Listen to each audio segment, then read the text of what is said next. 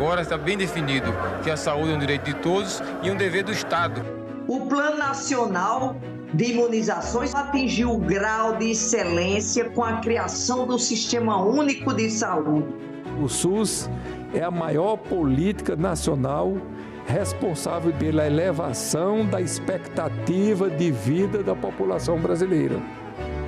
Todos nós aqui lembramos do que ocorreu na pandemia. Todos nós aprendemos com muita dor que sem saúde não temos nada. Acreditamos na medicina, no Sistema Único de Saúde. Nós acreditamos na ciência. Temos o sentimento de dever cumprido e de que ainda temos que cumprir, porque essa batalha e esta guerra ainda não terminaram. TV Senado. Democracia todo dia.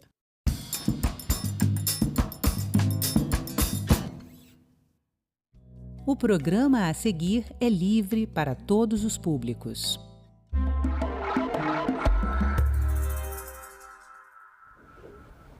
No dia 28 de junho de 1969, um grupo de frequentadores do bar gay Stonewall Inn reagiu pela primeira vez aos frequentes abusos feitos por policiais. Nascia ali o movimento LGBTQIA+, que se espalhou pelo mundo inteiro. O Brasil tem hoje a maior parada do orgulho do planeta, mas nem tudo é festa. Apesar de avanços na conquista de direitos, a luta pela cidadania ainda enfrenta retrocessos.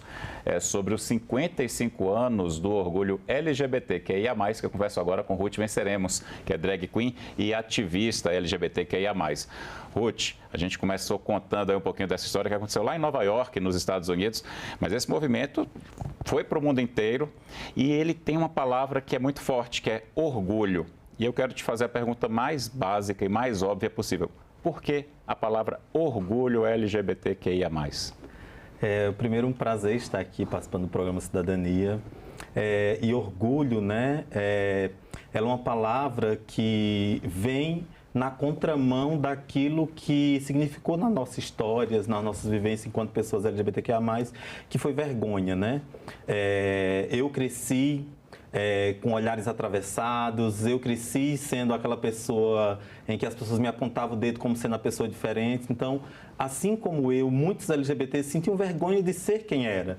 Por isso que, quando a gente afirma a dimensão do orgulho, a gente fala de um processo do orgulho como sinônimo de pertencimento. Nós pertencemos a uma comunidade e nós temos orgulho de ser quem nós somos, apesar das violências que muitas vezes muitos de nós passam. O orgulho, ele dá muito esse sentido mesmo comunitário, da gente levantar a cabeça e dizer que nós não somos vergonha para a família, nós não somos vergonha para a sociedade, ao contrário, nós somos motivo de orgulho porque vivemos num país que mais mata LGBTQIA+ no mundo. Mesmo assim, a gente segue em luta pela cidadania das pessoas LGBTQIA+. Então, portanto, orgulho é momento de celebração, mas também é sinônimo de luta. Você me deu dois ganchos aí, eu vou começar primeiro com um que é muito forte, que é o da violência. Esses são dados que a gente tem dados recentes, né? E isso já há bastante tempo. O Brasil é o país que mais mata pessoas LGBTQIA+.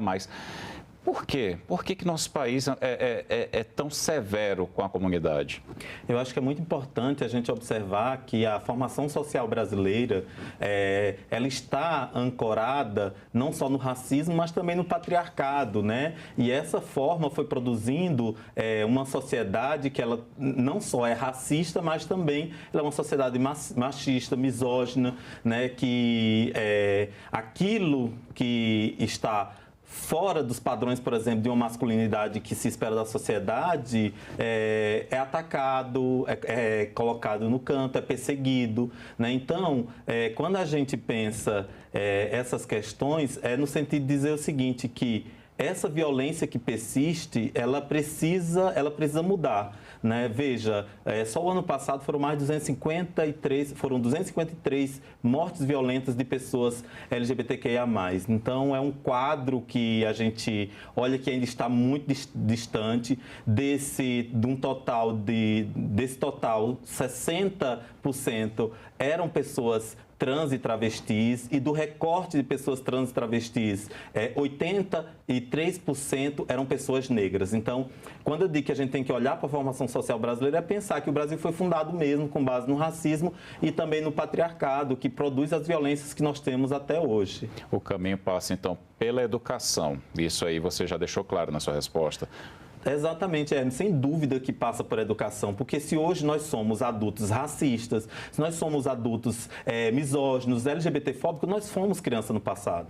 E qual tipo de educação que nós tivemos? Foi uma educação pautada nos direitos humanos ou foi uma educação pautada num processo permanente de violência sistemática? Hoje muito se fala, por exemplo, em bullying.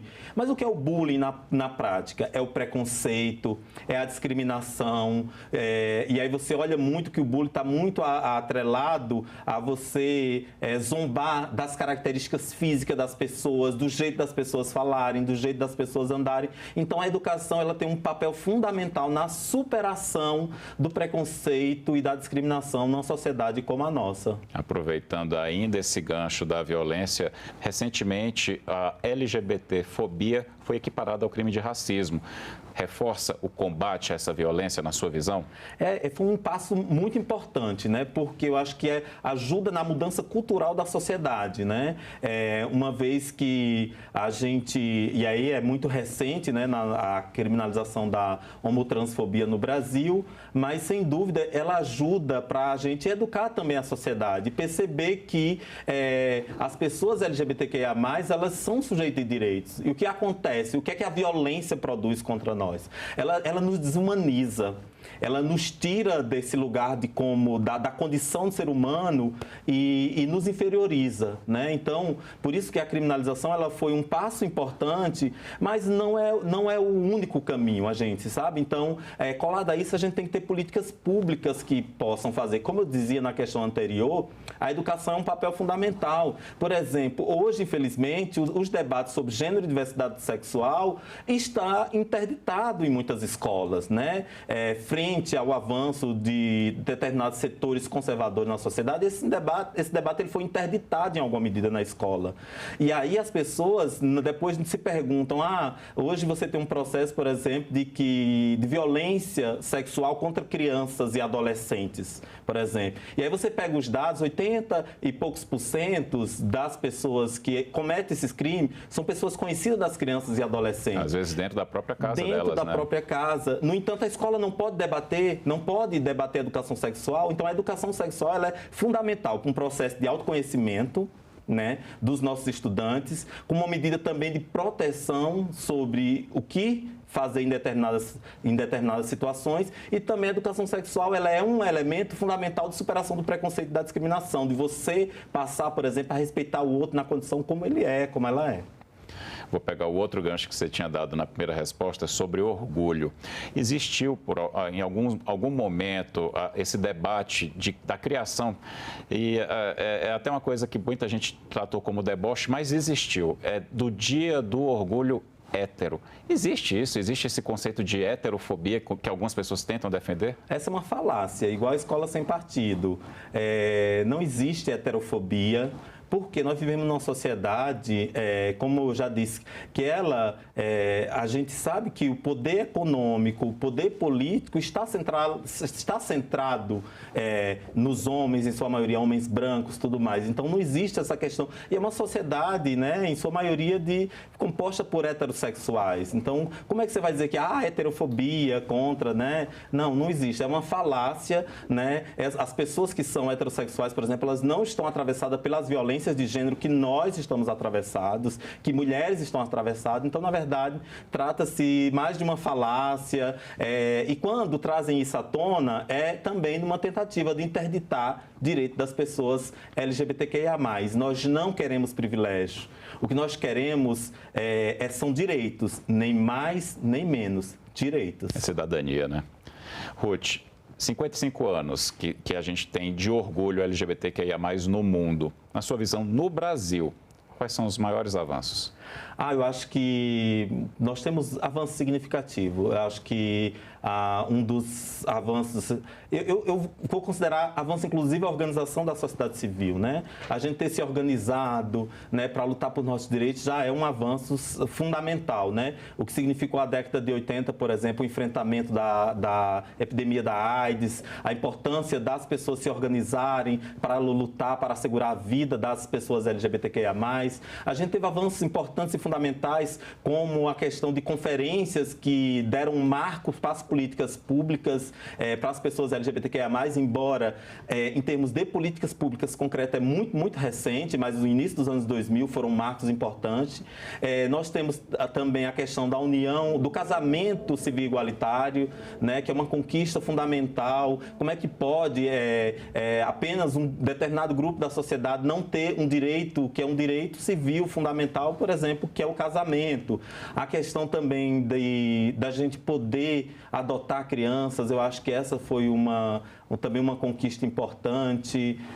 O nosso direito, um direito sagrado, de que o direito sagrado, doar sangue é um direito sagrado, né? É você ter solidariedade e empatia com o outro. E esse direito era um direito negado a gente, né? Em virtude de todas as normas, né, preconceituosas que discriminavam, por exemplo, pessoas como eu não poderia doar sangue. Então, acho que muitas conquistas, eu acho que a gente foi tendo ao longo do tempo, mas eu acho que tem um desafio que é fundamental, porque boa parte dessas conquistas se deram no âmbito judiciário. Era isso que eu ia perguntar agora. E elas podem, tendo um judiciário mais conservador, essas decisões podem cair no futuro, por exemplo. Elas podem cair, né? Embora algumas eu acho muito difíceis, como o casamento civil igualitário e tantas outras. Mas veja, essas conquistas se deram no âmbito judiciário.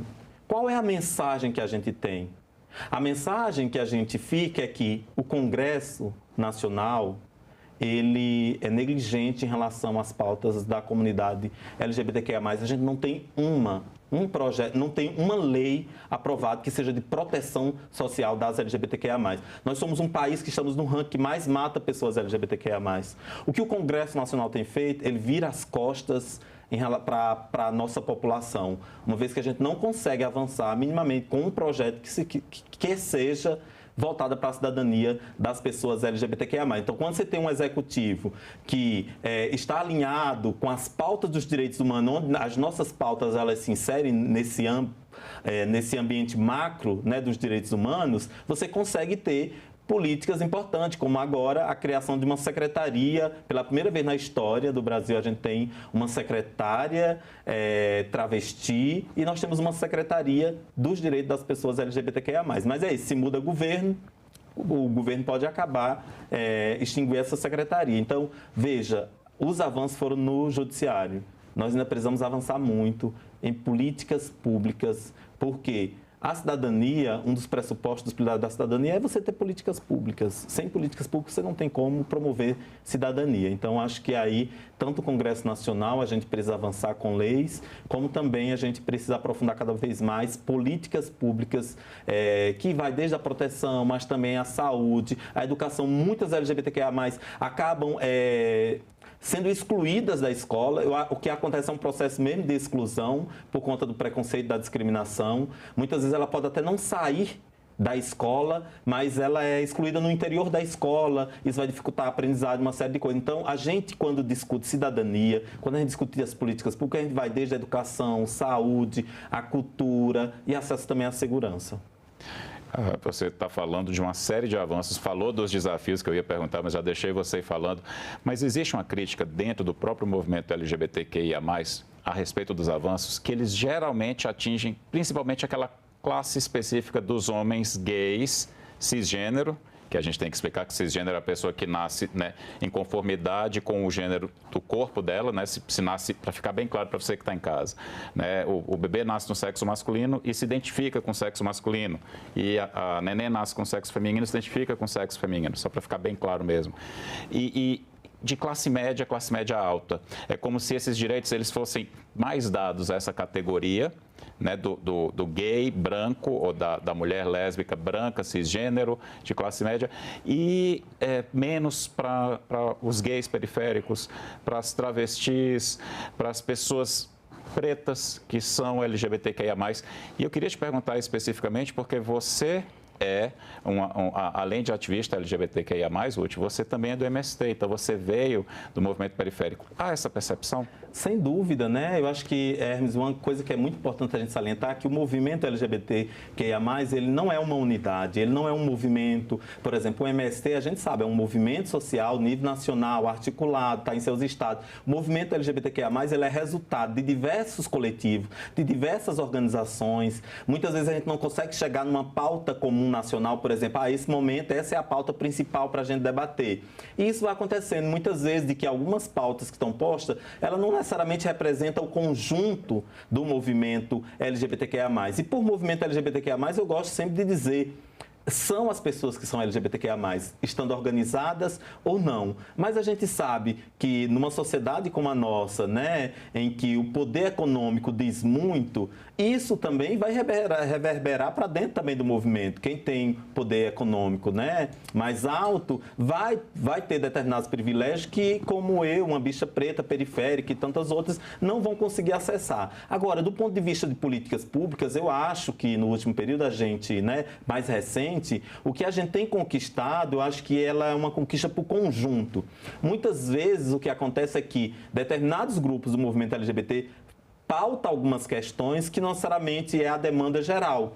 Por exemplo, hoje, uma demanda muito forte é que envolve a empregabilidade para muitas pessoas LGBTQIA+, que chegam, por exemplo, no mercado de trabalho, são discriminadas, sofrem preconceito, acabam sendo excluídas desses espaços de trabalho e muitas, como é o caso de muitas travestis e transexuais, que nem no mercado de trabalho muitas vezes chega. Então, essa é uma demanda muito concreta. As pessoas pensam que a nossa luta é só pelo livre direito da gente amar quem a gente quer amar. Também.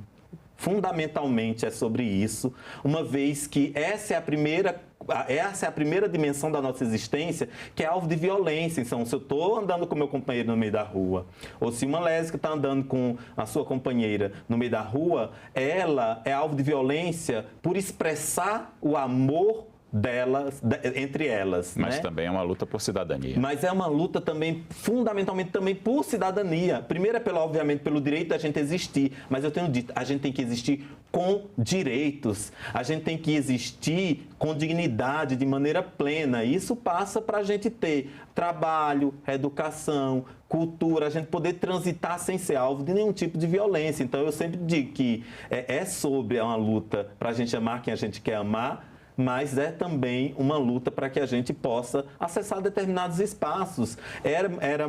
Quem jamais a gente poderia pensar que um dia nós teríamos, por exemplo, no Congresso Nacional, travestis como a Duda, como a Erika Hilton, né, fazendo um debate não só sobre a nossa comunidade, mas o conjunto da sociedade, pautando questões para o conjunto da sociedade.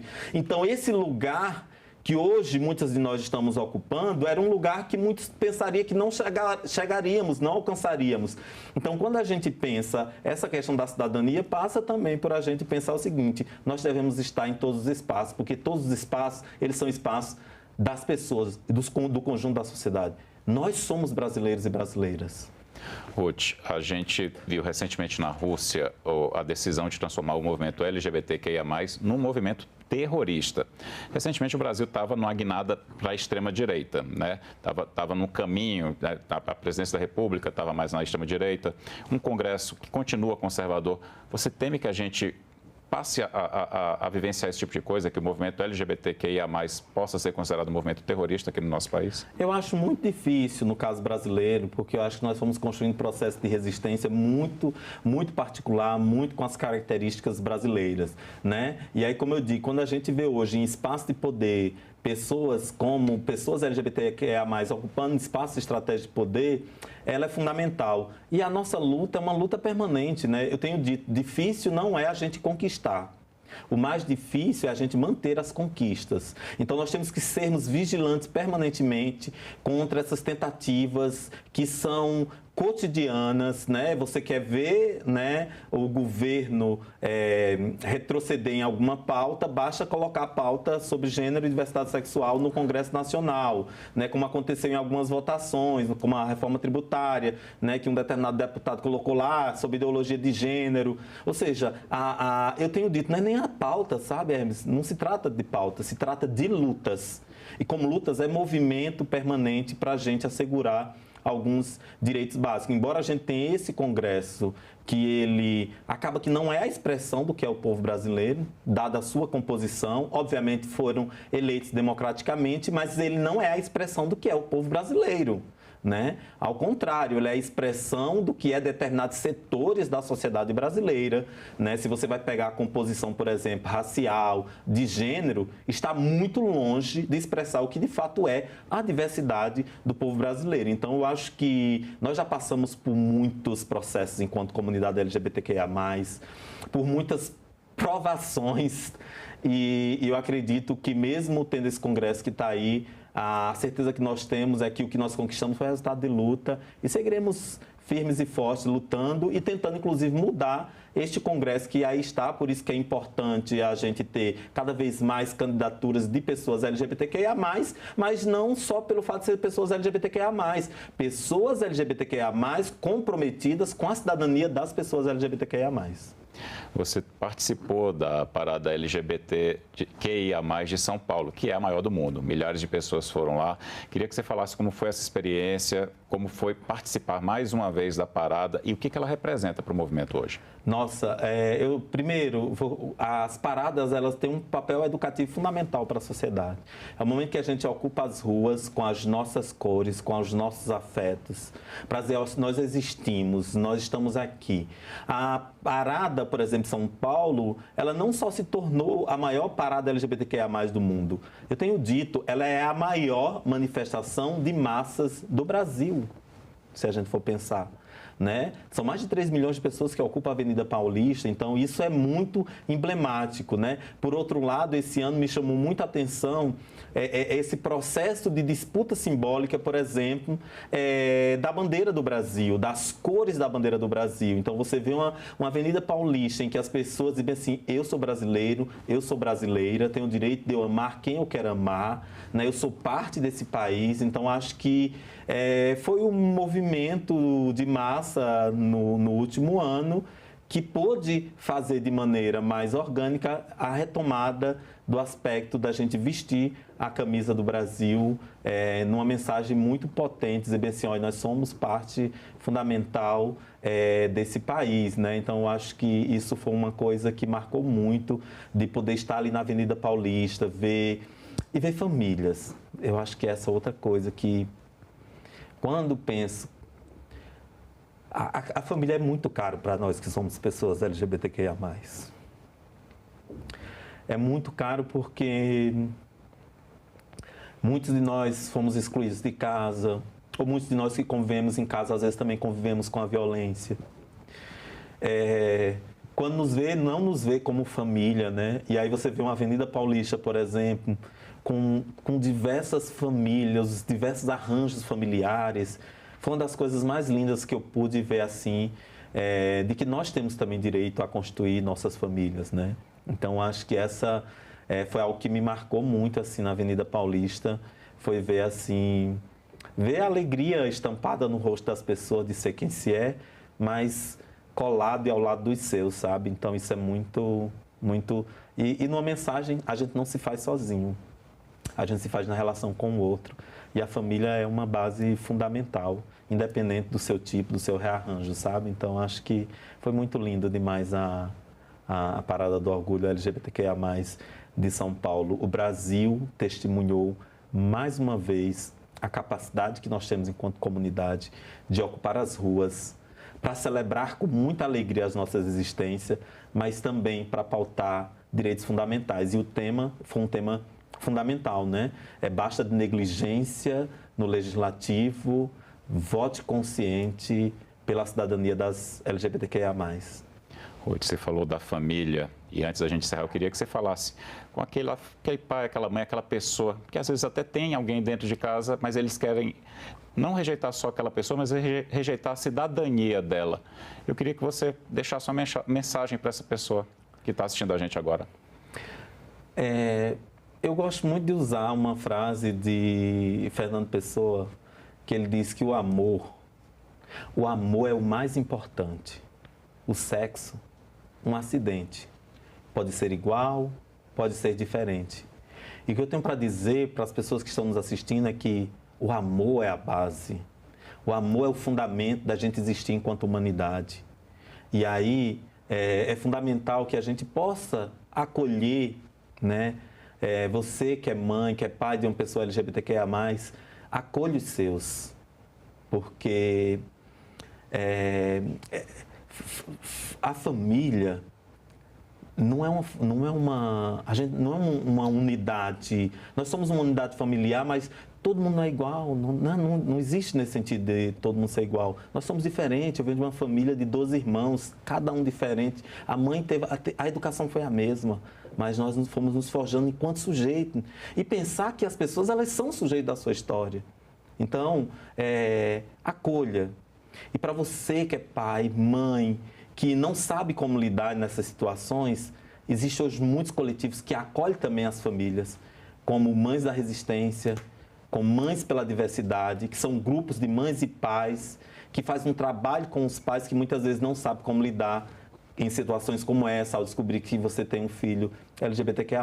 Mas, como eu disse, o fundamento da nossa existência enquanto humanidade é pautada pelo amor. O ser humano, ele é um ser de possibilidade. Então, nós não podemos enquadrar as formas de amar, né? Então, ame o próximo como ama a ti mesmo, né? Então, eu acho que é mais uma mensagem mesmo de amor e de acolhimento, né? Para que a gente possa, de fato, ter pessoas que vivam plenamente a sua cidadania sem ser atravessado por nenhum tipo de preconceito e discriminação. Ruth Venceremos, muito obrigado pela entrevista. Eu que agradeço. E obrigado a você pela audiência. Esta entrevista já está disponível para você rever ou compartilhar em nossa página na internet, senado.leg.br/TV, e também no nosso canal no YouTube. Obrigado pela companhia. A gente se vê na próxima edição do Cidadania.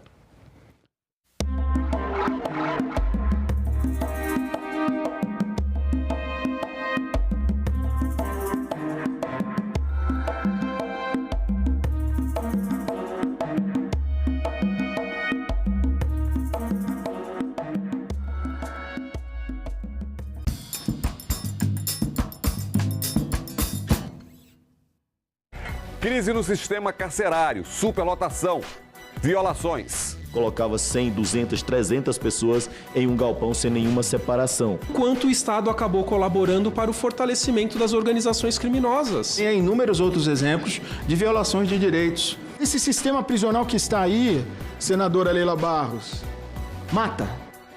Em discussão. Hoje, 20h, aqui na TV Senado. O famoso artigo 142 da Constituição, que até hoje dá margem à interpretação. Então, isso é o que escrevi. Resumi isso no seguinte: quem é que pode convocar as Forças Armadas para sustentar o poder? Aí nós pusemos cada um dos 3 poderes. Exatamente. E, evidentemente, que isto cria margens à interpretação se as Forças Armadas não seriam um poder moderador em caso de conflito. Não era o objetivo. A época não era, mas hoje dá margem à interpretação. Aí eu tenho uma coisa que eu acho que é interessante de contar, que foi o Felipe González, que é um líder espanhol. O Felipe me disse uma vez uma coisa que eu nunca esqueci.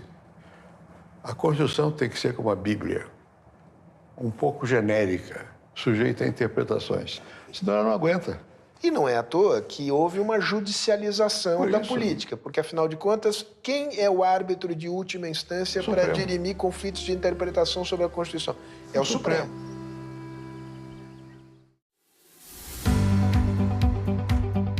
Sabia que o Brasil teve sua primeira Constituinte 200 anos atrás?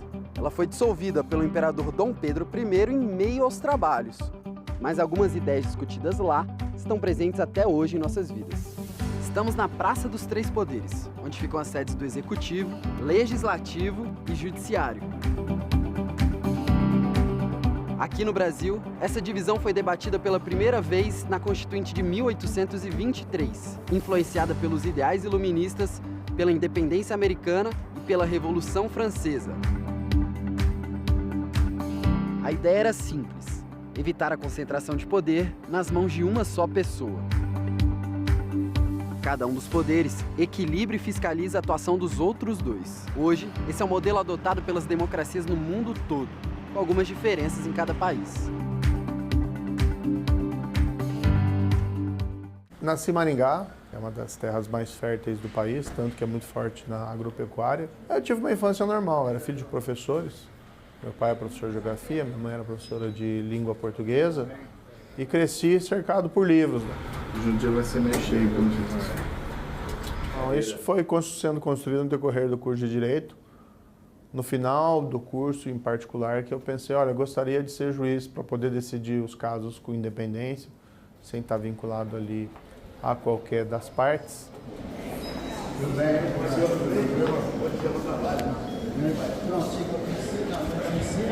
Olha, eu nunca imaginei que passaria pelas minhas mãos um processo como a Lava Jato. No meu período ali da Lava Jato, eu fui convidado para ser ministro da Justiça. E eu sempre vi ministro da Justiça como um cargo, tudo bem, ele tem o lado político, mas como um cargo mais técnico. Eu depois acabei, por desentendimento com o presidente, saindo do cargo de Ministério da Justiça. Eu não posso mais voltar à magistratura, é um caminho sem volta. E acabei decidindo, no ano ali de 2022, me candidatar ao Senado para continuar na vida pública. Vamos lá, né? Esse é o dia 10. Eu estou na CCJ, na Comissão de Segurança, na Comissão de Agricultura, na Comissão de Fiscalização, na Comissão de Relações Exteriores e também na Comissão de Assuntos Econômicos. Eu vou aqui para análise direta, então, presidente. Eu sempre falei, desde que eu entrei aqui, não vou ser um senador de uma tecla só, corrupção e segurança pública. Pode ser um foco, mas a gente está envolvido em todos os temas relevantes para essa casa e para o país. O papel do Senado é poder facilitar a vida dos juízes para que eles prestem um melhor trabalho. O foco atual é o Senado e eventuais planos políticos diferenciados vão ser feitos quando chegar o momento. Tudo isso porque nós precisamos continuar apresentando propostas, pautas propositivas para a sociedade. Olha, é um grande prazer falar aí com a TV Senado. Eu acho que tem que prestigiar, né, a TV da casa. E nós estamos aqui para servir, né? Seja o senador, seja o presidente da República, seja qualquer servidor público de qualquer hierarquia ou escalão, o nosso propósito principal é servir, é uma função pública. A gente não está aqui em benefício próprio. E esse tem sido o mote, né? Governar no interesse dos governados.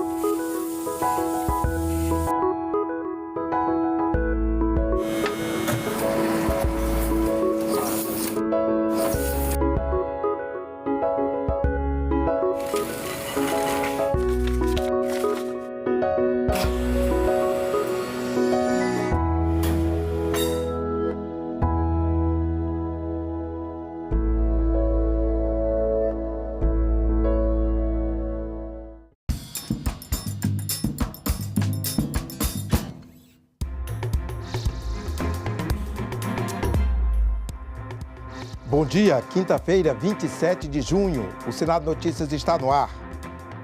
O Senado aprovou nesta quarta-feira 3 projetos de lei, entre eles o que cria a Letra de Crédito de Desenvolvimento, que tem o objetivo de financiar projetos de infraestrutura, indústria e inovação. O texto segue para a sanção do presidente da República. O plenário do Senado aprovou a criação da Letra de Crédito de Desenvolvimento, a LCD. Será um tipo de investimento de renda fixa semelhante à LCA, Letra de Crédito Agrícola, e à LCI, Letra de Crédito Imobiliário. E também será isento de imposto de renda para pessoas físicas.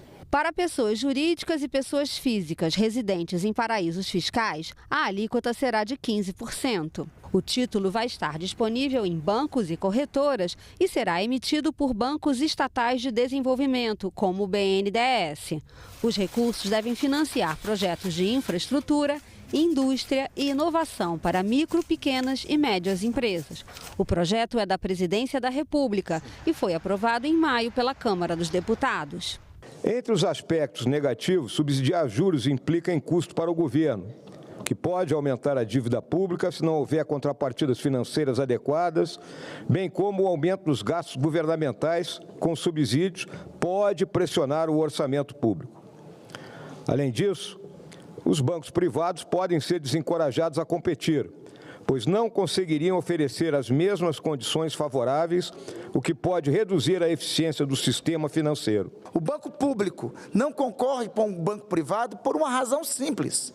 Os papéis de bancos públicos no país é induzir o desenvolvimento nacional. Foi assim como foram concebidos originalmente. É para isso que existem atualmente. E é esse papel, esquecido em outros tempos, esquecido no tempo passado, para ser mais exato, esquecido no governo passado, que está sendo restaurado agora. Se colocado em prática esse LCD, tenha certeza que nós vamos ter uma abrangência maior e vai ter um valor agregado maior. Eu espero que os estados que hoje têm dificuldade de ter acesso ao crédito do BNDES, porque se você tem no setor agropecuário, no setor imobiliário, e no desenvolvimento, onde o estado do Amapá, do Amazonas, de estados como Roraima, Rondônia, que tem pouco ou quase nenhum crédito, e agora mesmo o Rio Grande do Sul, que vai precisar de muito aporte para que possa ser reconstruído. Eu espero que isso possa ajudar bastante. Os senadores também votaram a autorização para que sejam implantadas hortas comunitárias em terrenos da União. Os terrenos devem ser cedidos a famílias de baixa renda, organizadas em associações, cooperativas ou sindicatos. As áreas devem ser usadas para agricultura orgânica e produção de mudas destinadas ao paisagismo urbano. O plenário também criou o Dia Nacional de Conscientização sobre as Distrofias Musculares, 17 de setembro. O objetivo é esclarecer a sociedade sobre o tema para que os pacientes tenham acesso ao tratamento. São mais de 30 doenças hereditárias que causam enfraquecimento e perda progressiva da massa muscular.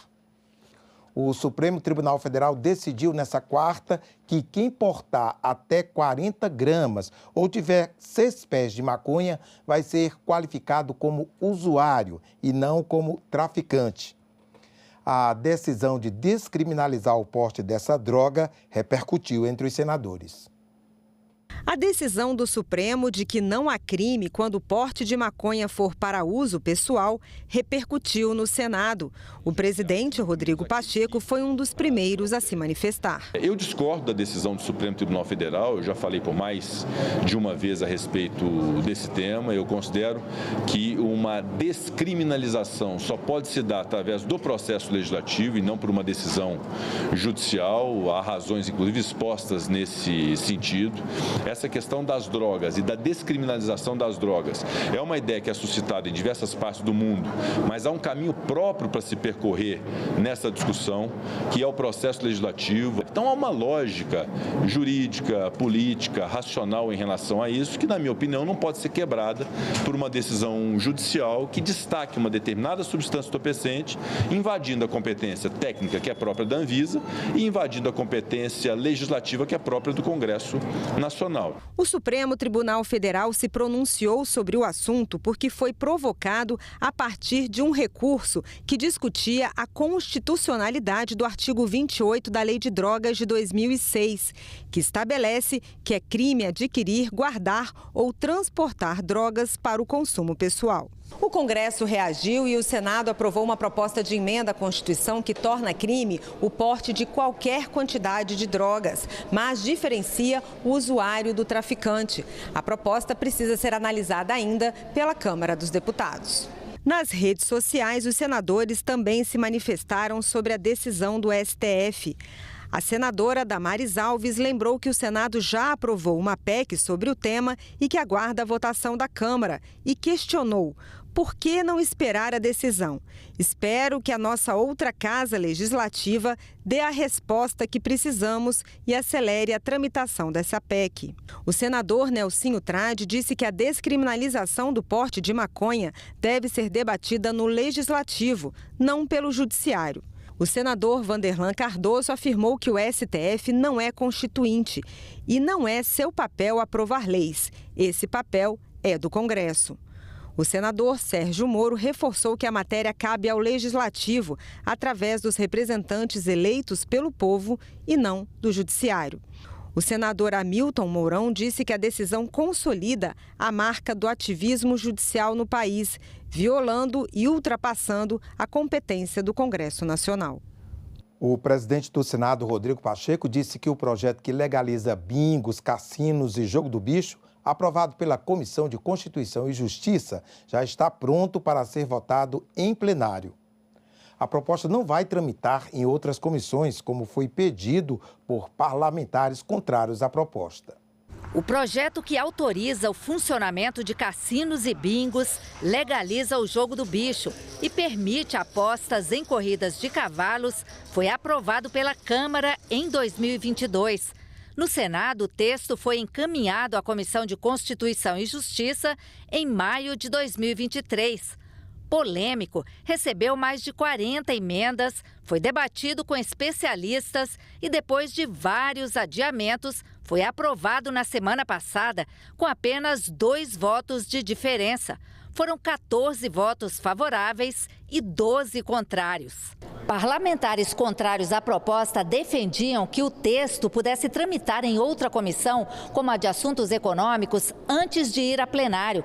Líderes de alguns partidos chegaram a fazer essa sugestão ao presidente do Senado, Rodrigo Pacheco, que nesta terça-feira se manifestou contra a sugestão.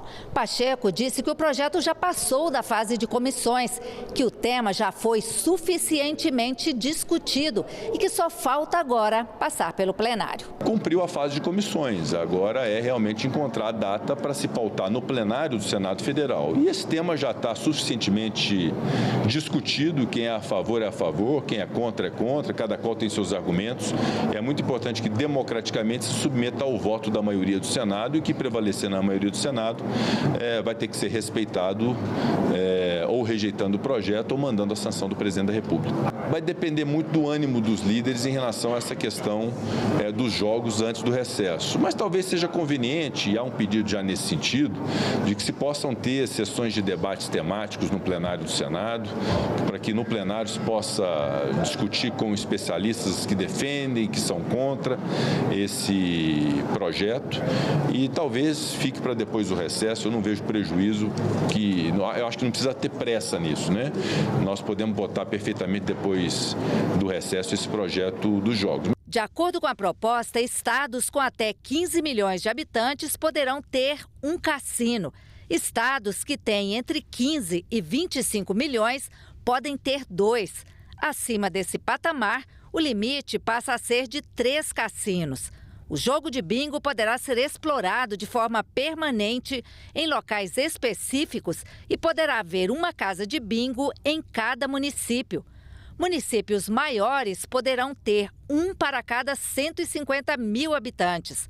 Em cada estado e no Distrito Federal, poderá ser credenciada uma pessoa jurídica para explorar o jogo do bicho a cada 700 mil habitantes. As apostas em corridas de cavalos poderão ser exploradas por entidades credenciadas junto ao Ministério da Agricultura. O projeto prevê a criação de 2 novos tributos a serem pagos pelas entidades operadoras de jogos e apostas licenciadas.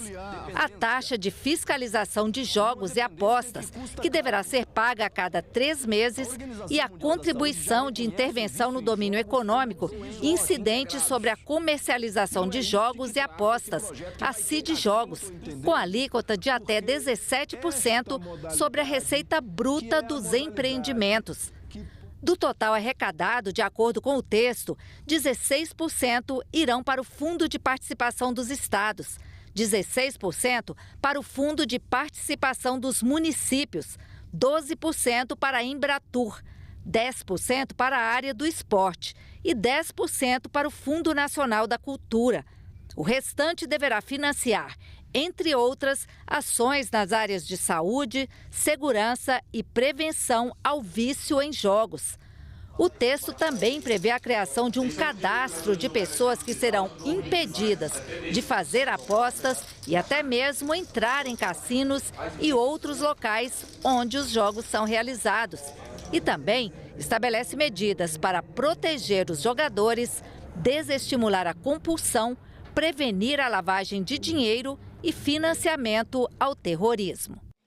O presidente do Senado, Rodrigo Pacheco, recebeu nesta quarta-feira representantes do governo de Minas Gerais para discutir a dívida do Estado. A dívida de Minas Gerais hoje é estimada em 165 bilhões de reais. No encontro, foram discutidas novas alternativas, além das já definidas em acordo entre Pacheco e o Ministério da Fazenda. Uma delas seria um prazo de transição para que os estados possam pagar as dívidas com valor menor nos primeiros anos. O governo de Minas deve pedir ao Supremo Tribunal Federal uma prorrogação por 120 dias no prazo de votação do regime de recuperação fiscal, que se encerraria no próximo dia 20 de julho. A ideia é ganhar tempo para que o projeto do Congresso com a renegociação seja apresentado e aprovado. O texto deve ser protocolado no Senado nas próximas semanas. Ficamos muito otimistas com relação aos termos discutidos e às novas propostas apresentadas ao longo da reunião. Então a gente está muito feliz. Eu queria, inclusive, de público aqui deixar o testemunho de toda a gratidão do governo do Estado e dos mineiros para com o senador Rodrigo Pacheco, que tem cumprido um papel espetacular para os estados endividados com a União, em especial para o nosso estado de Minas Gerais. Nós teríamos que pagar este ano 6 bi e ano que vem mais 18 bilhões. Então nós totalizando 24 bilhões de reais, o que traria, obviamente, a insolvência do estado de Minas Gerais. Escolas inclusivas, ensino individualizado, pontos de destaque presentes num parecer do Conselho Nacional de Educação sobre alunos com transtorno do espectro autista.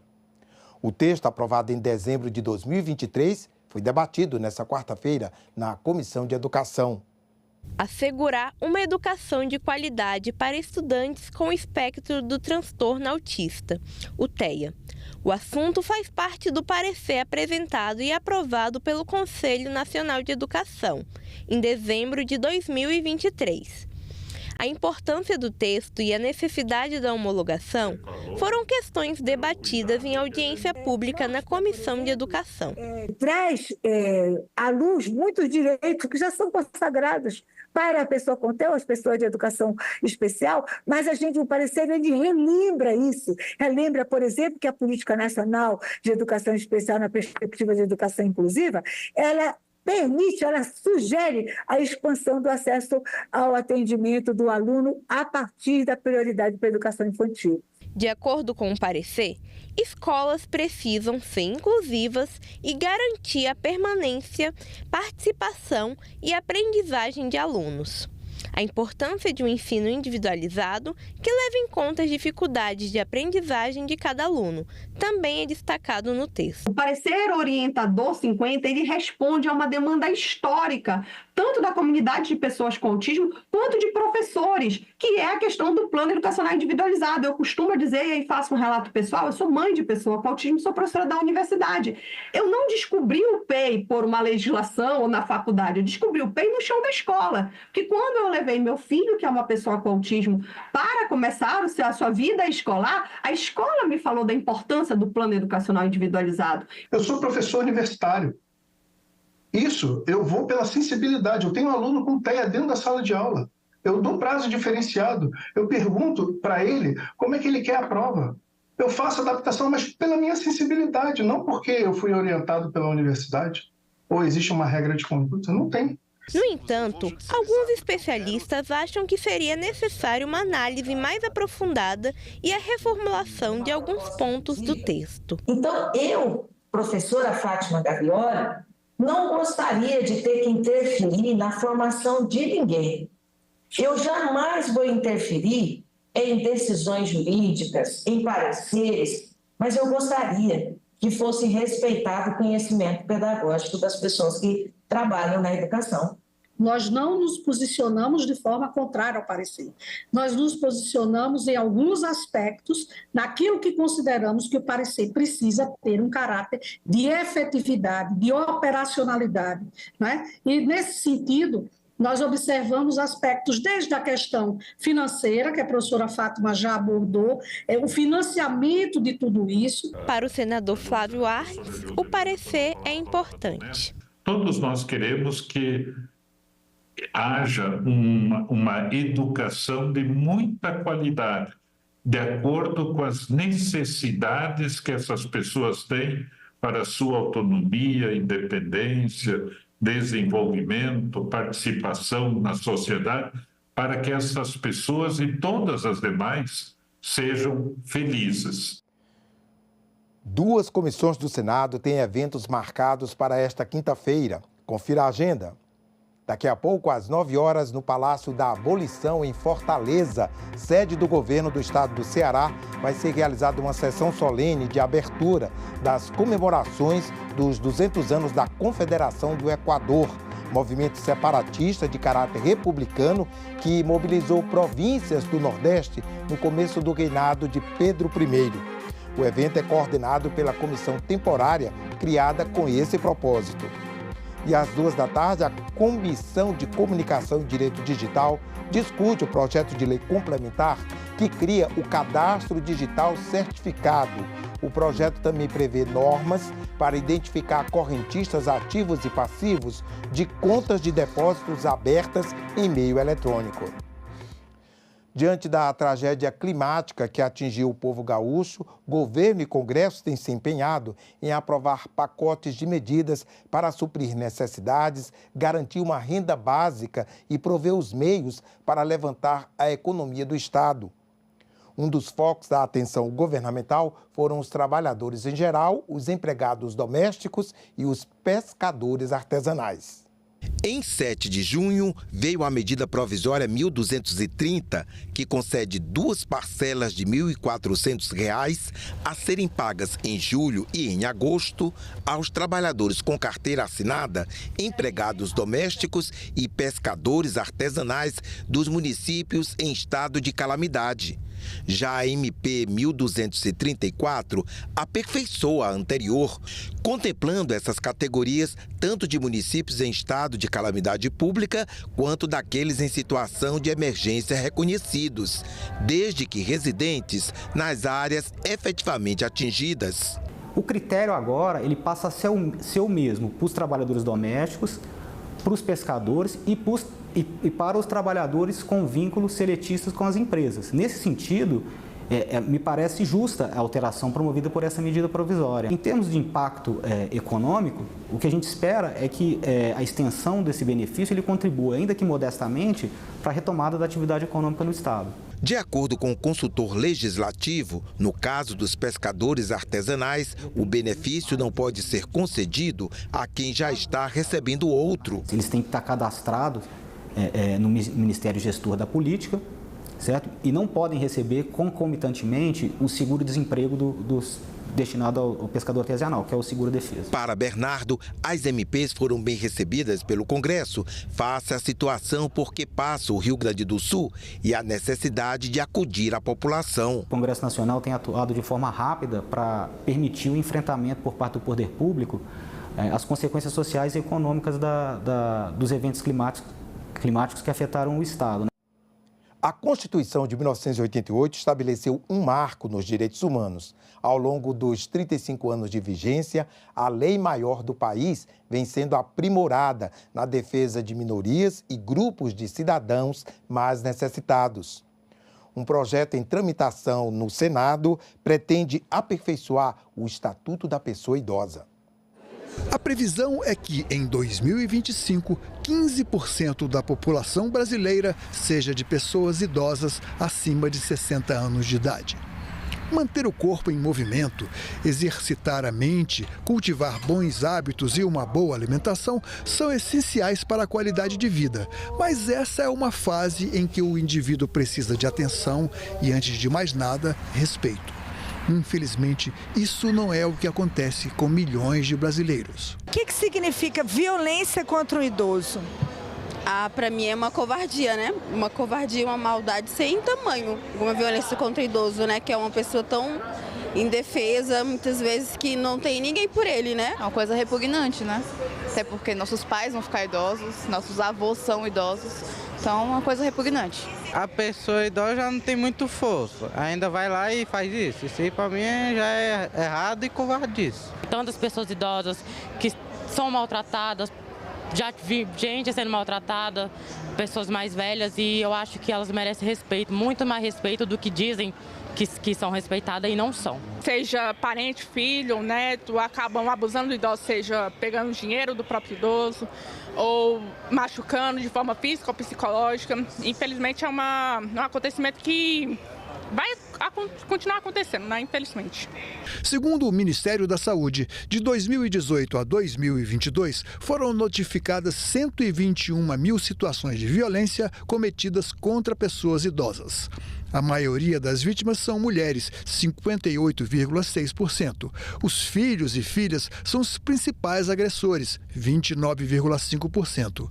Em 71,5%, o local das agressões é a própria residência. Grande parte dos casos é recorrente, 35,8%. A cúpula do Senado lembra a campanha Junho Violeta, respeito em todas as fases da vida, iniciativa do Ministério de Direitos Humanos e Cidadania.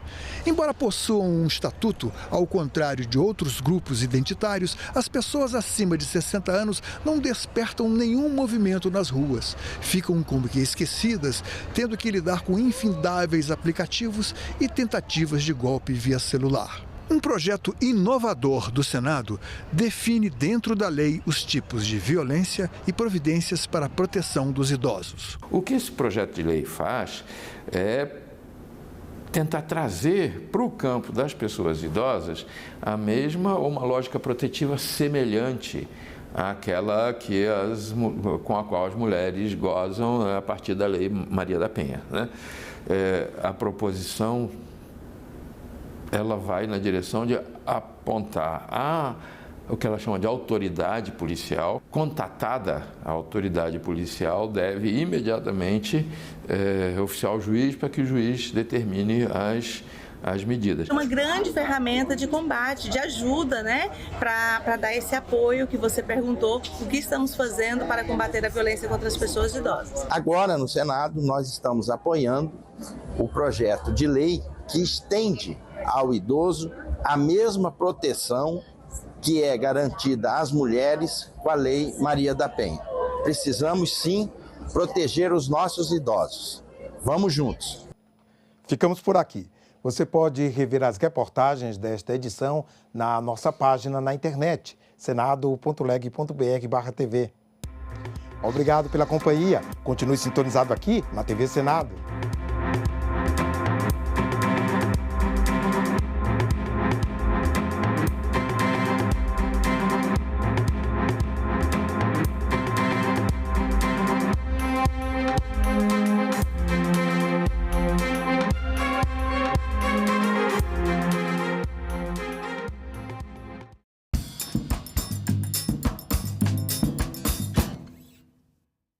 Olha pro céu, meu amor, pra curtir o São João. Nos aquece o coração, nos envolve, nos fascina. A cultura nordestina a todos nós avizinha. Campina Grande é rainha da nossa festa junina.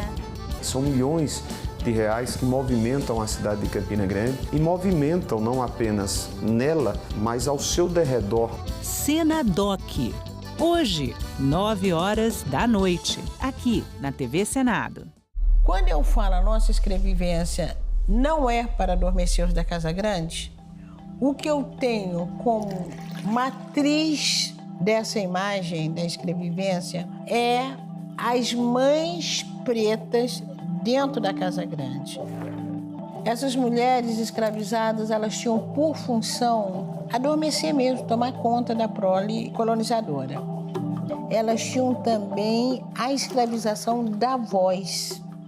A fala delas cumpria uma função. E elas tinham de contar a história para essas crianças adormecerem. Elas velavam o sono dessas crianças.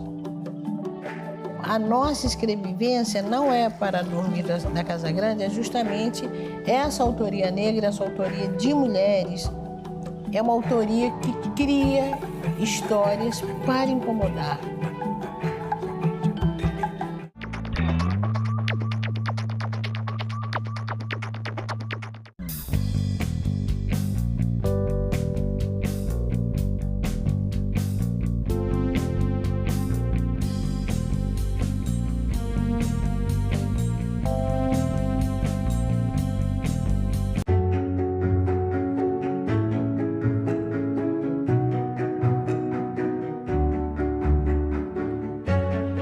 Poucas mulheres se aventuravam na carreira política, não era considerado de bom tom. A luta da mulher não é apenas um princípio, é uma questão social. Temos os mesmos direitos, devemos também ocupar os mesmos espaços. Nós estamos chegando à conclusão que não basta reivindicar os nossos direitos, que é preciso gritar. Nós somos 52% da população e temos uma representatividade no Senado de 13%. Nós estamos falando abertamente que nós queremos sim espaços de poder. Liderança no Senado Federal, não há dúvida nenhuma, é uma grande conquista, nós conseguimos avançar. A gente não quer privilégio, a gente quer justiça, né?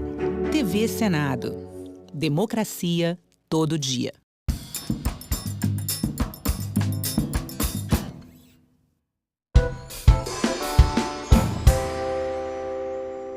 Havendo um número regimental, eu declaro aberta a 18ª reunião da Comissão de Serviços de Infraestrutura, da 2ª Sessão Legislativa Ordinária, da 57ª Legislatura, que se realiza nessa data 25 de junho de 2024. Comunico que foi apresentado à comissão o seguinte documento. O aviso 439 de 2024 do TCU, Tribunal de Contas da União, que encaminha para a ciência cópia de despacho do ministro Jorge de Oliveira sobre o processo do acompanhamento da implantação do Centro Tecnológico Nuclear Ambiental Centena, anteriormente denominado Repositório Nacional de Rejeitos Radioativos de Baixo e Médio Níveis de Radiação. O documento, nos termos da Instrução Normativa número 12, de 2019, da Secretaria-Geral da Mesa do Senado Federal, estará disponível para consulta no site desta comissão pelo prazo de 15 dias, podendo qualquer membro deste colegiado solicitar a autuação nesse período. Informamos ainda que o arquivamento dos expedientes com prazos de manifestação encerrados. A presente reunião é destinada à deliberação de matérias e requerimentos apresentados à comissão. Ocorre de modo semipresencial e contará com a possibilidade de os senadores votarem por meio do aplicativo Senado Digital, no caso de deliberações nominais. Aqueles que não conseguirem registrar seu voto no aplicativo serão chamados para que declarem seu voto verbalmente. As inscrições para uso da palavra podem ser solicitadas por meio do recurso levantar a mão ou no chat da ferramenta para os senadores que estão remotamente.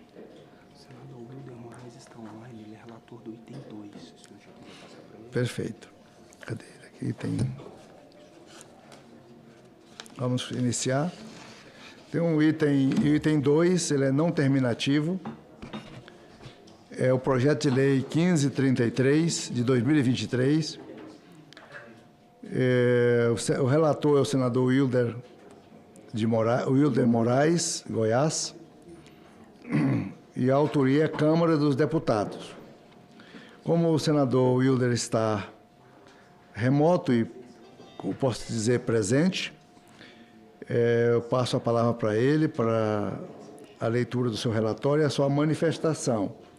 Então, com a palavra, o senador Wilder de Moraes.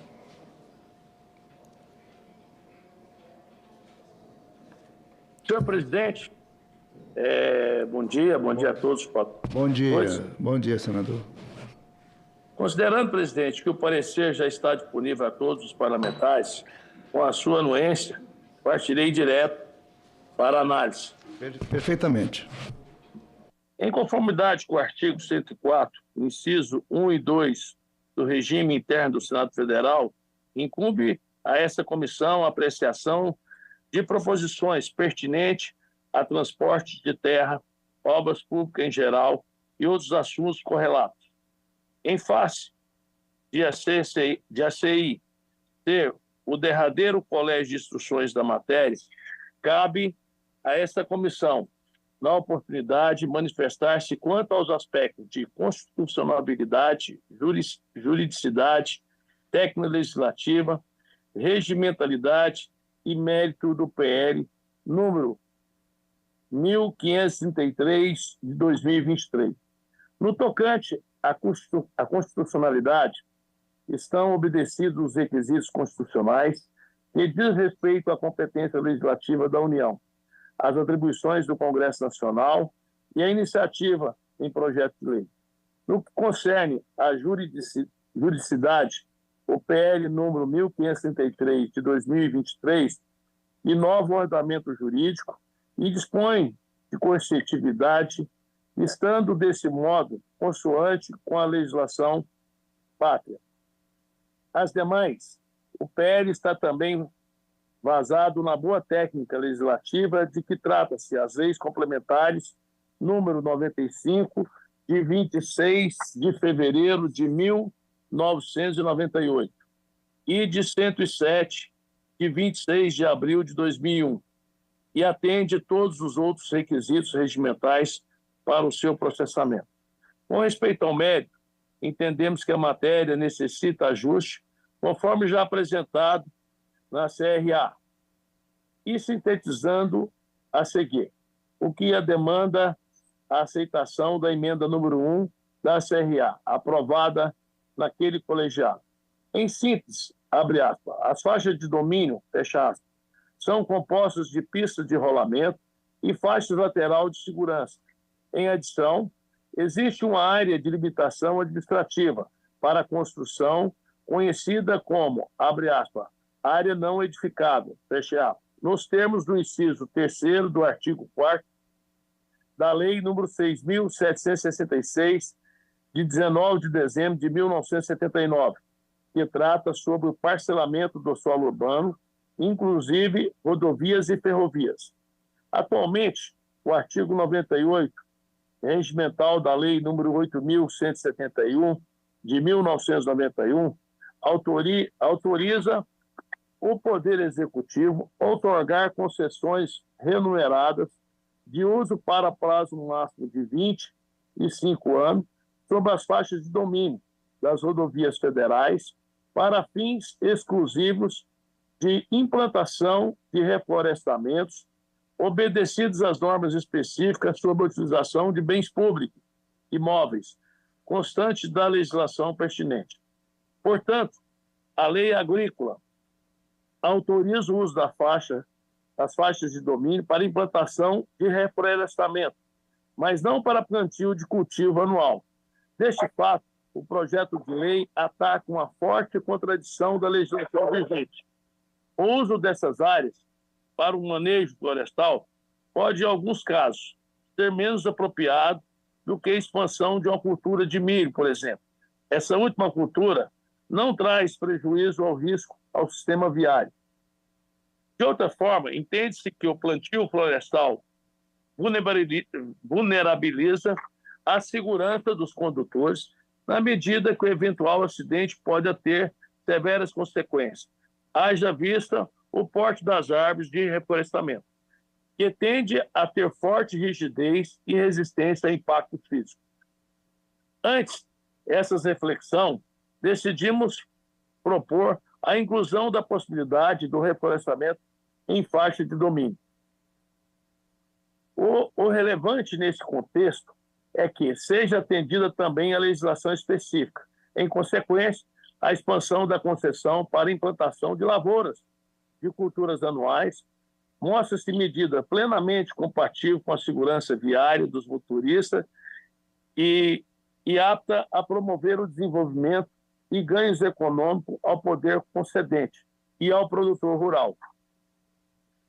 Após a apresentação da primeira versão do nosso relatório, fomos procurados por representantes das concessionárias de rodovias no país, que expressaram suas preocupações acerca de eventual insegurança jurídica que o projeto de lei poderia causar caso a União decide licitar as faixas de domínio dos projetos já licitados.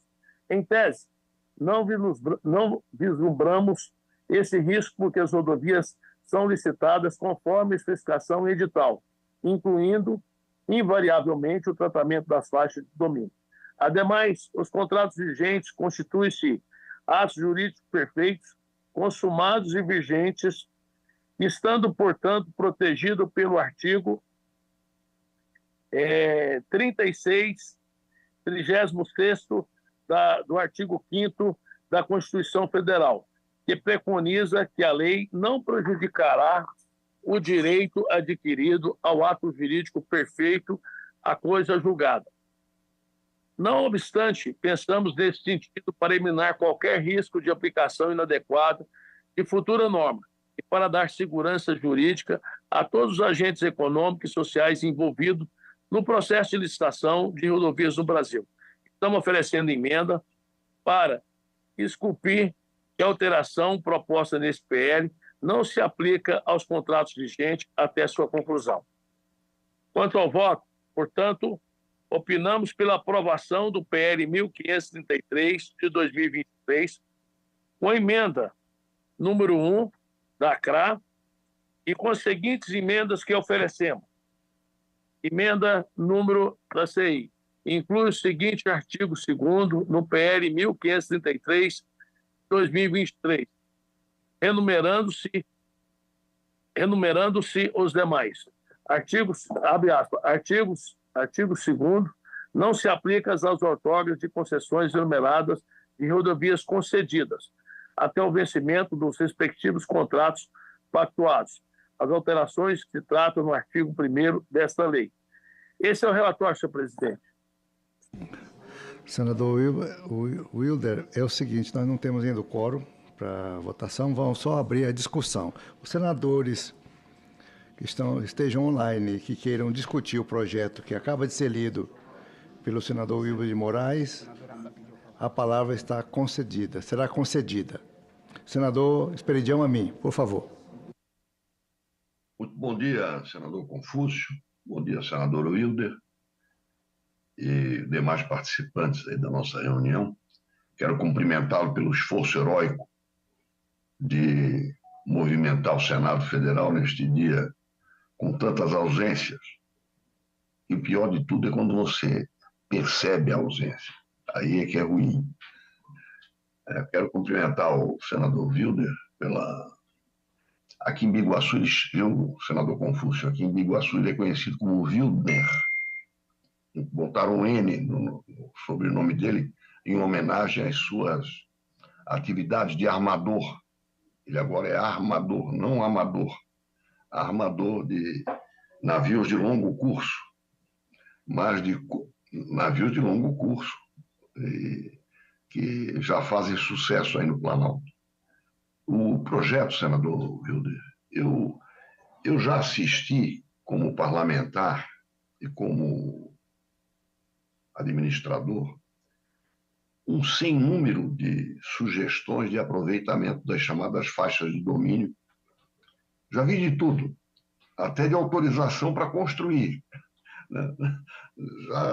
Até em faixa de domínio de linha férrea, não apenas em rodovias.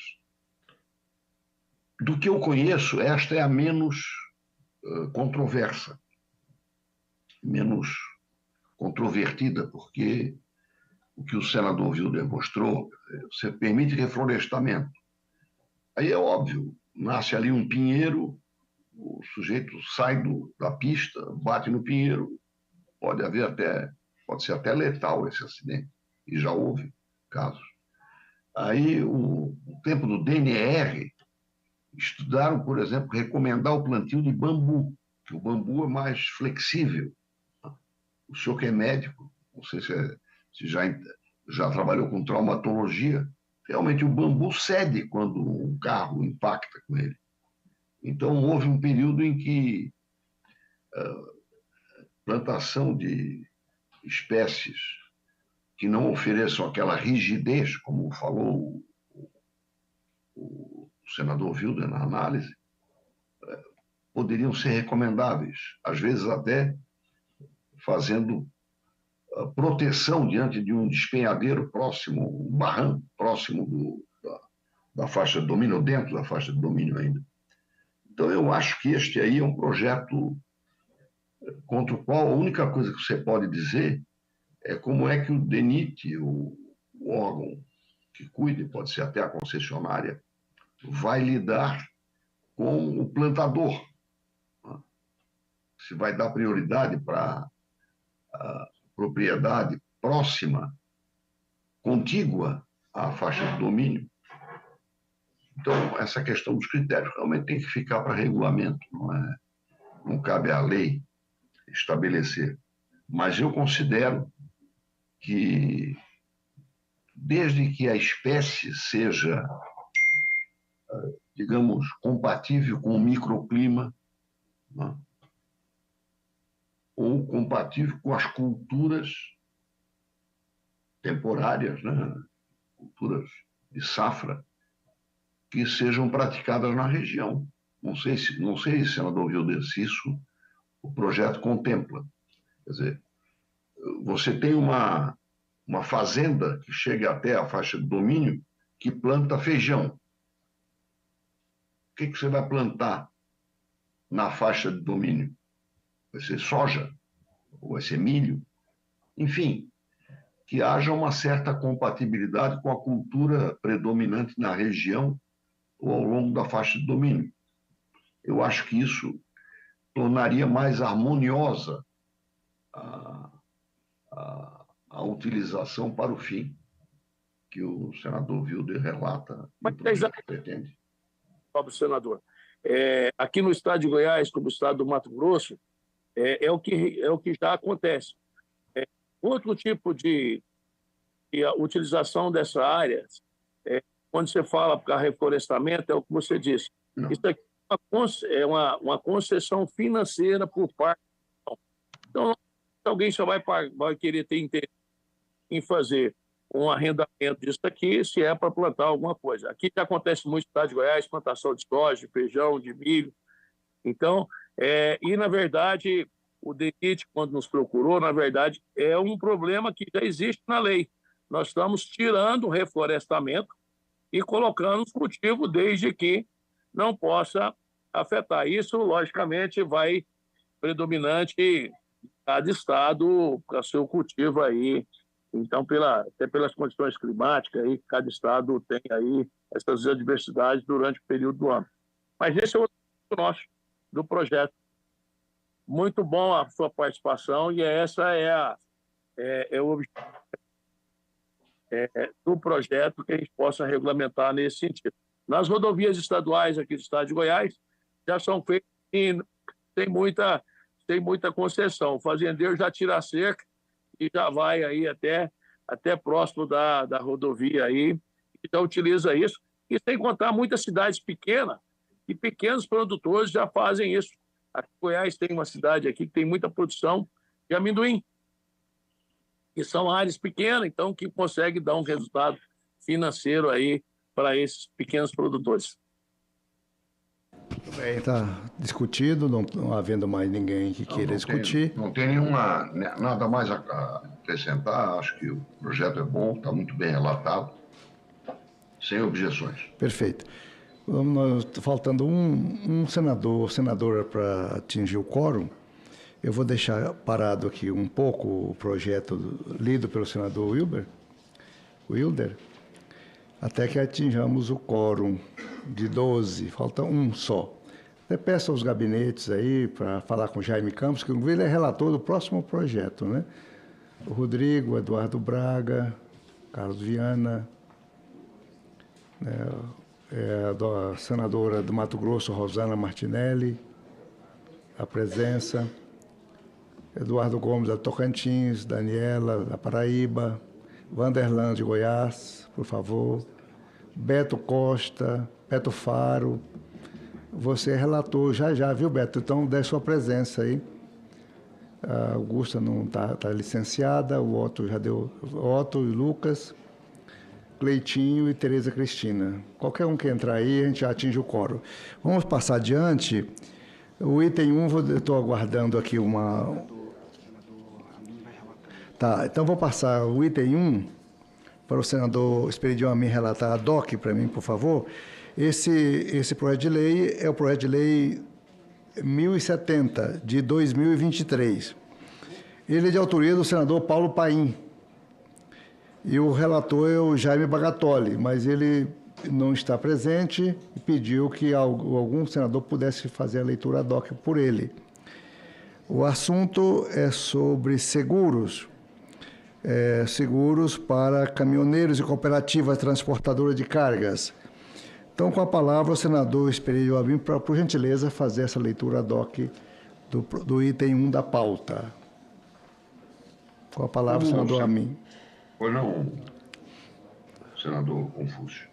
Como Vossa Excelência já descreveu, o projeto é de autoria do senador Paulo Paim e o relator é o nosso coestador, tanto o meu quanto o seu.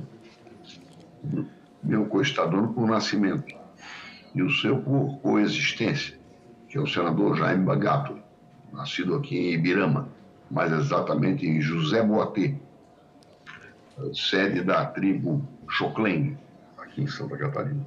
Nós costumamos dizer que, como cacique, ele não deu certo. Foi para Rondônia e foi exitoso, comemorando, na semana passada, os 50 anos de presença da família lá em Vilhena, né? Exato.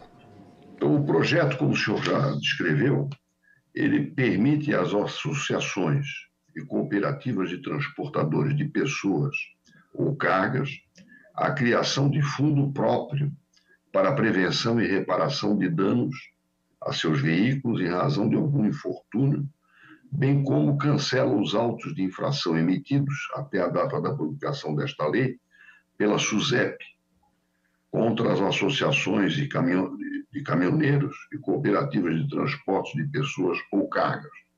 Ou seja, eu acho absolutamente correto que cooperativas organizem formas de autoajuda. Isso é um princípio capitalista, moderno, socialmente justo e é de boa índole que grupos que tenham interesses, necessidades e atividades comuns se protejam. É o princípio do associativismo, do cooperativismo, e, se o senhor me permite remontar a minha juventude, é um princípio inerente ao solidarismo, que foi a primeira doutrina social que eu abracei e da qual não me afastei. Teilhard de Chardin, jesuítas, né? Isso tem a ver até com os ensinamentos das reduções jesuíticas, que alguns podem considerar, digamos, ultrapassadas, mas não nos seus princípios. Então, o projeto é muito simples. O artigo 1º determina que as associações possam criar esses fundos e que a regra também se aplica aos proprietários de veículos autorizados ao transporte coletivo de passageiros e de caminhões e aos caminhões autorizados à exploração do transporte rodoviário de cargas. O artigo 2º acresce ao artigo 731 do Código Civil o parágrafo único, cujo teor dispõe que as cooperativas de transporte de pessoas ou cargas poderão criar fundo próprio custeado pelos cooperados interessados e destinado exclusivamente à prevenção e reparação de danos ocasionados aos seus veículos por infortúnios como furto, roubo, acidente e incêndio. Ou seja, aqui não abrange catástrofes climáticas como as ocorridas no Rio Grande do Sul. Não nos cabe ampliar esse aspecto. O artigo 3º determina o cancelamento dos autos de infração que tenham sido lavrados antes da promulgação desta lei, caso ela seja aprovada, o que é justo. Se o projeto pretende legalizar uma atividade que existe, mas que não estava contemplada por lei, no momento que eu crio a lei, é justo que se anistie, digamos assim, quem fez algo que agora, caso seja aprovado, passa a ser legal. Pagar multa por um procedimento que a modernização legal contempla como viável e normal, seria uma contradição. O artigo 4º determina, fala sobre a entrada em vigor. Então, eu sou amplamente favorável, repito, por filosofia, que há muitos anos abracei, a essa forma de autoajuda. Acho que cooperativismo, que é uma das formas de associativismo, né? Os condomínios de produtores de suíno, por exemplo, até da maternidade até os 30, 40 dias, haja uma cooperação, a associação, senador Confúcio, de supermercados, eu vi isto funcionar. Santa Catarina tem uma característica muito curiosa. Nós só temos aqui supermercados catarinenses. Não tem nenhum dessas redes internacionais, nenhum se criou aqui. Então temos uma profusão de competidores, supermercados de Santa Catarina, cabeça de Santa Catarina, capital de Santa Catarina. Então são todos concorrentes. Um dia eu encontrei 26 donos de supermercado, de redes, fazendo uma comemoração. O que vocês estão reunidos aí para falar mal do governo ou vão atacar o governo? Estavam celebrando que na Páscoa ganharam dinheiro porque fizeram a compra do bacalhau em associação. Ou seja, criaram um grupo de todos fazendo uma operação só. Então compraram, digamos, 26 vezes o que cada um compraria. Poder de barganha, né? Conseguiram mais desconto, conseguiram uma logística mais barata, uma operação mais simples. E quem vendeu também foi beneficiado. Então, depois volta a concorrer. Mas naquela operação existe uma convergência de interesse, uma coisa elementar. Ganhar escala, os pequenos, quando se associam, ganham escala. Então, a gente vai comprar couro para fazer sapato. Uma porção de artesãos se reúne e compra uma quantidade de couro. Quer dizer, sempre que houver, mesmo que seja uma associação momentânea, eu sou favorável. Acho que isso é capitalismo moderno. De sorte que o projeto, a meu ver, deve ser aprovado. O senador Bagatoli elaborou um substitutivo, que eu não vou ler, que já está apresentado e é relativamente longo, mas fala em si das entidades de autogestão, que é uma outra expressão para essa associação que me agrada muito. Nós tivemos aqui em Criciúma uma pequena siderúrgica, uma metalúrgica, portanto, que quebrou. E os trabalhadores assumiram o controle da empresa, se transformou na Coopermetal, Cooperativa de Metalúrgica. Eu ajudei durante vários períodos a encontrar meios de crédito. Sobreviveu com autogestão. É capitalismo, só que em vez de ter um dono, tem vários donos. Então, os desempregados viraram patrões de si mesmos, quando isso dá certo, é uma festa. É uma alegria até para os nossos espíritos. Então, por todas as razões, eu acho que o substitutivo do senador Bagatoli, ele se insere na legislação atual. Ele não é uma lei nova, é uma adaptação da lei a esse tipo de procedimento. E, naturalmente, se essas entidades cooperativas, vamos chamar assim, ou associativas, passam a ser legais nesta operação, não é justo que multas aplicadas pela sua existência de fato sejam cobradas.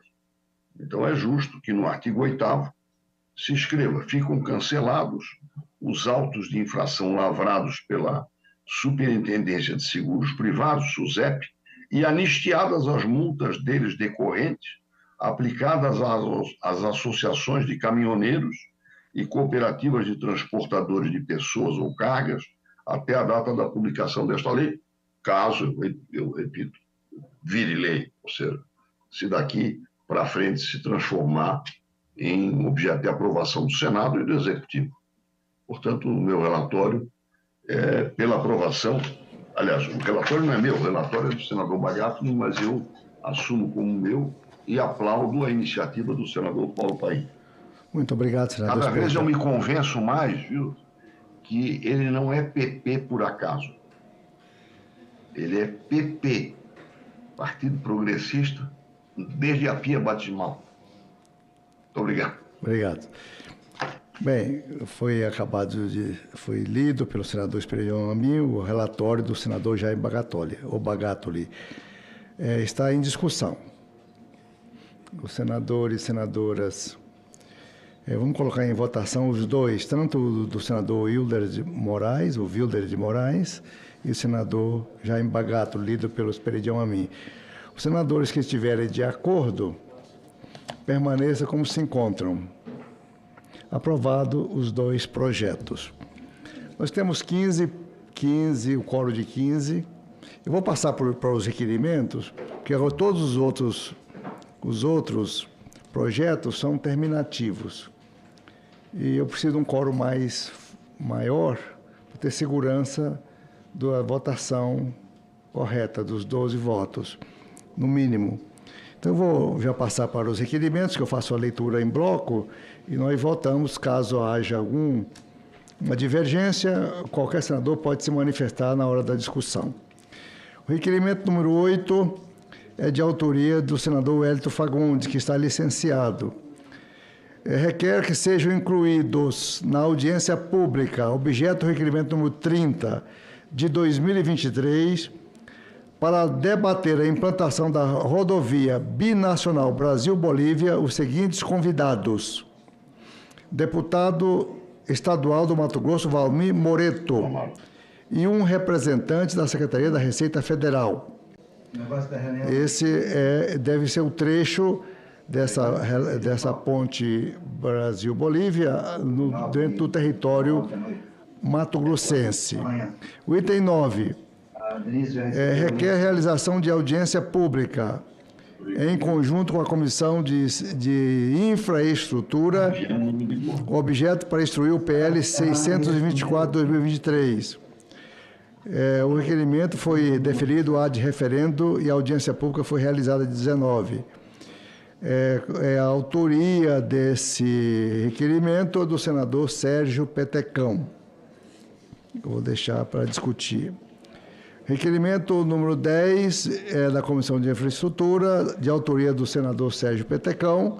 Ele requer audiência pública, objeto do requerimento 65/2004 da CAS e 49/2024 da CI, com o objetivo de instruir o PL 624, que institui o programa Renda Básica Energética, REB, e altera leis 10.438, de 2002, e Lei 14.182, de 2021, e a Lei 14.300, de 2022. Então, que seja incluído como convidado um representante da INEL, Instituto Nacional de Energia Limpa. Em breve vamos discutir. Requerimento número 11, de autoria do senador Wellington Fagundes, que eu já repito, encontra-se licenciado. Requer a realização de diligência externa conjunta com membro dessa comissão e a Comissão de Relações Exteriores e Defesa Nacional para a visita em loco dos municípios de Vila Bela, da Santíssima Trindade, Mato Grosso, e San Inácio, na Bolívia, para conhecer a região fronteiriça onde se pretende implantar a rodovia binacional. Ele pede a realização de diligência, mas ele não cita nomes de quem essa diligência. Então, ele mesmo vai fazer a visita, né? Mas agora ele está licenciado, como é que a gente aprova esse requerimento? O requerimento foi apresentado enquanto ele ainda era senador. Então, como ele está doentado, eu vou deixar esse requerimento sobrestado até que ele retorne, né? Porque ele terá que fazer essa visita ou indicar os membros. A gente fica para depois. Requerimento número 12, de autoria do senador Esperidião Amin. Ele requer a inclusão da senhora Lígia Pinto, representante da Sigma Lithium, na audiência pública objeto do requerimento 54. Já a gente discute. Requerimento da comissão também, o item 13, de autoria do senador Esperidião Amin. Ele requer realização de audiência pública com a ministra Esther Dweck para debater a valorização da carreira de analistas especialistas em infraestrutura que atuam na gestão de projetos de grande envergadura do governo federal. O senador Esperidião Amin para discutir já. Bem, então, esses foram os requerimentos já lidos e está em discussão. O senador que queira discutir qualquer um desses requerimentos, a palavra está liberada. Esperidião Amin. Presidente, pois não. Só para esclarecer, o primeiro requerimento da senhora Lígia Pinto, na verdade, a audiência já aconteceu. Aconteceu na terça-feira passada. E quero dizer que foi um sucesso. Ela já participou. Eu aprendi muito e acho que os anais da comissão registram uma reunião muito importante sobre terras raras e sobre produção de energia limpa, de maneira limpa, ou seja, inclusive a extração de lítio feita de uma forma exemplar, segundo relatado e documentado, pela empresa representada que a senhora Lígia Pinto representou. Devidamente escrutinada a sua apresentação pelos demais participantes que representavam o Ministério do Meio Ambiente e o Ministério de Minas e Energia, tivemos a oportunidade de conhecer uma expressão bastante moderna da exploração de terras raras, no caso do lítio, em terras brasileiras. Eu fiquei muito orgulhoso como brasileiro pela preocupação com não exportar matéria-prima, commodity, que é uma tragédia que o Brasil enfrenta desde que o pau-brasil passou a ser contrabandeado lá nos idos do século XVI, se é que não começou antes, e sempre sem agregação de valor no nosso território, nem beneficiando o trabalhador brasileiro. E quanto ao requerimento seguinte, né, eu acho que a valorização do servidor público, que pode ser responsável, se não pela elaboração, mas pelo menos pela aferição da qualidade dos projetos, é uma imposição. Então, nas agências reguladoras, que são as responsáveis pela concessão, quando você discute um contrato de concessão de uma rodovia, Se você comparar o que se fez há 16 anos, estou pegando um caso concreto, a concessão da BR-101 aqui em Santa Catarina, uma tragédia. O contrato não tinha projeto, o contrato não tinha cláusulas de estímulo ao cumprimento do objetivo, nem de correção e multa e penalização da empresa vencedora. Ganhava quem apresentasse o preço menor e não havia quem fiscalizasse aquilo que não tinha projeto definido.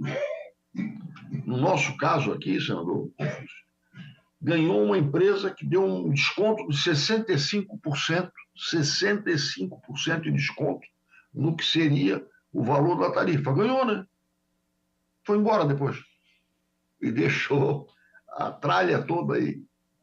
Então, o técnico, que é responsável por uma concessão de serviço de infraestrutura, estou vendo agora que o Ministério de Minas e Energia está criando 20 requisitos novos para renovar concessão de energia elétrica.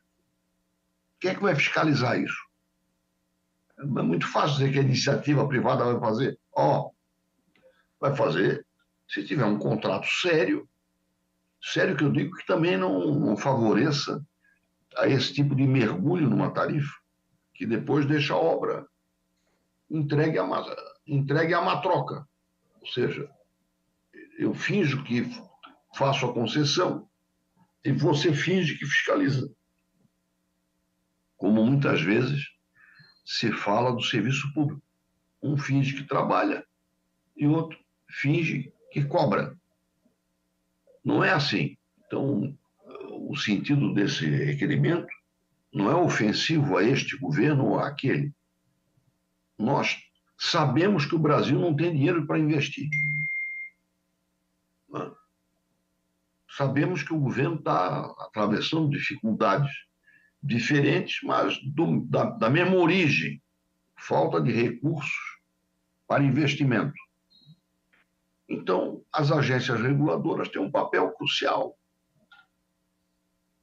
Não é o Tribunal de Contas da União que vai resolver isso. O Tribunal de Contas da União vai fiscalizar e ter os seus servidores muito mais bem remunerados do que os das agências reguladoras, que são as responsáveis pelas concessões e pela sua fiscalização, mas também pela qualidade do contrato, a qualidade que rege as obrigações de parte a parte, inclusive beneficiando o consumidor, mas também responsabilizando-o.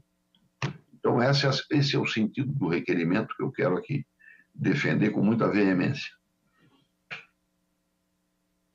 Muito bem. Bem, nós vamos colocar, foram discutidos os requerimentos suficientemente. Eu pergunto ao senador Esperidião Amin, caso a ministra Esther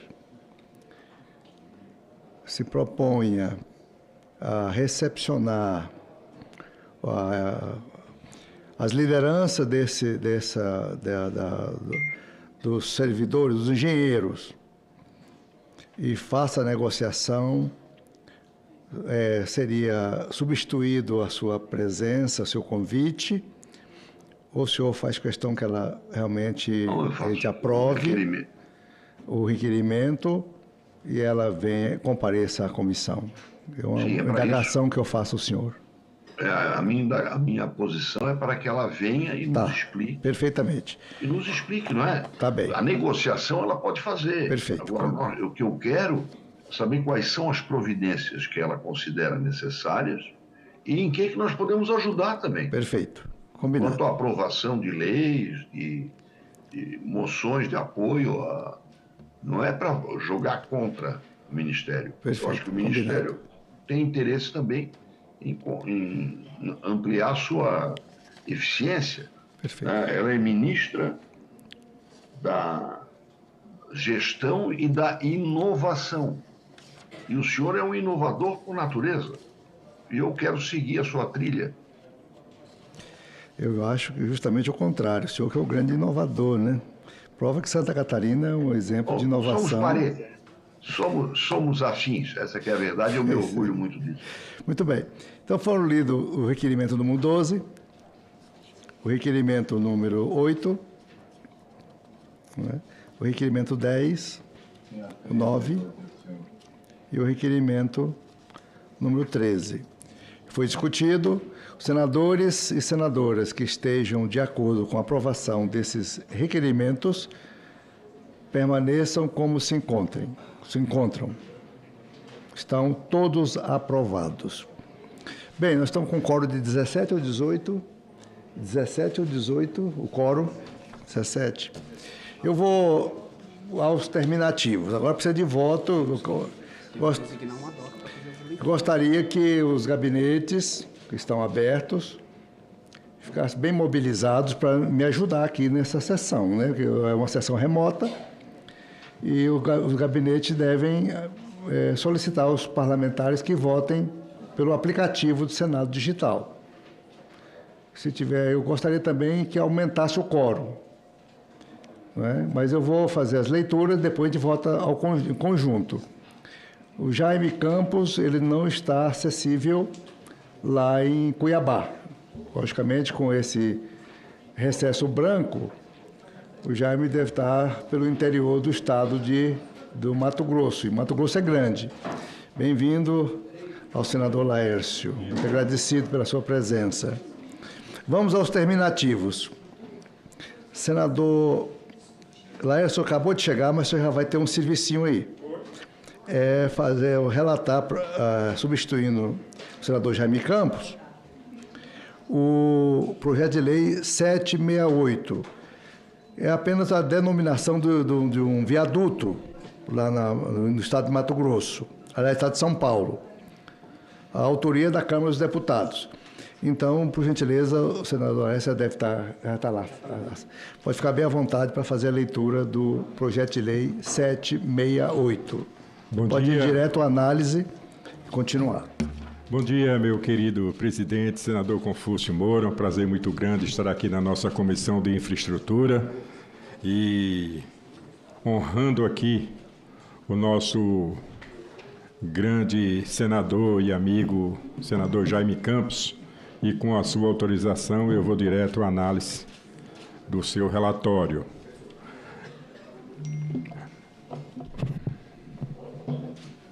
Em virtude do caráter exclusivo do exame da matéria, compete subsidiariamente a este colegiado, em substituição à Comissão de Constituição, Justiça e Cidadania, pronunciar-se também acerca dos aspectos constitucionais jurídicos, em especial no que diz respeito à técnica legislativa e regimentais da proposição.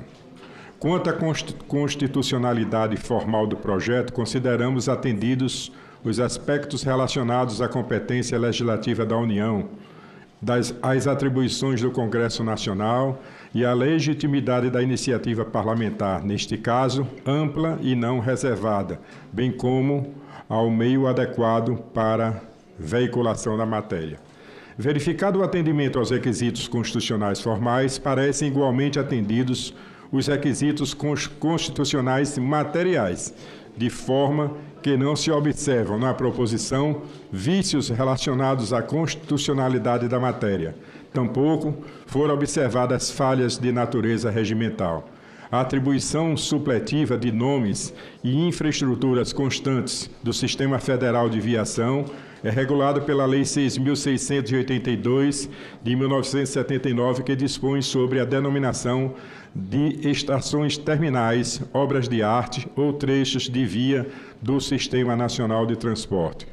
No que concerne à juridicidade, a proposta observa os preceitos da mencionada lei, especialmente aquele encartado no artigo 2º, que propugna que homenagens como a hora em exame devem ser instituídas por lei especial, devendo a honraria designar fato histórico ou nome de pessoa falecida que haja prestado relevante serviço à nação ou à humanidade.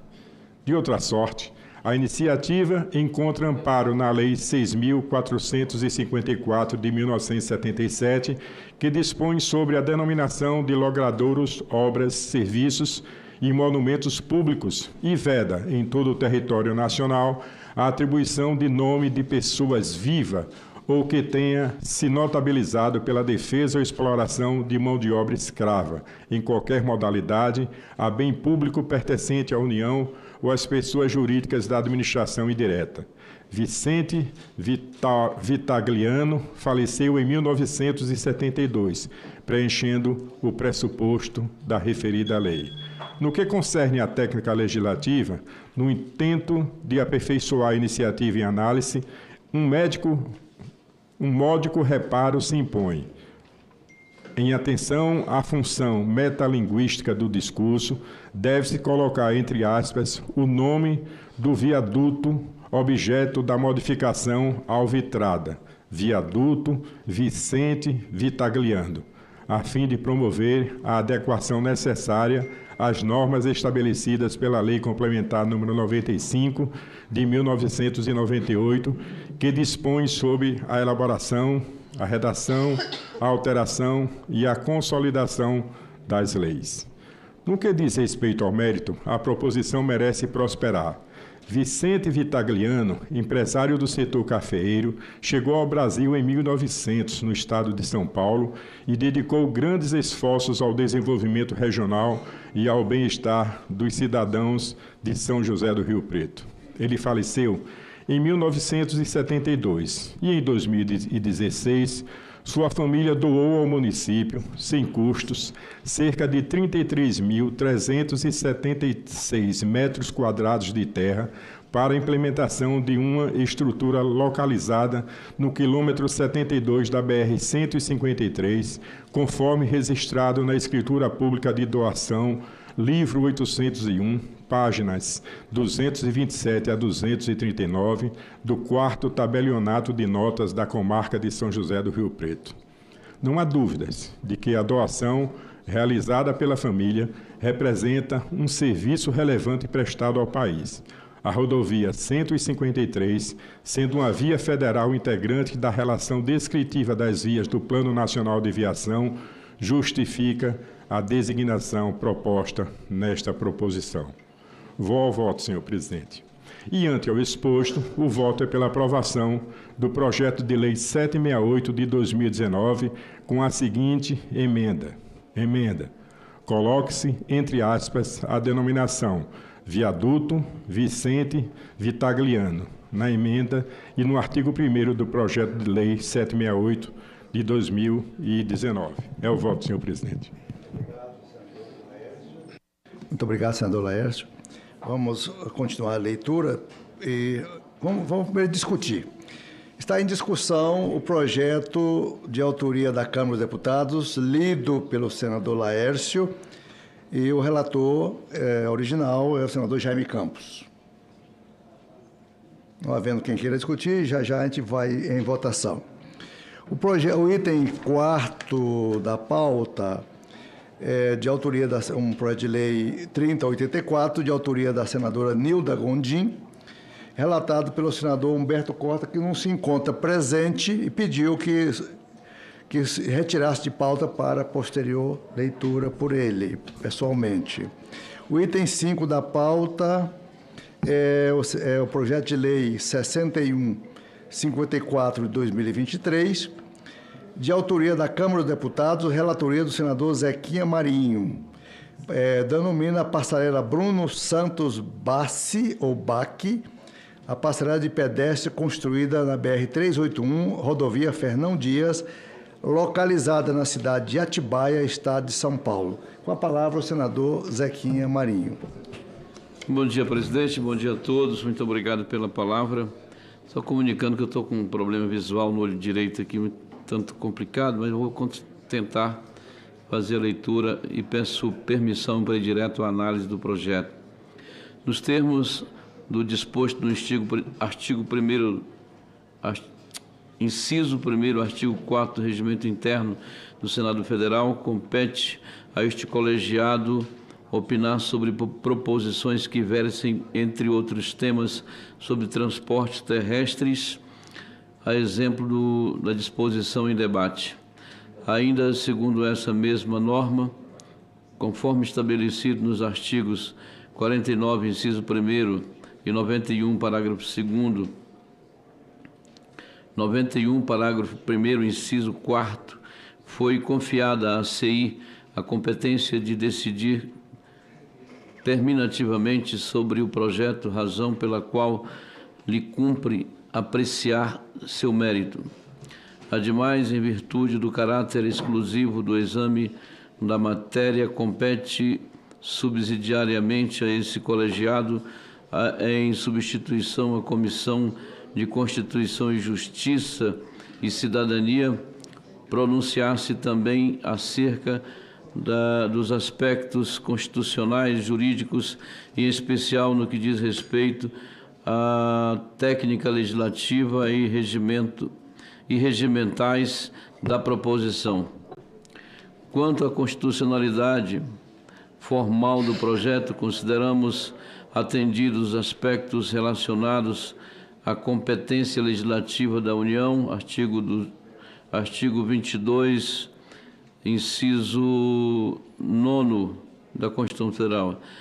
As atribuições do Congresso Nacional, artigo 48, caput da Constituição Federal. E a legitimidade da iniciativa parlamentar, neste caso, ampla e não reserva, artigo 61, caput da Constituição, bem como ao meio adequado para veiculação da matéria. Verificado o atendimento aos requisitos constitucionais formais, parecem igualmente atendidos os requisitos constitucionais materiais, de forma que não se observam na proposição vícios relacionados à constitucionalidade da matéria, tampouco foram observadas falhas de natureza regimental. A atribuição supletiva de nomes a infraestruturas constantes do Sistema Federal de Viação é regulada pela Lei nº 6.682, de 27 de agosto de 1989, que dispõe sobre a denominação de estações terminais, obras de artes ou trechos de via do Sistema Nacional de Transporte.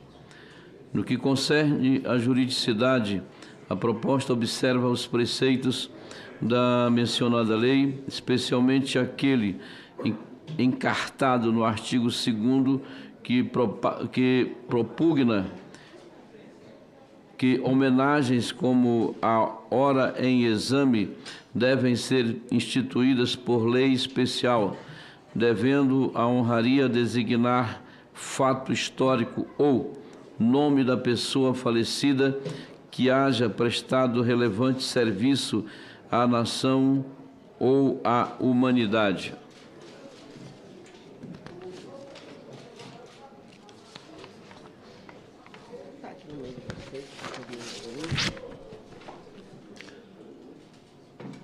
De outra sorte, presidente, a iniciativa encontra amparo na Lei nº 6.454, de 24 de outubro de 1977, que dispõe sobre a denominação de logradouros, obras, serviços e monumentos públicos e veda em todo o território nacional a atribuição de nome de pessoa viva ou que tenha se notabilizado pela defesa ou exploração de mão de obra escrava em qualquer modalidade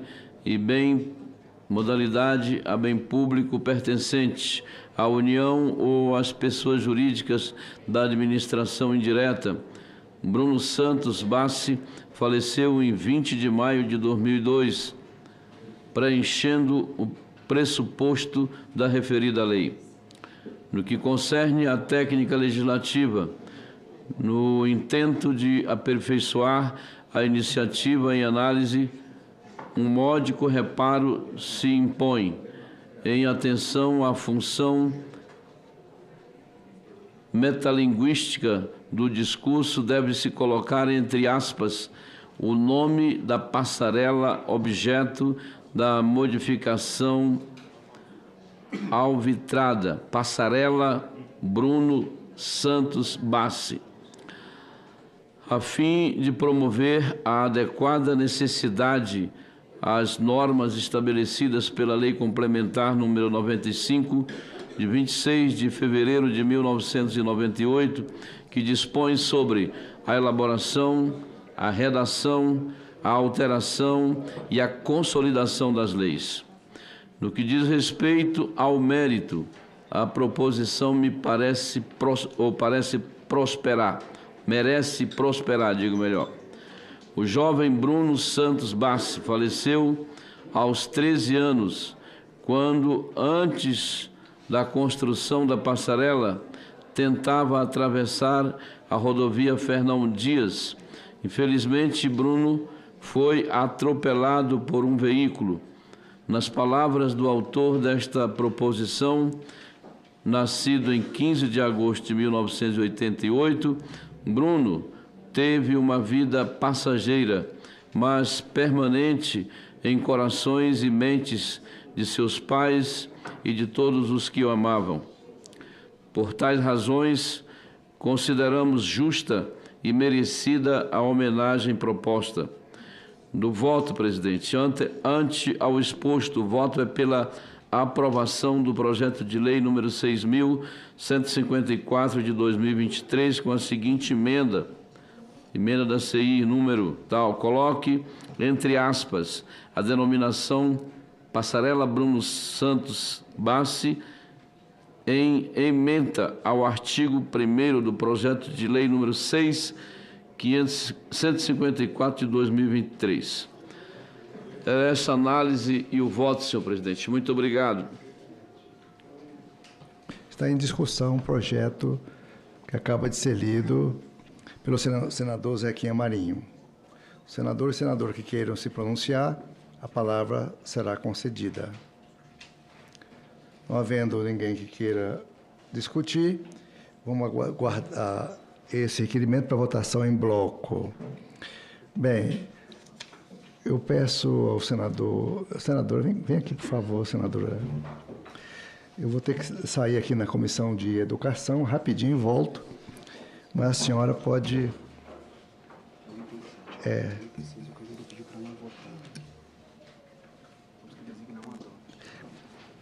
Esse requerimento aqui é do senador, o relator é o Cid.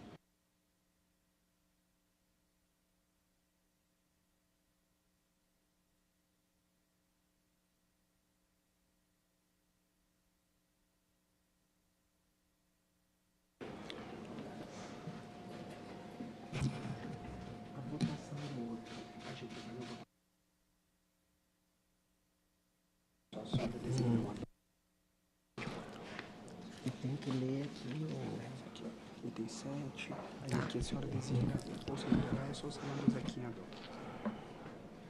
Item 7, projeto de lei número 710 de 2024, terminativo.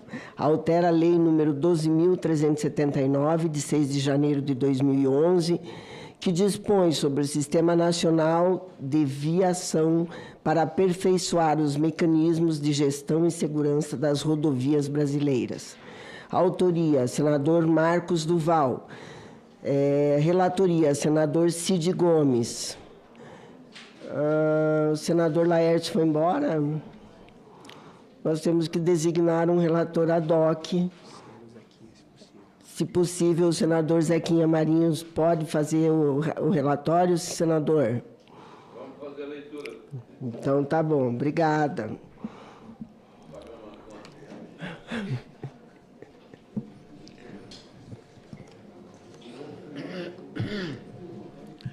Como disse, a vista está falhando muito, mas vou tropeçando mesmo, mas vamos ler. Solicito autorização para ir direto à análise e depois o voto do presente relatório, presidente. Compete à CI, nos termos do artigo 104 do Regimento Interno do Senado Federal, opinar sobre os transportes terrestres, como é o caso do PL em análise. Preliminarmente, registramos que a matéria sob exame não apresenta vícios de constitucionalidade formal, uma vez que o tema da proposição está compreendido no campo da competência legislativa privativa da União, consoante disposto ou que dispõe o artigo 22, inciso 11º da Constituição Federal. Ademais, não se trata de matéria submetida à iniciativa privada do Presidente da República, nos termos do parágrafo 1º, artigo 61 da Carta Magna. Do ponto de vista da juridicidade, também não identificamos óbices ao projeto, pois constatamos que, letra A, o meio eleito é adequado ao alcance dos objetivos vislumbrados. B, traz inovação ao ordenamento jurídico. C, possui potencial coercitivo. D, está em conformidade com o sistema jurídico nacional. Tampouco identificamos vícios de regimentalidade. Em linha com o autor da proposição, entendemos que a gestão eficiente, a segurança, a manutenção adequada das rodovias brasileiras são fundamentais para o desenvolvimento econômico e social do Brasil, de forma que a implementação de sistemas de gestão de qualidade e segurança, com a adoção de normas de gestão de segurança certificadas, como, por exemplo,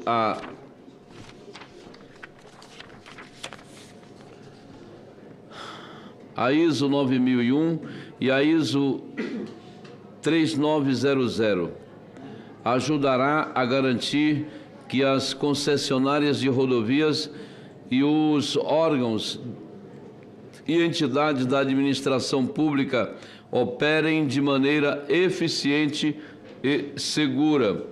Na justificativa, o autor aponta que, enquanto a ISO 9001 é projetada para ajudar as organizações a garantir que atendam às necessidades e expectativas dos clientes, além de outras partes interessadas com base em regulamentações internacionais e nacionais. A ISO 39001 é uma norma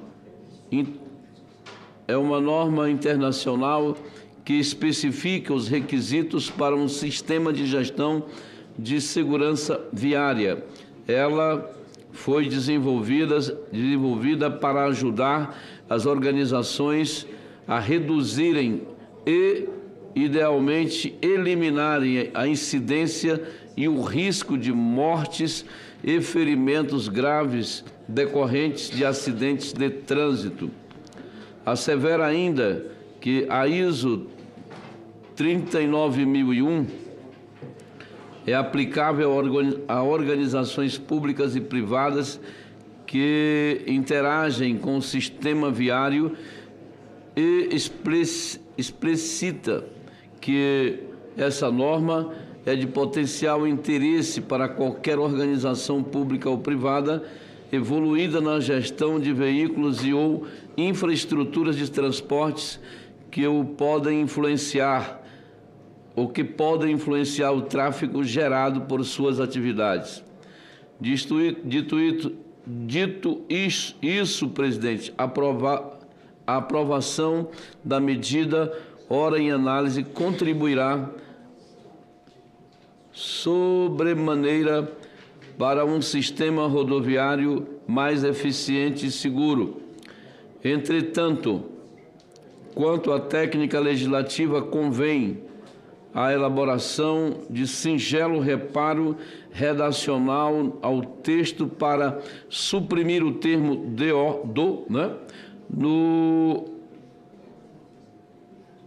no excesto e a aplicação de competentes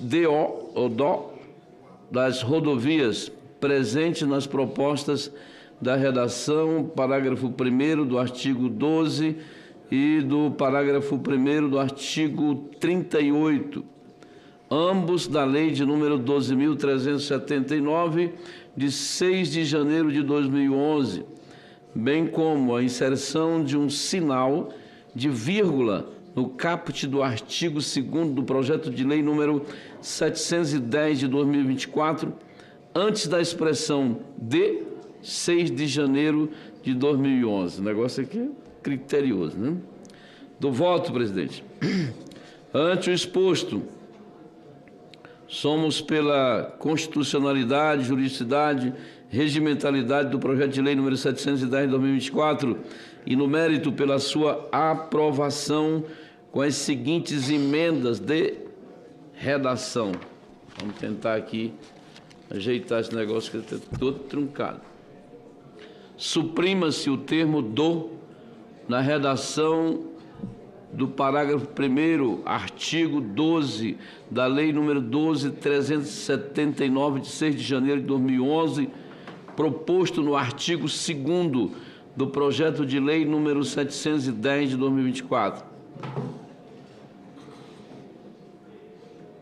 Emenda de redação. Suprima-se o termo do na redação do artigo 1º do parágrafo 1º, artigo 38 da Lei número 12.379, de 6 de janeiro de 2011, proposto no artigo 2º do projeto de lei de número 710 de 2024.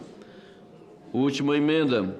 Inclua-se um sinal de vírgula na redação do caput do artigo 2º do projeto de lei número 710 de 2024, antes da expressão de 6 de janeiro de 2011.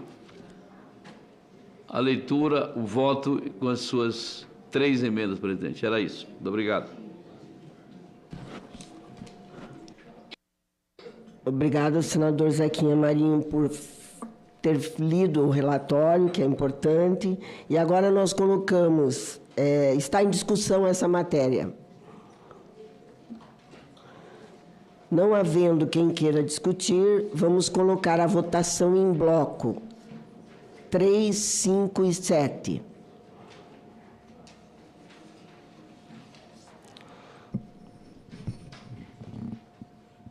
Enquanto fizemos a votação, eu vou ler aqui um requerimento da Comissão de Serviços de Infraestrutura, número 51 de 2024.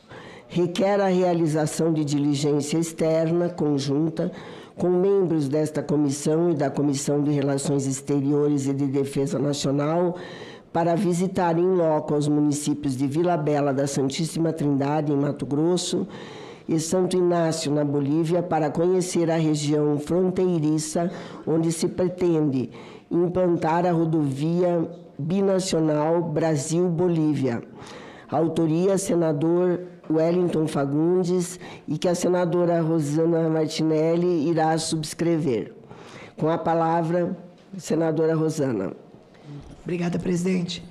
Queria colocar em votação, e a justificativa desse projeto, dessa rodovia, tem por objetivo consolidar um corredor internacional de transportes entre o Brasil e a Bolívia, concretizando a tão sonhada ligação do Atlântico ao Pacífico. Vila Bela já é servida por estradas asfaltadas que dão acesso aos portos do Atlântico. E São Ignácio também possui uma ligação por asfalto aos portos do Pacífico.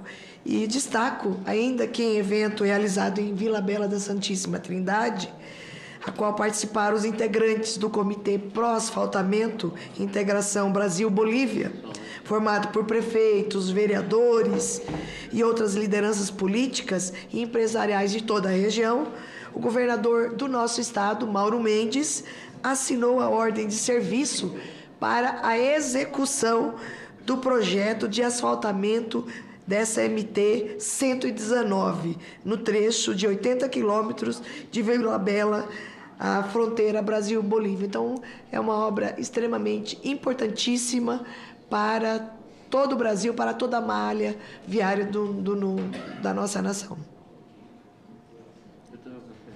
Obrigada, senadora Rosana. Realmente é uma MT muito importante, porque ela vai ligar Brasil-Bolívia, definitivamente. E nós temos só um pedaço ali que fica sem asfalto, né? Então, é importante essa ligação. Justamente o ir e vir, facilitando o comércio internacional e possibilitando o desenvolvimento, né? Principalmente para a nossa região, do nosso estado. O nosso estado é um dos maiores produtores agrícolas e o nosso principal problema é a infraestrutura de transporte. Então, nós precisamos que realmente concretize, e já que o nosso governador já deu a vaga que vai fazer esse projeto. Muito interessante. Eu falo que o Mato Grosso e o Brasil precisam de todos os modais de transportes, né? A ferrovia, a rodovia, a hidrovia e ainda assim... E a aerovia. E a aerovia. É verdade que a aerovia está complicada, né, senador? Eu agora chamo o nosso presidente aqui para continuar, por favor. Continuar na presidência até concluir a votação. Tá bom. Tá bom? Tá bom.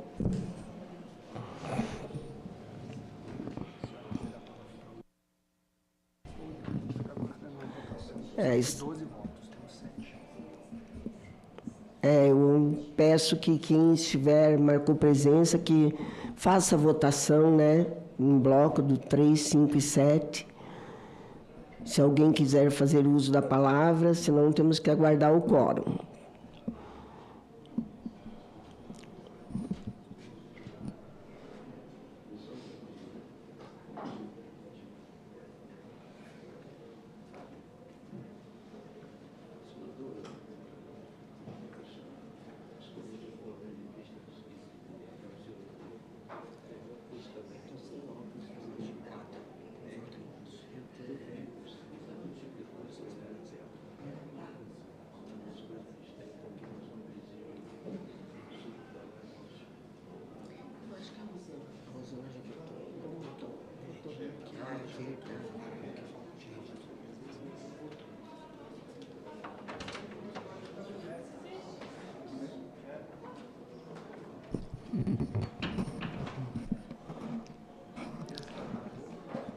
Senador Vanderlan Cardoso, Otto Alencar, Tereza Leitão, Irineu Ortiz, Cleitinho, Everton, Veneziano, Soraya, por favor, vamos votar.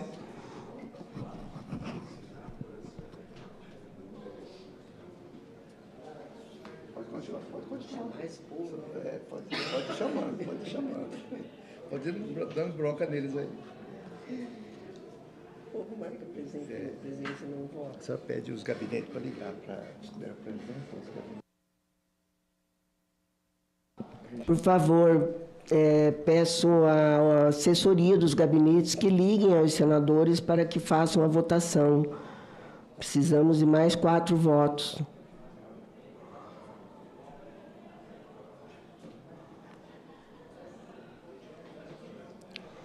Senador Alessandro Vieira, Jader Barbalho, astronauta Marcos Pontes, Esperidião Amin, Messias de Jesus, Omar Aziz.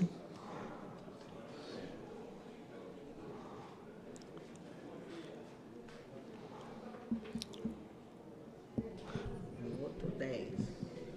Tá pertinho. Só pedir os gabinetes, eles começam a ligar e dar o quórum.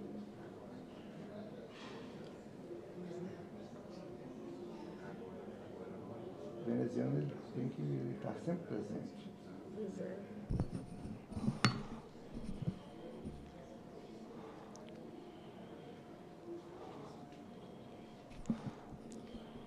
Senador veneziano, Vital do Rego. Vamos, a assessoria liga para ele que ele está sempre presente. Ele tem que votar.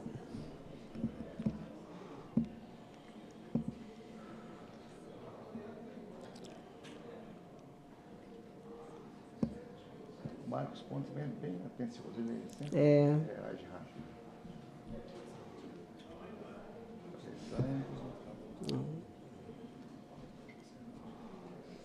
Irineu, Tereza.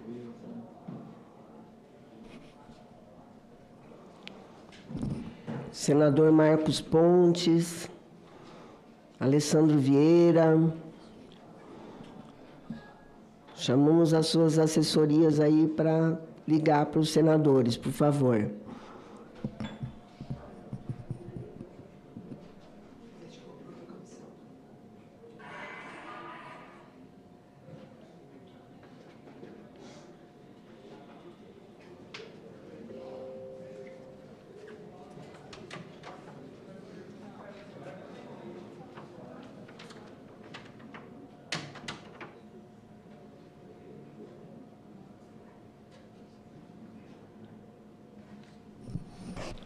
Meus colegas de partido, Vanderlan Cardoso, Otto Alencar, Omar Aziz, por favor, votem na CI, na Comissão de Infraestrutura.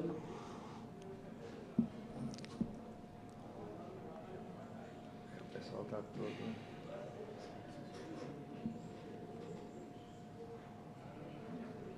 O Vanderlan está aqui, porque ele falou que ele não teve a CAI.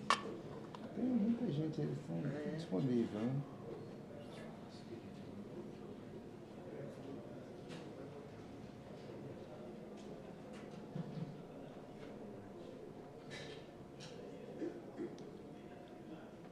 Pode estar aí 10 minutos, se não der, a gente encerra.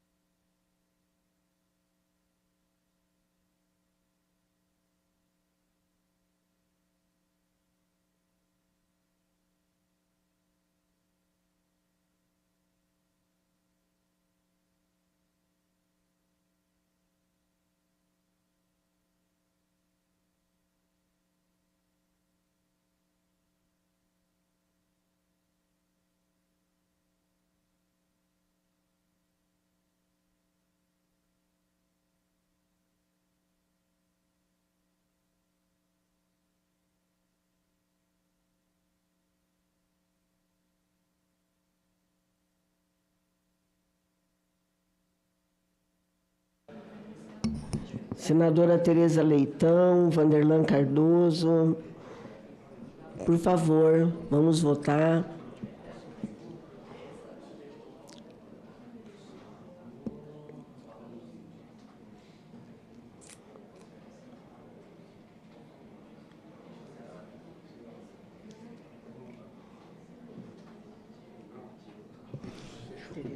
Pronto, vai denunciar o resultado. Podemos abrir o painel, por favor.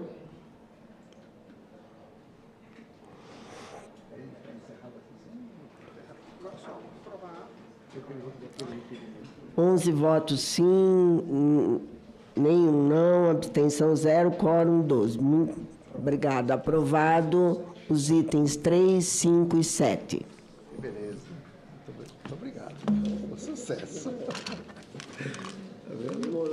Paciência, né? Deve estar... Tem água, por favor?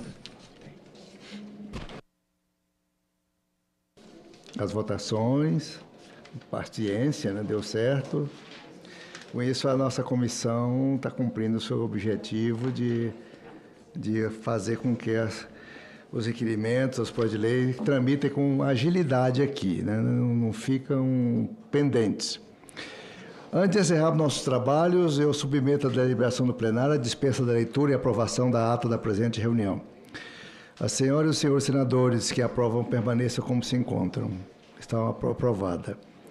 As atas aprovadas. Nada mais havendo a tratar, eu agradeço a presença de todos, agradeço à senadora Margarete por ter presidido aqui com competência, e agradeço a presença de todos e declaro encerrada a nossa reunião. Muito obrigado.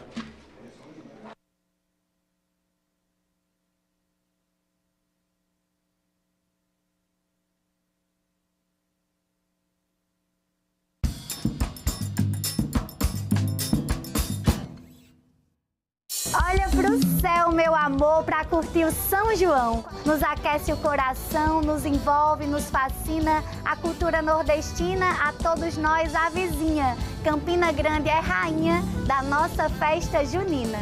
São milhões de reais que movimentam a cidade de Campina Grande e movimentam não apenas nela, mas ao seu derredor. Senadoc. Hoje, 21h, aqui na TV Senado. Os Rostos que Tenho, da Nélida Pinhon. Foi o livro que ela deixou por último na editora e foi cuidado pelo editor Rodrigo Lacerda, com quem a gente conversa sobre este livro que é fundamental para entender a escritora e a mulher que foi Nélida Pinhon. Por um lado, é uma retrospectiva da carreira, da trajetória intelectual dela. Ela não fala de todos os livros dela, porque a obra dela é muito grande, mas ela fala assim de alguns pilares, né? O primeiro livro, Casa da Paixão, República dos Sonhos, que é o livro onde ela fala da imigração da Galícia para o Brasil, da onde vem a família dela. Então tem esse lado que é de retrospectiva, mas eu acho que o termo testamento literário se completa mesmo quando você vê que é uma pessoa que já com muita idade sabe que a morte está chegando.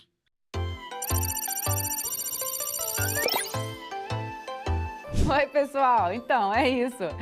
Dinheiro que será repartido entre os 29 partidos. Fundo eleitoral. Sabe o que é? Vamos juntos! Roda a vinheta!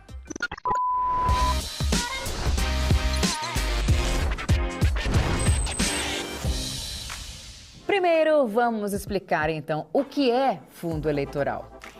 Sei que o nome é grande, Fundo Especial de Financiamento de Campanha. Tem gente que chama de fundo eleitoral ou então simplesmente FEFEC. Mas o que eu queria saber é o seguinte, de onde vem todo esse dinheiro? Então eu te conto, ele vem do Orçamento Geral da União.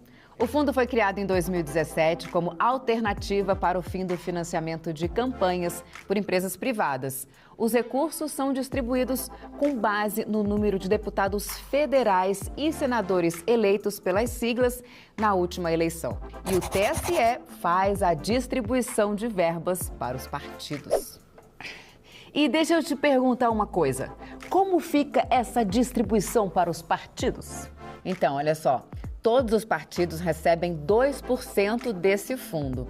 35% ficam com os partidos que tenham pelo menos um representante na Câmara.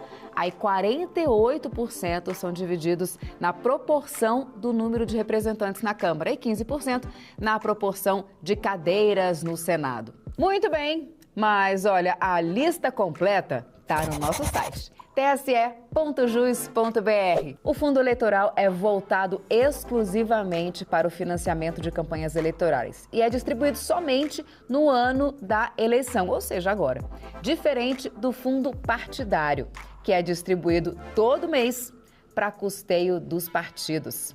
Corre lá, aproveita, já se inscreve nos nossos canais nas redes sociais e por aqui no YouTube. Ative o sininho para não perder nenhuma novidade. Então é isso. Tchau!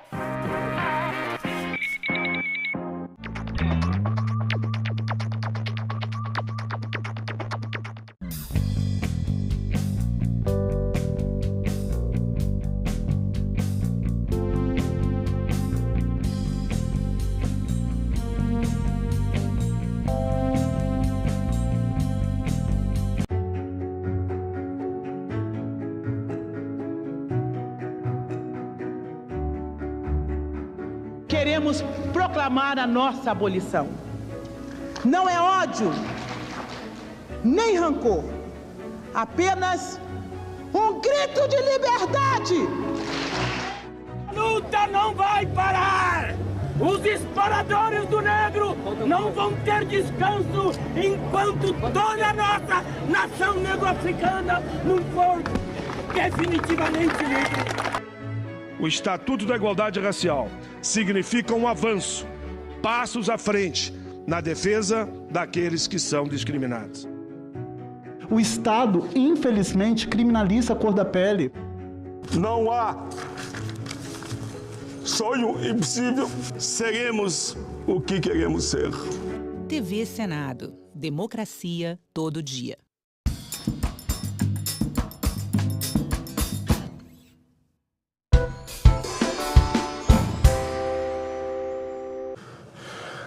A número regimental, declaro aberta a sessão. Sob a proteção de Deus, iniciamos os nossos trabalhos. As senadoras e os senadores poderão se inscrever para o uso da palavra por meio do aplicativo Senado Digital, por lista de inscrição que se encontra sobre a mesa ou por intermédio dos totens disponibilizados na casa. As senadoras e os senadores presentes remotamente inscritos para o uso da palavra poderão fazê-lo através do sistema de videoconferência. A presente sessão deliberativa extraordinária semipresencial é destinada à apreciação das seguintes matérias, já disponibilizadas em avulsos eletrônicos e na ordem do dia eletrônica de hoje. Projeto de Lei 2100 de 2019, do deputado Luiz Couto. Projeto de Lei 6.235 de 2023, da Presidência da República. Projeto de Lei 5.177 de 2019, do deputado Otônio de Paula.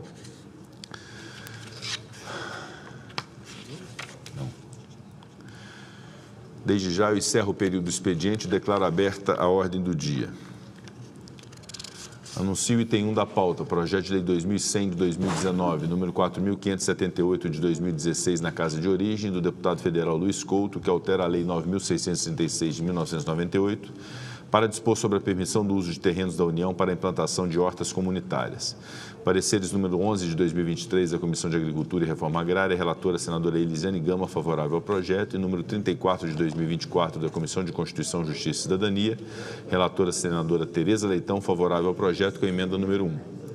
Não foram apresentadas emendas perante a mesa. Passamos à discussão da matéria.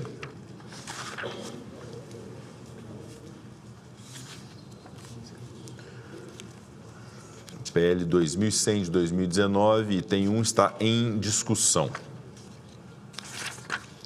Não havendo quem queira discutir, está encerrada a discussão, passamos à apreciação da matéria. A presidência submeterá a matéria à votação simbólica, votação do projeto da emenda em turno único nos termos do parecer da Comissão de Constituição, Justiça e Cidadania. As senadoras e os senadores que o aprovam permaneçam como se encontram. Aprovado o projeto com a emenda número 1. O parecer da comissão diretora oferecendo a redação final será publicado na forma regimental. Discussão da redação final, encerrada a discussão e em votação, as senadoras e os senadores que a aprovam permaneçam como se encontram.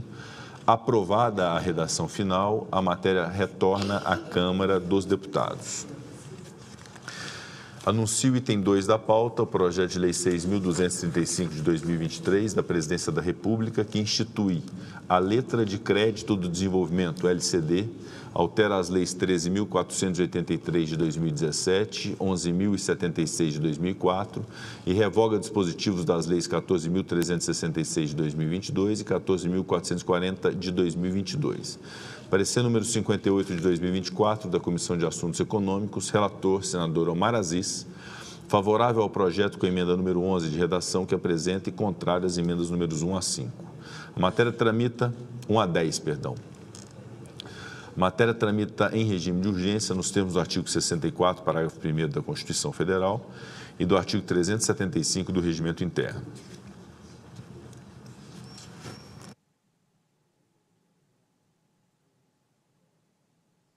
Passamos à discussão da matéria. Concedo a palavra ao eminente relator, senador Omar Aziz. Senhor presidente, primeiro, boa tarde a Vossa Excelência, aos senadores e senadores. Foi aprovado ontem na Comissão de Assuntos Econômicos, à unanimidade, o projeto. Eu tinha apresentado uma emenda de redação, mas fui alertado pela minha assessoria e pela Casa Civil e pelo próprio BNDES que essa emenda de redação poderia causar alguma insegurança jurídica. Por isso, após votar o projeto, eu peço uma questão de ordem baseada no artigo 300, inciso 1º do Regimento Interno do Senado Federal, para que a gente vote essa emenda número 11 em separado e eu vou pedindo para votar contrário à emenda que eu mesmo tinha feito, senhor.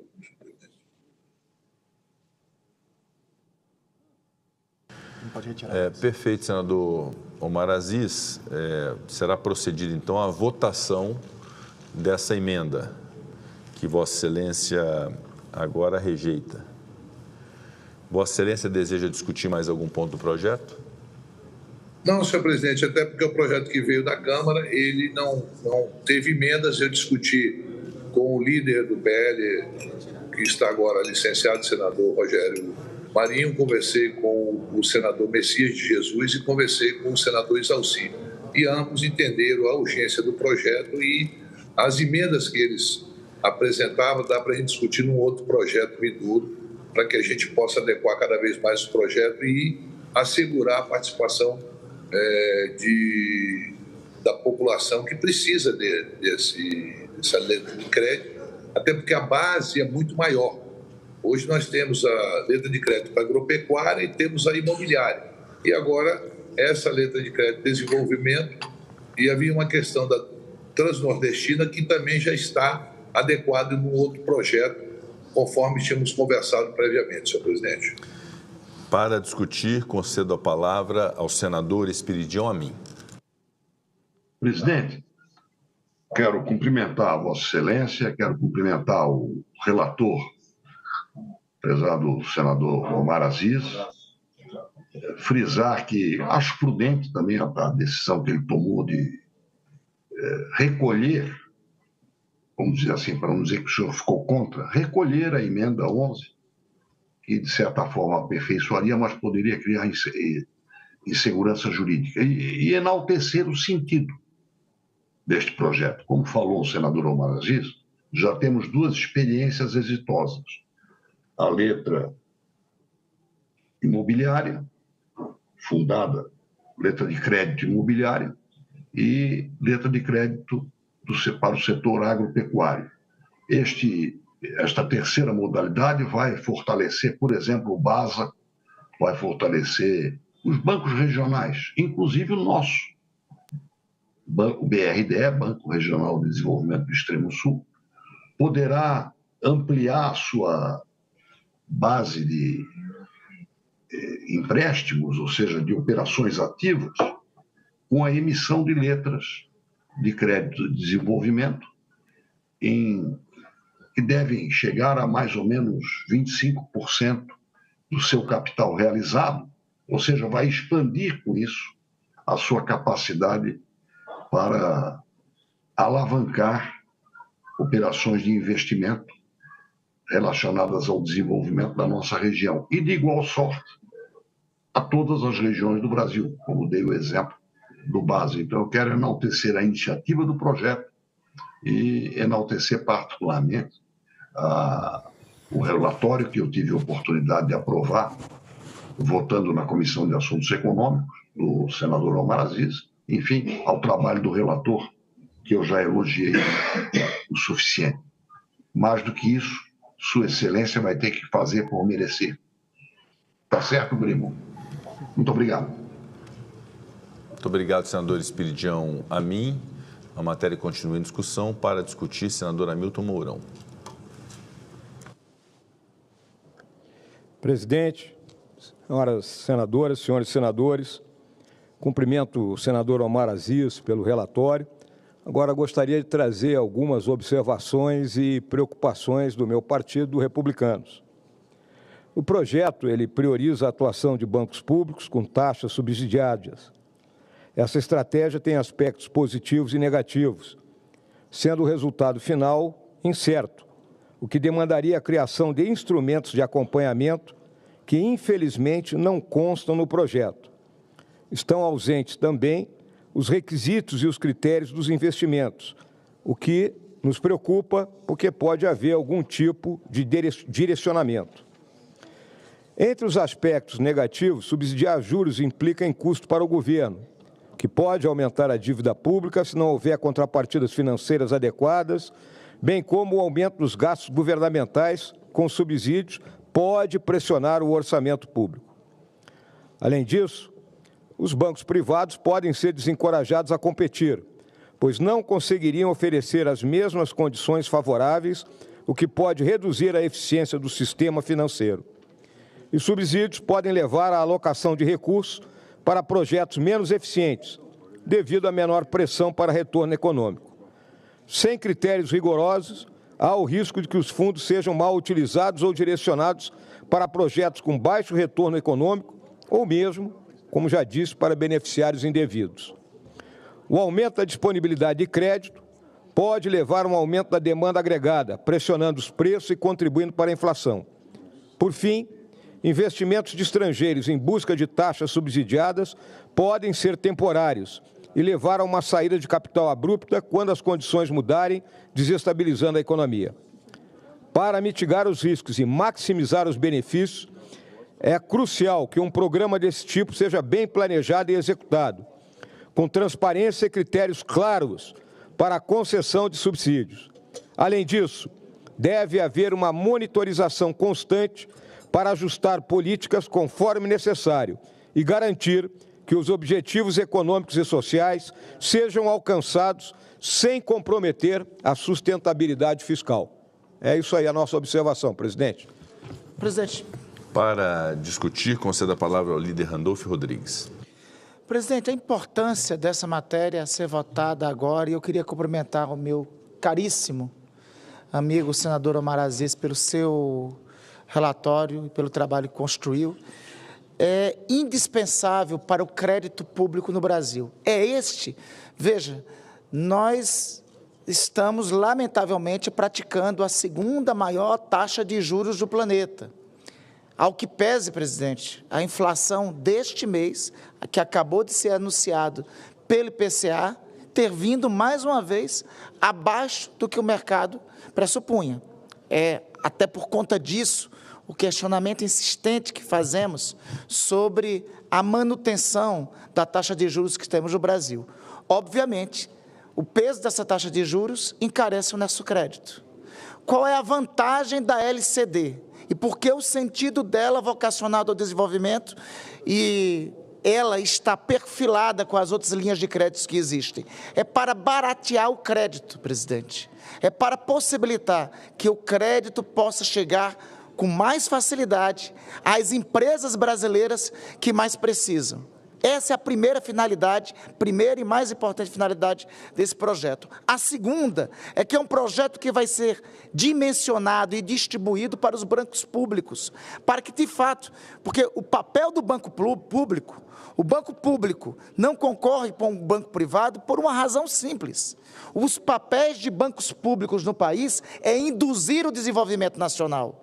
Foi assim como foram concebidos originalmente. É para isso que existem atualmente. E é esse papel, esquecido em outros tempos, esquecido no tempo passado, para ser mais exato, esquecido no governo passado, que está sendo restaurado agora.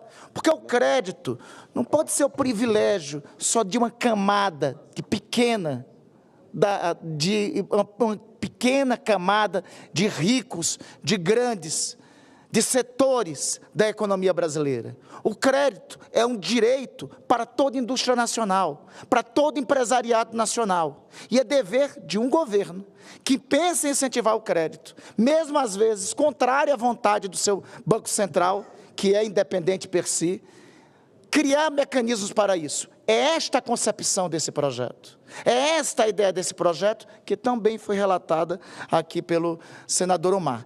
Além desse papel que tem de barateamento do crédito, além do papel de induzir os bancos públicos, tem um terceiro. O terceiro é socorrer, a partir do BNDES, estados que têm sido atingidos pelas calamidades climáticas, como é o caso do querido Rio Grande do Sul, do senador Hamilton Mourão, do senador Paim, dos colegas senadores desse estado, que vão ser socorridos, as empresas gaúchas serão socorridas a partir dessa ferramenta que vai ser dada pelo Congresso Nacional e a partir dos financiamentos e investimentos do BNDES. Ainda semana passada, conversei com o presidente Aloysio Mercadante e ele estava ansioso pela aprovação dessa matéria para todos esses fins que aqui detalho e destino, mas, sobretudo, para apoiar o Rio Grande do Sul e apoiar as empresas gaúchas que precisam desse aporte para a reconstrução depois da tragédia que viveram. Para discutir, concedo a palavra ao senador Oriovisto Guimarães. Muito obrigado, senhor presidente. Senhor presidente, eu quero, antes de mais nada, declarar o meu voto favorável a esse projeto. Já o fiz na CAI, mas eu não podia deixar passar em branco esse momento quando eu vejo um colega fazer poesia quando devia falar em ciências econômicas.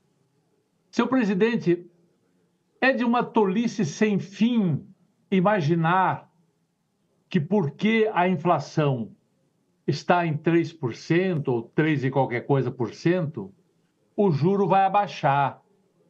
Não tem nada a ver uma coisa com a outra. Quando é que vamos aprender isso? Senhor presidente, a pergunta que eu faço é: alguém emprestaria dinheiro a uma empresa que deve muito e que durante 10 anos continua a dar prejuízo, ter déficit primário? Por 10 anos não paga 1 centavo da dívida que tem e não paga 1 centavo do juro sobre essa dívida e, além disso, ainda faz prejuízo todo ano. É óbvio que nós não emprestaríamos. Ou, se emprestássemos, a taxa de juros teria que ser muito alta. 10% seria pouco. Teria que ser 15%, sei lá, porque o risco é muito grande. Essa empresa, senhor presidente, se chama Brasil.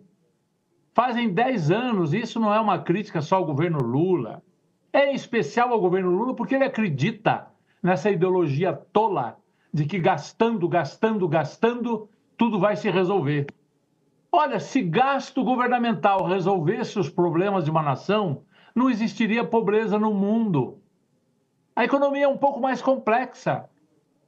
E fazem poesia, querem colocar a culpa no Banco Central. Não veem que a culpa é da política econômica, do déficit, de um país que só faz gastar mais do que arrecada, de uma dívida que cresce sem parar há 10 anos, de um país que não paga os juros da dívida, e daí querem fazer poesia com a taxa de juro. Parem com isso.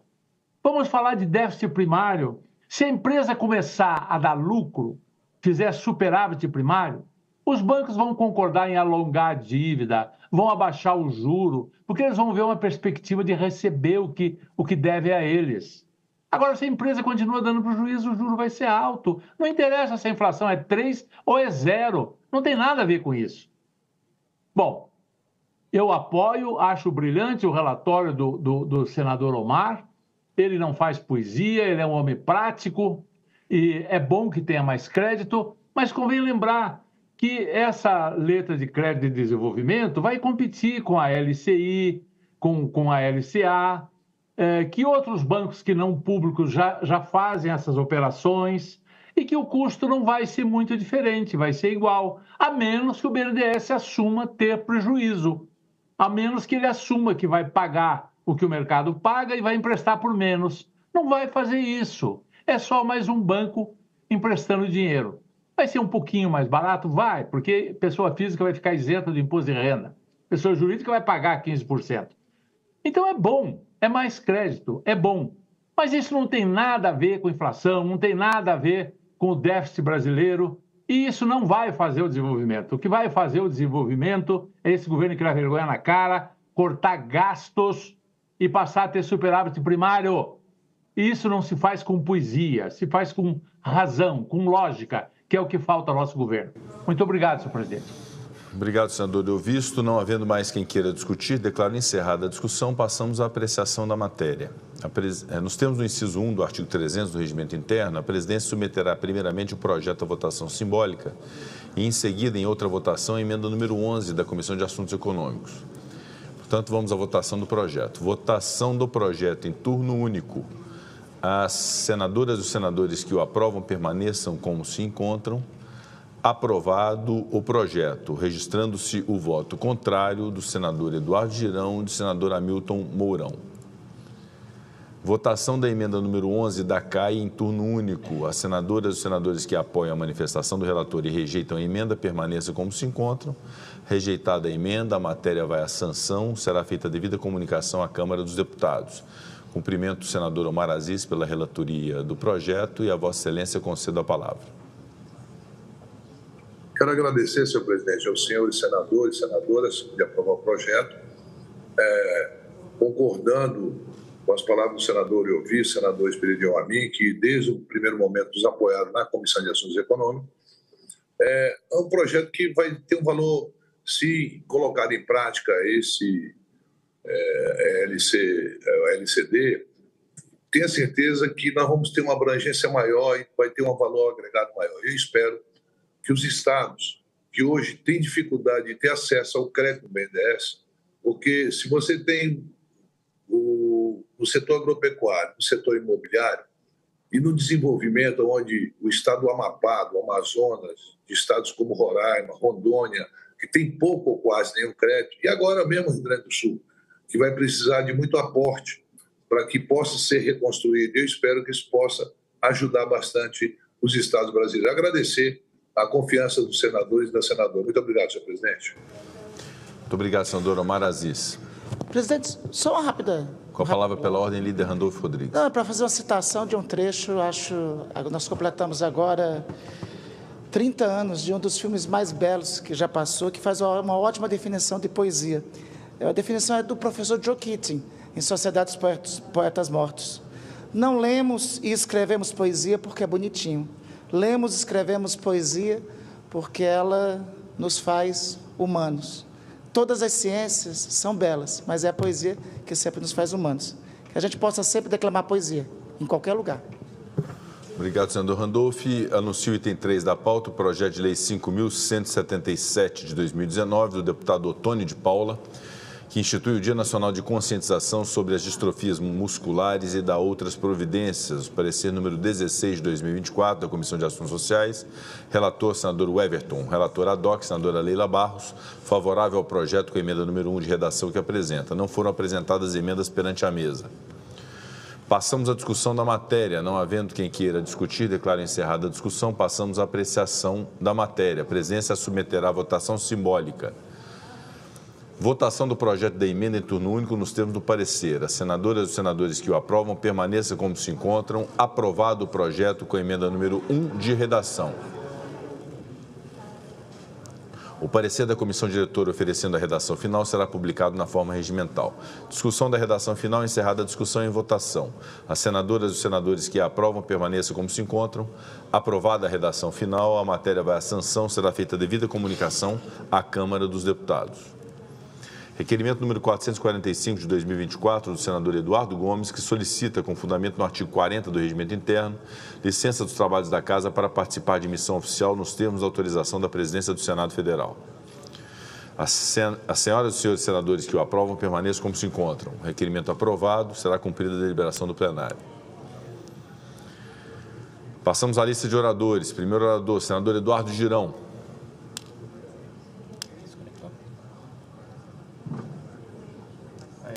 Senador Eduardo Girão tem a palavra. Muitíssimo obrigado, senhor presidente. O Brasil, as cidadãs e cidadãos brasileiros ainda de ressaca moral com a decisão do Supremo Tribunal Federal, que fixou agora há pouco os absurdos 40 gramas, ou seja, é a institucionalização do aviãozinho, quantidade de jovens que vão estar nas praças, o tráfico aí cooptando, colocando 40 gramas na mão de cada um. O crime está aplaudindo essa aberração que esmaga o Congresso Nacional. Espero que o presidente Arthur Lira possa votar. Falou que vai para uma comissão, mas eu acho que devido à emergência nacional, vá direto para o plenário da Câmara dos Deputados para que diminua um pouco esse nosso vexame, né? Do Congresso Nacional, que está, infelizmente, desmoralizado perante a opinião pública. É só isso o que eu tenho ouvido nas ruas desde ontem, e eu não tiro absolutamente a legitimidade dos brasileiros que pensam assim. Mas eu inicio hoje, senhor presidente, com 2 acontecimentos de alto impacto para a democracia brasileira. Um muito positivo e outro muito negativo. Vamos começar pelo positivo. O Congresso norte-americano tomou uma decisão que pode ser o início de um processo importante para a volta da democracia em nosso país, para que haja o reequilíbrio entre os poderes. Só vindo de fora é a nossa esperança mais promissora hoje. Através da Subcomissão de Saúde Global, Direitos Humanos Globais e Organizações Internacionais, presididas pelo deputado Chris Smith, foi encaminhado diretamente ao ministro Alexandre de Moraes um documento contendo 7 questionamentos com prazo de 10 dias para as respostas. Foram enviadas cópias oficiais do documento para o senhor presidente Rodrigo Pacheco, do Congresso Nacional, para também o presidente Arthur Lira, da Câmara dos Deputados, e do STF, também Barroso e TSE, ministra Carmen Lúcia. Com isso, somos todos nós, senadores da República, corresponsáveis por essas sérias consequências que possam advir para o nosso país em função do comportamento arbitrário, abusivo e inconstitucional de um dos ministros do STF, que nunca recebeu um voto em toda a sua vida. Todos esses questionamentos estão sendo baseados em muitas denúncias bem documentadas, robustas e apresentadas em audiência pública no Congresso norte-americano, denominada, abro aspas, Brasil, uma crise de democracia, liberdade e Estado de Direito. Eu estava lá com outros parlamentares brasileiros no dia dessa audiência. Além disso, senhor presidente, foram destacados os casos de censura prévia, bloqueio de contas em redes sociais, remoção de sites sem qualquer justificativa, com imposição de restrições das liberdades civis, incluindo ordens de prisão, cancelamento de passaporte, bloqueio de contas bancárias. Olha só a que ponto nós chegamos em pleno século XXI no Brasil.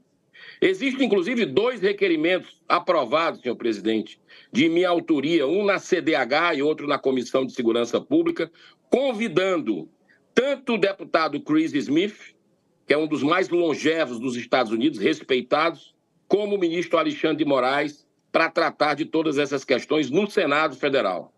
Não dá mais para continuarmos inertes. É preciso agir enquanto é tempo. O Brasil não pode continuar numa espécie de aventura ditatorial. Precisamos prestar muita atenção nos novos ares mundiais com os avanços da direita em toda a Europa, que levaram o presidente da França, inclusive, a dissolver o parlamento e convocar novas eleições com amplo favoritivo dos conservadores. O mesmo fenômeno já ocorreu aqui vizinho, na Argentina, e deve estar também nas próximas eleições dos Estados Unidos com a vitória dos republicanos. O Brasil não pode ficar isolado mundialmente como uma das nações que mais reprime a liberdade de expressão, a exemplo da China e da Rússia. Agora vamos à notícia ruim, senhor presidente. Eu tenho que voltar a ela porque é algo difícil de digerir o que aconteceu ontem, né? Assim, que na realidade é tão trágica que pode resultar num bem para a nossa combalida democracia. Trata-se da infame decisão do STF, do julgamento que na prática legaliza o tráfico de 40 gramas. Né? Então, foi formada essa maioria ontem e, como eu falei há pouco, a liberação em massa de traficantes que estão aí nos presídios e outras repercussões mais. Isso não é apenas um simples desrespeito, senhor presidente, ao Congresso, ao nosso Congresso Nacional. É um verdadeiro ataque ao princípio constitucional da harmonia e independência entre os poderes da República.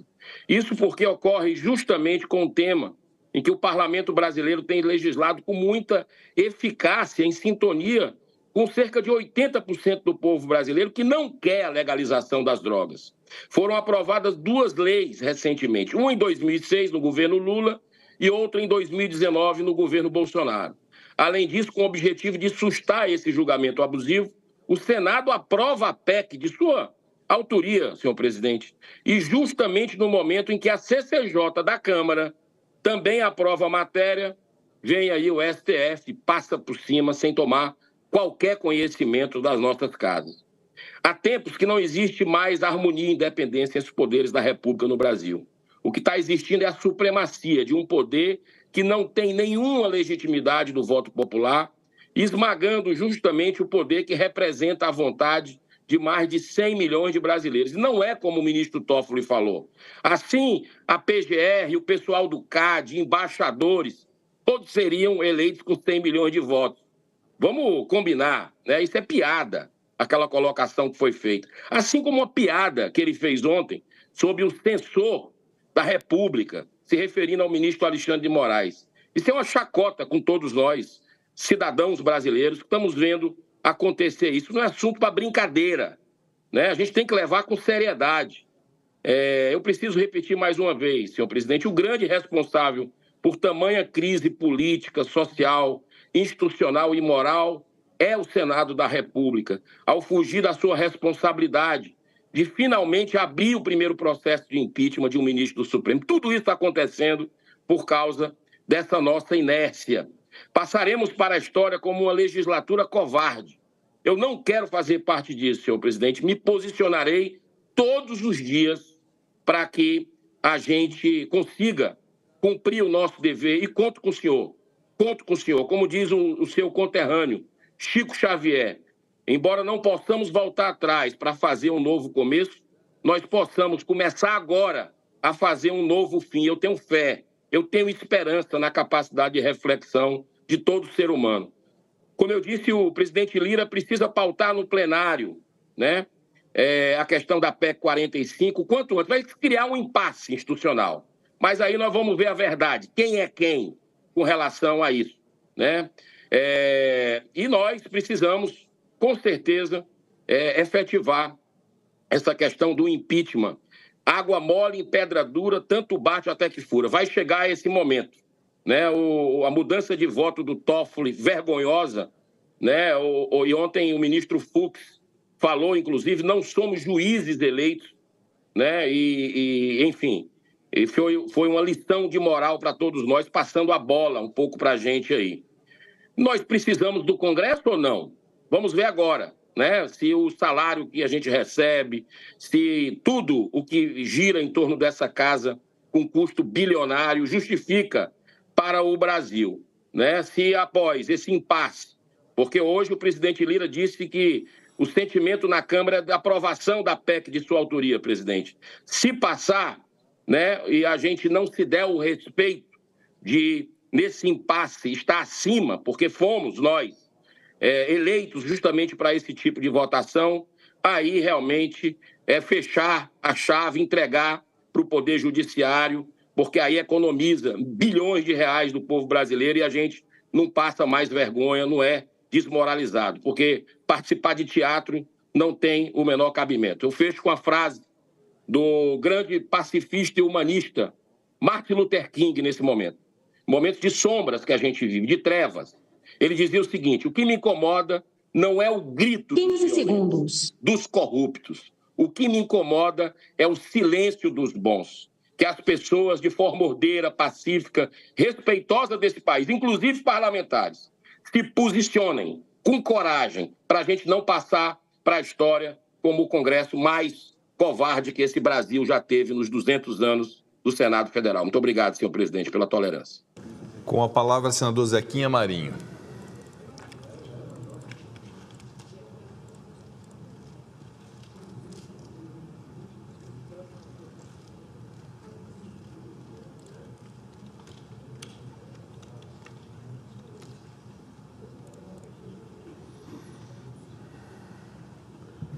Muito obrigado, presidente. Perdão aqui pela lentidão, que eu fiz consulta ainda há pouco e estou com os olhos dilatados para exame em função de algumas dificuldades aqui. Mas eu gostaria de trazer na tarde de hoje uma reflexão sobre nossa região, a região amazônica, fazendo algumas considerações e trazendo alguns números que são fundamentais para a população, para a economia, a fim de que se possa despertar e fazer com que todo mundo, o governo, o Congresso Nacional, a sociedade, o setor empresarial, possam olhar aquela região de forma bem diferenciada, enxergando, né, todo o potencial que ela tem e as dificuldades que ela vive hoje. São 5,1 milhões de quilômetros quadrados, 50% do território nacional. A Amazônia são 808 municípios, significa 14,5% dos municípios brasileiros, 27,8 milhões de habitantes, 13,7% do Brasil, 3,5 milhões de quilômetros quadrados de área de cobertura natural, quer dizer, 84% da Amazônia é preservada, né? E a gente é acusado lá de ser os piores criminosos, né, na área ambiental. Mas só de dizer que 84% da Amazônia legal tem cobertura florestal, de acordo com o bioma, preservado. O PIB é de 922 bilhões, não é tanta coisa, mas também não é tão pequeno assim. São 10,2% do PIB nacional. O Pará e o estado do Amazonas estão no pódio, e aí vem algumas dificuldades, estão no pódio das maiores taxas de informalidade do Brasil.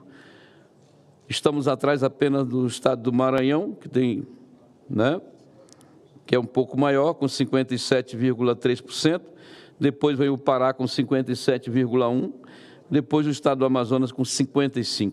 Significa uma economia completamente desorganizada, uma economia que os governos não têm controle sobre ela. Pelo ranking da competitividade dos estados, os 3 últimos são da região norte.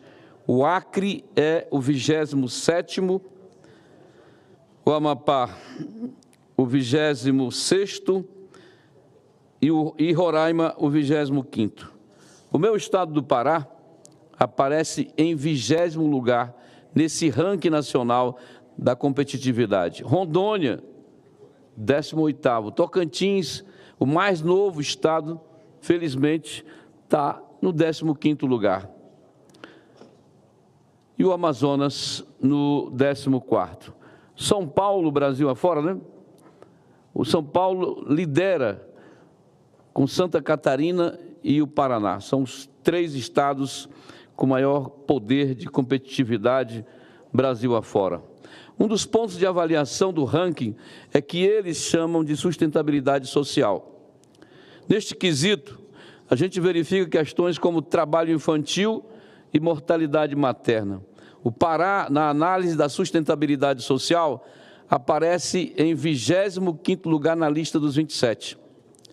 Sem empregos e com alta taxa de informalidade, acabamos vendo esse absurdo que é tirar as crianças da escola para que eles contribuam com a renda dentro de casa.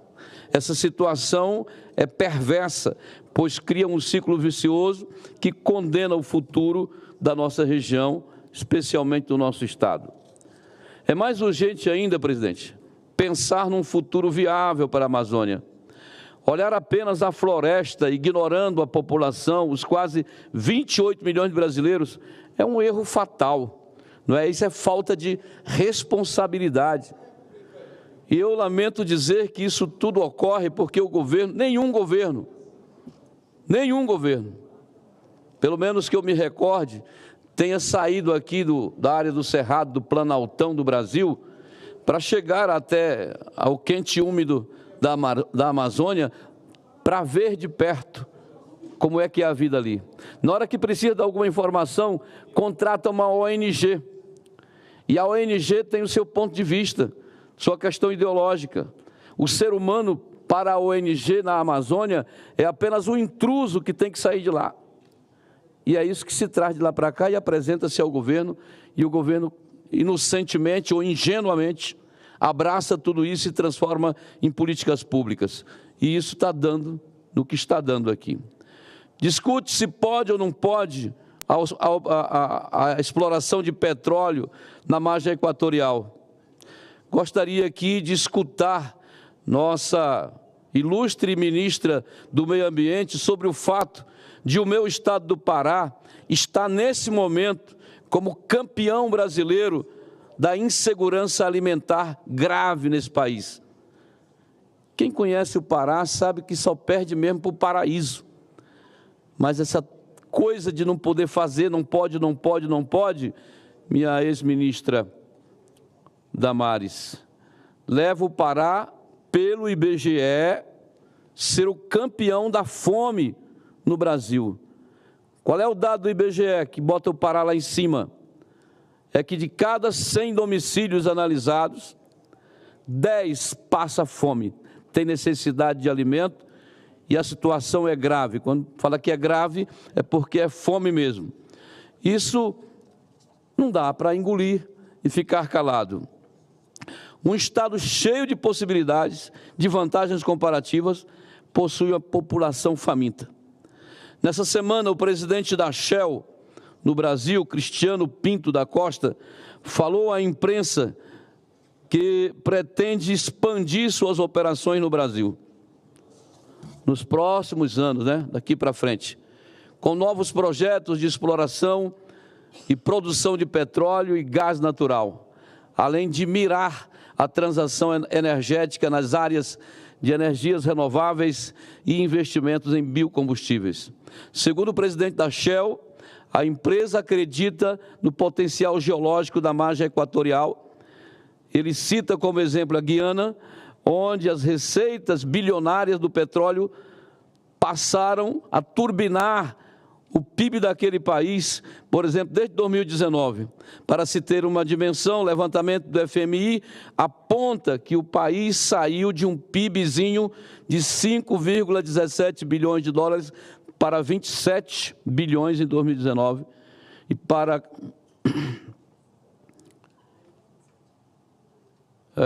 68,2 bilhões em 2023.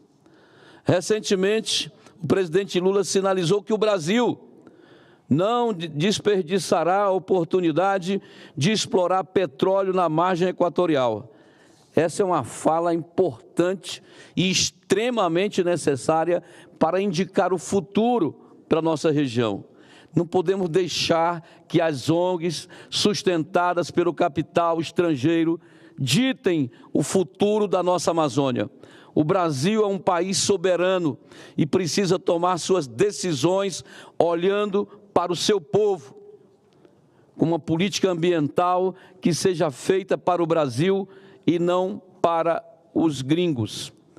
E hoje nós tivemos uma reunião importante promovida pela ABREM, onde tínhamos a presença da embaixadora da União Europeia, uma senhora muito simpática, muito educada, e eu estava ali como único parlamentar e da Amazônia.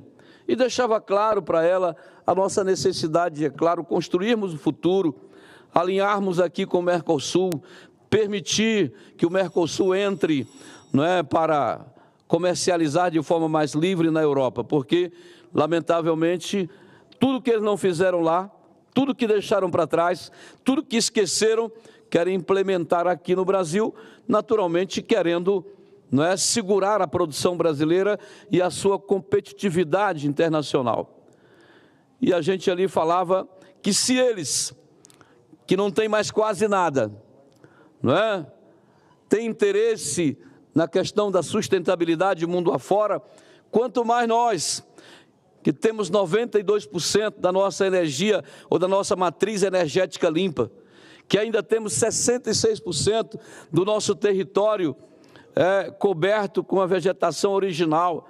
Acabei de mostrar dados aqui que só a Amazônia tem 84% de cobertura original preservada.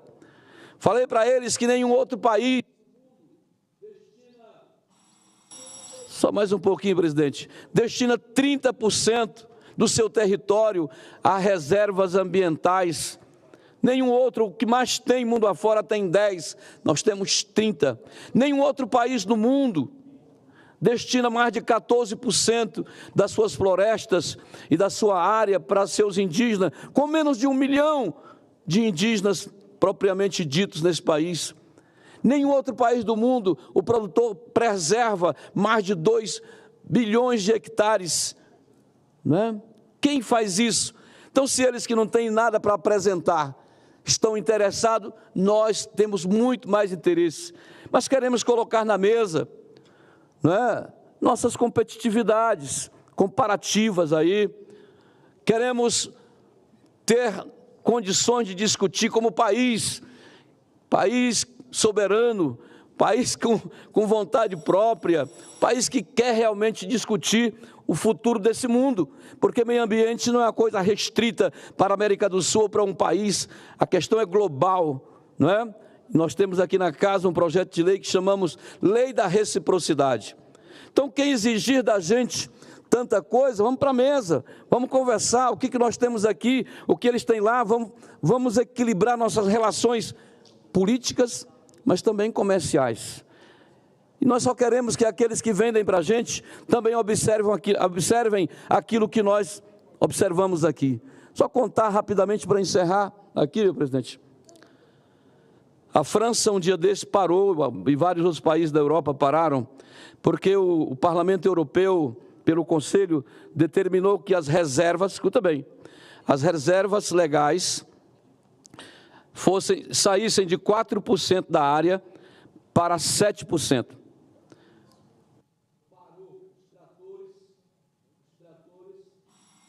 Os tratores foram para as estradas, ninguém fez mais nada. Adiaram o debate para 2025. Aqui, a menor área de preservação de qualquer produtor do Chapadão é 20%. No Cerrado é 35% da área. Na Amazônia é 80%. A gente compra 100 alqueires ou 100 hectares, usa 20 e deixa 80. Lá eles não querem sair de 4 para 7. Não é?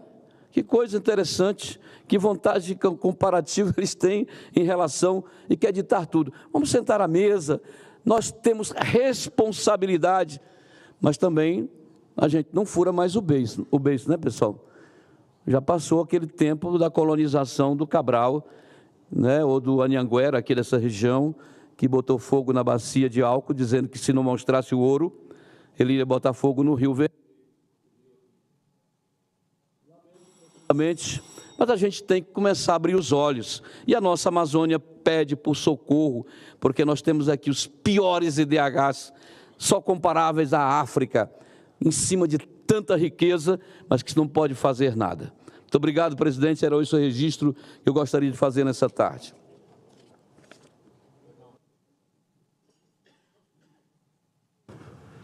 Pois não, senador Zequinha Marinho. Passa a palavra ao próximo senador inscrito, senador Paulo Paim, que falará remotamente.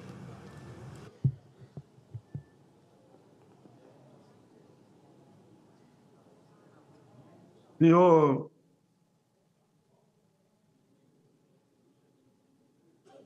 boa tarde, presidente, senhoras e senhores senadores. Eu, como tenho feito, falo outra vez do Rio Grande do Sul. Amanhã, quinta-feira, eu devo cumprir uma agenda extensa no Vale do Caí, São Sebastião do Caí, uma região que foi muito atingida pelas chuvas, enchentes e inundações. Vamos lá ouvir autoridades, lideranças, visitar locais onde as pessoas estão alojadas e teremos também uma plenária, né, com o prefeito, o vereador, setor produtivo, comunidades ali representando a população. Na pauta, vamos discutir o plano de minimização dos efeitos da cheia do Rio Caí. A ideia é colocar em prática um projeto estudado por técnicos nos anos de 2012 e 2013, quando foram realizados 4 audiências públicas nos municípios de Montenegro, Pareci Novo, São Sebastião do Caí e Harmonia.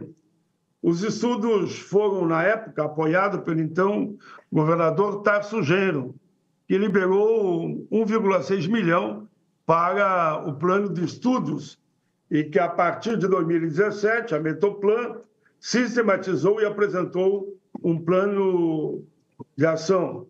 Presidente Marcelo Castro, o estudo tem como objetivo amenizar os estragos causados pelas repetidas enchentes do Rio Caí e seus afluentes. Teremos outros encontros no município. Vamos ali discutir a questão das emendas individuais e de bancada e também as extras, que compete à região do Vale do Caí. Por exemplo, só o meu mandato destinou em torno de 10 milhões e 300 mil para aquela região. Vão ser inúmeras cidades atingidas.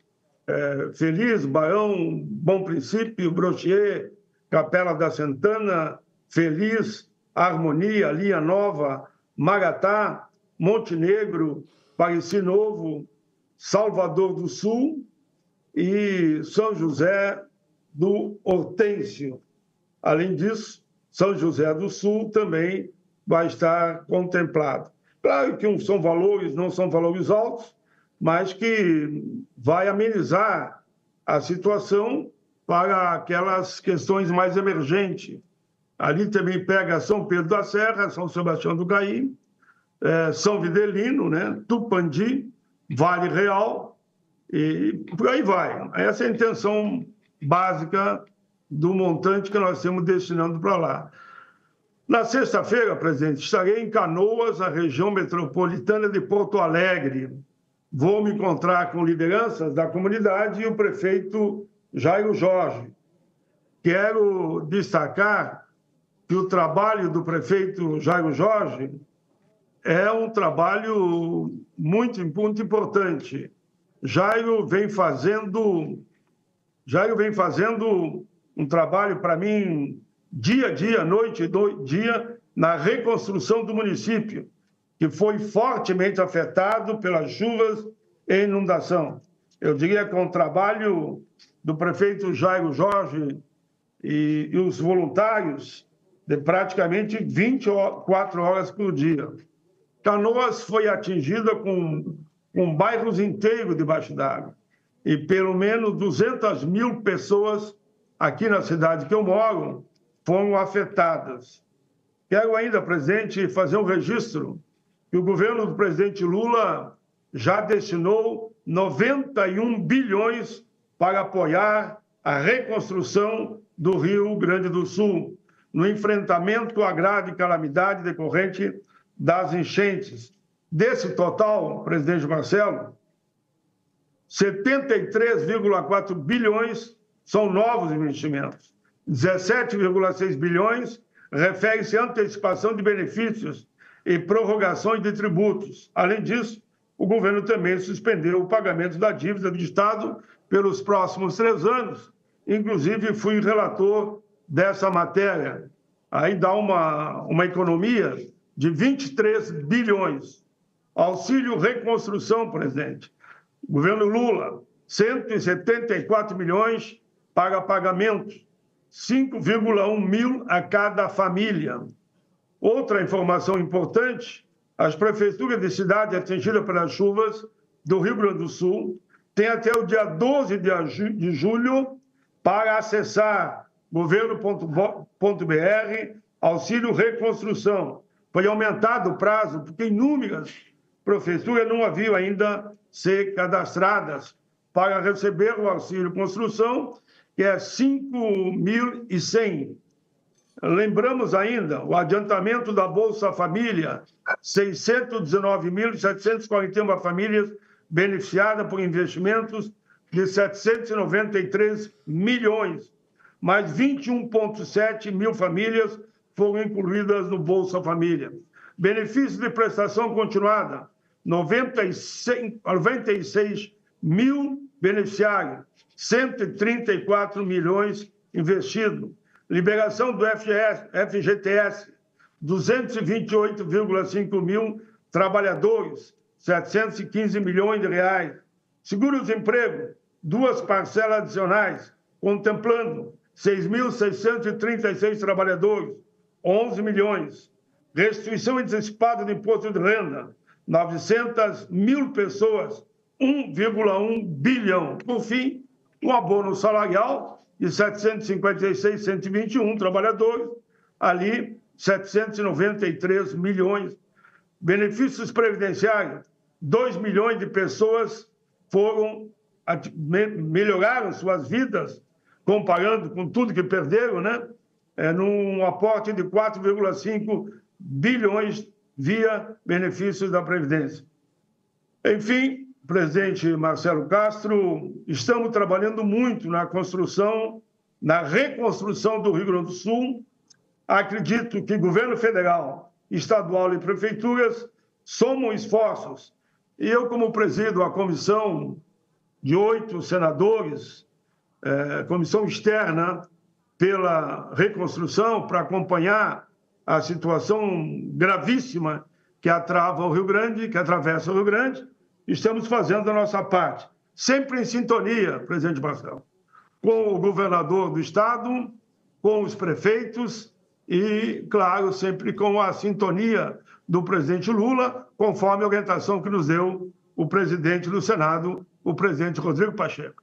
Era isso, presidente Marcelo. Obrigado aí, Marcelo Castro, pela tolerância para que eu pudesse fazer um mini balanço do trabalho que estou fazendo aqui no estado durante esses dias da semana, que está sendo permitida a discussão e votação virtual. Parabenizar a Vossa Excelência, senador Paulo Paim, pelo trabalho que está fazendo à frente dessa comissão, juntamente com os demais membros, nessa hora tão difícil e dolorosa para o povo gaúcho. O próximo orador inscrito aqui é o senador Esperidião Amin, de Santa Catarina. Parece que o microfone está fechado, senador. Verifique aí. Bastou a sua palavra para que abrisse. Então, o senhor está realmente empoderado, não apenas localizado na cadeira do presidente, mas empoderado. Presidente, prezado amigo senador Marcelo Castro, eu quero complementar o que ontem assinalei no meu pronunciamento a respeito da decisão complementada hoje pelo Supremo Tribunal Federal no tocante ao que se deva considerar como autorizado, posto que deixa de ser crime, o fato de alguém portar uma quantidade, pelo que se pôde depreender da decisão do Supremo Tribunal Federal um volume de até 40 gramas da cannabis sativa, ou seja, da maconha. Fica o enunciado, né? A interpretação certamente será danosa e inúmeras perguntas por responder. Primeiro, qual é a origem desse produto? Deixa de ser criminoso portar 40 gramas, deve ter alguma forma de assegurar que este volume, não caracterizando o crime, deva ser considerado menos letal do que 41 gramas. Quem é que vai fixar? Quem é que vai colocar na balança e em que balança? Quem será o responsável por isso? Este equipamento, balança, passa a ser de fácil acesso. A autoridade policial portará uma balança certificada, naturalmente, capaz de assegurar que a quantidade que estava de posse da pessoa inquirida, ou quem sabe até detida, não ultrapassa este limite. Em síntese, o Supremo Tribunal Federal tomou a decisão de criar os fundamentos para uma nova política pública que separa o que é crime e o que não é crime, o que é sujeito a uma sanção administrativa, não se sabe ainda qual. Eu, sinceramente, não sei quem é que vai aplicar esta sanção. Acho que foi uma decisão infeliz. Acho que ela vai suscitar desânimo, revolta e, no mínimo, vai ensejar, senador Marcelo Castro, muitas sessões de psicoterapia para quem entende que o parlamento tem relevância. Para quem complementa as palavras do ministro Fux, dizendo que nós não temos, ou não deveríamos ter, um governo constituído por juízes no Brasil. Deixo aqui, mais uma vez, assinalado que decisões monocráticas e, às vezes, decisões colegiadas, que nós temos que respeitar, estão nos levando à sensação de que há um caminho incerto, nebuloso e complicado diante de nós. Uma vez que, paralelamente, mas conflitantemente, com decisões que o Congresso tem tomado, pelo menos a maioria exigida para aprovar uma emenda constitucional foi obtida aqui no Senado a respeito da PEC, da criminalização das drogas, incluindo a maconha. Se eu bem me lembro, eu não posso dizer que Vossa Excelência tenha votado conosco, mas respeito o voto de quem pensa diferente, é evidente. O fato é que está na Câmara e já foi aprovado na Comissão de Justiça o teor que saiu daqui. Mas, enquanto isto, o Supremo Tribunal Federal se apressou em estabelecer esse novo parâmetro de separação entre o que é crime do que é merecedor de uma sanção administrativa.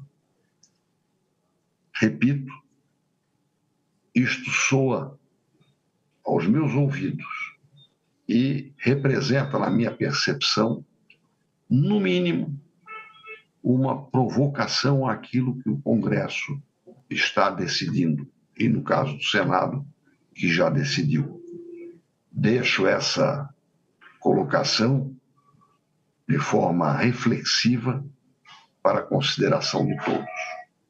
Mas duvido que esta decisão signifique um esclarecimento para a sociedade brasileira. Muito obrigado. Senhor senador Esperido Amin, Vossa Excelência aí não se recorda como eu votei essa PEC. Na verdade, eu não a votei, porque não estava, esse dia eu estava internado e não pude votar, que é uma PEC, exigia presença, mas eu me manifestei já várias vezes aqui no Senado Federal e eu teria votado contrariamente à aprovação dessa PEC, que eu entendo que é um retrocesso a gente colocar no texto constitucional um fato tão grave desse, de não fazer nenhuma distinção entre o usuário, entre o dependente e é evidente que eu, como sou médico, psiquiatra, Vossa Excelência sabe perfeitamente, convivi em hospital psiquiátrico, consultório médico e vi muitos casos de dependência de droga. E é evidente que para um psiquiatra, para um médico, equiparar um dependente, um usuário, a um criminoso, parece uma coisa assim, para nós médicos, psiquiatras sobretudo, que convivemos, um despropósito. Eu lutei muito contra isso daqui, mas a maioria que vence, eu não tenho a menor dúvida de que vai passar na Câmara e vai tornar crime e não vai se fazer mais essa distinção. O que o Supremo está fazendo, não tenho procuração de defender o Supremo, é que na lei que nós aprovamos em 2006, essa eu votei a favor, nós fazíamos uma distinção bastante nítida entre o que era usuário e o que era traficante. Ao traficante, toda a culpabilidade, toda a responsabilidade e prisão de 5 a 15 anos. E o traficante, embora fosse considerado um ilícito, penas alternativas, né, de assistir palestras, de prestar serviços à comunidade. E nós dissemos, o que é que vai distinguir um traficante de um usuário? Nós colocamos na lei, que seria a quantidade, que seria a circunstância, que seriam os meios. Por exemplo, a pessoa foi encontrada com pouca quantidade de droga, mas estava com a balança, com a relação de nomes. É óbvio que aquela pessoa estaria traficando. O policial rapidamente vê isso. Mas nós não dissemos de maneira objetiva quanto seria essa quantidade. E aí o que é que está ocorrendo na prática? Então tem já várias pesquisas feitas, publicadas, né? Estudos de jurimetria, mostrando que se uma pessoa é mais idosa, não é, de nível superior, é pegado com a quantidade de droga, a tendência é do policial, a tendência é do promotor, do juiz dizer, não, esse é um usuário. Já se é um jovem com um nível de escolaridade menor, de um nível de socioeconômico menor, a tendência já é, os estudos mostram isso de maneira clara. E aí essa questão chegou ao Supremo. O Supremo foi provocado. Ele tem que dar uma resposta. Qual é a resposta que o Supremo está dando? Está tentando objetivar, não deixar de uma maneira tão subjetiva que dê margem a decisões tão díspares, né, como está ocorrendo atualmente. E o Supremo está dizendo, não, para uso pessoal, seja recreativo, seja porque é dependente, para uso pessoal, nós não devemos considerar crime. Não, isso não é legalização, Isso não é liberação. Apenas a pessoa não é considerada um criminoso. Mas que quantidade seria essa? O porte da droga. Então, há vários exemplos no mundo a ser seguido. O exemplo, mais ou menos, que o Supremo vem tomando é o nosso vizinho aqui e nosso pai, o Portugal, que tem uma política de drogas que alguns querem que está sendo exitosa e que estabelece, se não me falha a memória, 30 gramas. O Supremo aqui chegou a 40 gramas, né? Não sei, eu não sei medir isso daí. Mas o fato, senador Esperido Amin, que se uma pessoa for pegada com 40 gramas, dizer se é usuário. Pegou com 41, esse é traficante. Não é bem assim. Esse é um dos itens que a polícia, que o Ministério Público, que a Justiça vão se valer para dizer se é traficante ou não. Se a pessoa tiver com 10 gramas de maconha, por exemplo, mas tiver com a balançazinha de medir, tiver com a lista de pessoas que vendeu, a circunstância toda, a polícia vai ver que aquilo ali, que ele é um traficante. Então, por isso é que eu estou fazendo essas observações e me preocupa muito, senador Esperido Amin, eu que sou médico, psiquiatra, é o dependente, o doente. Quer dizer, ele agora, além de dependente, além de doente, porque isso em alguns casos é doença, na maioria dos casos não, mas em alguns casos é doença, essa pessoa também vai ser considerada um criminoso. Não tem como livrar, vai ter que constar na ficha dele, vai perder a primariedade. E aí eu pergunto, o que é que a sociedade ganha com isso? A opinião do mundo civilizado vai no sentido contrário. É assim que está caminhando os países mais desenvolvidos do nosso planeta. Bom, nós estamos vivendo um momento especial e o Senado achou que nós deveríamos decidir dessa maneira. Com certeza, a Câmara vai decidir da mesma maneira. E aí, qualquer quantidade de droga é crime e quem pratica crime, até prova em contrário, é criminoso. Com a palavra, Vossa Excelência, senador Esperido Amin. Eu não esperava, mas eu quero agradecer efusivamente a provocação que eu lhe fiz. O senhor viu que eu não esgotei o meu tempo, né? E quero lhe dizer que não concordo com as suas observações, especialmente do ponto de vista institucional. Eu nem vou discutir a questão da rotina que vai representar crime ou que vai representar sanção administrativa, porque isso não está escrito em lugar nenhum. Isso é uma invenção que está sendo feita. O que eu quero apenas focalizar ao parlamentar, meu amigo Marcelo Castro, é que o Supremo Tribunal Federal cometeu, no mínimo, um erro no cronograma. Ele está por responder a esta ação sobre a lei de 2006 há 9 anos. Há 9 anos. E respondeu exatamente quando o Congresso está deliberando. Respondeu exatamente entre a deliberação da Comissão de Justiça e o plenário da Câmara. No mínimo, ou é uma decisão tomada num compartimento estanque, numa bolha que ignora o que está acontecendo lá fora, ou é uma entidade que tem o sentimento de que o Congresso eleito pelo povo vai tomar esta ou aquela decisão, como Vossa Excelência antecipou, eu nem vou corroborar, mas estou dizendo, a Câmara tem um processo decisório que começa na Comissão de Constituição e Justiça, que já foi vencida essa etapa. Falta só o plenário.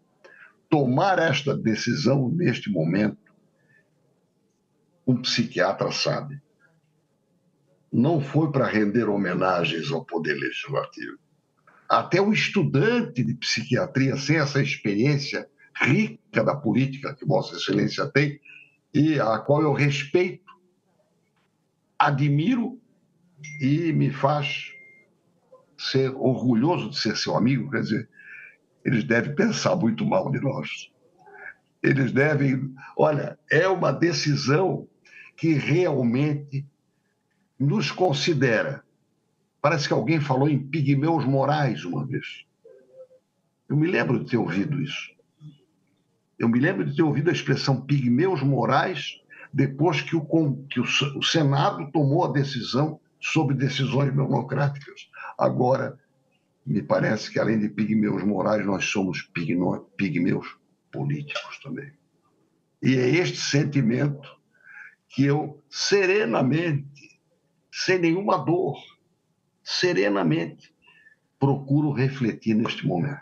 Mas lhe agradeço muito pela, como sempre, pedagógica e muito bem urdida explanação que Vossa Excelência proferiu aqui, neste momento, da tribuna da presidência do Senado. Não da tribuna, mas da presidência do Senado. Não vou polemizar com o presidente da Casa em exercício.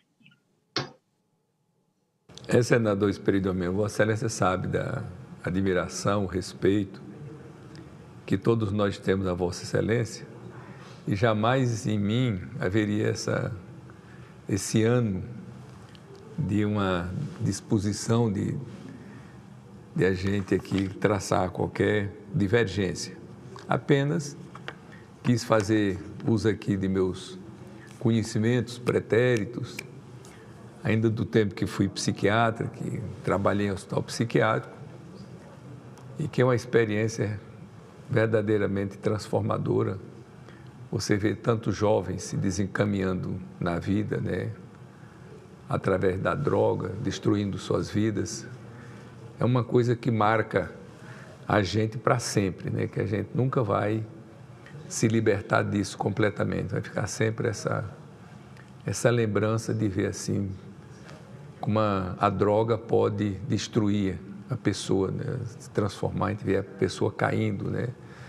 Na sua personalidade. Mas, enfim, aqui é uma casa política, né? Que toma as decisões políticas, legislativas, e cada coisa no seu tempo, e a gente tem que aceitar. Uns pensam de um jeito, outros pensam do outro. Essa é a essência da democracia, e a maioria vota e vence. Então, agradecendo a grande contribuição de Vossa Excelência, como sempre, enriquecendo e abrilhantando aqui os nossos debates, vou passar a palavra para o não menos ilustre senador do Distrito Federal, senador Isalci Lucas, que chega agora para...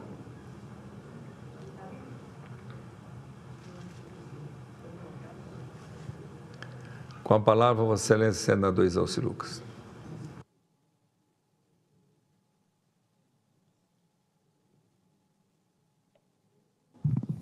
Meu querido presidente em exercício, senador Marcelo Castro, homem experiente, minhas queridas senadoras, senador Cleitinho, senadora Damares, Rosana.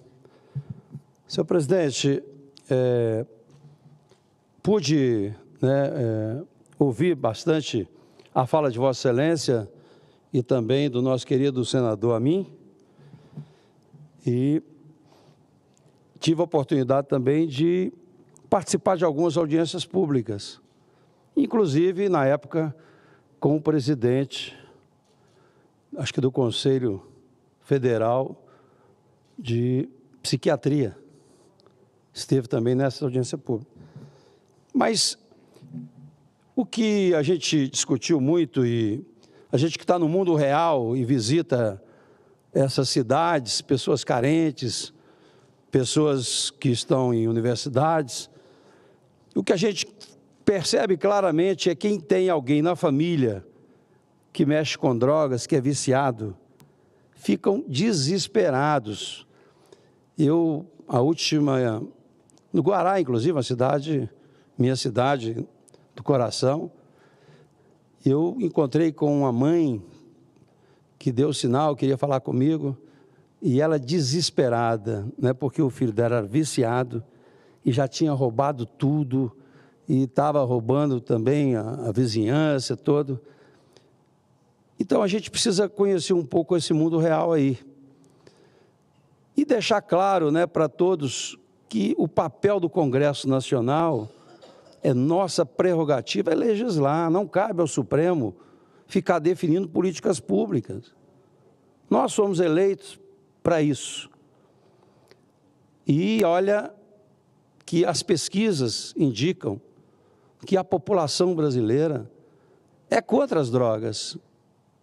E traduzindo, né, acredito que seja pela criminalização, porque na prática o governo não tem políticas públicas para oferecer para esses jovens que normalmente entram no mundo do crime, das drogas, exatamente por não ter. Minha avó já dizia lá atrás, minha bisavó também, cabeça vazia, oficina do diabo, não tem o que fazer, vai fazer o que não presta. Como no Brasil há anos que não tem uma política pública de educação profissional, não tem mais essa defesa de valores, princípios, né? A coisa vai por esse lado. Agora, essa questão das drogas, o que eu vejo é um desrespeito ao Congresso Nacional, porque aqui mesmo nós votamos essa matéria. O Senado deixou claro, e Vossa Excelência confirmou, que aqui é uma casa da democracia, a maioria vota e vence, e nós somos representantes dessa população que está aí. Então, é evidente que a Câmara ainda não votou, eu espero que vote o mais rápido possível, para que a gente possa ter esse assunto definitivamente eliminado, porque na prática, senadora Damares, o que acontece quando você define 40 gramas, até 40 gramas, a pessoa é considerada usuária, é óbvio, é evidente, é claro, que os traficantes vão adotar como medida 40 gramas, é óbvio. E eu tive cuidado, eu não sou especialista, não sou advogado, não sou médico, mas por ser parlamentar eu tive o cuidado de conversar com a Polícia Civil, que trabalha com essa matéria, com a Polícia Militar, para saber lá na ponta como é que acontece a coisa. Ora, nós não produzimos maconha no Brasil, não pode, é crime. Ninguém produz aqui, pelo menos teoricamente. Ora, se não é crime, e aí, quem é que traz, onde é que vem, de onde é que vem isso? Então, quando você admite 40 gramas, automaticamente você está admitindo, não é que nós vamos aceitar a entrada de droga no Brasil. E teve ministro, inclusive, que liberou todas as drogas, não foi só a maconha, todas. Então, este assunto cabe ao Congresso Nacional, e eu espero, né, que o nosso presidente da Câmara, senador, o deputado Arthur Lira, possa realmente colocar rapidamente, como é uma PEC, normalmente cria a comissão, mas eu espero que essa comissão faça o seu trabalho o mais rápido possível, que possa, de fato, votar essa matéria para mostrar realmente qual é a posição do Congresso Nacional, que é a nossa prerrogativa. Mas eu queria também, aproveitando aqui, e a senadora Damares esteve comigo, nós estivemos juntos. Primeiro, na quarta-feira, estivemos no Supremo Tribunal Federal, uma audiência com o ministro Alexandre de Moraes. Levei junto, a senadora Damares tinha cópia do ofício encaminhado ao Supremo em novembro, dia 23 de novembro, 17 senadores assinaram um ofício solicitando do ministro Alexandre de Moraes a autorização para visitar o ex-diretor da Polícia Rodoviária Federal, que está preso desde agosto.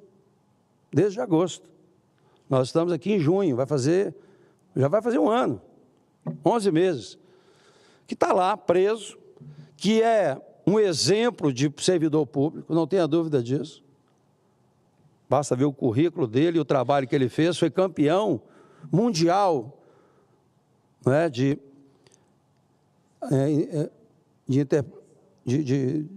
drogas, né? Foi o que mais apreendeu drogas no mundo, em termos, deve ir para o Guinness, no recorde. E aí o ministro disse assim, olha, eu acho que sumiu esse documento aqui, não sei o quê. Mais ou menos isso. Olha, o documento assinado por 17 senadores. Mas, de qualquer forma, despachou no mesmo dia. Evidente que a imprensa soube primeiro que a gente que estava despachado. Mas, de qualquer forma, fomos visitar ontem o ex-diretor Silvinei. E óbvio, né, não tem...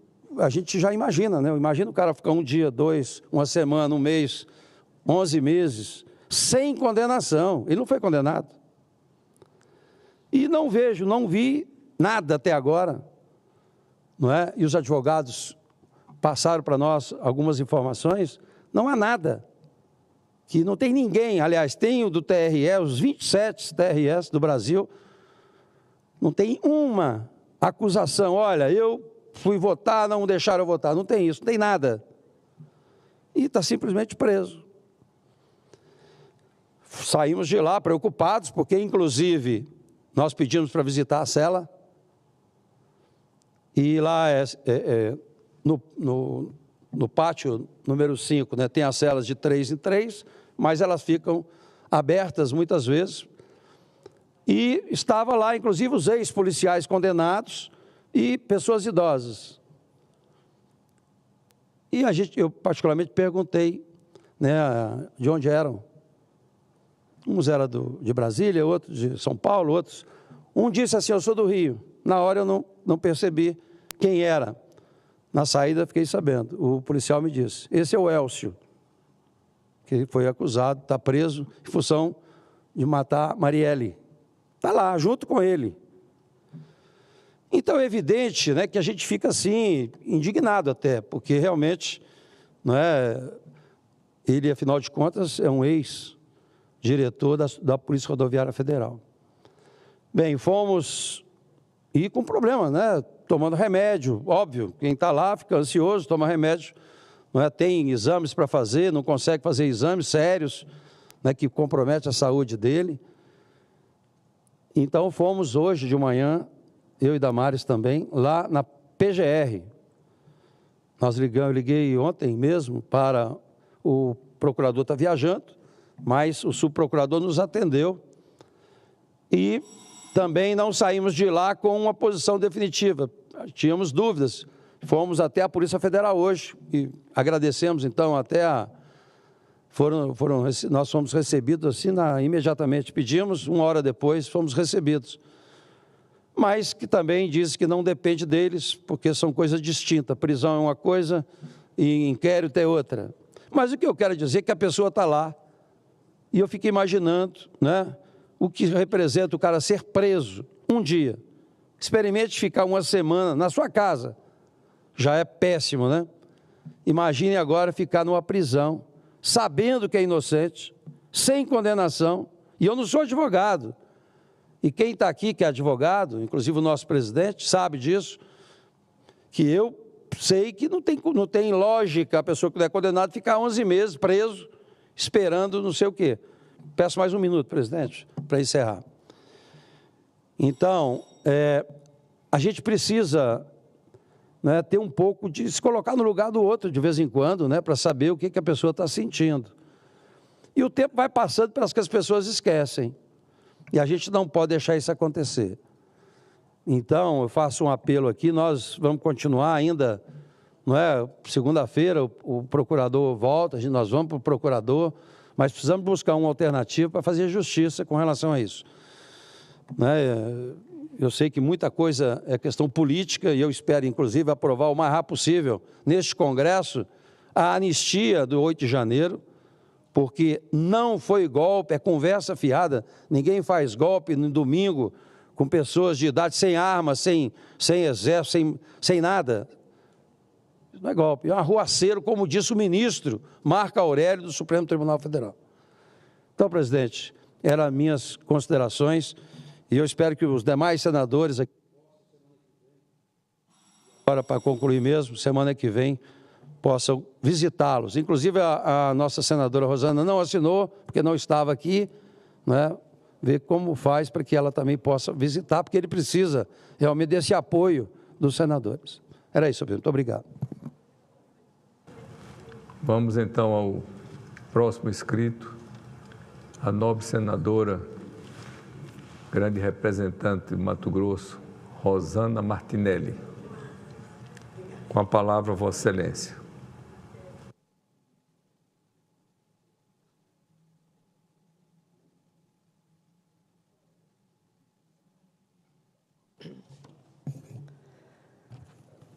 Boa tarde, senhor presidente, senhoras senadoras, senhores senadores. Hoje, gostaria de abordar um tema de extrema relevância para o nosso país.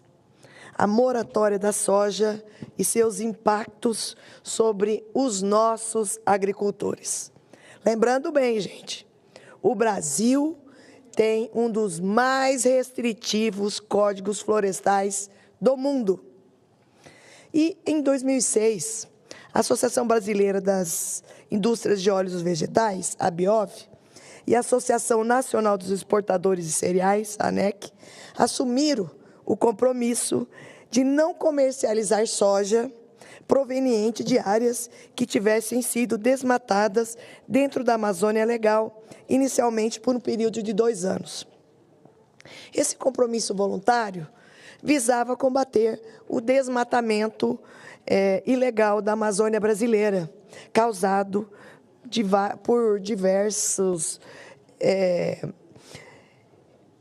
situações, principalmente a expansão da soja, do milho. Inicialmente temporário, transformou-se em um compromisso de prazo indeterminado, desde 2016, revelando-se um problema gravíssimo em diversos aspectos. O Código Florestal Brasileiro de 2012 exige que propriedades rurais em áreas florestais do bioma Amazônia represervem 80% das áreas como reserva legal. Como o próprio senador Zequinha teve anteriormente usando a fala e falou. Nós estamos na região, você compra uma área, você tem que preservar 80% e a sua obrigação é cuidar e você não recebe nada por isso. Porque se entrar fogo, se tiver qualquer invasão, é responsabilidade do proprietário. Por outro lado, a moratória da soja estabelece o requisito de desmatamento zero, que não poderia comprar, as empresas de óleo não poderiam comprar nada que fosse de área de desmatamento. Nesse sentido, o acordo vai além das exigências do Código Florestal.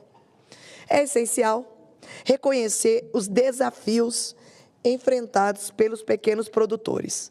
Muitos deles defendem e dependem da agricultura como principal fonte de subsistência e não desproporcionalmente impactados pelas rigorosas regras da moratória, sem alternativa viável para sustentar suas famílias.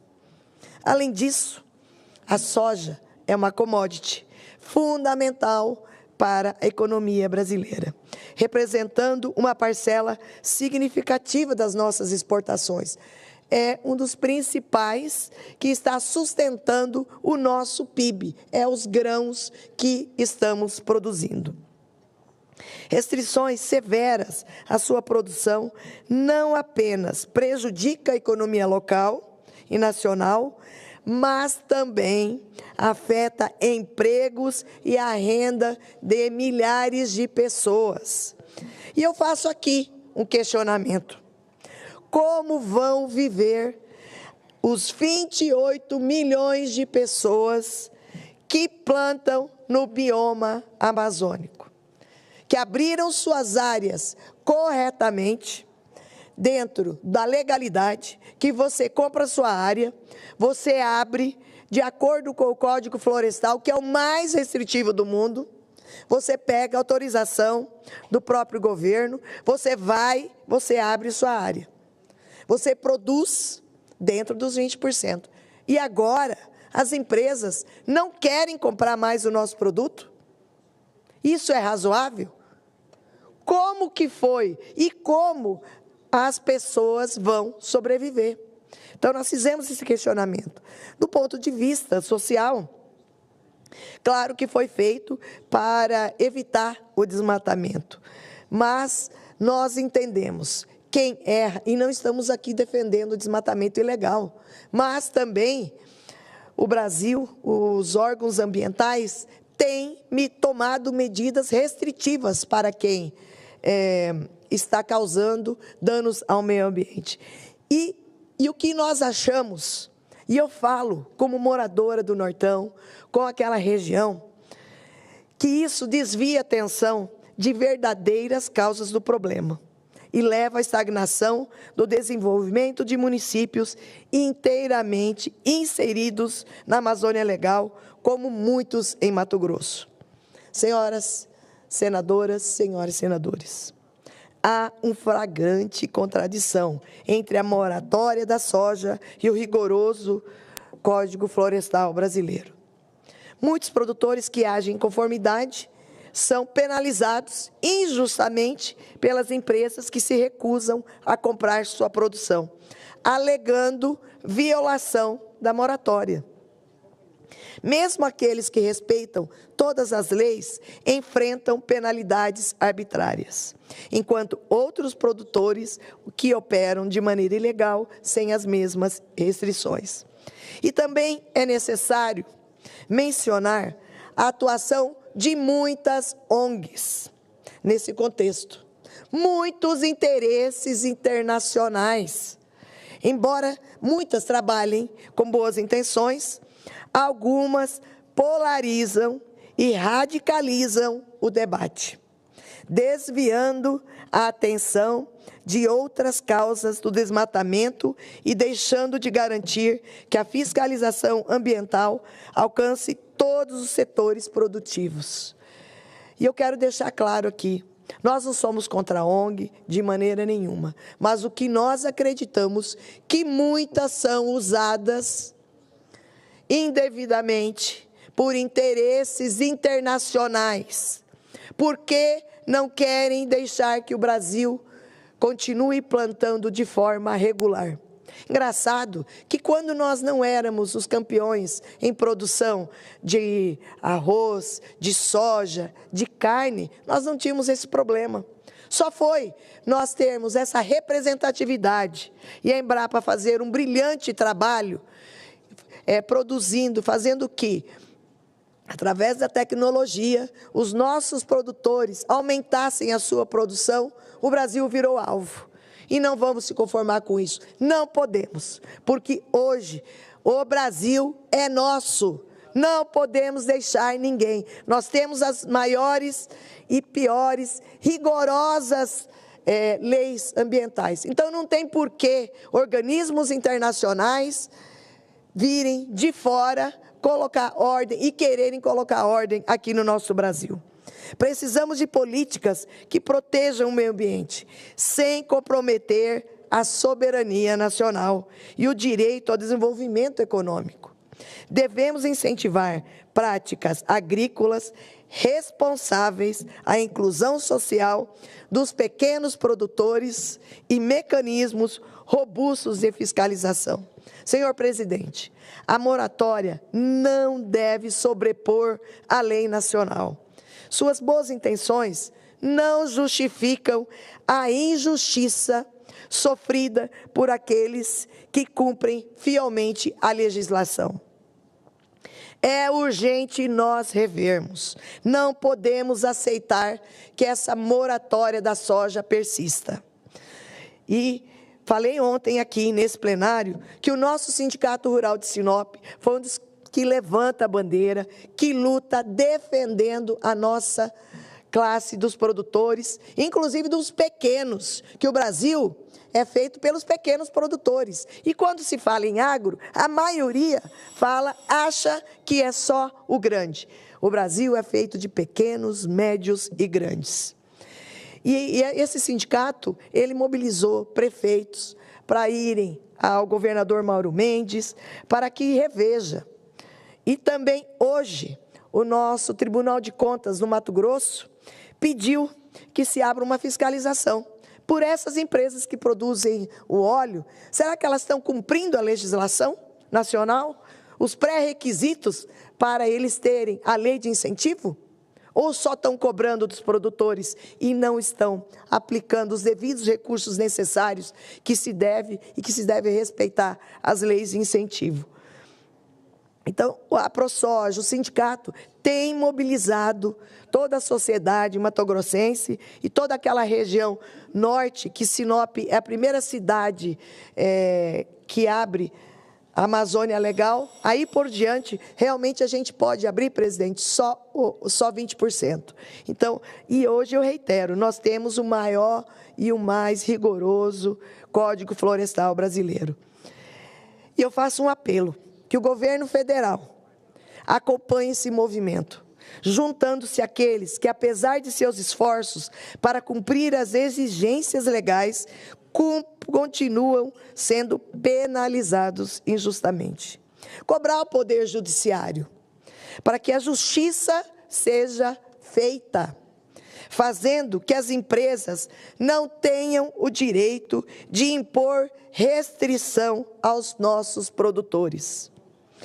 Reiterando mais uma vez, o nosso código é o mais restritivo do mundo. E o mundo olha para o Brasil, porque o Brasil é o celeiro. E querem tirar o direito de produzir dentro das áreas que, conforme nós abrimos, preconizando o Código Florestal. E eu faço outro questionamento, uma outra pergunta. Existe sustentabilidade sem produção? E eu reitero novamente, como vão viver os 20 milhões de brasileiros que vivem e produzem no bioma amazônico se a moratória da soja persistir? É o momento de revisar, de pensar que o Brasil, precisando de recursos, e nós temos a certeza que nós somos o maior produtor em vários segmentos, o mundo está olhando para nós e o mundo precisa dos alimentos que o Brasil produz. Então, não podemos ser hipócritas de ficar passando a mão em leis que não levam a nada. Nós precisamos produzir com responsabilidade dentro da legalidade.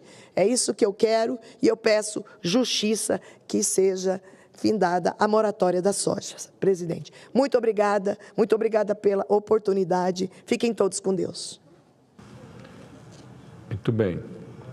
Vamos ao próximo senador inscrito, o nobre senador Marcos Duval, Espírito Santo. Com a palavra, Vossa Excelência. Opa, peraí. Estão me vendo aí? Peraí.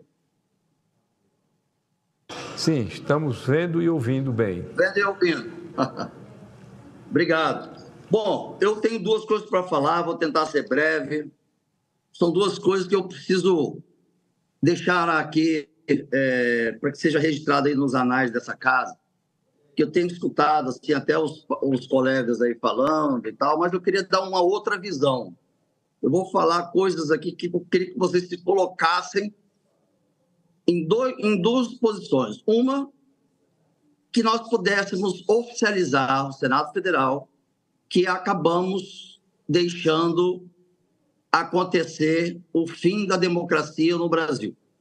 E eu vou explicar para vocês, tecnicamente, não temos mais o regime democrático no Brasil.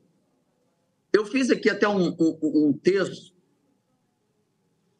com a intenção até de mandar para vários países para denunciar. Fiz aqui em inglês, mas eu vou ler em português aqui para vocês. Só para vocês terem uma ideia, a gravidade que nós estamos. Então, vamos lá. Hoje, já não podemos dizer que vivemos em uma democracia. A realidade é que a democracia brasileira foi derrubada e substituída por um regime de censura implacável. Democracia e censura são conceitos totalmente antagônicos. Onde há censura, não há democracia. Alguém discorda disso? Eu peço aí os juristas, todo mundo, os ministros do STF, alguém discorda disso? Ou eu preciso que alguém me convença que democracia e censura podem caminhar juntos? Pelo amor de Deus, gente, Ninguém percebeu que nós tomamos um golpe de Estado sem arma pela primeira vez? Vocês não perceberam isso? Simplesmente o ministro, decisão monocrática, invadiu o Senado Federal, o gabinete, simplesmente por um ficha expedition. Pô, não tem nada contra ele, não estamos achando. Sabe o que eu tenho guardado? Só para vocês terem uma ideia, os senhores, eu tenho guardado uma fala de um ministro, não é esse que eu estou citando, mas ele dizendo o seguinte, tentamos de tudo, ou seja, tentaram de tudo para me ferrar, mas agora arrumamos um problema, porque ele é um profissional de tiro. Aí todo mundo ri, aí, de repente, busca apreensão na minha casa para pegar minha arma, que eu uso há 30 anos para me defender. Mas vamos lá. Então, onde há censura, não há democracia. Simples assim. Simples assim. Então, vamos lá. Em um movimento alarmante, o poder de controlar todas as redes sociais foi concentrado nas mãos de um único ministro por meio do programa de combate à desinformação da STF. Vai ter também um programa de combate aos crimes, ao crime organizado, ao programa de combate à corrupção, vai ter... Eu não sabia que o STF tinha essa atribuição, não sabia. Mas eu vou explicar por que eles estão sedentos por isso. Esse ministro tem autoridade de decidir unilateralmente e sem qualquer supervisão externa quem pode e quem não se expressar nas plataformas digitais, ou quem pode e quem não pode se expressar lá. Isso inclui parlamentares, que nós até então na Constituição dávamos a garantia de não sermos penalizados pela palavra, votos e tudo mais. Mas cadê? Hoje, esquece. Esse livro de democracia, eu acho que virou rascunho.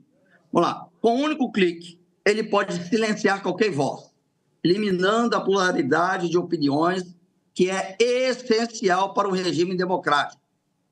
Ou seja, tem uma gravação dele dizendo assim, se você vai para uma carreira pública, você tem que saber que você vai ser exposto, vão discordar, vão xingar, Aí, de repente, ele começa a descobrir um ponto, miraram lá e vamos embora para lá, que é ali que a gente vai conseguir calar o Brasil e deixar o brasileiro refém. É o que nós estamos. Vamos lá. Esse cenário autoritário foi formalizado em um evento do Supremo Tribunal Federal, onde o presidente do STF, ministro Barroso, assinou um projeto que concede autonomia total a esse ministro. Inicialmente, o projeto incluía a participação da Polícia Federal e da Procuradoria-Geral da República para garantir a supervisão e prevenir abusos. Mas, no entanto, essas instituições rapidamente foram excluídas, deixando o controle absoluto nas mãos de uma única pessoa. Para ilustrar a gravidade, aí que eu vou falar por que eles investiram tanto nesse projeto de fake news. Vocês vão entender agora.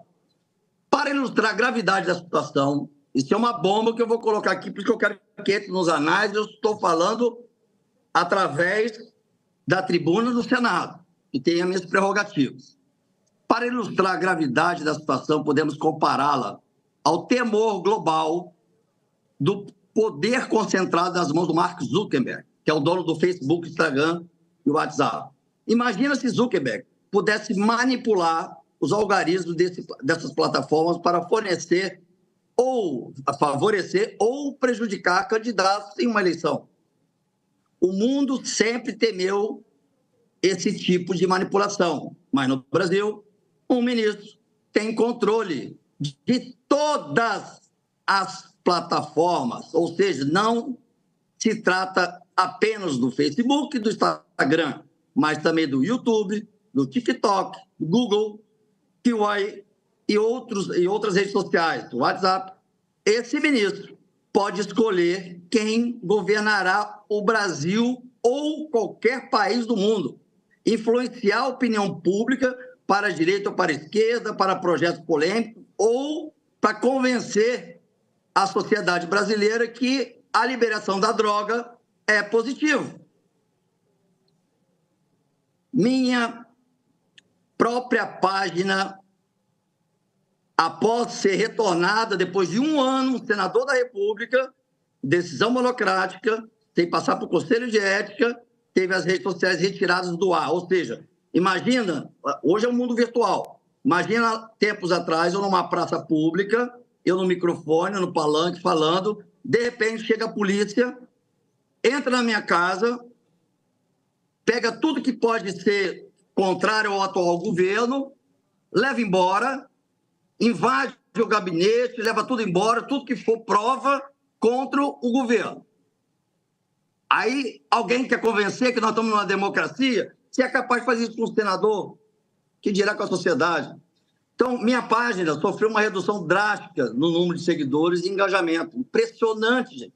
Quando eu fazia uma live, dava em torno de 4 a 6 mil pessoas assistindo a live. Sabe quanto é que está dando em média agora? 200 pessoas. É incrível. É só você citar qualquer menção, qualquer palavra, ministro, ou STF, ou ministro Alexandre, resulta, mas é uma coisa automática. E qualquer menção dessa resulta hoje resulta em censura imediata. É verdade, imediata. A gente vê as pessoas impressionante. Isso é indiscutível, inquestionável. Nossa democracia acabou. Hoje temos um ditador com poderes que ainda não foram plenamente reconhecidos pelo público. Eu quero atentar para todo mundo. A censura não é apenas um ataque à liberdade individual. É uma violação dos princípios fundamentais que deveriam sustentar a nossa nação. O Brasil não é mais um país democrático. A oficialização dessa realidade pode não ter acontecido ainda, mas os fatos são inegáveis. A censura prevalente sufoca a voz do povo, impede o debate, destrói a essência da democracia. Precisamos reconhecer que nossa nação foi silenciada e que vivemos sob o domínio de um regime autoritário. E é hora de acordar para essa dura realidade e lutar para recuperar nossos direitos e nossa liberdade de expressão. Senador Marcos Duval. Eu fiz esse texto em inglês e estou mandando para o mundo inteiro, órgãos internacionais inteiros. Brasil, deputados, senadores, nós sofremos um golpe de Estado. Não caiu a ficha, não? Alguém só me convencer. Se democracia e censura podem caminhar juntos, faz sentido água e óleo. Se misturam? Não. Então, democracia e censura são antagônicos, são coisas totalmente diferentes. 15 segundos. Então, dá mais um minutinho aí, aí eu passo para a questão da droga aqui agora. Então, está aqui eu utilizando a oportunidade de falar em público, que estou tecnicamente dizendo que o Brasil deixou de ser um país democrático com a desculpa de que estava defendendo a democracia. Ele chegava ao ponto, como foi a denúncia do próprio dono do X, comprovado em documento, o ministro ordenando os funcionários do X a diminuir a distribuição das postagens de gente da direita, com a desculpa que incentivava o fim da democracia. E mesmo assim eles estavam achando um absurdo manipular isso. E foi descortinado e ninguém fala nada. 15 Duval vai ter segundos. que, pode anotar, Duval vai ter que busca e apreensão de novo, vai ter a rede social retirada do ar, porque na decisão de voltar à rede social, ele botou, caso poste alguma fake news, será retirada do ar. Ou seja, ele pode estar no celular dele agora, Marco está falando um monte de besteira, pum, perdi todas as redes sociais de novo. Fiquei um ano, o senador da República, que nem no Conselho de Ética foi, um ano calado. Eu fiquei um ano num cativeiro, sem poder falar com os meus eleitores, sem poder falar, estamos mandando isso, estamos investindo aquilo, estamos combatendo aqui o abuso de autoridade. E, para vocês terem uma ideia, ao ponto de o ministro, no inquérito do fim do mundo, coloca entre os documentos do inquérito... Mais um minuto aí para Vossa Excelência, senador. Onde tem fotos da minha esposa de forma, assim, grotesca e um abuso de autoridade. Bom, vamos lá. Questão da maconha, liberação da maconha. Eu vi, porque, né, a posição do amigo senador, mas eu vou dizer o seguinte, a minha pergunta é o seguinte, liberou para o consumidor, mas liberou para o fornecedor? Não. Então, o fornecedor continua sendo um criminoso. Ok. Então, você está incentivando um cidadão de bem se vincular em negócios com traficantes. Aí, quando você está indo lá comprar, chega a polícia para dar um baculejo, para ver o que tem ali de droga. Você está ali um cidadão comum, comprando seus 40 gramas. 15 segundos. Senhor presidente, senhor senador Márcio Duval. Eu vi tanta gente falando por horas aqui, eu estou esperando aqui horas. Sempre que, quando eu toco nesse assunto, coincidentemente, os presidentes essa presidência temporária aqui tem sido muito tolerante. Não, mas eu estou Nós já prorrogamos o tempo de Vossa Excelência 4 vezes. Vou prorrogar mais uma vez, mas, por favor, porque tem outros inscritos ainda, senador. Senão eu ficaria aqui o tempo todo ouvindo Vossa Excelência. Eu vou com toda vênia, eu vou fazer um desafio. Eu quero ver quando eu tocar nesse assunto, se a casa vai me dar tempo suficiente para eu falar, ou tempo à vontade, como os outros falaram aí. Mas eu entendo a presidência, eu entendo perfeitamente. Mas eu preciso colocar às claras o que está acontecendo. Então, essa liberação da droga vai unir o cidadão de bem com o traficante. Ele vai ver, o mercado aumentou, mais gente querendo consumir, vamos embora investir em mais áreas para vender drogas. Então, vai começar uma invasão para pegar o território do traficante inimigo. Aí vai ter lá uma chacina de vários adolescentes mortos para poder tomar o território. Aí vai começar o número de taxas de homicídio subir. Bom, então tá bom. Isso eu só estou falando entre eles, hein? Só entre eles, não estou falando com a sociedade ainda não.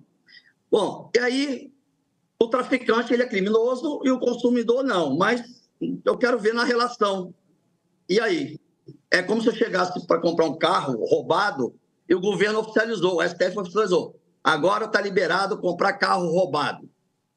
Pronto, é isso. Aí eu chego para um assaltante de carro, você está vendendo quanto essa BMW? R$5.000. Então eu quero, está aqui 5 mil, me dá BMW. E rodo com ela sem documento. Está liberado? É um absurdo isso, gente. Bom, vamos lá. Então, investimentos em armas. Nós vamos ter uma quantidade imensa de compras de armas do Paraguai para cá. Podem anotar isso. E proibiu ao mesmo tempo o STF, ao mesmo tempo não, antes, o STF proibiu a polícia de fazer operações nas comunidades. 15 segundos. Vocês lembram disso? Já estou finalizando. Então, você vai falar, não, mas a polícia vai resolver. Não vai resolver, porque ela está proibida de entrar na comunidade, gente. Questão do vício. O ser humano tem quase a totalidade do ser humano, o senhor que é médico, psiquiatra, sabe disso. A dopamina é uma falta que o organismo tem em quase toda a população. Quando você vai ficando com idades maiores, isso vai faltando ainda mais. A dopamina é o que dá o prazer, dá alegria, dá felicidade, tira angústia e tal. Isso já tem produzido naturalmente em nós. Mas o corpo vai tendo algumas dificuldades e tal, chega um tempo que isso diminui. Você começa a sentir com amargura, com tristeza, vontade de se suicidar e tal. Aí você pega o álcool ou droga e aí você vê, cara, mas esse fulano tem muita gente que está aqui.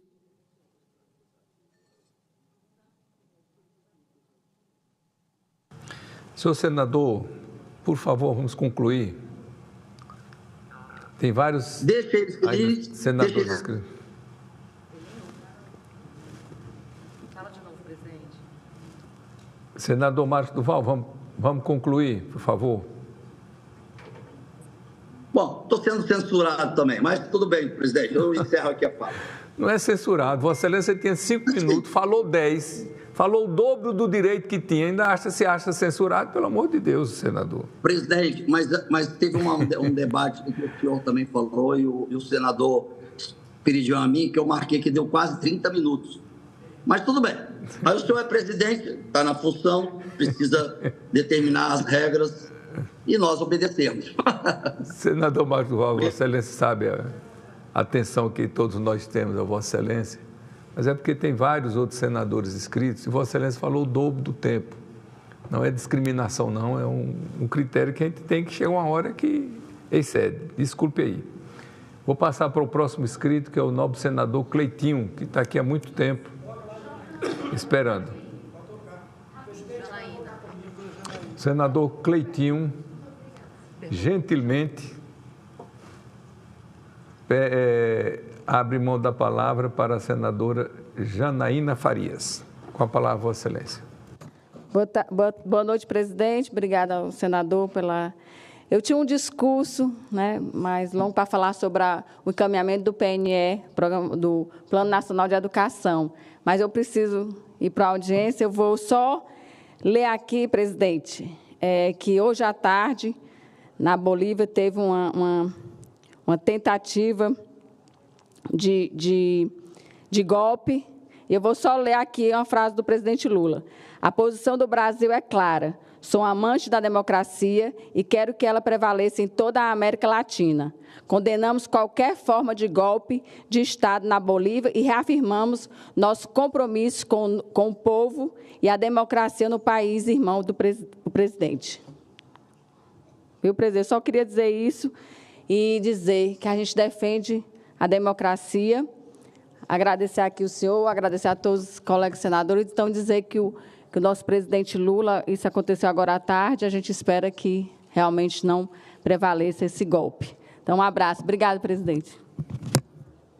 Em nome da nobre senadora Janaína, nós também comungamos desse mesmo sentimento da posição de Vossa Excelência e do presidente Lula. Nós somos pela democracia do Brasil, na América Latina e em qualquer parte do mundo, naturalmente respeitando a autodeterminação dos povos. Então, finalmente, agora com a palavra o nobre senador Cleitinho. Vossa Excelência tem a palavra.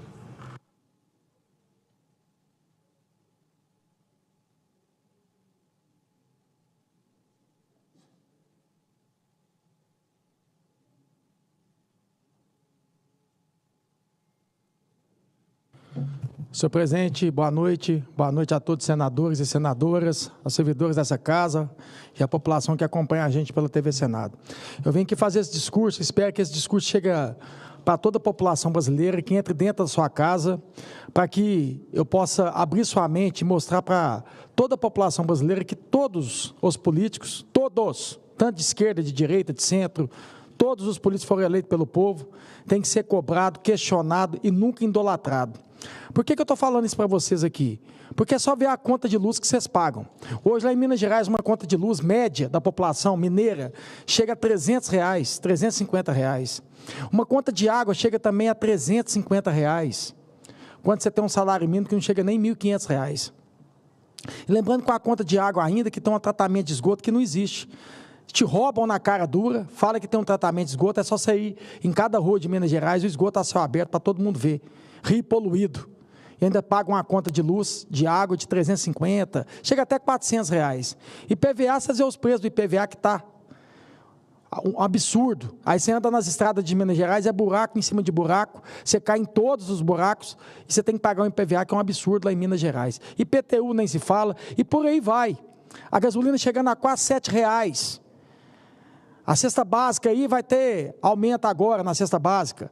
Quer dizer, o salário mínimo não consegue, né, toda essa situação que tem do povo brasileiro. Por que eu estou falando isso aqui? Porque quando vocês têm que pagar a conta de água, conta de luz, e muitas das vezes está desempregado, ou muitas das vezes ganha um salário mínimo, todos os políticos aqui, aí vai os três poderes, poder legislativo, judiciário, executivo, ganha quase R$30 mil líquido, em dia, fora os benefícios e os privilégios. E eu falo isso olhando aqui, estou olhando para vocês e olhando para mim, que eu também tenho. E eu tenho que ser cobrado e questionado, eu não tenho que ser idolatrado. Aí eu vejo uma situação dessa, quando vocês têm que pagar a conta de água, a conta de luz, né? Falta comida dentro da casa de vocês. Aí eu vejo uma matéria dessa aqui e eu tenho a obrigação de falar isso para vocês. Para poder abrir sua mente. E olha isso aqui. Deixa eu ler para vocês aqui. FAP vai gastar 30 mil em bacalhau para gabinete do comandante. Eu vou falar bem calmo, eu já tomei meu remédio, eu estou bem tranquilo hoje, eu não estou nervoso. Fábio vai gastar 30 mil em bacalhau para o gabinete do comandante. A Força Aérea Brasileira planeja gastar quase 30 mil para comprar 300 quilos de lombo de bacalhau do Porto para o gabinete do atual comandante da Força Brigadeiro do Ar, Marcelo, aí vai o nome dele aqui. O gasto está previsto em uma licitação aberta pela Aeronáutica na sexta-feira. Ao todo, o certame prevê compras de R$ 740 mil em proteínas de origem animal, embutidos para o gabinete do comandante. Ai, meu Deus. Na licitação, o quilo do lombo de bacalhau do Porto é estimado a R$ 98,00 o quilo. Como serão adquiridos 300 quilos, o gasto é previsto com compra até de peixe, que dá nesse total de quase R$ 30 mil. Aí, gente, tem mais aqui. Além do bacalhau, a licitação prevê compra de outros itens de luxo. Dentre eles, 300 quilos de presunto Parma, a peça inteira, no valor de quase R$ 27 mil, de 400 quilos de filé de salmão, ao custo de R$ 31 mil. E ainda a previsão de gasto de R$ 125 mil com a compra de filé. Não tem como, meu remédio não está dando efeito. A gente vê umas coisas dessas que a gente fica nervoso. Eu vou repetir. E ainda uma previsão de gasto de R$ 125 mil com a compra de filé mignon e de R$ 47 mil em filé linguado, que eu nem sei o que é isso, filé linguado. O outro peixe considerado nobre. No total serão comprados 50 tipos de proteína animal. Aí eu faço uma pergunta para você que é o patrão. Você tem isso na sua casa? Nem a picanha está tendo. Aí você tem isso aqui na sua casa? E sabe quem que paga isso aqui, gente? Não é a Fábio, não. Quem paga isso aqui são vocês.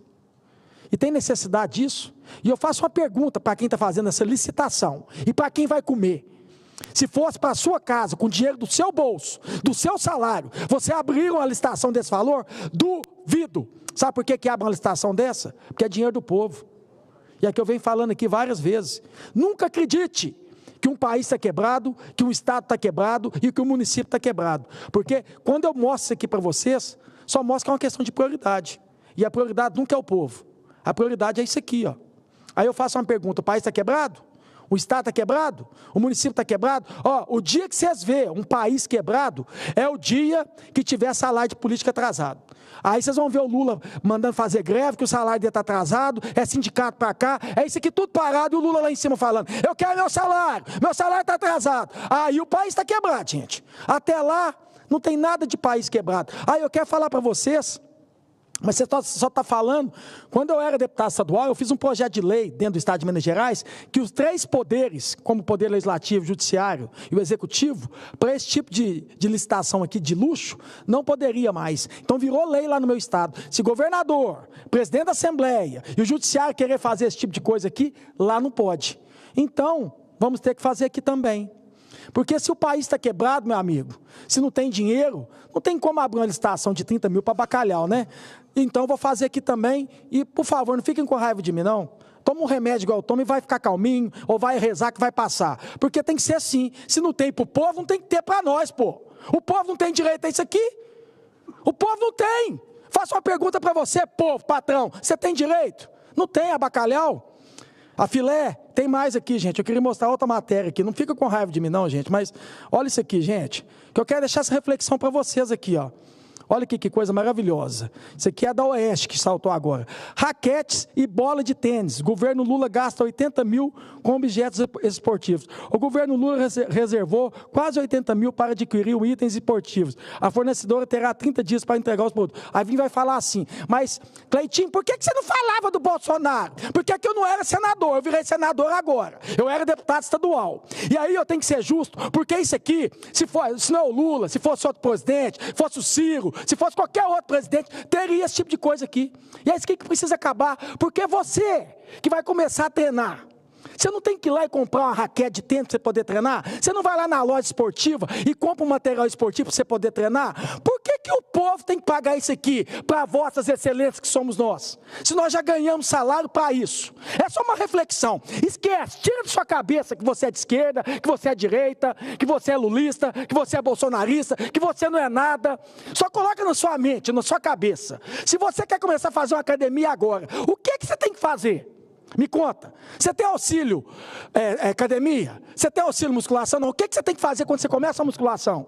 Você tem que ir lá e comprar um tênis. Você tem que ir lá e comprar um material esportivo. Se você quiser ir jogar bola, você vai lá e compra uma bola e chama os amigos para jogar bola. Tem que pagar o aluguel. Por que vossas excelências, que somos nós, temos que ter essas prioridades? Fica aqui só essa reflexão para o povo brasileiro. Só para vocês parar de idolatrar político. Isso vale para mim. Todas as vezes que chega uma pessoa e vem falar comigo, Cleitinho, eu admiro o seu trabalho, eu sempre falo isso para todos. Gostem de mim, mas não achem que eu sou perfeito, que eu não sou perfeito. Durante o meu percurso eu posso ter falha, posso ter equívoco, porque eu não sou Jesus Cristo. O único que foi perfeito nessa terra aqui, que foi humilde, ensinou para a gente como é que tem que se fazer, como é que tem que lidar com o povo, como é que tem que servir o povo, foi Jesus Cristo, e ainda morreu crucificado. Se eu não morrer crucificado, eu já estou no lucro. Então, assim, eu canso de falar isso para a população brasileira.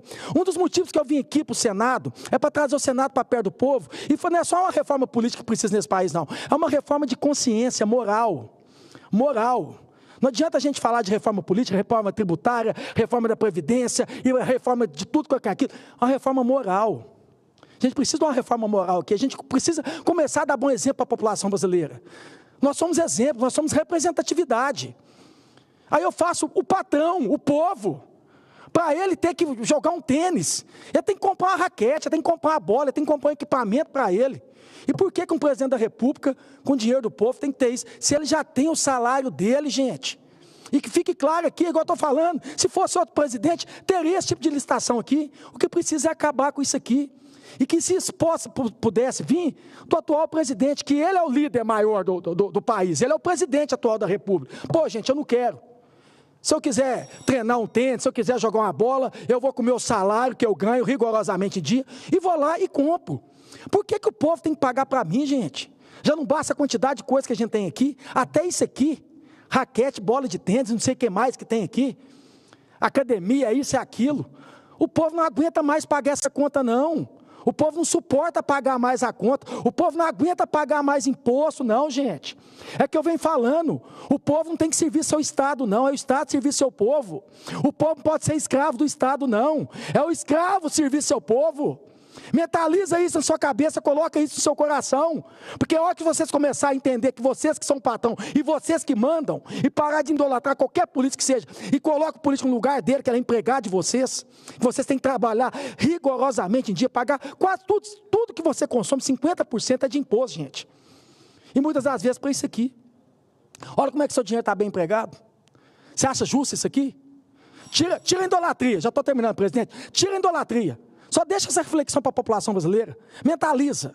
Se faz sentido uma situação dessa, abrir licitação para a FAB de R$30 mil de bacalhau, quando às vezes você não tem nenhum prato de comida dentro da sua casa, você tem que viver às vezes de cesta básica, você não tem nenhuma moradia ainda, você está pedindo aí uma Minha Casa Minha Vida, para um país aqui que fala que está quebrado, que tem milhões de pessoas passando fome, abrir uma licitação de R$30 mil de bacalhau e achar que eu vou ficar calado aqui? Pois eu prefiro ser assim. Porque o que acontecia? Judas era manso e traiu. Eu preciso ser um Pedro turrão, que xinga, mas que não trai o povo brasileiro. E jamais vou fazer isso. E vou repetir, não sou perfeito. Jamais serei perfeito. Mas pelo menos eu acerto mais do que erro, vou continuar acertando por vocês. E principalmente, abrindo a mente de vocês, libertando. Tem que libertar o povo brasileiro. Viu? Contem sempre comigo. Muito obrigado, presidente. Pois não, nobre senador Cleitinho, como Vossa Excelência foi o último senador inscrito, cumprida então a finalidade desta sessão deliberativa do Senado Federal, a presidência declara o seu encerramento.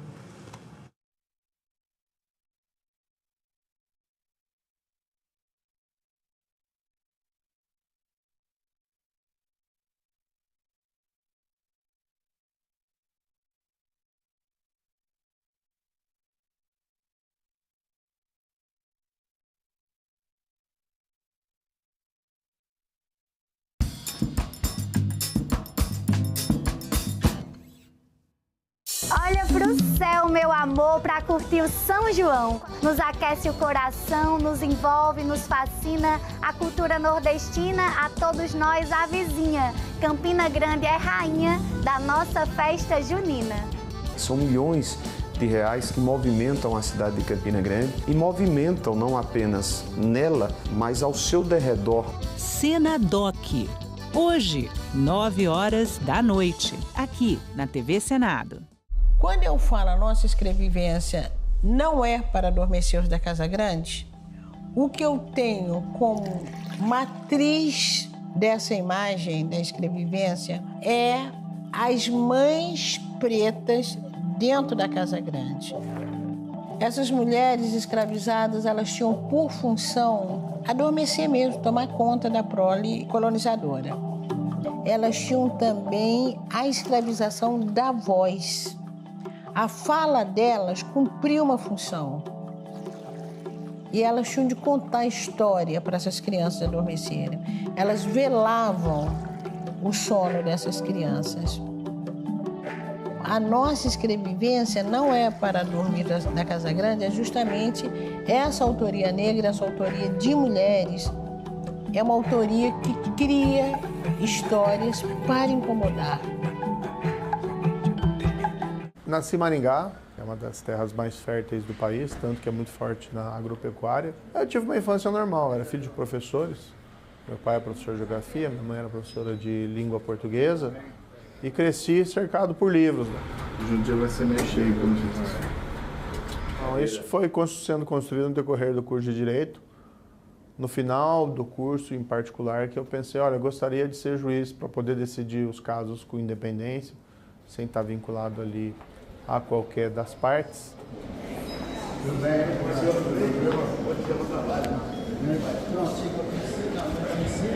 Olha, eu nunca imaginei que passaria pelas minhas mãos um processo como a Lava Jato. No meu período ali da Lava Jato, eu fui convidado para ser ministro da Justiça. E eu sempre vi ministro da Justiça como um cargo, tudo bem, tem o lado político, mas como um cargo mais técnico. Eu depois acabei, por desentendimento com o presidente, saindo do cargo de Ministério da Justiça. Eu não posso mais voltar à magistratura, é um caminho sem volta. E acabei decidindo, no ano ali de 2022, me candidatar ao Senado para continuar na vida pública. Vamos lá, né? Esse é o dia 10. Eu estou na CCJ, na Comissão de Segurança, na Comissão de Agricultura, na Comissão de Fiscalização, na Comissão de Relações Exteriores e também na Comissão de Assuntos Econômicos. Eu vou aqui para análise direta, então, presidente. Eu sempre falei desde que eu entrei aqui, não vou ser um senador de uma tecla só, corrupção e segurança pública. Pode ser um foco, mas a gente está envolvido em todos os temas relevantes para essa casa e para o país. O papel do Senado é poder facilitar a vida dos juízes para que eles prestem um melhor trabalho. O foco atual é o Senado e eventuais planos políticos diferenciados vão ser feitos quando chegar o momento. Tudo isso porque nós precisamos continuar apresentando propostas, pautas propositivas para a sociedade. Olha, é um grande prazer falar aí com a TV Senado. Eu acho que tem que prestigiar, né, a TV da casa. E nós estamos aqui para servir, né? Seja o senador, seja o presidente da República, seja qualquer servidor público de qualquer hierarquia ou escalão, o nosso propósito principal é servir, é uma função pública. A gente não está aqui em benefício próprio. E esse tem sido o mote, né? Governar no interesse dos governados. Que propõe o projeto que busca regularizar os jogos de azar? A medida pode ajudar na economia? E como fica a questão do vício em jogos?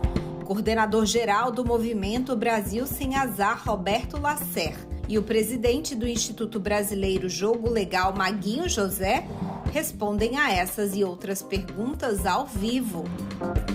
TV Senado Live, nesta sexta, 9 horas da manhã.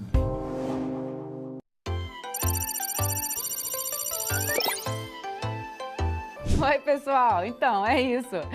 Dinheiro que será repartido entre os 29 partidos. Fundo eleitoral. Sabe o que é? Vamos juntos. Roda a vinheta.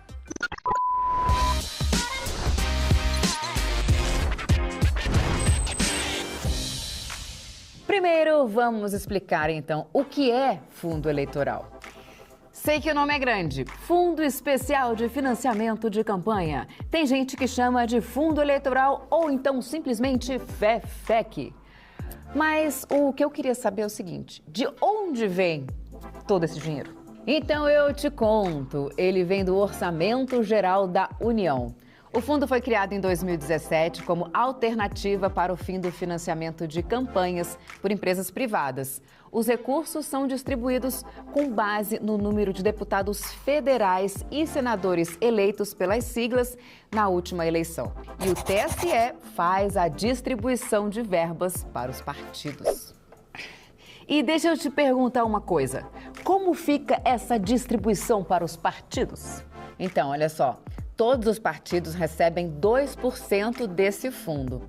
35% ficam com os partidos que tenham pelo menos um representante na Câmara. Aí 48% são divididos na proporção do número de representantes na Câmara e 15% na proporção de cadeiras no Senado. Muito bem, mas olha, a lista completa está no nosso site. tse.jus.br.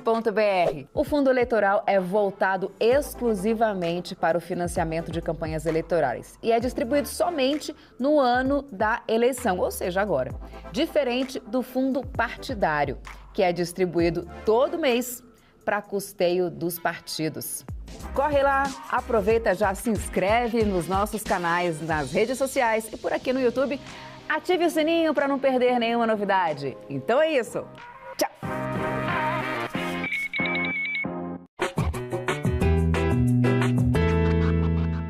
O Senado brasileiro foi criado pela Constituição de 1824, mas havia um problema. Em que lugar os senadores iriam se reunir? Pensando nisso, Dom Pedro I decide comprar o Palácio Conde dos Arcos e reformá-lo para abrigar o poder legislativo. Só 2 anos depois, em 1826, aconteceria a primeira sessão oficial do Senado.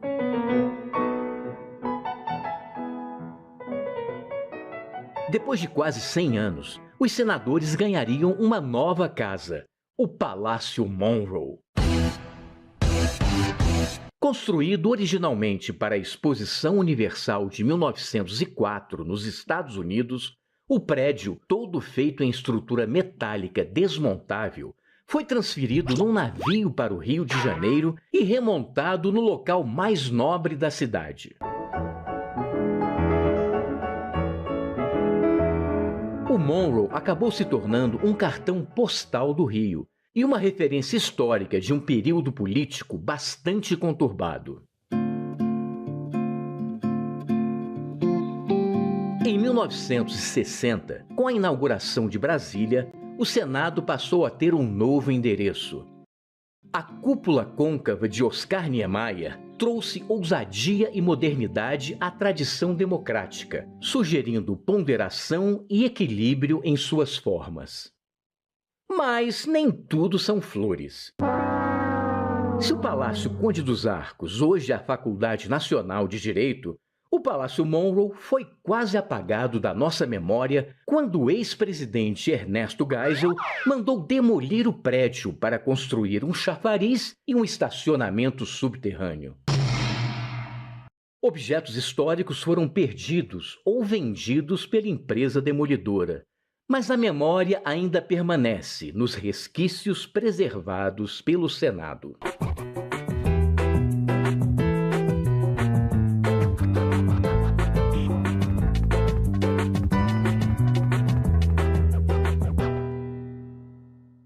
Ricos pagam menos impostos do que pobres? Entenda o debate sobre a taxação das grandes fortunas. Parlamentos investem em medidas para enfrentar os desastres climáticos que sempre se repetem. Animais afogados em lojas gaúchas. Câmara dos Deputados debate normas para evitar tragédia semelhante. Tudo isso você vê no Parlamento Brasil. Parlamento Brasil, toda sexta, 8 horas da noite, aqui na TV Senado.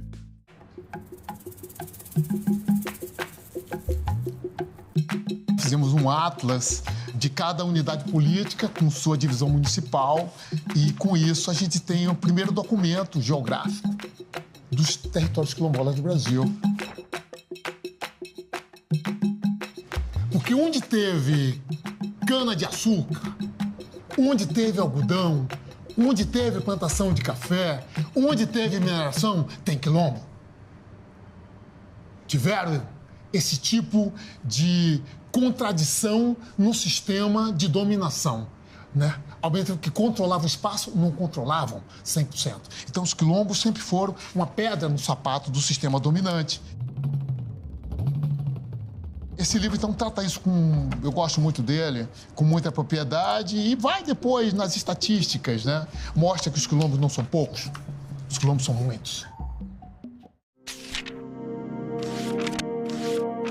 Há 200 anos, o Brasil dava seu primeiro passo na criação do Senado.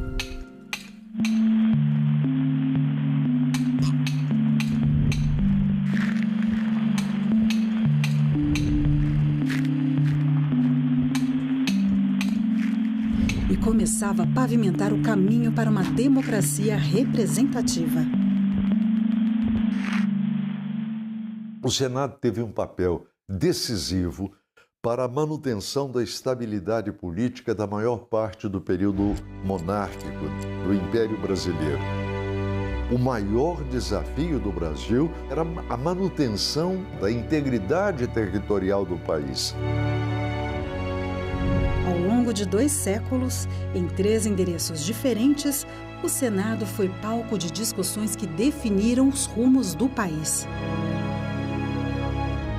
O Senado está presente em todas as decisões que culminam com a aprovação de leis que vão ser decisivas para o andamento da vida brasileira ao longo do século XIX.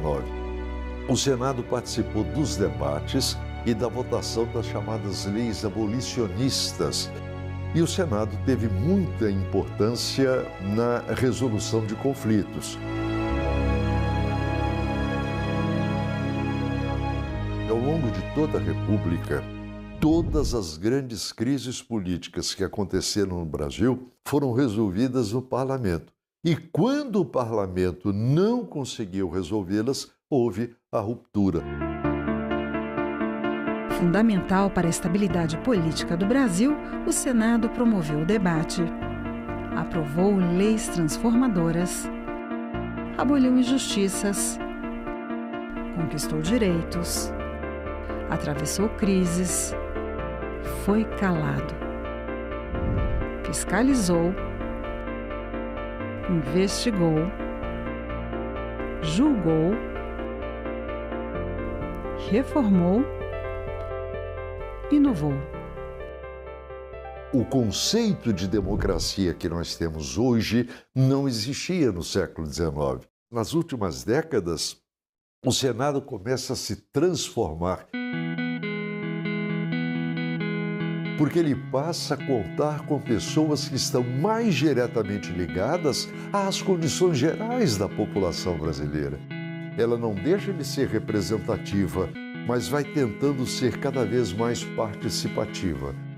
Quanto mais o tempo avança e se amplia a participação política da sociedade brasileira, mais o Senado se aproxima da real fisionomia da sociedade brasileira. Casa da Pluralidade Política. Espaço de diálogo. Berço de leis que expandiram os horizontes do Brasil. Guardião da democracia.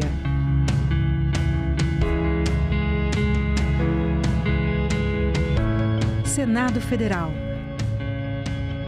200 anos de história.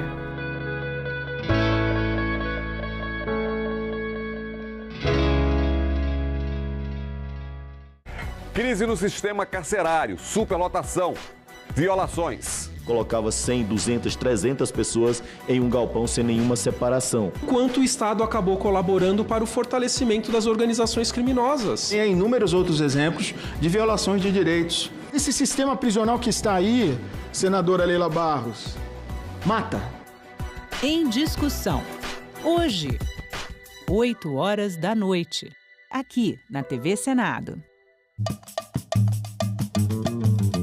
Meu nome é Felipe Figueiredo, sou professor de História, podcaster e youtuber e estou aqui para falar um pouco com vocês sobre a participação brasileira nas duas guerras mundiais. A participação brasileira nesses conflitos, é claro que envolveu muitas decisões políticas e diplomáticas, mas também teve a participação de um importante senador da República, senador Rui Barbosa. Impressionante ele, né? É interessante como ele tem acesso ao presidente da época, ele era um dos principais conselheiros do presidente. Isso, ele era um homem muito próximo ao Venceslau Braz, né, que foi era presidente brasileiro no período que o Brasil entra na Primeira Guerra Mundial, e ele vai ser o proponente da entrada do Brasil na guerra do lado da Entente, né, França, Reino Unido, Estados Unidos, pensando na futura ordem internacional que viria a ser construída depois do conflito. Aí, muito tempo depois, vem a Segunda Guerra, mas continua a Alemanha como protagonista. Ela, de novo, afunda navios brasileiros e aí fica difícil a neutralidade. A Alemanha comprava muito café, muito algodão do Brasil. Em 1938, a Alemanha foi o maior destino de exportações brasileiros, né, o ano anterior da guerra. E a gente não pode desvincular, né, a participação brasileira na Segunda Guerra Mundial do acordo feito com o governo dos Estados Unidos, o governo Roosevelt, do uso de bases no território brasileiro e a construção da siderúrgica nacional. Depois da guerra, né, nós temos um momento de euforia muito grande na política nacional, na sociedade brasileira, né, nós temos o retorno desses veteranos de guerra e ganha muita força ali a ideia de, olha só, nós estamos lutando contra regimes autoritários fora do Brasil, mas nós temos um regime autoritário aqui dentro. Decisões políticas e diplomáticas marcaram as participações brasileiras antes, durante e depois das duas grandes guerras. Senado, 200 anos.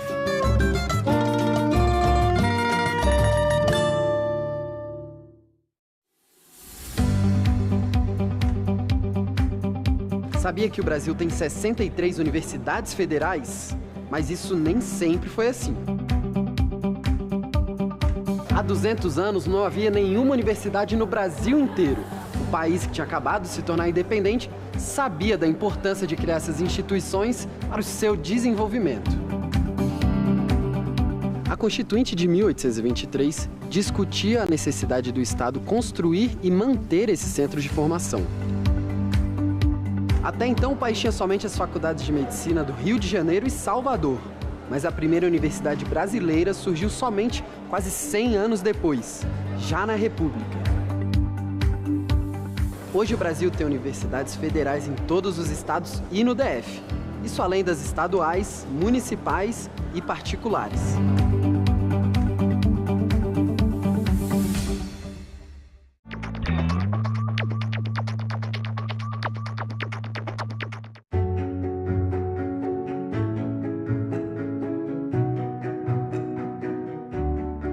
Tem condições fundamentais para a sua existência e para a manifestação da sua tradição, da sua vida, da sua cultura, que não colocam em risco e nunca colocaram a existência, sequer dos animais que vivem ao redor das áreas indígenas, quanto mais de outros seres humanos. Mas que nós vamos lutar sempre para que nossos direitos e as nossas vozes sejam ouvidos. Marchamos ao som dos guerreiros para pedir paz e para pedir respeito aos povos indígenas. E a luta pela terra é a mãe de todas as lutas. E por isso nós afirmamos e reafirmamos que nunca mais um Brasil sem nós. Eu acho que a gente tem que entender que aquilo que afeta, né, os povos indígenas afetará todo mundo. TV Senado. Democracia todo dia.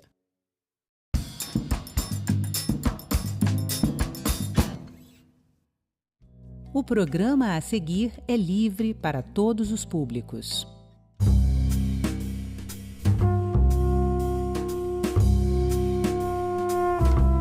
Eu não desejava ser vice-presidente.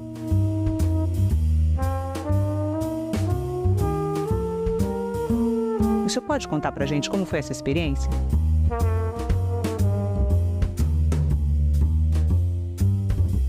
Eu entreguei o país redemocratizado. Hoje os ventos da liberdade que tem na nossa terra foram feitos justamente durante aquele governo.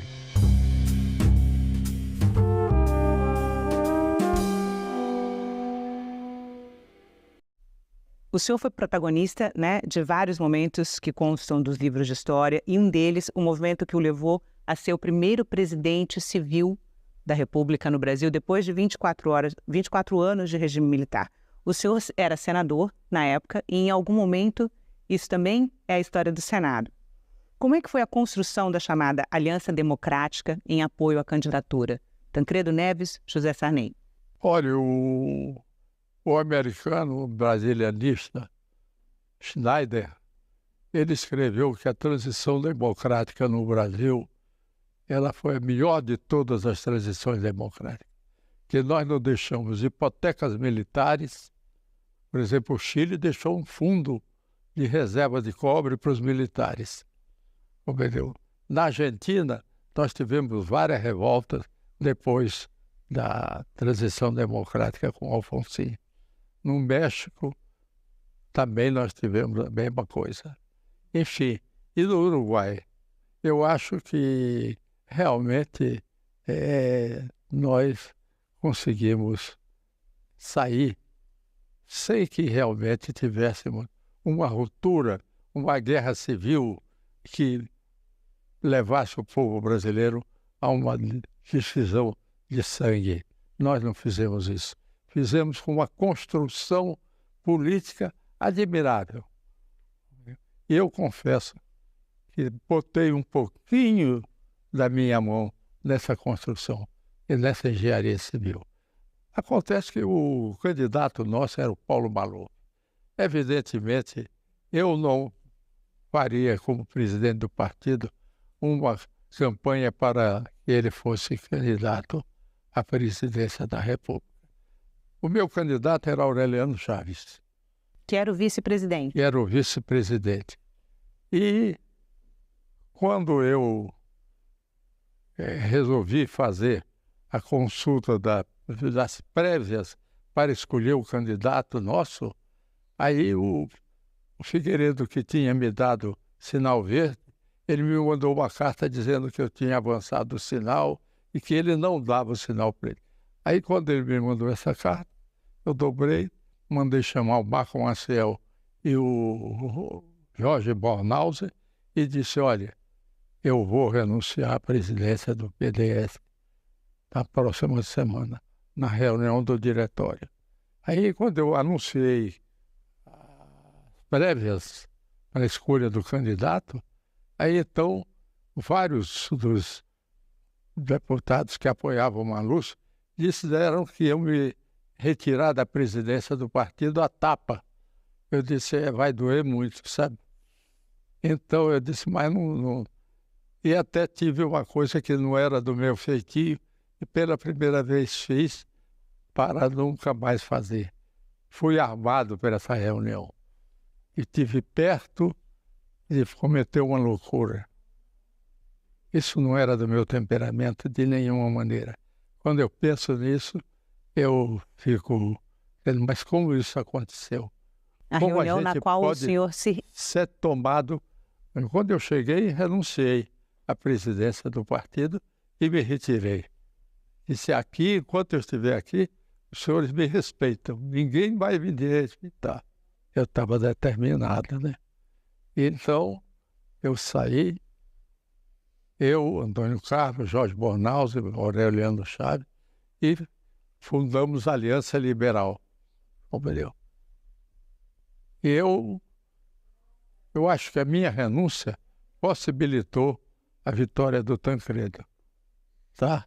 Porque nós levamos ao Tancredo no colégio eleitoral o número de delegados com que ele venceu a eleição para presidente da República. Mas que o senhor venceu junto, né? O seu nome como vice-presidente, vice-candidato eu não a queria vice. ser vice-presidente. Eu até brinco que eu paguei um jantar para o Marco Maciel para ele ser vice-presidente, que eu não queria. Mas Aureliano exigiu que eu fosse vice-presidente. Ele disse, sem o Sarney, não teremos aliança com o Tancredo. Então, a partir desse momento, ele disse, não se exclua, você será o vice-presidente. O Aureliano era um homem muito correto, muito sério, muito determinado. Eu devo a ele o fato de ter sido presidente da República, porque eu não queria ser vice-presidente da República. E sou muito grato à memória da Aureliano até hoje por esse fato. Entendeu? Então, Tancredo também mandou me buscar aqui e chegou me levar a Minas Gerais e lá me convidou para ser vice-presidente dele. Ele já sabia, porque Aureliano tinha dito a ele isso.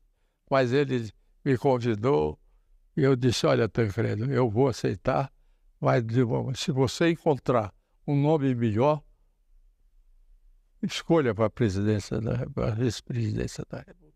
Eu achava que realmente, eu tendo sido presidente do partido do governo, era muito ruim eu aparecer como candidato à presidência da República.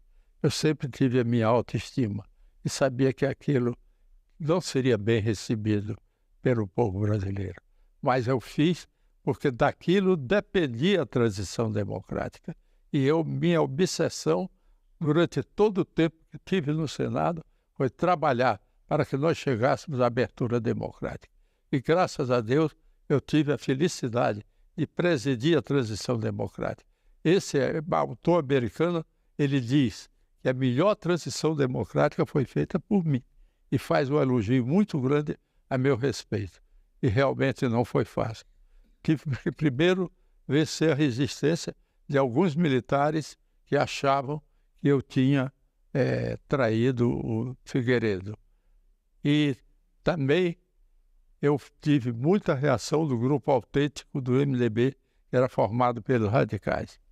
Mas isso eu deixei com Ulisses, deixei com eles todos, não tomei parte em nada, porque na realidade eu não desejava ser vice-presidente. Mas cumpri com o meu dever. Quer dizer, eu entreguei o país redemocratizado. Hoje os ventos da liberdade que tem na nossa terra foram feitos justamente durante aquele governo. Sem Constituição não teríamos transição democrática. A Constituição é a marca maior e absoluta da transição democrática.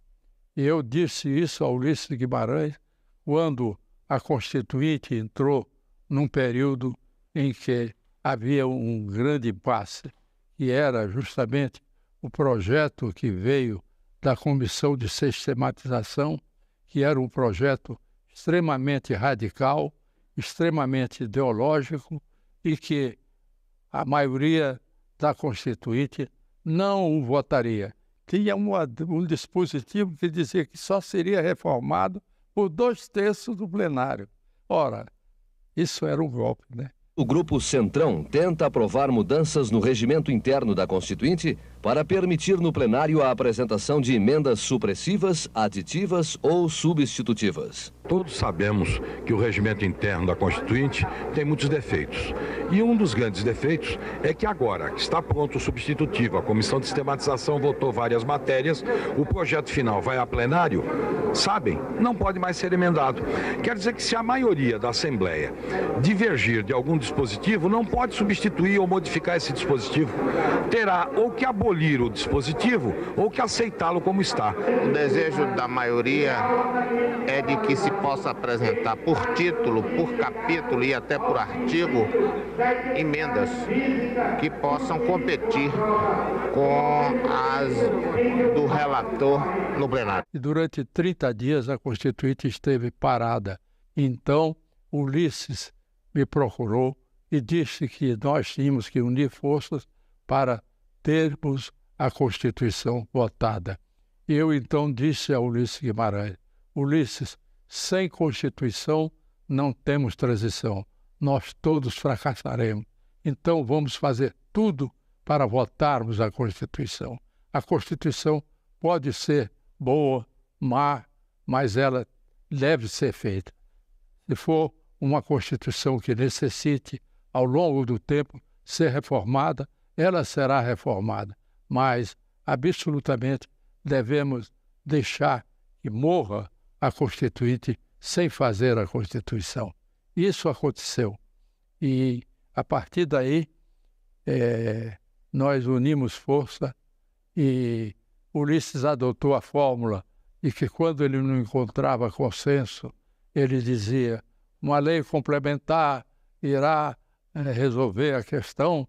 Então, isso funcionou de tal modo que hoje nós já temos 100 e poucas emendas constitucionais reformando a Constituição. A Constituinte, em vez de trabalhar para fazer uma grande Constituição, olhando o futuro, preparando para o futuro, ela fez uma Constituição baseada em 4 anos de governo por Sarney, né? Então, outro dia, o Lula disse uma coisa muito bem. Disse, olha, a lealdade dos políticos é assim. O Sarney elegeu 22 governadores dos 23, 2/3 do Senado e maioria absoluta da Câmara dos Deputados. Porque a primeira coisa que eles fizeram foi tirar 1 ano do mandato dele. E era uma confusão, né? Porque as pessoas achavam que estavam dando um mandato, estavam dando 1 ano a mais e na verdade estavam diminuindo, né? Mas eu fiz pouco de poeta, né? O Dutra tinha 6 anos de mandato. A Constituição do Estado Novo dava a ele 6 anos de mandato. E ele, na Constituinte de 60, disse, ele chegou, 55, né? Ele chegou e abdicou de 1 ano, ficou com 5 anos e acalmou tudo, todo mundo ficou satisfeito. E eu pensei que ia fazer a mesma coisa. Qual não foi minha surpresa? Quando eu anunciei isso, que ia abdicar de 1 ano, disseram ele quer 1 ano mais. E aí foi aquela confusão. E tudo isso aconteceu porque a Constituinte, a Câmara e o Senado, reunidos em Constituinte, não aceitaram o projeto dos notáveis que o Tancredo tinha mandado fazer, escolhendo as pessoas, os melhores juristas do Brasil, para fazer uma Constituição. E eu quis mandar para o Ulisses. E o Ulisses me disse, não mande, eu quero fazer a Constituição e vou criar uma comissão de sistematização para fazer a Constituição. Se você mandar o projeto de Constituição, eu o devolverei. Eu, então, não tinha condições políticas naquele tempo para mandar e, ao mesmo tempo, criar uma crise política. O Brasil estava começando a atravessar a transição democrática, iria criar outra crise muito grande. Então, com o meu temperamento, com a minha paciência, com a minha prudência, eu achei bem melhor que eu não mandasse o projeto da Constituição. E sim, enderecei ao Ulisses como se fosse uma correspondência, o projeto dos notáveis. Eles aproveitaram alguma coisa, e essas coisas que foram aproveitadas, eu devo dizer que foram importantíssimas, porque o primeiro capítulo da Constituição, o capítulo dos direitos humanos, o capítulo dos direitos civis, é excelente. Não conheço em Constituição nenhuma um capítulo que seja tão perfeito, que assegure aos cidadãos tanta liberdade, tantos direitos quanto a nossa Constituição. Outro capítulo é o capítulo dos direitos sociais, que entrou pela primeira vez a nível constitucional os direitos dos trabalhadores, os direitos sociais, que passaram a constituir uma grande conquista do povo brasileiro. Agora, muitos capítulos, eles foram feitos apressadamente, tiveram que ser reformados, tiveram que ser jogados para leis complementares, e assim mesmo eles não conseguiram acabar com a Constituição. Votamos a Constituição, temos a Constituição, e a Constituição mais duradoura que nós temos da história do Brasil, sem hiatos. Prometo manter, defender, cumprir a Constituição, observar as leis, promover o bem geral do povo brasileiro, sustentar a união, a integridade e a independência do Brasil. Ela foi capaz de atravessar 2 impeachments, foi capaz de atravessar tantos problemas como esse último de 8 de janeiro que nós tivemos, e é uma vergonha na história do Brasil que isso tenha acontecido. Mas fizemos a Constituição e eu entreguei a transição democrática, eu atravessei tudo, entreguei o governo ao adversário meu, que tinha sido cruel na campanha contra mim. Mas eu fiz aquilo que eu me propus a fazer, lutei até o fim. Mesmo quando aceitei os cargos do governo, eu trabalhava por trás para ajudar a transição democrática, para fazer o Estado de Direito. E fiz. Está aí a beleza do Brasil, né? A segunda democracia do mundo ocidental. E com uma Constituição que apresentou os direitos sociais. Porque a Constituição primeira que nós tivemos não foi Constituição. Dom João VI, ele defendeu o direito de propriedade. Veio a Constituição republicana, defendeu o Rui Barbosa, o federalismo, e defendeu os direitos individuais. Vem a Constituição de 88 e defende os direitos sociais que nós temos até aí. Eu contribuí criando seguro-desemprego, vale transporte, vale alimentação, e todos esses programas sociais que estão aí nasceram naquele tempo. O senhor sempre defendeu que houvesse leis de incentivo à cultura. O primeiro projeto que o senhor apresentou sobre o tema foi em 1972 e foram 4 tentativas. Só em 1986, como presidente da República, foi possível fazer valer a primeira lei de incentivo à cultura no país, que foi batizada de Lei Sarney. O senhor pode contar para a gente como foi essa experiência? Primeiro, nunca ninguém tinha discutido projeto de incentivo à cultura. Eu apresentei em 1972 esse projeto de incentivo à cultura e foi uma revolução. A partir daí, todo mundo resolveu aderir ao projeto. O Celso Furtado incrementou no Ministério da Cultura e esse projeto simplesmente, quando o meu sucessor assumiu, revogou. E apresentou um outro, mas esse outro que ele apresentou disse: reforma a lei, que era a minha lei da cultura. Então, inteiramente diferente, eu fiz uma reforma dele no Senado para mandar para a Câmara, fui para a Câmara, e na Câmara derrubaram, aprovaram o projeto que vinha, que é esse hoje, e deram o nome de Lei Rouanet. Primeiro, que a minha causa parlamentar, assim como Nelson Carneiro teve a causa parlamentar do divórcio, assim como Afonso Arino teve da minoridade dos eleitores, eu tive a causa parlamentar da cultura. Apresentei muitos projetos sobre a cultura, sobre a leitura, sobre a difusão do livro, de apoio às editoras, todos foram apresentados por mim. Vários e muitos projetos de volta de cérebros para o Brasil, para a Bolsa, para que eles voltassem, que tinham ido todos embora com o ato de 64. Enfim, isso tudo eu fiz como projeto de incentivo à cultura.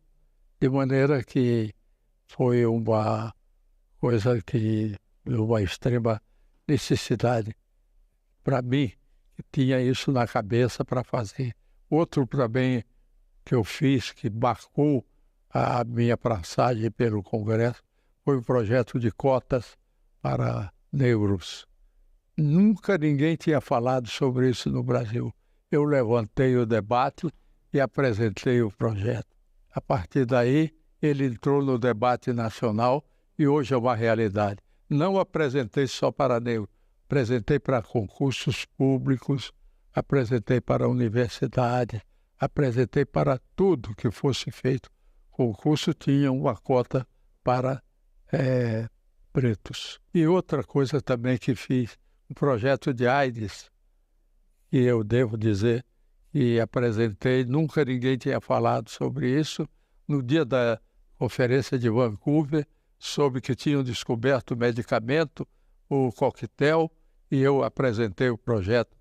E no dia seguinte, desci da presidência para apresentar o projeto no plenário. E ele foi aprovado na Câmara dos Deputados, foi para a presidência da República, houve uma reação, queriam vetar, eu fui lá e disse ao Fernando Henrique, olha, não vete, senão o senhor vai me ter como adversário. Outro projeto que tem a sua marca também é a legislação específica que assegurou direitos das pessoas com deficiências, que é de 1989, completa 35 anos esse ano. Também isso que ocorre, o projeto dos deficientes.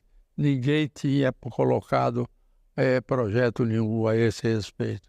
Eu coloquei beneficiando os deficientes.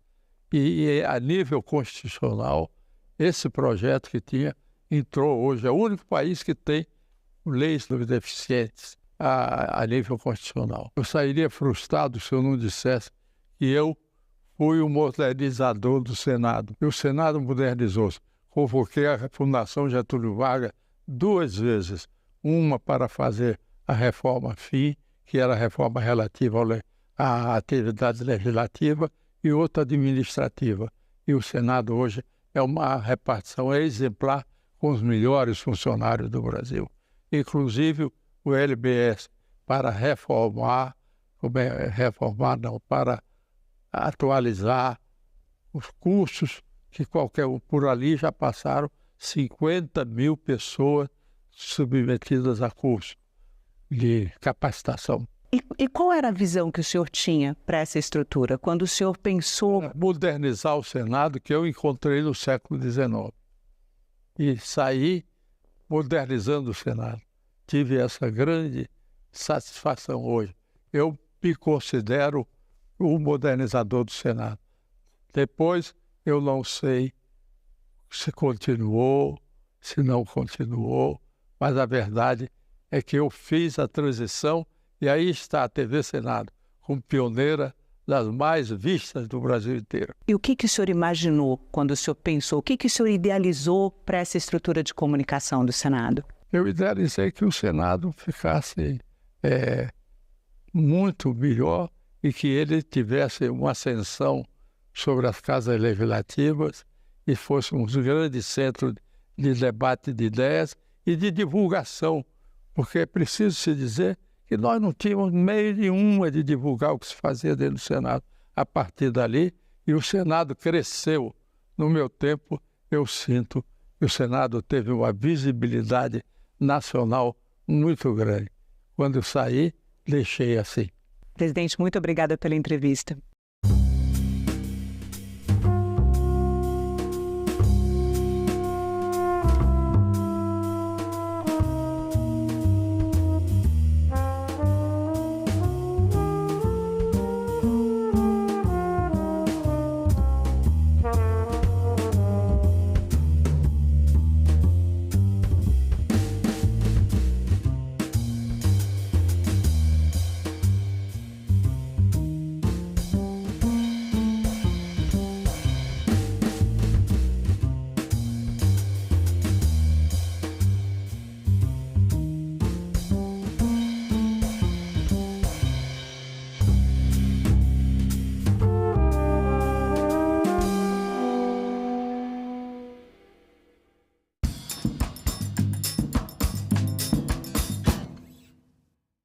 Olha pro céu, meu amor, para curtir o São João. Nos aquece o coração, nos envolve, nos fascina. A cultura nordestina a todos nós avizinha. Campina Grande é rainha da nossa festa junina.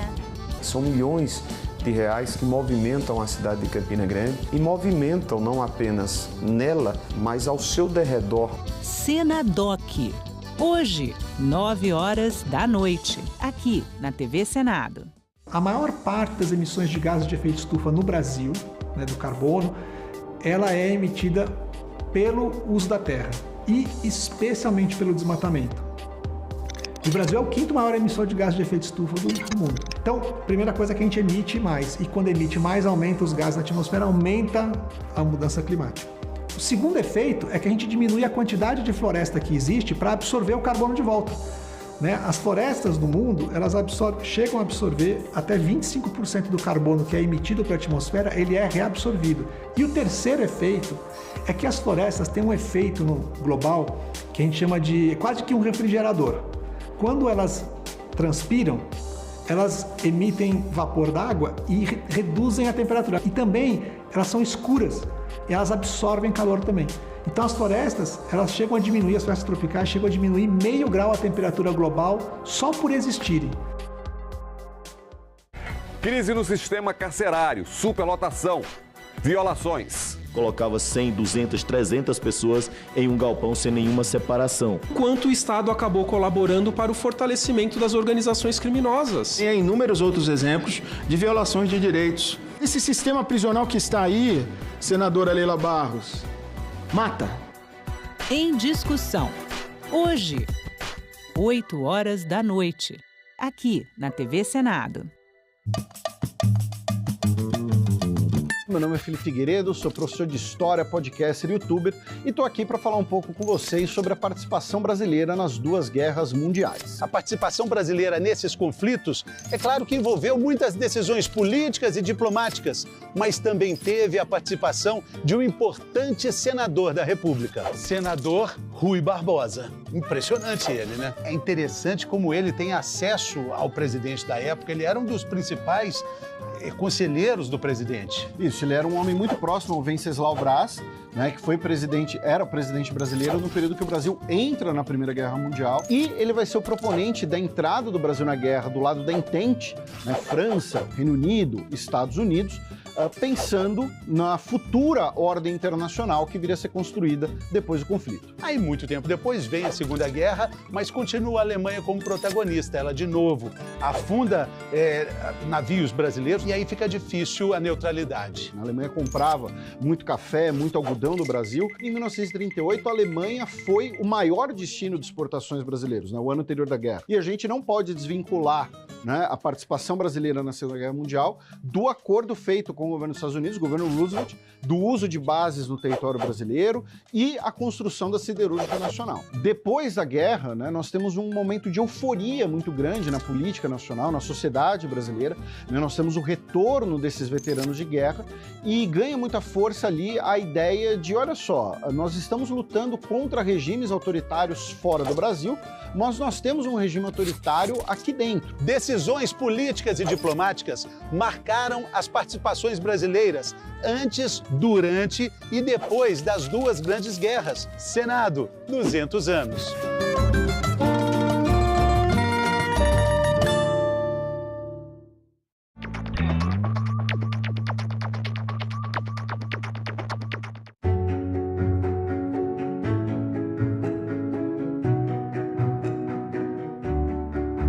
A lei de diretrizes e bases, ela devolve aos secretários de Educação dos Estados e aos professores o direito de fazer experiências. Aprovamos uma segunda libertação para negros e negras. A lei de cotas raciais e sociais nas universidades públicas federais. Que não é um ganhou, o outro ganhou, mas que ganha a educação. Valorizar o Fundeb para aumentar os recursos para a qualidade da educação e da educação pública nesse país. Nós só seremos, de fato, uma grande nação quando, para essa geração de 0 a 18 anos, não faltar absolutamente nada no quesito de educação.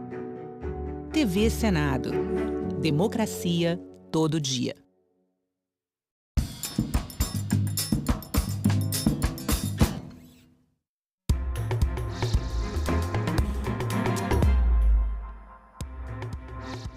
Olá, boa tarde. Em Brasília, 13h30 e o Senado Notícias está no ar.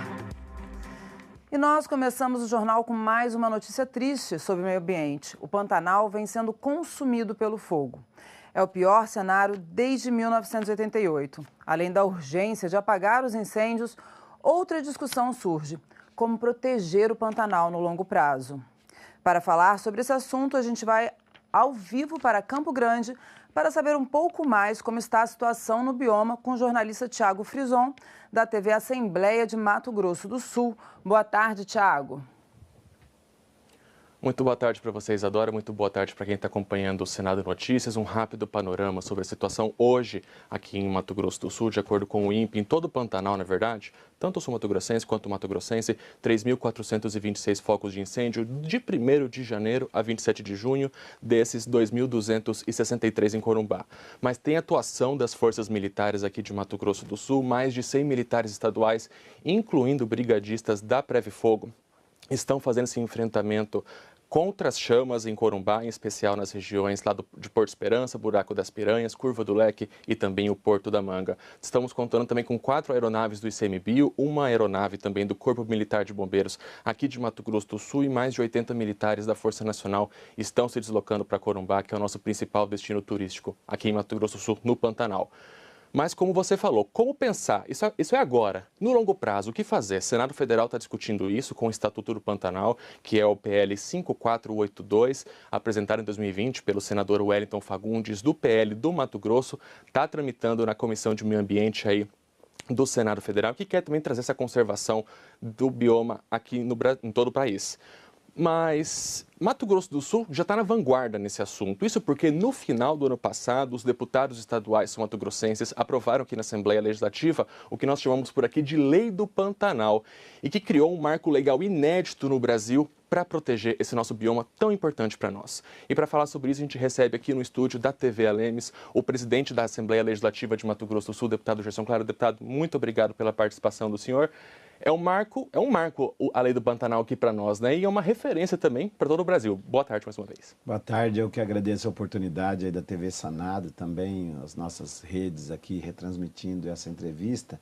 Sem dúvida, a Lei do Pantanal, além de ser um marco de proteção, de preservação do Pantanal, desse bioma, que é um bioma único para a humanidade, a Lei do Pantanal, ela marca um modelo de elaborar uma legislação a partir do diálogo. Nós tivemos a oportunidade, por uma decisão do governador de suspensão de qualquer tipo de desmatamento, a partir daí um ambiente de negociação que envolveu os agricultores familiares, as ONGs, a órgão de preservação e os produtores da região.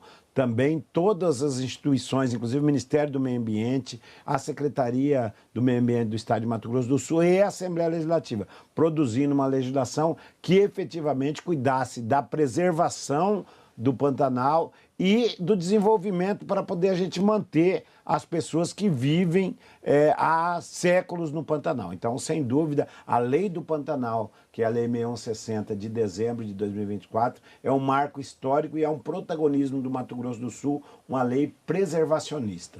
E, deputado, a gente teve muita discussão, como o senhor falou, lá em novembro, dezembro do ano passado, quando a Lei do Pantanal estava sendo construída por aqui. E como um ponto interessante é a participação de todos, dos ribeirinhos, das comunidades tradicionais, que são muito presentes aqui no nosso Pantanal, mas também os produtores, né? Foi um projeto de consenso, exemplo para o país todo, né? Na realidade, foi uma construção de um consenso.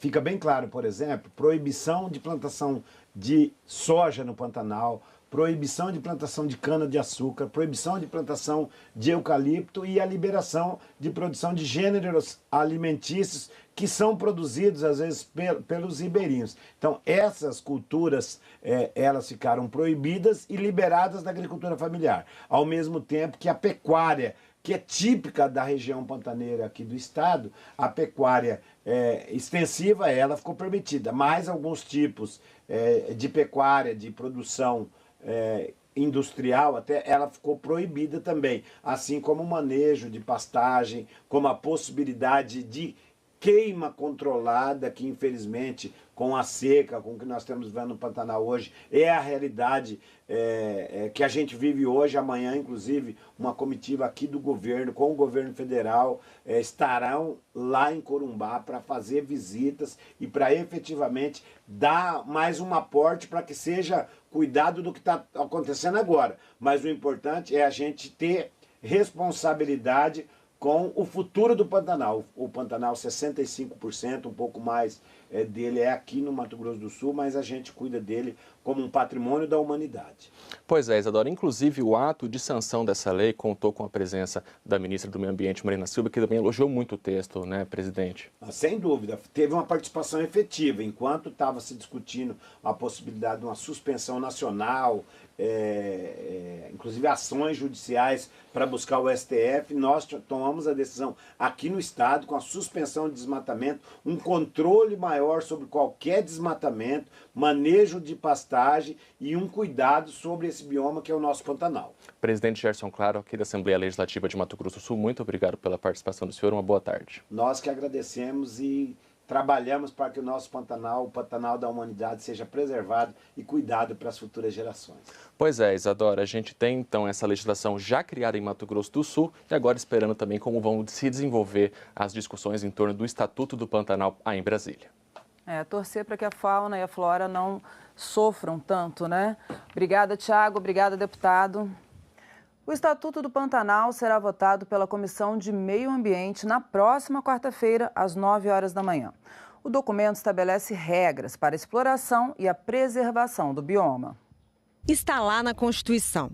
O bioma do Pantanal é patrimônio nacional e a sua utilização deve ser feita conforme a lei. Só que essa lei nunca foi feita. Em 2021, a Procuradoria-Geral da República entrou no Supremo Tribunal Federal com uma ação direta de inconstitucionalidade por omissão para questionar a demora do Congresso Nacional em editar uma lei que regulamente as formas de utilização do Pantanal. O STF deu prazo de 18 meses para que o Parlamento aprove uma lei que proteja esse bioma. O Estatuto do Pantanal foi apresentado pelo senador Wellington Fagundes em 2020 e deve ser votado pela Comissão de Meio Ambiente na semana que vem. O texto reúne 38 artigos que tratam da conservação, proteção, restauração e exploração sustentável do Pantanal, além da prevenção e combate ao desmatamento e incêndios florestais. O uso do fogo na vegetação será permitido em apenas alguns casos, como nas práticas culturais e de agricultura de subsistência. O Estatuto cria ainda a política de desenvolvimento do turismo do bioma do Pantanal e regras para a exploração ecologicamente sustentável do bioma. Os casos de exploração eventual da vegetação nativa não podem ter propósito comercial direto ou indireto. Pelo Estatuto, será criado ainda o selo Pantanal Sustentável para pessoas jurídicas e físicas que contribuam para o desenvolvimento de atividades e produtos sustentáveis de origem do bioma do Pantanal. O relator excluiu do texto o capítulo que tratava das diretrizes do zoneamento ecológico econômico do Pantanal. De acordo com o senador Jaime Campos, os estados que fazem parte desse bioma já estão em estágio avançado na elaboração desses zoneamentos. E a exclusão desse tema do projeto evita gastos adicionais para a União. Jaime Campos também retirou do projeto original as regras que diziam respeito aos requisitos para atividades de mineração nas áreas do Pantanal. O texto original condicionava a exploração mineral à obtenção de licenciamento ambiental, incluindo a apresentação de estudos de impacto ambiental e a adoção de medidas de recuperação ambiental, conforme orientações do Sistema Nacional de Meio Ambiente. Apenas o bioma da Mata Atlântica foi objeto de regulamentação por meio da Lei número 11.428, de 22 de dezembro de 2006. O Pantanal está presente nos estados do Mato Grosso e do Mato Grosso do Sul, sendo que sua área total representa 15.096.107 hectares. O Pantanal é o único bioma e merece uma legislação singular, capaz de conciliar preservação, desenvolvimento econômico e progresso social. É uma lei que nós precisamos fazer para respaldar as leis estaduais que, com certeza, são mais restritivas do que a lei federal, como ela tem que ser. A lei federal tem que ser um guarda-chuva e as leis estaduais são mais restritivas porque entram a fundo nas peculiaridades de cada estado.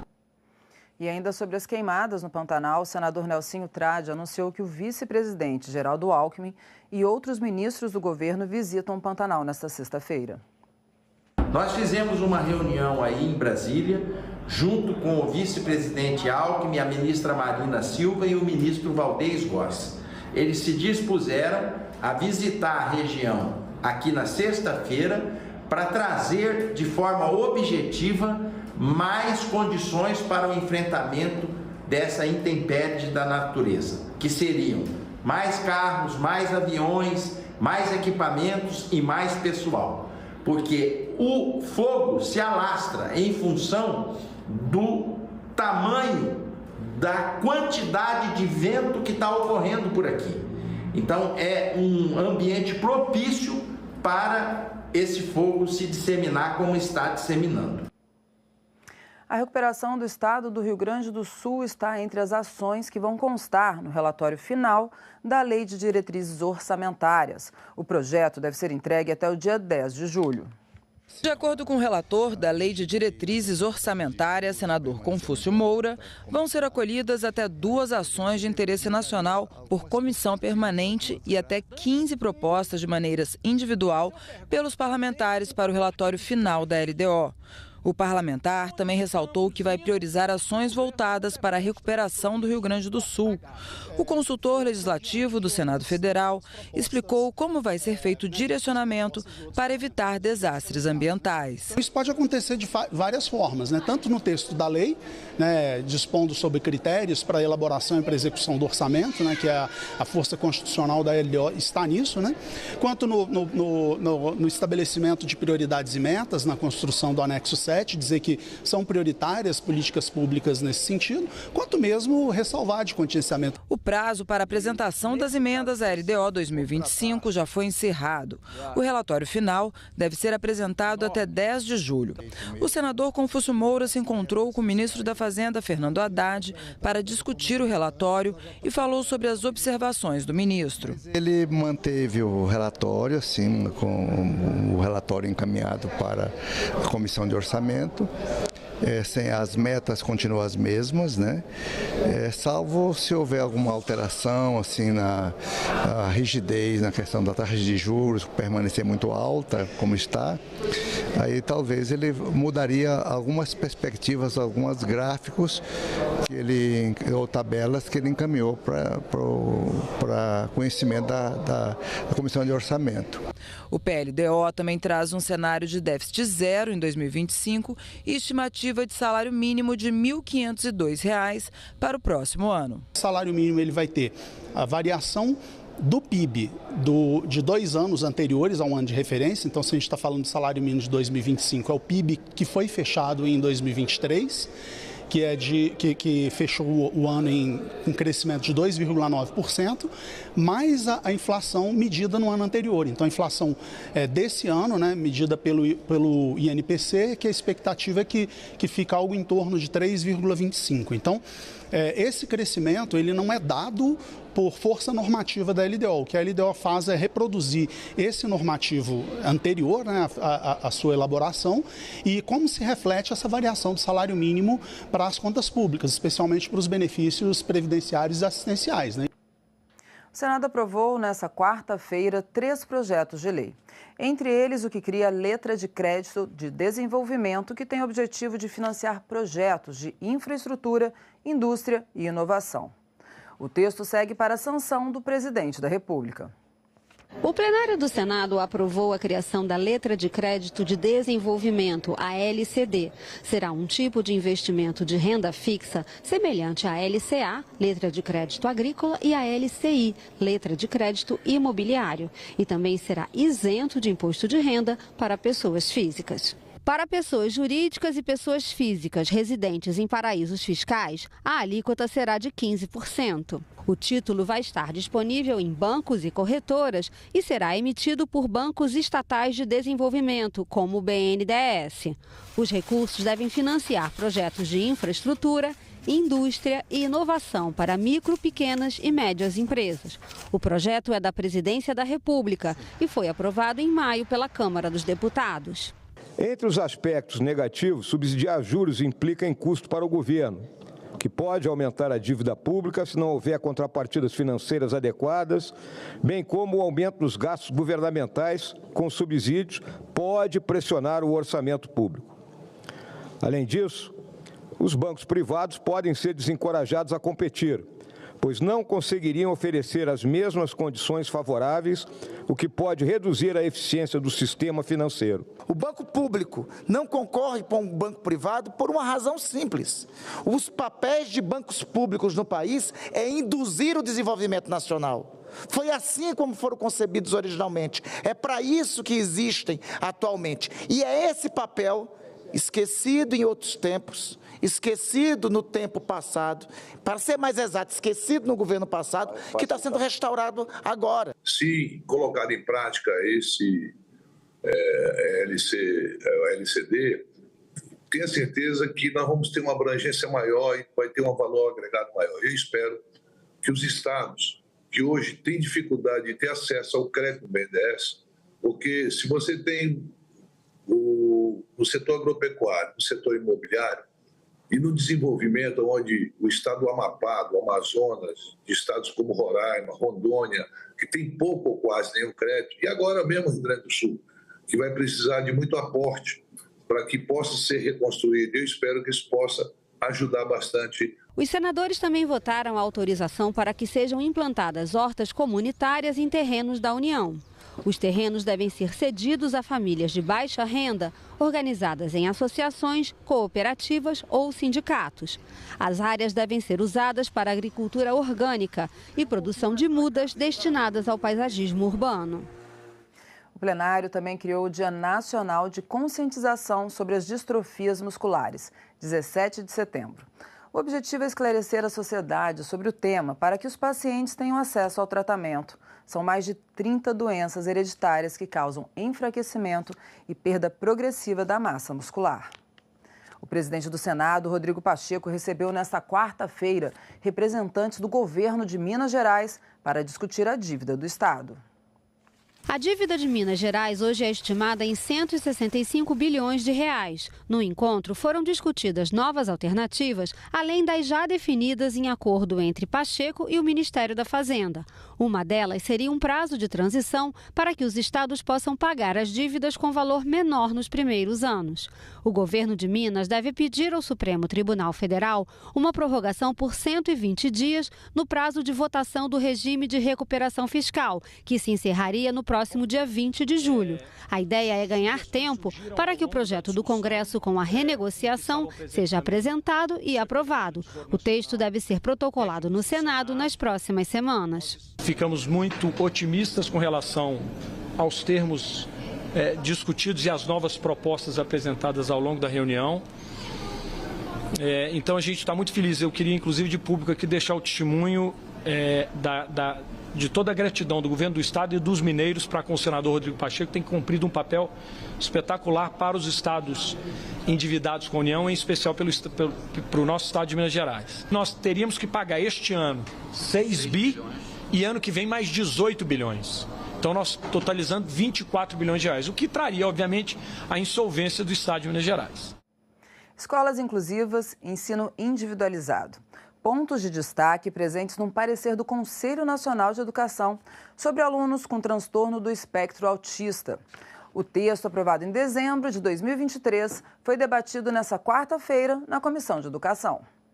Assegurar uma educação de qualidade para estudantes com espectro do transtorno autista, o TEA. O assunto faz parte do parecer apresentado e aprovado pelo Conselho Nacional de Educação, em dezembro de 2023.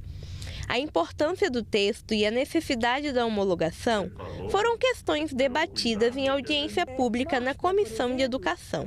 Traz à luz muitos direitos que já são consagrados para a pessoa com TEA, as pessoas de educação especial, mas a gente, o parecer, ele relembra isso. Relembra, por exemplo, que a Política Nacional de Educação Especial na perspectiva de educação inclusiva, ela sugere a expansão do acesso ao atendimento do aluno a partir da prioridade para a educação infantil.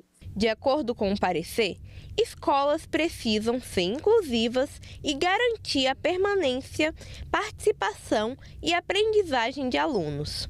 A importância de um ensino individualizado que leva em conta as dificuldades de aprendizagem de cada aluno também é destacado no texto. O parecer orientador 50, ele responde a uma demanda histórica, tanto da comunidade de pessoas com autismo, quanto de professores, que é a questão do plano educacional individualizado. Eu costumo dizer, e aí faço um relato pessoal, eu sou mãe de pessoa com autismo, sou professora da universidade. Eu não descobri o PEI por uma legislação ou na faculdade, eu descobri o PEI no chão da escola. Porque quando eu levei meu filho, que é uma pessoa com autismo, para começar a sua vida escolar, a escola me falou da importância do plano educacional individualizado. Eu sou professor universitário. Isso, eu vou pela sensibilidade. Eu tenho um aluno com TEA dentro da sala de aula. Eu dou prazo diferenciado. Eu pergunto para ele como é que ele quer a prova. Eu faço adaptação, mas pela minha sensibilidade, não porque eu fui orientado pela universidade ou existe uma regra de conduta. Não tem. No entanto, alguns especialistas acham que seria necessário uma análise mais aprofundada e a reformulação de alguns pontos do texto. Então, eu, professora Fátima Gavioli, não gostaria de ter que interferir na formação de ninguém. Eu jamais vou interferir em decisões jurídicas, em pareceres, mas eu gostaria que fosse respeitado o conhecimento pedagógico das pessoas que trabalham na educação. Nós não nos posicionamos de forma contrária ao parecer. Nós nos posicionamos em alguns aspectos naquilo que consideramos que o parecer precisa ter um caráter de efetividade, de operacionalidade, não é? E, nesse sentido, nós observamos aspectos desde a questão financeira, que a professora Fátima já abordou, o financiamento de tudo isso. Para o senador Flávio Arnes, o parecer é importante. Todos nós queremos que haja uma educação de muita qualidade, de acordo com as necessidades que essas pessoas têm para a sua autonomia, independência, desenvolvimento, participação na sociedade, para que essas pessoas e todas as demais sejam felizes. O viveiro do Senado foi reaberto hoje, com selo de aprovação do Ministério do Meio Ambiente para funcionar na categoria de Sala Verde, espaço voltado à educação ambiental. O viveiro do Senado é o cenário do programa Eco Senado. 8.000 metros quadrados de área verde com centenas de espécies de plantas. Uma sala de aula ao ar livre para lições de educação ambiental. Crianças de uma turma inclusiva de uma escola da Ceilândia foram as primeiras a conhecer o novo espaço do Viveiro do Senado, que a partir do segundo semestre estará aberto à comunidade. Gostei muito de aprender como o adubo é tão importante para as plantas. Foi muito bom aqui. Principalmente todos os lugares, as árvores que a gente conheceu. As visitas vão ser guiadas com agendamento e atividades específicas para cada faixa etária. A gente tem um certo grau de maturidade para demonstrar tudo aquilo que nós construímos internamente e que pode servir de modelo para outras instituições públicas e que traz, na verdade, o compromisso com a sociedade. A parceria com o Ministério do Meio Ambiente deu ao Viveiro do Senado o selo de aprovação para funcionar como Sala Verde, um espaço para a educação ambiental. Ela foi construída seguindo princípios, da bioconstrução, da sustentabilidade, da gestão dos resíduos, Então, a ideia é que haja compostagem, reciclagem, diminuição também, que um dos princípios para tratar a questão dos resíduos é, de fato, a redução, a reutilização. Então, todos esses elementos são muito importantes. Além disso, como vocês devem ter observado, é um espaço em que as pessoas podem sentar, discutir, em roda, dialogar sobre as questões ambientais. Existem informações, Então, tinha ali uma fala de Paulo Freire, evidenciada, muito bonito, falando, que a educação transforma as pessoas e as pessoas transformam o mundo, e eu acho que é isso que estamos precisando, de transformações, especialmente na área ambiental, para que a gente consiga sociedades sustentáveis e, de fato, o enfrentamento das mudanças do clima. Inclusão e acessibilidade. O Viveiro reabre com trilhas acessíveis para pessoas com deficiência ou mobilidade reduzida. São 290 metros quadrados de trilhas. Servidor do Senado há 32 anos, só agora o Aires Neves, que é cadeirante, pôde conhecer o Viveiro. Dá vontade de passar uma tarde por aqui, trazer meu regimento, sentar ali naquela sombra. Tem até Wi-Fi aqui, dá de fazer toda a atividade daqui mesmo. E só que com um ambiente muito próximo da natureza, muito inspirador. A gente teve visita de alguns colaboradores nossos aqui do Senado que são cegos, tivemos com audiodescrição. Então é um espaço aqui que a gente quer que todas as pessoas possam acessar, que possam conhecer e desfrutar também. A ideia é que o Viveiro do Senado se torne uma referência em sustentabilidade, unindo educação ambiental, preservação e gerenciamento de resíduos sólidos. Vai ser um centro irradiador de técnicas de sustentabilidade e de preservação ambiental, não só para o Distrito Federal, mas para todo o país. O sistema que nós montamos, ele está interligado com páginas da internet e eles levam conhecimento para todos os estudantes e todos os pesquisadores do país, em relação principalmente à identificação botânica das plantas e dispensando a presença física aqui no viveiro. Ou seja, várias pessoas que não podem estar aqui, é claro que quem estiver aqui vai aproveitar muito mais esse ambiente tão cheio de harmonia que vocês estão vendo, mas as pessoas que não podem vir, que estão em vários municípios do país, em vários espaços remotos do país, vão poder acessar via internet todo o conhecimento que é gerado aqui em relação à pauta e à temática da sustentabilidade. Na reabertura do viveiro, o plantio simbólico de uma muda de ipê e uma de acácia. A reforma tributária, recentemente aprovada aqui no Congresso, é o tema do livro que consultores legislativos do Senado lançaram nesta quarta-feira. O evento aconteceu na Biblioteca da Casa e contou com a presença do presidente do Senado, Rodrigo Pacheco. O novo Sistema Tributário Nacional, modelo constitucional de tributação pós-reforma tributária, é o título do livro lançado nesta quarta na Biblioteca do Senado por consultores legislativos da Casa. A obra traz uma análise detalhada e acessível do novo modelo constitucional de tributação, explorando os principais pontos e as inovações desse modelo. Também contextualiza as mudanças em nível global, destacando tendências e experiências internacionais em tributação. A ideia foi essa, de juntar especialistas em direito tributário que estavam trabalhando durante todo o processo da reforma. Foi um trabalho muito intenso e a gente tinha um tempo muito curto, porque a gente estava trabalhando na reforma e ao mesmo tempo pensando no projeto do livro.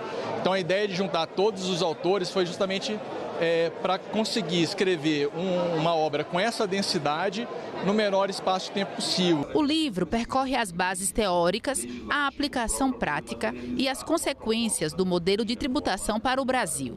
O objetivo é contribuir para o debate sobre a regulação da reforma tributária. Nosso objetivo era inaugurar o debate, trazer os principais aspectos da tributação sobre bens e serviços, a nova tributação sobre o consumo, também tratamos do imposto seletivo, então é uma oportunidade para quem tiver acesso ao livro de ter um panorama geral com a profundidade que a gente conseguiu fazer no exíguo espaço de tempo, de ter um conhecimento amplo sobre o novo sistema tributário nacional. Um assunto complexo que vai interferir na vida de todos os brasileiros, direto ou indiretamente, e nossa preocupação foi sempre trazer um texto mais didático, para que qualquer pessoa tenha acesso, possa compreender e, uma vez compreendendo o que está sendo alterado, possa propor sugestões para aprimorar o texto.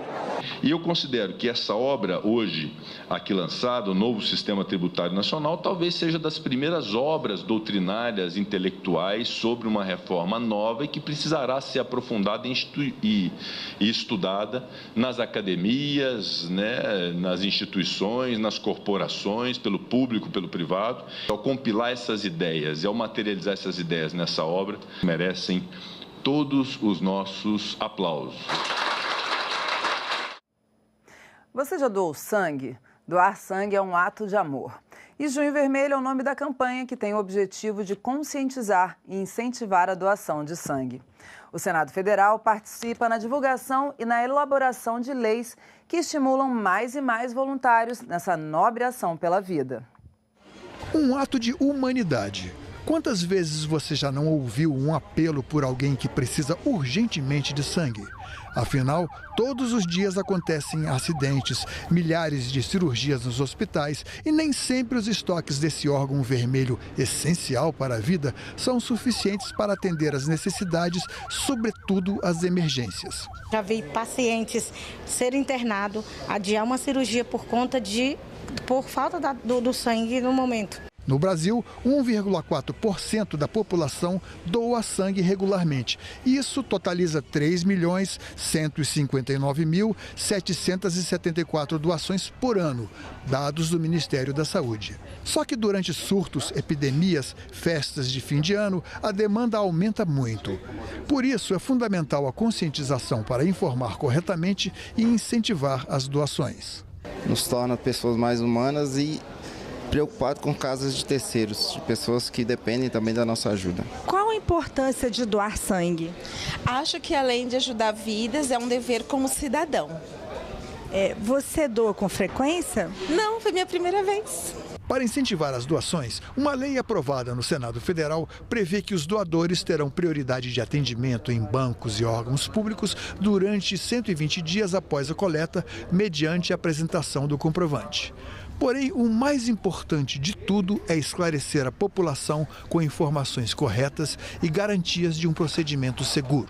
Para doar sangue, é necessário estar bem de saúde, ter entre 18 e 69 anos de idade e pesar mais de 50 quilos. Além disso, você não pode ter sido submetido a uma cirurgia há menos de 3 meses ou tratamento dentário há menos de uma semana.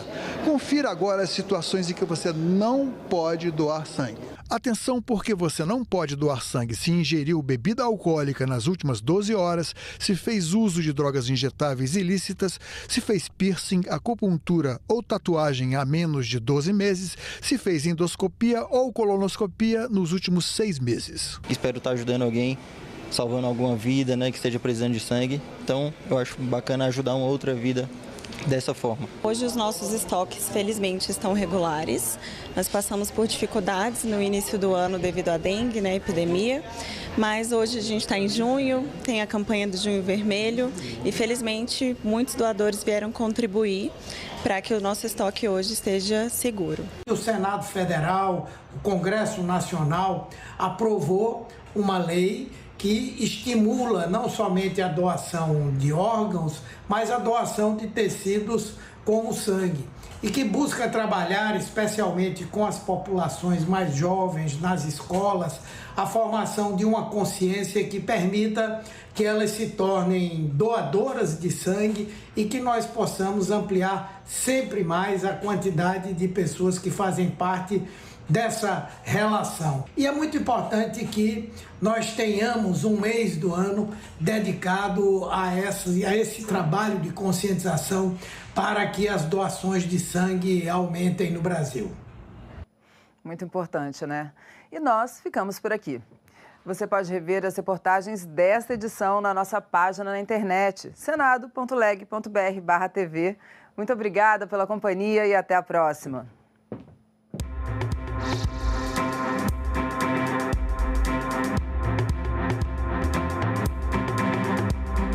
Pública com o objetivo de debater o PLP 77 de 2023, que institui o cadastro digital certificado e estabelece normas para identificação de correntistas ativos e passivos de contas de depósitos abertas por meio eletrônico. Em atenção aos requerimentos 41 de 2024 desta comissão, de autoria do senador Esperidião Amin, e 46, também de 2024, desta comissão, de autoria dos senadores Esperidião Amin e Hamilton Mourão.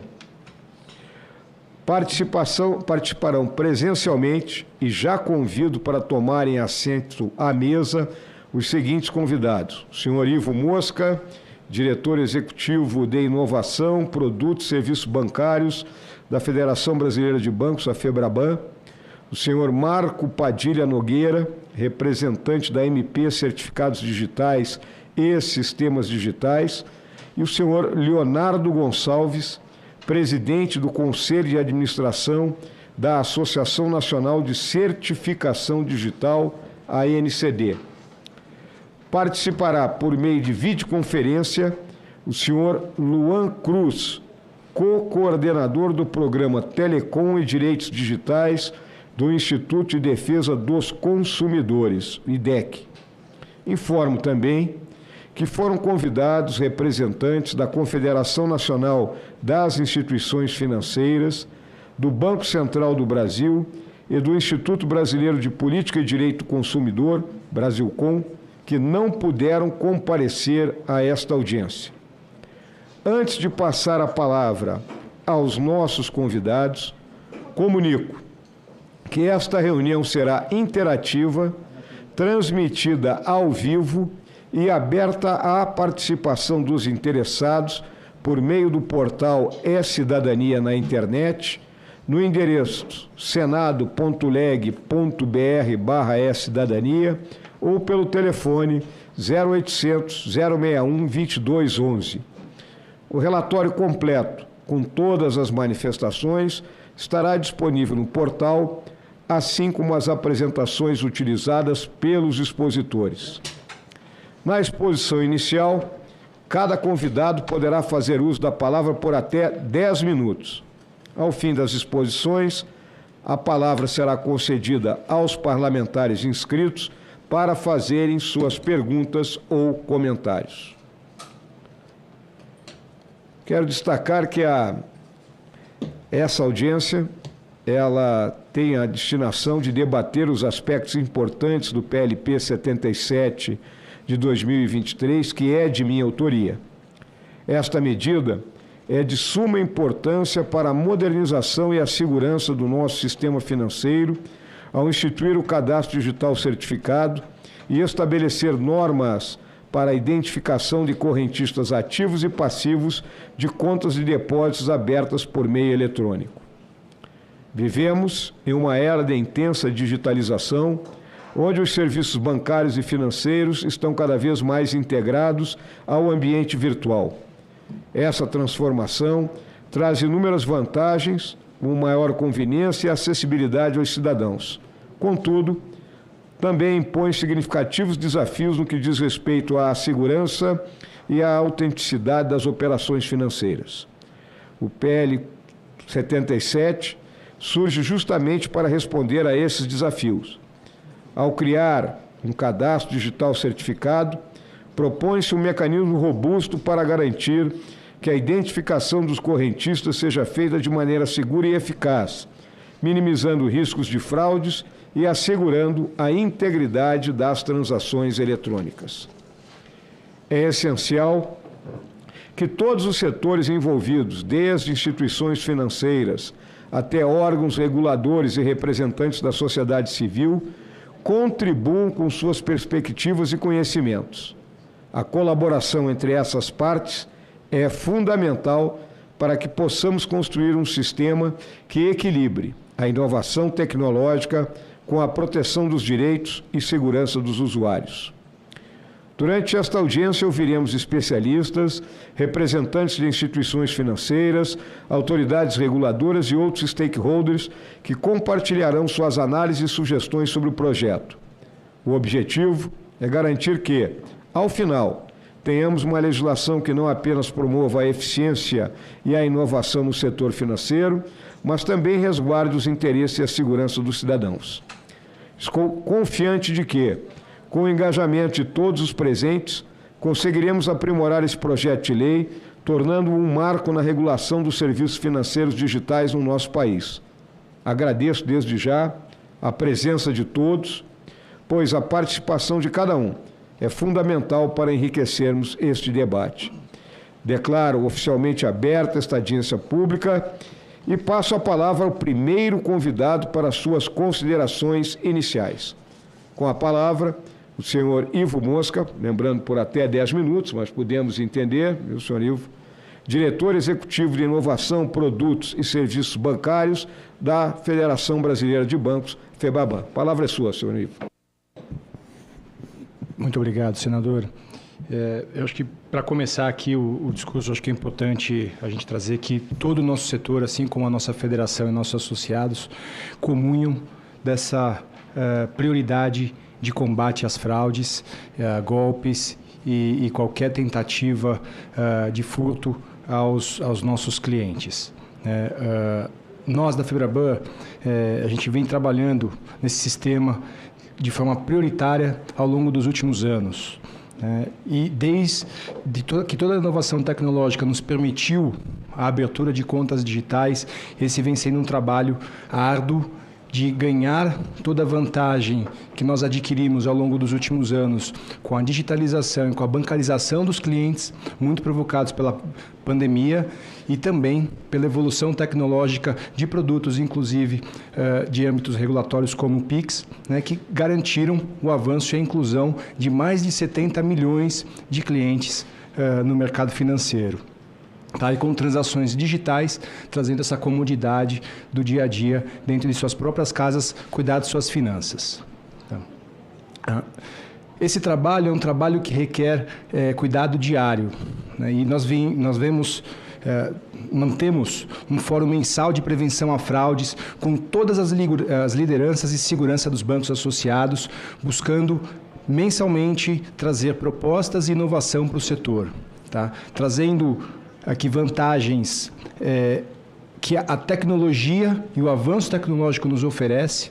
Muito se fala de inteligência artificial nesse momento e uma série de outras ferramentas que a gente vem colocando à nossa disposição e que vem contribuindo diariamente nesse combate de golpes, fraudes e engenharia social, que hoje é o que representa a maior parte dos nossos ofensores nesse setor.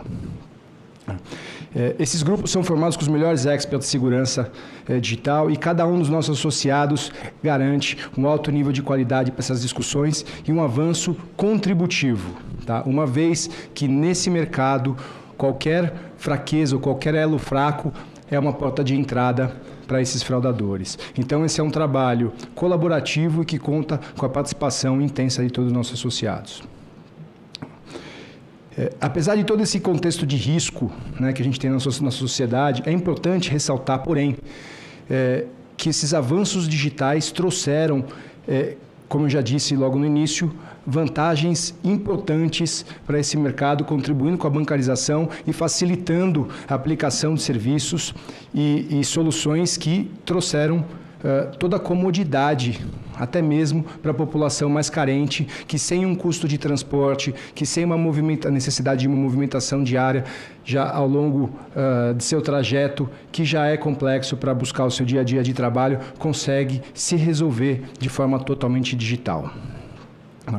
Colocado esses pontos e contrapontos, a gente teve diversos avanços ao longo dos últimos anos, e a gente pode citar vários aqui, mas temos aqui exemplos provocados pelo setor privado, como um mecanismo especial de devolução, onde nós temos aqui a capacidade de tentar retornar, uma vez que já foi consumada uma fraude, buscar de volta o recurso. A gente já está avançando para uma versão seguinte, 2.0, onde a gente consegue permear diversas camadas ou contas já transacionadas.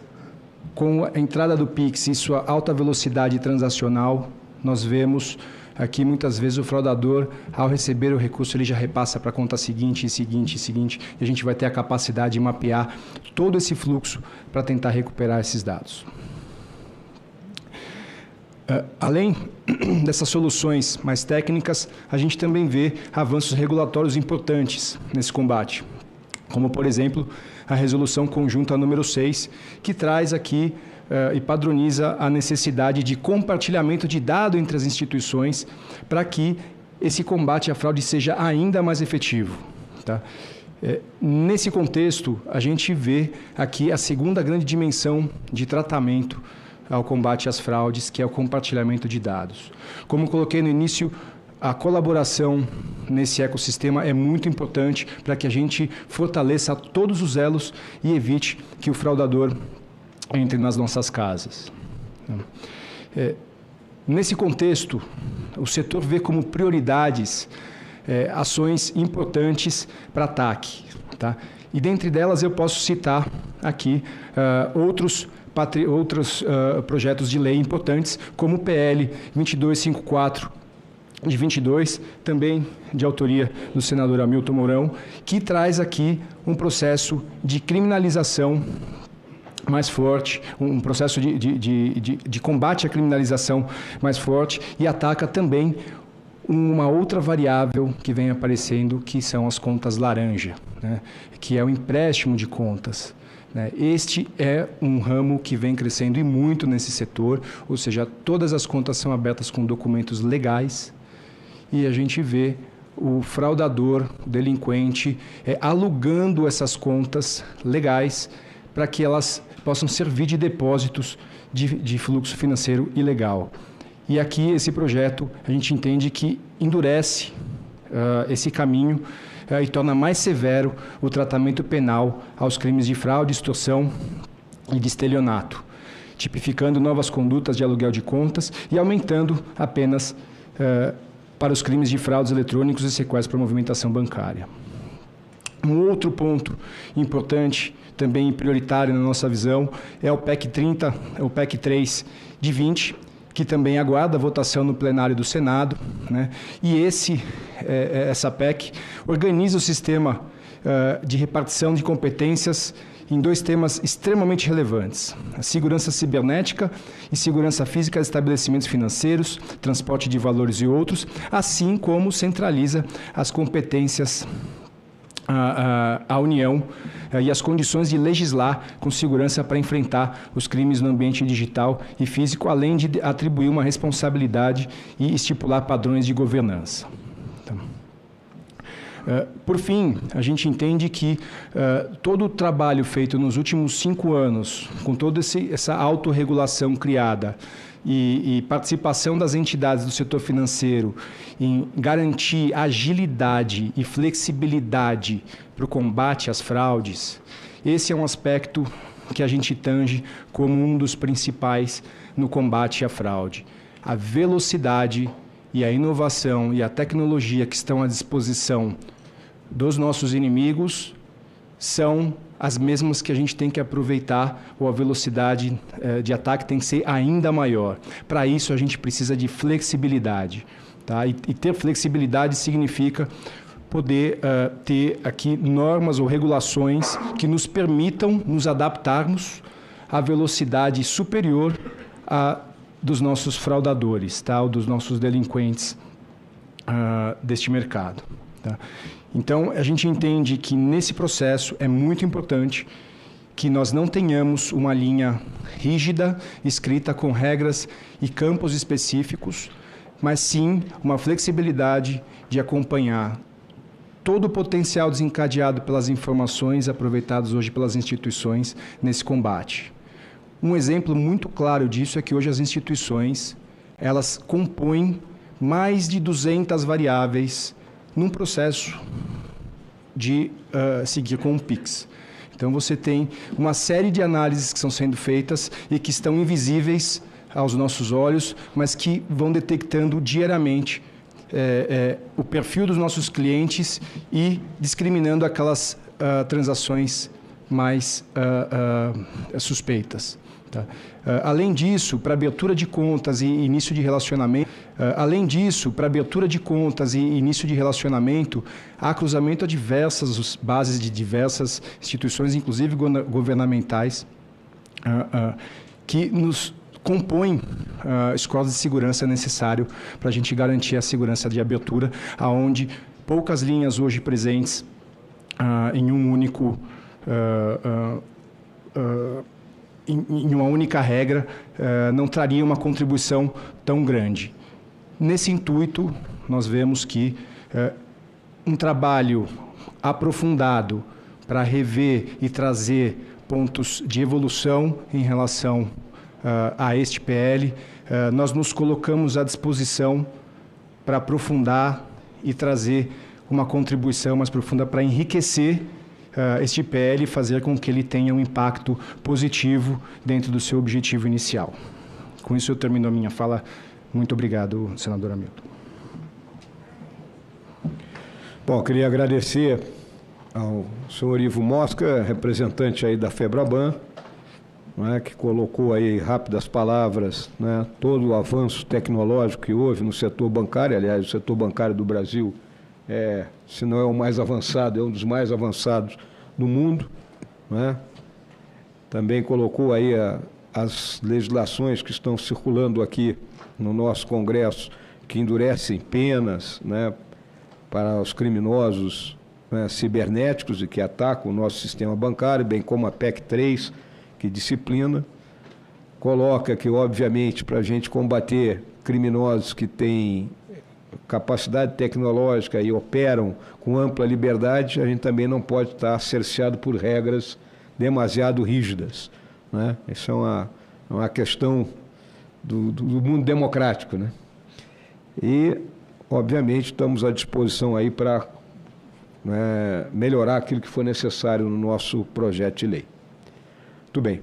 Vamos passar a palavra, então, agora para o nosso segundo conferencista, debatedor, que é o senhor Marco Padilha Nogueira, representante da MP Certificados Digitais e Sistemas Digitais. O senhor tem até 10 minutos.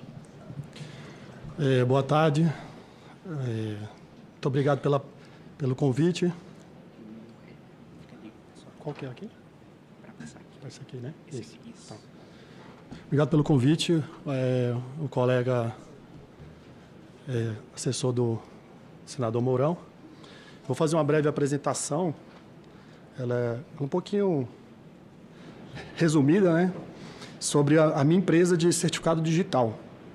A gente comercializa todos os modelos de certificado. Vou passar para cá. Certificados A1, A2, A3, os tokens, né? Os cartões de identificação. Eu vou fazer uma breve apresentação. A MP Certificado Digital é uma empresa parceira, representante, autorizada da Sercom, que é a nossa R, né? Que está aqui localizada em Brasília. Estamos integrados a uma cadeia de parceiros confiável e reconhecida, composta pela AC Digital Sign, que é a autoridade certificadora, responsável por toda a cadeia de certificados digitais. A R Sercom, que é a responsável por verificar e validar todas as informações e documentos de quem necessita emitir ou renovar um certificado digital. Por isso, o papel da autoridade de registro AR é fundamental no processo de emissão do certificado digital. O nosso atendimento ele é presencial, que eu creio que é o ponto mais forte aí, do nosso projeto, e também por videoconferência, tendo em vista que o presencial é o mais importante nesse momento. Oferecemos flexibilidade para nossos clientes com opções de atendimento presencial em Brasília e por videoconferência em demais locais, caso a pessoa tenha alguma necessidade fora do Brasil, enfim. Isso aí garante conveniência e segurança. A nossa expertise é local e nacional. Como apresenta a autoridade da Sercom, combinamos conhecimento local com alcance nacional, proporcionando soluções personalizadas e eficientes, tá? Um suporte especializado para a equipe altamente capacitada, oferece suporte técnico e consultoria especializada, garantindo aos nossos clientes clientes que utilizem o certificado digital de maneira otimizada. Aqui é o meu índice, eu vou passar aqui para frente e adentrar aqui sobre o nosso projeto. Na certificação digital, a segurança e eficiência nas transações bancárias e abertura de contas. A certificação digital é uma ferramenta essencial para garantir a segurança e eficácia nas transações bancárias e nos processos de abertura de contas. A apresentação abordada a importância da certificação digital no mercado atual, com foco especial nas instituições bancárias. As principais importâncias, a importância do certificado digital no mercado, né? A segurança aprimorada. A certificação digital oferece proteção contra fraudes e acesso não autorizado, garantindo a integridade das informações e transações. Conformidade e regulatória. O uso de certificação digital atende a requisitos legais e regulatórios, posicionando as instituições bancárias como líderes em governança e compliance. Eficiência nos processos. A certificação digital agiliza os processos, reduzindo custos e tempo e melhorando a experiência do cliente. A aplicação do certificado digital nas instituições bancárias, a abertura de contas. A certificação digital permite a abertura de contas de forma totalmente digital, sem a necessidade de comparecer pessoalmente à agência. As transações bancárias. A assinatura digital é criptográfica e tem autenticidade de segurança nas transações, reduzindo o risco de fraude. A conformidade e compliance. O uso do certificado digital ajuda as instituições bancárias a cumprir regulamentos, diretrizes, fortalecendo a sua imagem e confiabilidade. Segurança e eficiência nas transações bancárias. Criptografia avançada. A certificação digital utiliza logaritmos criptográficos robustos para proteger informações confidenciais durante as transações. Assinatura digital. Assinaturas digitais garantem a autenticidade e integridade dos documentos enviados, evitando fraudes e falsificações. A rastreabilidade. Todas as atividades realizadas com a certificação digital são registradas, permitindo a rastreabilidade e auditoria das transações. Redução de custos. Automação e a digitalização dos processos bancários resultam em uma diminuição significativa dos custos operacionais. A abertura de contas com certificado digital, a identificação do cliente. O cliente é identificado de forma segura, confiável e por meio da certificação digital, eliminando a necessidade de comparecimento presencial no banco. A assinatura digital. O documento é necessário para a abertura da conta, são assinados digitalmente, tornando o processo ágil e eficaz. Ativação da conta. A conta ativada e liberada por uso imediato, sem a necessidade de espera ou deslocamento adicionais. Os benefícios do certificado digital para os clientes bancários. A segurança. Os clientes têm garantia de que suas informações e transações estão protegidas contra fraudes e acessos não autorizados. Conveniência. O processo de abertura da conta é realizado na transação e mais rápido e pode ser feito de qualquer lugar. E a confiabilidade. A certificação digital reforça a imagem e a solidez e a credibilidade da instituição bancária, garantindo maior confiança dos clientes. Os desafios das soluções e implementações da certificação digital. A adoção pelos clientes, capacitação e suporte aos clientes para o uso da certificação digital. A integração com o sistema, a adaptação do sistema bancário para a integração com a certificação digital.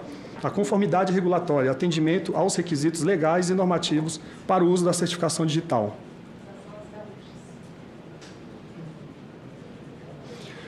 Conclusão e próximos passos. Para concluirmos, a certificação digital é fundamental para garantir a segurança e a eficácia nas transações bancárias e da abertura de contas. As instituições bancárias devem investir nas suas implementações para se manterem competitivas e oferecer um atendimento de excelência aos seus clientes.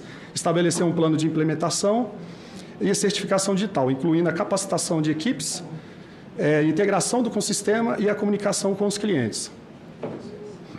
E aqui eu finalizo minha apresentação, uma breve apresentação. Espero estar contribuindo com mais informações a partir de perguntas, tá? E fica à disposição para o projeto estar avançando e termos sucesso aí nas tratativas. Okay. Eu agradeço aí o senhor Marco Padilha, que fez uma apresentação sobre a empresa a qual ele pertence, e os dados relativos aí à segurança, à rastreabilidade, todas as vantagens, não é, que o sistema oferece. Não é, que é óbvio que é um dos pontos focais aqui da discussão que nós temos e que terá que ser feito um equacionamento junto, não é, ao sistema bancário, para que a gente saia com um projeto de lei que atenda não só aos interesses do consumidor, que é o primeiro, não é, como também a defesa e segurança tão necessária nesse momento que a série de crimes acontece.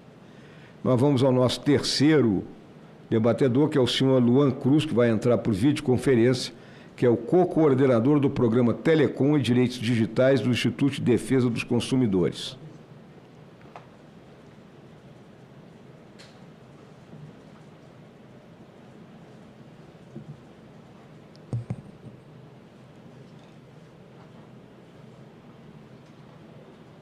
Boa tarde, vocês me escutam? Escutamos aí, senhor Luan. E consegue me visualizar também ou não? Não, tá, só não chega a ser um canal 13, mas tá quase isso, pô. Tem som, só não tem imagem. E aí se seguir com o som, tá bom. eu vou tentar aqui sair e voltar, só pra gente ter tudo certinho, ok? Tá bem. Só um minutinho.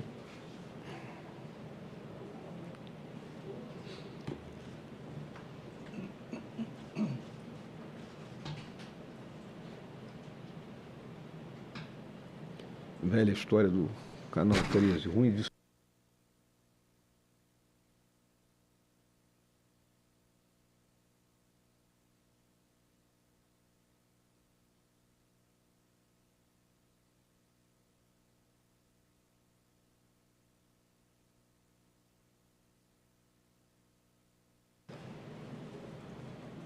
Pronto. Ok, Luan. Tá. A palavra está contigo aí. Muito obrigado, senador. Eu queria aproveitar para agradecer o convite feito pela comissão ao IDEC. O IDEC é o Instituto de Defesa dos Consumidores. Eu vou compartilhar minha tela para apresentar a minha apresentação.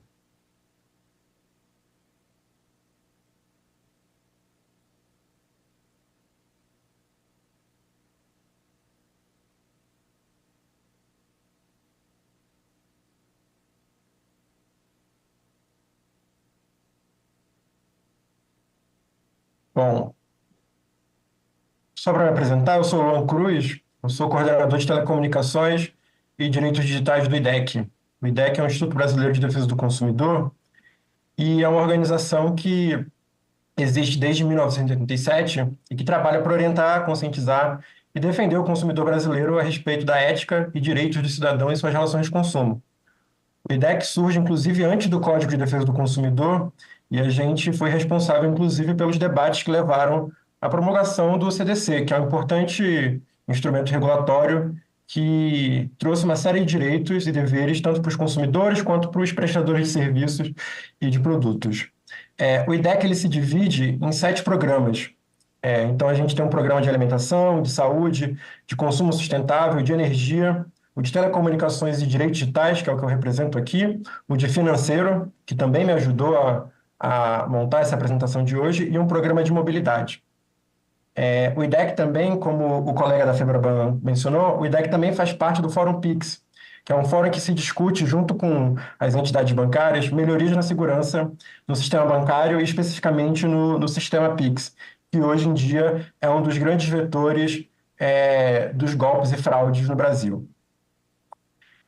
Eu queria começar falando um pouco tanto do projeto de lei quanto das nossas preocupações da forma como ele está posto hoje em dia. O projeto de lei ele prevê o cadastro digital, né, o certificado. Ele cria também a figura da ficha cadastral com uma série de dados pessoais, estipula quais seriam as entidades emissoras, estipula também uma taxa a ser cobrada do consumidor de até R$15. Ele também fala sobre a validade de 2 anos desse cadastro, que precisa ser renovado a cada 2 anos, e também estipula esse prazo de 60 dias para a realização do cadastro após a entrada em vigor da referida legislação. A gente acredita que a preocupação tanto do senador, que propôs o projeto de lei, quanto do senador Amin, que propôs essa discussão, que de fato é uma preocupação de todos os brasileiros, porque quase todo mundo conhece alguém que sofreu um golpe, ou inclusive já sofreu um golpe. Só que, para além disso, a gente precisa ter uma preocupação para não jogar jogar água com o bebê junto, né, da bacia. Então, a gente tem algumas preocupações, especificamente sobre a coleta excessiva de dados, que o projeto prevê, sobre os possíveis vazamentos desses dados. Uma coisa que a gente queria comentar aqui também é que já existem regras do Bacen e do CMN que tratam das questões que o próprio PL tenta abordar, e é uma pena que o Banco Central não esteja representado aqui hoje. Um outro ponto interessante que talvez o projeto de lei não consiga abarcar é um ponto das contas golpistas e dos conteiros, que é um conceito que eu vou explicar ao final da apresentação. E também eu trago um pouco da necessidade da gente ter outros mecanismos para a prevenção de fraudes, que não somente o cadastro digital, que, como eu disse, tem esses problemas que a gente tem olhado por aqui. Então, o primeiro deles é sobre a coleta excessiva de dados. E a gente entende que o projeto de lei ele vai, enfim, bate de frente com a própria LGPD. A LGPD é a Lei Geral de Proteção de Dados Pessoais, e lá no seu artigo 6º, sobre os princípios, ele tem um princípio específico da necessidade, ou seja, que você, ou aquele que trata os dados, ele deve coletar o mínimo necessário para a realização das suas atividades. Ou seja, a gente tem que ter pelo menos os dados pertinentes e proporcionais e não excessivos em relação às finalidades de tratamento de dados. E o projeto de lei, aqui em discussão, ele traz a gente acredita que ele traz um excesso de dados que devem ser coletados pelas instituições que seriam responsáveis pela emissão do cadastro do certificado. Por exemplo, um dos casos é, por exemplo, a coleta de informações como as tatuagens ou sinais próprios nos braços ou nas mãos, que a gente considera um pouco excessivo dentro do escopo do projeto de lei. E por que a gente acha que isso é excessivo e por que isso é um problema? Não apenas do problema de ser, enfim, um confronto e estar em dissonância com a própria Lei Geral de Proteção de Dados Pessoais, a gente tem visto, nos últimos anos, uma série de casos em que os bancos e instituições financeiras não foram responsáveis pela guarda e pela, enfim, proteção dos dados pessoais dos consumidores no Brasil. Então, o que a gente tem aqui? Uma série de vazamentos de chaves Pix, por exemplo. Então, a gente tem casos a cada ano, ou a cada semestre, a gente tem um caso novo.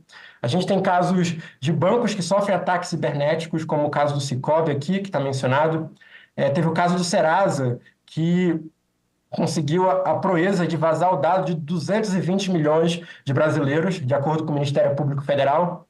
E, para além disso, tem um outro ponto, é que quando esses bancos e as instituições financeiras coletam essa quantidade enorme de dados pessoais, elas acabam utilizando esses dados para outras finalidades, especialmente para assediar os consumidores com ofertas de crédito com juros abusivos. E a gente tem isso claramente com as discussões sobre oferta de crédito consignado para idosos. Inclusive, aqui eu boto alguns casos que foram alvo de denúncia do IDEC, como do Banco BMG, que foi multado em 5 milhões de reais, e do Itaú, que foi multado em 9 milhões de reais, por usar irregularmente dados dos consumidores para oferta de crédito consignado, se aproveitando, inclusive, da vulnerabilidade dos seus clientes e de seus possíveis clientes, como é o caso dos idosos. Então, a gente tem esse problema de coleta excessiva de dados e, muitas vezes, o uso abusivo e o uso não cuidadoso desses dados que são coletados. Então, uma preocupação do IDEC é, uma vez que as instituições seriam responsáveis por coletar essa imensa quantidade de dados, a gente tem essa preocupação de que essa coleta e esse tratamento, essa guarda não seria feita de maneira responsável, dado o histórico das instituições financeiras aqui no Brasil. Para além disso, um ponto que a gente sempre gosta de bater é que é muito interessante que o Congresso se volte a essa pauta das fraudes e da abertura de contas fraudulentas, mas é importante frisar que já existem regras, tanto do Banco Central quanto do CMN, relativas aos mesmos tópicos que o projeto de lei tenta abarcar. Então, por exemplo, a resolução do Banco Central número 96, lá de 2021, não tão longe assim, estipula que os bancos e as instituições elas devem adotar procedimentos e controles que permitam verificar e validar a identidade e a qualificação do titular da conta. Para além disso, a própria resolução diz que o Banco Central ele pode, inclusive, adotar medidas complementares, como as próprias medidas que já estão previstas no projeto de lei. Então, assim, não é falta de regulamento, é falta de fiscalização e de enforcement. Para além disso, a própria resolução do Conselho Monetário Nacional estipula que as informações de identificação e de qualificação dos titulares elas devem ser mantidas atualizadas pelas instituições. Então, a gente volta àquela previsão de ter que atualizar o cadastro há 2 anos. Já é uma regra do próprio Conselho Monetário Nacional de que essas informações têm que ser atualizadas. Então, é importante frisar que já existem regras do Banco Central que devem ser aplicadas pelos bancos e não estão sendo aplicadas pelos bancos. E para trazer aqui de exemplo, existe um estudo da Silverguard, que é uma consultoria, que ela faz um ranking das contas golpistas do SOS Golpe. Estão muito relacionadas aos bancos que são utilizados por golpistas para fazer golpes do Pix. Então, aqui a gente tem uma lista de 10 bancos que são notoriamente utilizados por golpistas para serem utilizados para fazerem fraudes e golpes, e muitas vezes a gente não vê uma atuação das autoridades para que elas sejam de fato responsabilizadas e que mudem e respeitem aquelas regras que eu acabei de mencionar do Banco Central. Então a gente vê que a gente já sabe quem são os responsáveis, já sabe aonde ir, já temos as regras e muitas vezes falta a aplicação da lei. E a gente já sabe, inclusive, quais são os bancos que são utilizados pelos golpistas. Então a gente também tem esse problema, enfim, de reforçar, não é falta de investigação ou de dados, a gente tem os dados e a legislação para serem cumpridos. Então, assim, a nova lei, um novo projeto de lei, ele pode sim trazer novas regras e regras mais específicas, mas é importante lembrar que a gente não está no limbo jurídico. Para além disso, o projeto de lei ele acaba não conseguindo atacar um ponto específico que são as contas golpistas dos conteiros. E o que são esses conteiros? São pessoas que criam uma conta alugada por um cliente real, ou seja, um cliente real poderia ter um cadastro, um certificado digital, e ele poderia, inclusive, criar essa conta, mas, mesmo assim, essa conta pode ser cooptada para ser usada como laranja. E a gente tem esses casos de que são pessoas comuns que são cooptadas em comunidades e pelas redes sociais. E os golpistas, que não é peixe pequeno, né, são pessoas envolvidas com o crime organizado, eles miram especificamente naquelas pessoas que estão precisando de dinheiro. Para além dessas pessoas comuns que são cooptadas, as próprias vítimas são utilizadas como laranjas e são obrigadas a abrir uma nova conta digital no momento do sequestro. Então, assim, mesmo que a pessoa tenha o certificado digital, ela pode ser utilizada como laranja sob ameaça para criar uma conta nova. E isso o projeto de lei não consegue abarcar. Talvez fosse necessária uma melhoria nisso. Então, e todas essas informações foram compiladas pelo Ministério Público de São Paulo, relacionada a essa questão dos conteiros. Por fim, aqui também a gente apresenta outros mecanismos para a prevenção de fraudes que não estejam somente relacionados a essa coleta excessiva de dados que eu mencionei e a criação de um cadastro que fique na mão das instituições financeiras. Então, a gente tem a autentificação de 2 fatores, ou seja, exigir uma verificação adicional por meio de segundo fator, como um código enviado por SMS, ou um aplicativo autenticador, ou o próprio token, que foi citado pelo colega aqui anteriormente. Uma análise comportamental. Os bancos eles poderiam monitorar o comportamento do usuário durante o processo de abertura da conta, como a velocidade da digitação e o padrão de navegação, para ajudar a identificar atividades suspeitas. Um outro ponto, que não é só verificado pela gente, mas pelo próprio Ministério Público e pela própria FEBRABAN, é importante também que a gente consiga verificar a localização do usuário durante o processo de inscrição para garantir que ele esteja em um local esperado ou familiar. Não faz sentido o consumidor ou o usuário abrir uma conta em um determinado local e sendo que o seu endereço residencial é totalmente distinto daquele onde está sendo aberta a conta pelo celular. E, por fim, uma outra sugestão que a gente traz de aprimoramento é que a gente possa ter também um mecanismo de reputação do dispositivo. É possível identificar os dispositivos que abrem a conta. Então, é importante que a gente consiga analisar a reputação do dispositivo usado para abrir a conta, verificando se esse mesmo dispositivo já foi usado anteriormente em fraudes. Então, eu queria mais uma vez agradecer o convite da comissão, agradecer também pela iniciativa tanto do senador Esperidião Amin pelo convite e pelo senador Hamilton Mourão pela proposição do projeto de lei, e a gente se coloca à disposição para futuros debates, conversas e proposições, e mais uma vez, muito obrigado. Bom, queria agradecer ao senhor Luan Cruz, aí, representante do IDEC, que nos apresentou de forma extremamente objetiva, do lado do consumidor, as preocupações, tanto sobre a coleta de dados, vazamento dos mesmos, regras já existentes, fraudes mais comuns, apresentou aí um rol de entidades onde essas fraudes se alojam, bem como uma proposta como oportunidade de melhoria de outros mecanismos que podem ser utilizados na prevenção de fraudes. Eu vou passar a palavra agora ao senhor Leonardo Gonçalves, que é o presidente do Conselho de Administração da Associação Nacional de Certificação Digital. Tem 10 minutos aí, senhor Leonardo.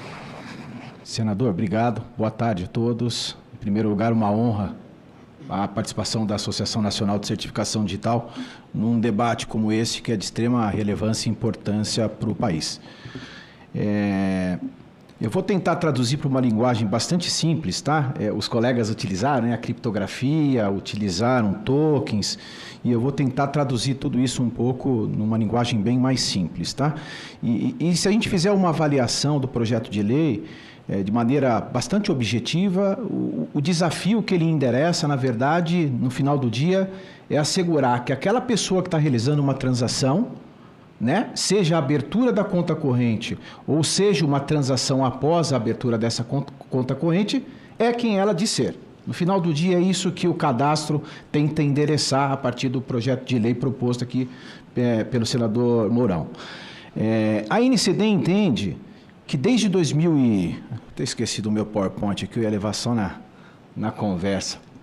A NCD, que é a associação que congrega todas as autoridades certificadoras do país que têm a sua outorga pelo governo federal para fazer a emissão do certificado digital, esse colegiado entende que desde 2001, a partir da criação da infraestrutura de chaves públicas brasileira, que se deu a partir da medida provisória 2.200, criou exatamente uma infraestrutura para garantir exatamente isso que a gente está propondo agora, ou seja, a maneira em que o processo de validação de um cidadão acontece a partir dos integrantes, que a gente vai ver mais um pouco à frente, que compõem a ICP Brasil, já está atuante desde 2001.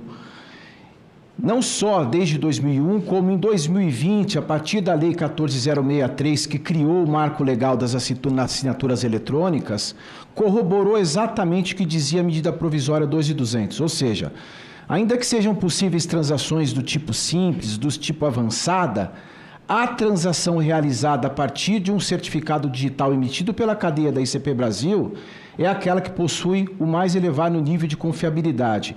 E por que mais elevado o nível de confiabilidade? Porque é uma infraestrutura auditada, é uma infraestrutura fiscalizada pelo Instituto Nacional de Tecnologia da Informação, uma autarquia vinculada à presidência da Casa Civil. Então, assim, é auditado anualmente, as autoridades de registro, as autoridades certificadoras são auditadas. É uma característica de rede distribuída, ou seja, se o usuário por algum motivo perdeu o seu certificado digital, foi furtado, foi roubado, é possível a revogação imediata, coibindo e proibindo acesso a toda e qualquer outra aplicação. Então, aqui a gente tem dois marcos legais extremamente importantes e que já vem contribuindo de forma significativa para a transformação digital do Estado brasileiro. E exemplo disso a gente pode ver nesse slide, que ainda que esteja pequeno, vamos destacar aqui a implementação, por exemplo, do processo judicial eletrônico, ou seja, garantir o peticionamento eletrônico do modelo tradicional papel para o modelo físico. A gente precisa garantir que aquele advogado que está peticionando é realmente quem diz ser. No final do dia, a ICP Brasil permitiu a emissão de uma identidade digital para esse cidadão, cuja a função é a advocacia, se identificar de forma inequívoca nessa aplicação e fazer o processo de peticionamento eletrônico. Esse mesmo conceito é válido para a entrega de imposto de renda, para a emissão de nota fiscal para garantir a autoria de que aquela empresa é quem está de fato emitindo aquela nota fiscal. Percebam que essa infraestrutura ela não atende somente as pessoas físicas, elas atendem também a pessoa jurídica para garantir toda a transação realizada em nome das pessoas jurídicas. O próprio sistema de pagamento brasileiro, que é o case de sucesso e lá dos primórdios da ICP Brasil, que era a garantia que a troca de informações entre os bancos aconteceriam de forma segura com o uso do certificado digital. E por aí vai, a gente tem uma série de exemplos aqui, mais recentemente catapultado pela pandemia, o processo de receituário digital eletrônico, né? Como é que eu garanto que o doutor Carlos Alberto, meu cardiologista lá de São Paulo, é quem de fato prescreveu aquela receita médica para o Leonardo ir na farmácia fazer o uso daquela receita, daquele remédio controlado? Certificado digital, que é a ferramenta e a identidade na qual ele exatamente assinou e registrou a sua vontade em realização daquela transação e, consequentemente, o Leonardo vai à farmácia e faz a dispensação do uso do seu medicamento. Então, esse ecossistema que a gente apresenta aqui é composto hoje por mais de 45 mil agentes de registro. E o que é o agente de registro? é aquela pessoa devidamente treinada, capacitada, que passa por um processo de auditoria e que é treinada para quê? Para garantir exatamente isso, que o documento apresentado ali é de quem diz ser, que a coleta biométrica, lembrando, a coleta biométrica para o processo de emissão do certificado digital é condição sine qua non, ou seja, nós coletamos a biometria, nós coletamos dados biográficos, nós fazemos um match biométrico dessa coleta em bases públicas disponibilizadas pelo Estado e inclusive pela própria base de biometria criada por esse próprio ecossistema, ou seja, a gente garante, e esse é o papel do agente de registro que está lá na ponta, garantir que tudo isso está sendo cumprido, para aí sim, após esse processo de validação, seja encaminhado para aquilo que a gente chama no ecossistema de autoridade certificadora, para que ela de fato entregue aquela credencial digital para aquele requisitante, para aquele cidadão que está ali na ponta, no balcão. E sim, de fato, a ICP Brasil, nos seus primórdios, demorou a alavancar o volume de certificados digitais, logo no início, obviamente, por uma questão de não ter tanta aplicação para isso. Mas não é só isso. Quem acompanha a ICP Brasil percebe, e ainda se remete à ICP Brasil de 2004, 2005, onde, de fato, somente a validação presencial era possível. Isso era uma restrição, isso era, de certa forma, um inconveniente para o usuário do certificado digital. E a ICP Brasil evoluiu de forma significativa nos últimos 5 anos, e aqui a gente pode acompanhar, a gente sai de um volume de 7 milhões de certificados digitais emitidos por ano, e devemos chegar agora, no final de 2024, com aproximadamente 11 milhões de certificados digitais. Obviamente, aqui a gente tem pessoas físicas e jurídicas. À direita, a gente pode ver a distribuição dessas emissões e que acompanha muito a relação econômica do país, né? A proporção é bastante equilibrada em relação. Esse ecossistema conta com mais de 30 mil pontos de atendimento espalhados por todo o Brasil, além da possibilidade da validação por meios eletrônicos, leia-se videoconferência. Já é permitido pela ICP Brasil esse processo de validação para que seja garantido a solicitação daquela pessoa que está na frente daquele agente de registro e é quem diz ser. Bom, nesse contexto, e já caminhando até para o final, para cumprir o prazo aqui estipulado e ser bastante objetivo, obviamente o debate principal passa pelos desafios da economia digital como um todo, né? Conveniência versus segurança. Esse é o grande desafio. Manter essa balança equilibrada entre, se eu aumento muito a segurança, a gente vai ter uma conveniência e uma experiência de uso para o cliente, né, das instituições financeiras, ruim. Se a gente aumenta muito a conveniência, diminui a segurança, é o que a gente está discutindo aqui. Como que a gente toma medidas para conseguir equilibrar e garantir que aquele cidadão, no final do dia, é quem diz ser. Então, senador, no final do dia aqui, o que eu gostaria de passar como mensagem é isso. A ICP Brasil, que é a infraestrutura de chaves públicas brasileira, disponível, e a gente costuma dizer que é uma parceria pública e privada de maior sucesso para o Estado brasileiro, porque foi delegado às empresas privadas prestarem esse serviço. Então, a ICP Brasil está aí à disposição do Estado brasileiro, de todo cidadão brasileiro, para justamente contribuir no que a gente está chamando dentro da associação como a terceira grande onda da transformação digital do Estado brasileiro. Muito obrigado mais uma vez pelo convite e sigo aqui à disposição para perguntas. Queria agradecer ao senhor Leonardo Gonçalves pela exposição extremamente objetiva, mostrando aí o histórico da instituição das chaves públicas do nosso Brasil, né? Hoje, com mais de 12 milhões de certificados ativos, óbvio que concentrado em sua grande maioria onde está o ecúmeno estatal brasileiro, no sul, sudeste, e aí alguma coisa maior no nordeste, e o norte muito pouco, né? Mostrando a nossa Amazônia, que compreende 60% do território brasileiro, tem só pouco mais de 4%, né, das chaves públicas, né? Isso são as dificuldades daquela imensidão do nosso país. Bom, nós temos aqui algumas perguntas. Algum senador está inscrito aí à distância? Não, né? Não. Então, as perguntas estão, como dizem os franceses, avec moi. Eu vou fazer uma pergunta aqui para cada um dos senhores e aí depois eu concedo um tempo para a resposta e depois eu vou escolher algumas perguntas aqui do Cidadania, né? E aí os senhores vejam quem estaria mais habilitado a respondê-la.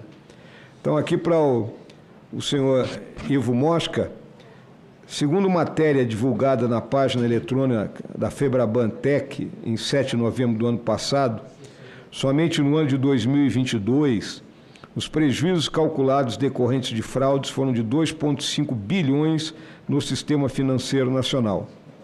Já a empresa de segurança digital CAF estimou para o primeiro trimestre de 2023 que 1,73% das transações eletrônicas no sistema financeiro tiveram intervenção criminosa e que nas transações eletrônicas em geral houve 2,8 mil tentativas de fraude por minuto. Vou repetir, por minuto. Em termos anualizados, significa que haveria 1 bilhão e 470 milhões de tentativas de fraude naquele ano. Só se planta em terreno fértil. Parece claro que o sistema tem fragilidades, que criam imensas oportunidades de furto eletrônico. Infelizmente, não há muitos canais transparentes e tempestivos de divulgação de estatísticas desse tipo de crime e suas tentativas. Vossa Senhoria poderia informar nesta audiência os números mais atualizados de que dispõe a Febraban ou a Febraban-Tech? Obrigado pela pergunta, senador. Sim, nós vemos esses números avançando todos os dias e todos os anos. A última informação que eu tenho é que já superou os 3 bilhões de reais o prejuízo com as fraudes. Um dado não presente, mas divulgado também na Febraban-Tech, é o valor investido pelas instituições, tanto em tecnologia, que esse ano estão superando os 40 bilhões de reais, e mais especificamente em fraude, cerca de 10% desse valor, então superando os 4 bilhões de reais em investimento para combater essas tentativas de fraude. Acho que, como o senador muito bem colocou, a volumetria de tentativas de fraude é realmente absurda, superando a casa de bilhão ao ano, e felizmente o combate por parte das instituições tem sido eficiente até determinado ponto para garantir que apenas uma minoria de toda essa quantidade realmente se converta em fraudes. Nesse aspecto relacionado aos números, a Febraban continua acompanhando de muito próximo esses eventos e trabalhando constantemente, como eu disse, para trazer avanços em termos de quantidade e controle de fraudes. Quando a gente fala em termos de abertura de contas, e aqui a gente viu o dado de 12 milhões de certificações digitais, quando a gente fala em termos de abertura de contas, a gente está falando de mais de 1 milhão de aberturas de contas digitais por mês. Então, a gente tem um volume bastante alavancado e com controle aqui enorme também, acho que só para compartilhar esse número. Tá. Agradecer ao senhor Ivo Mosca, né, realmente, e aí vai ao encontro daquilo que o Leonardo tinha colocado, né? Nós temos que garantir a segurança, mas tem a balança da conveniência, né? Então, o consumidor, né, ele tem que se sentir seguro, mas ao mesmo tempo ele tem que ter facilidade, né, para realizar as suas transações.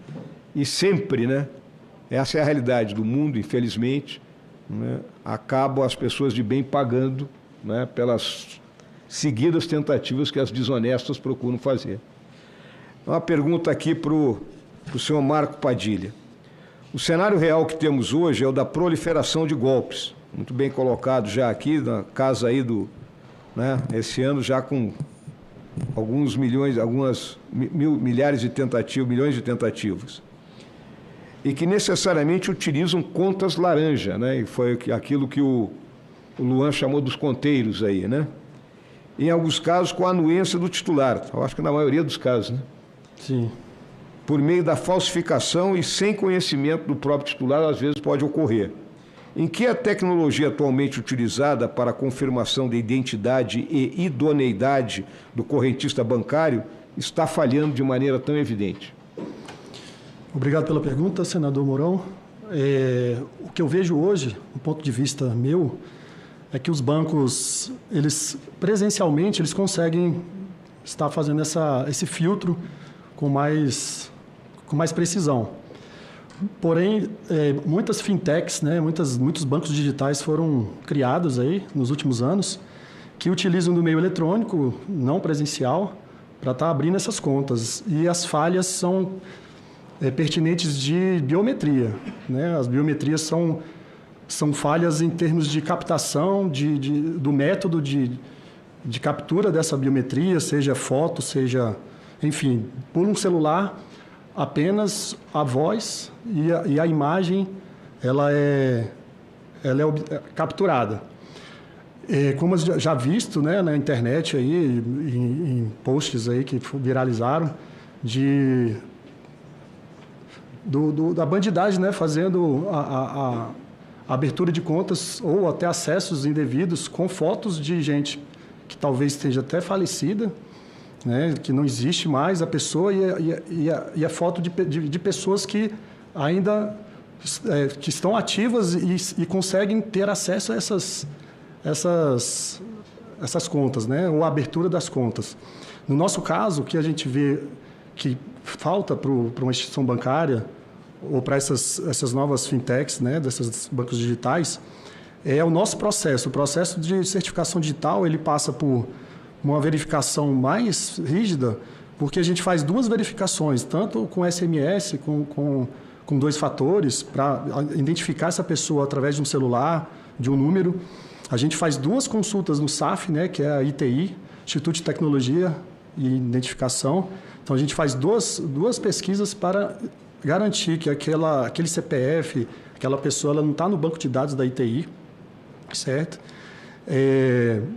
E a gente também faz uma verificação do documento da pessoa. Então, a verificação de uma CNH, de um RG, ela é feita através de um portal do governo também, que através da CNH a gente faz pelo Denatran, a gente faz uma validação, né? E outras documentações, uma OAB, por exemplo, a gente entra no site da OAB, que é oficial, a gente verifica que aquele advogado está ativo, né? O médico está ativo lá no CRM. Enfim, todos os documentos a gente tem uma validação ali a ser feita. Então, são várias etapas que dificultam essa possível fraude, né? Que provavelmente o banco não faz e possa estar passando batido aí nessa questão, né? De falsificação, enfim, de abertura de conta indevida. E a certificação digital ela veio para dificultar e garantir uma idoneidade legal aí na abertura da conta bancária. Muito obrigado aí pela resposta. O Luan ainda está no ar aí? Oscar? O Luan está no ar? Sim. Tá? Então, nós temos uma pergunta aqui ao senhor Luan Cruz. A instituição que Vossa Senhoria representa nesta audiência, o IDEC, fez uma profunda investigação sobre as fragilidades dos sistemas de segurança que várias instituições financeiras. Gostaria de ouvir, né, uma síntese muito breve, né, desse trabalho, suas conclusões, e ouvir sua opinião sobre a periódica e obrigatória certificação de identidade de todos os titulares de contas bancárias, conforme prevê o PLP 77 de 2023. Senador, sobre essa pesquisa, ela diz respeito a um golpe do acesso, a gente chama de acesso fantasma. Ou seja, um terceiro consegue hackear o dispositivo do consumidor e acessar as contas bancárias desse consumidor. E a gente percebeu que era muito fácil, em alguns bancos, você conseguir acessar remotamente o celular de um consumidor e acessar a conta bancária e fazer transações e fazer todo tipo de, enfim, de medidas dentro do aplicativo de maneira remota. E o que a gente entendeu também é que alguns bancos tinham uma segurança mais forte e outros tinham uma segurança mais fraca. Então, por exemplo, o pior banco avaliado foi o Banco Bradesco. Ou seja, no Banco Bradesco, você conseguia acessar remotamente o aplicativo e você conseguia, enfim, fazer todo tipo de transação possível. Enquanto em outros bancos, você tinha algumas medidas que o aplicativo tinha segurança. Ou seja, se um terceiro acessava remotamente, a tela ficava escura ou o aplicativo parava de funcionar. E a gente entende que se um banco consegue ter as melhores medidas de segurança, todos os outros deveriam ter. Inclusive porque aqui a gente não está falando de empresa de fundo de quintal, a gente está falando de empresas de um setor que lucra bilhões e bilhões de reais anualmente e que deveria, inclusive, ter medidas de segurança cada vez mais robustas. Obviamente que, como foi comentado aqui, né, o crime organizado ele sempre está se atualizando, mas é importante também que os bancos deem atenção para esse tipo de medida de segurança. Não só do acesso remoto, que foi a nossa pesquisa e investigação, mas também para abertura de conta, Pix fraudulento. Inclusive, um ponto que a gente queria mencionar, que é muito importante, é que existe um mecanismo de devolução de recursos, que é o MED, que se você faz um Pix e você, enfim, faz um Pix por meio de uma fraude, você pode tentar reaver esse dinheiro. Mas pesquisas apontam que 9 entre 10 brasileiros não sabem como funcionam ou não conhecem esse mecanismo. Isso também é uma falha de comunicação dos bancos que não, enfim, informam seus usuários e consumidores de que há, sim, um mecanismo para você reaver o seu dinheiro em caso de fraude. Obviamente, esse mecanismo está sendo aprimorado e a gente está trabalhando com ele, e está trabalhando dentro do Fórum Pix, do Banco Central, mas é importante também que não é só uma falha de segurança também, é uma falha de educação digital que os bancos não fazem com seus consumidores. E quanto à atualização de cadastro que Vossa Excelência mencionou, que está prevista no projeto de lei, eu volto a mencionar, essa é uma atualização que já está prevista na regulação do Banco Central. Então, a gente acredita que é muito positivo, sim, que essa atualização se dê com frequência. Mas uma coisa que também é bem relevante é que boa parte das contas fraudulentas, elas são quase que descartáveis.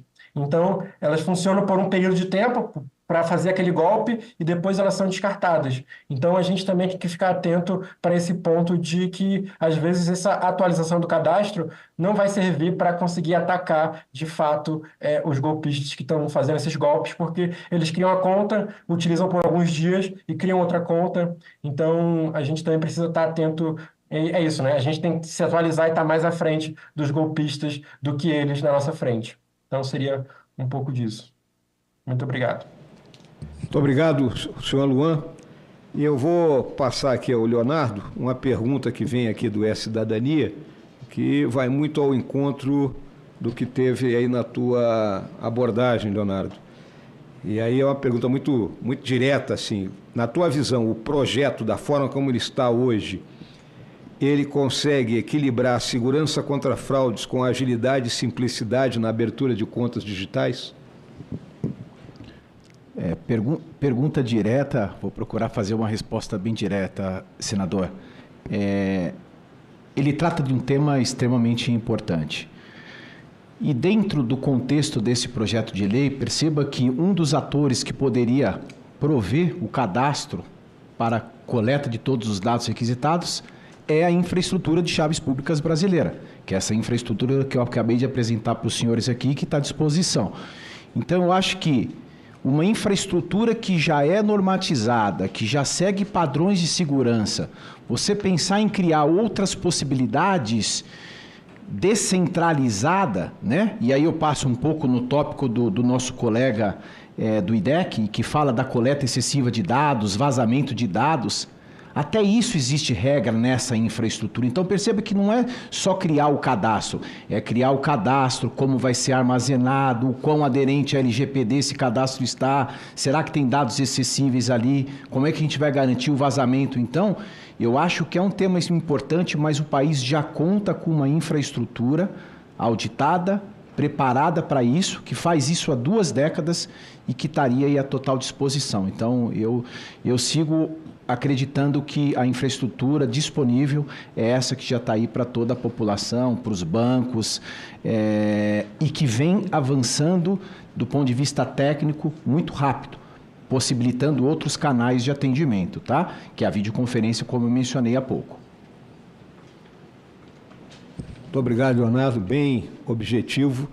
Eu acho que a nossa audiência pública ela está cumprindo a sua finalidade, não é? De instruir esse projeto até para depois que o Senado possa, então, ele debatê-lo e, não é, se for o caso, fazê-lo avançar nas melhores condições possíveis.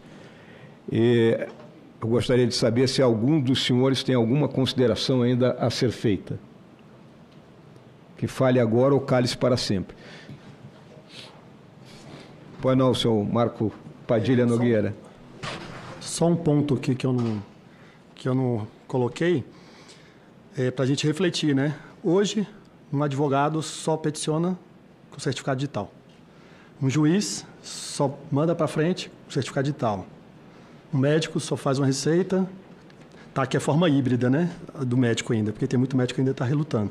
Mas funciona um certificado digital para prescrever medicação, inclusive medicação pesada, séria, muito importante para certas ocasiões.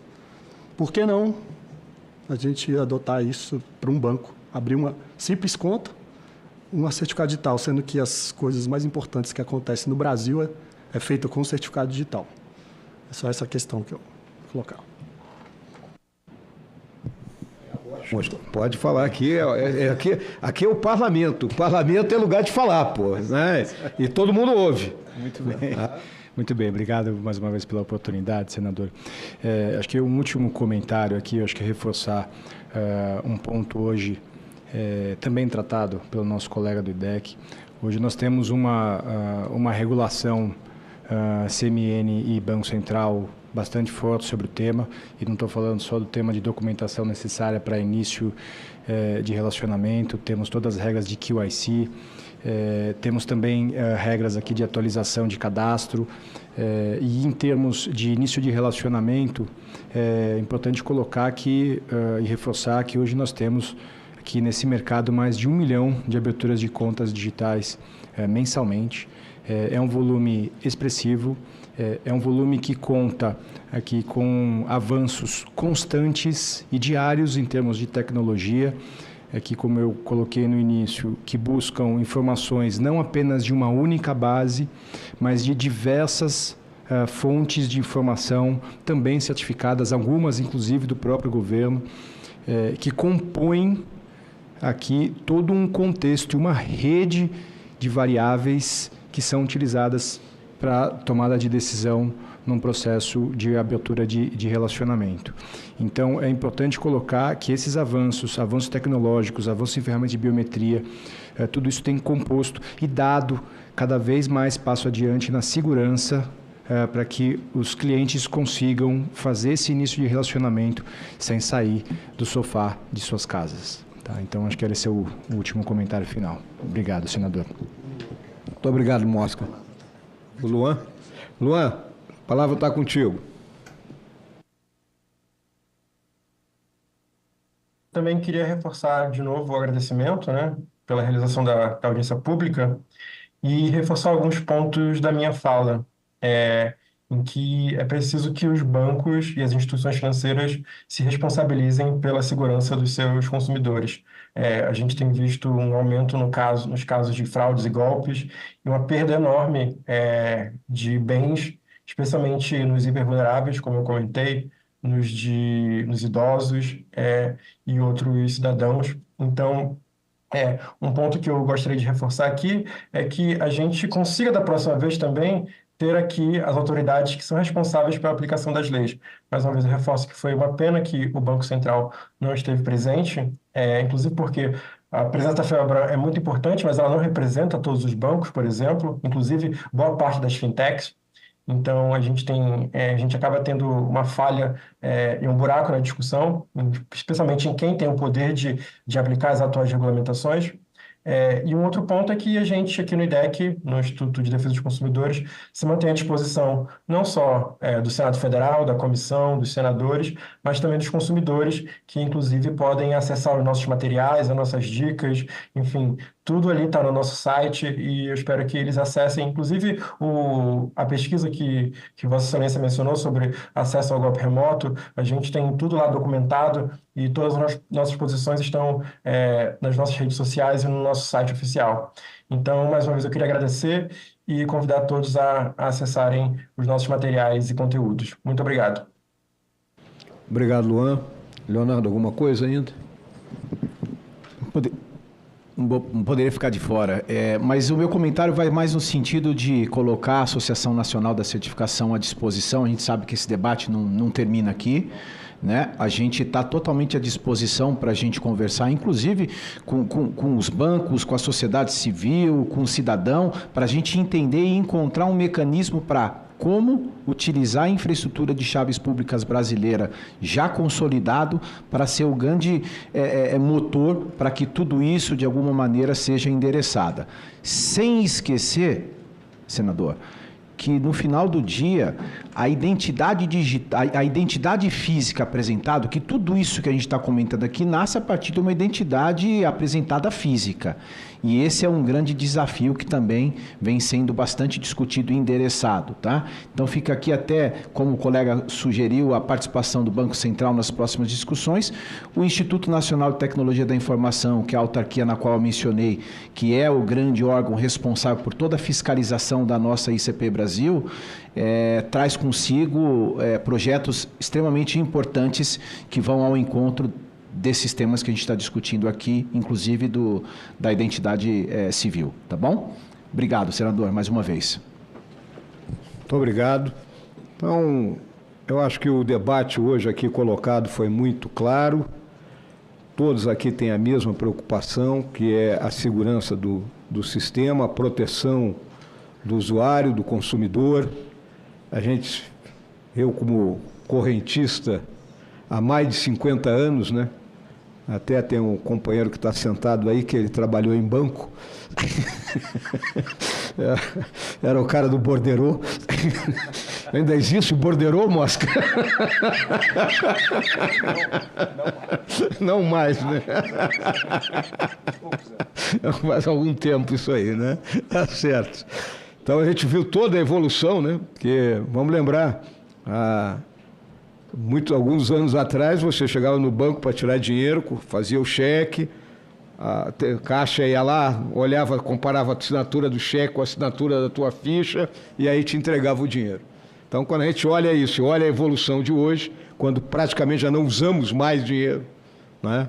E aí a segurança, a proteção tem que ser cada vez maior. Então, esse é o intuito do projeto e ainda tem muita coisa ainda que nós vamos discutir a respeito. Então, nada mais havendo a tratar, eu queria agradecer a presença aqui, então, do Ivo Mosca, do Marco Padilha Nogueira, do Leonardo Gonçalves, do Luan, pelo acesso remoto, né? As perguntas que vieram do E-Cidadania, que foram várias, eu só selecionei uma delas, pelo tempo que nós tínhamos disponíveis, né? E, assim, declaro encerrada a presente reunião. Muito obrigado.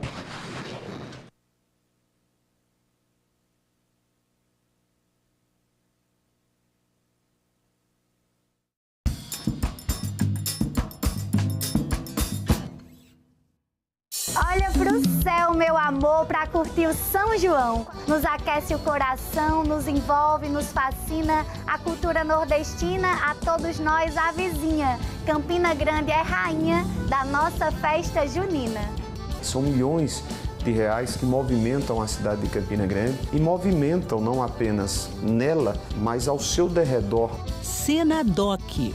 Hoje, 21h, aqui na TV Senado. Nós fizemos um grupo que fizemos um pacto. Quando a coisa ficasse paroxística numa luta entre o Congresso e os militares, nós não deixaríamos fechar o Congresso. Nós abdicávamos do que fosse possível, mas não deixaríamos fechar o Congresso. Então fizéssemos tudo para evitar crises entre o Congresso e os militares, para que nós não fechássemos o Congresso. Porque o parlamento é o próprio regime do povo, para o povo e pelo povo, como dizia o Lincoln, né? Porque se não existe parlamento, não existe democracia, é um regime absoluto, é o regime da força, né? Então, o parlamento é a expressão da democracia, o coração da democracia é o parlamento. Quando o parlamento não existe, a democracia não existe. Um parlamento forte é uma democracia forte.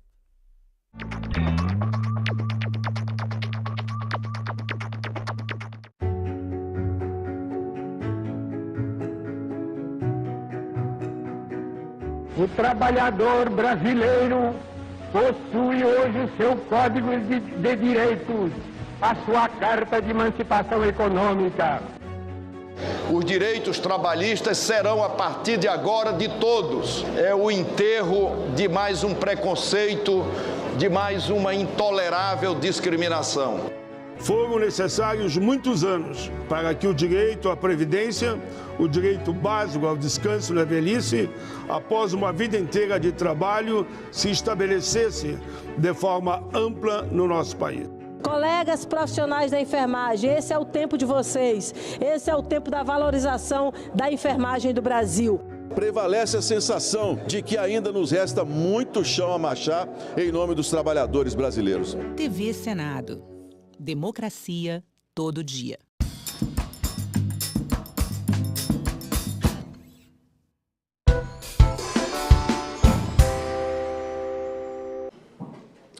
Havendo número regimental, eu declaro aberta a 26ª reunião da Comissão de Meio Ambiente da 2ª Sessão Legislativa Ordinária da 57ª Legislatura, que se realiza nesta data, 25 de junho de 2024.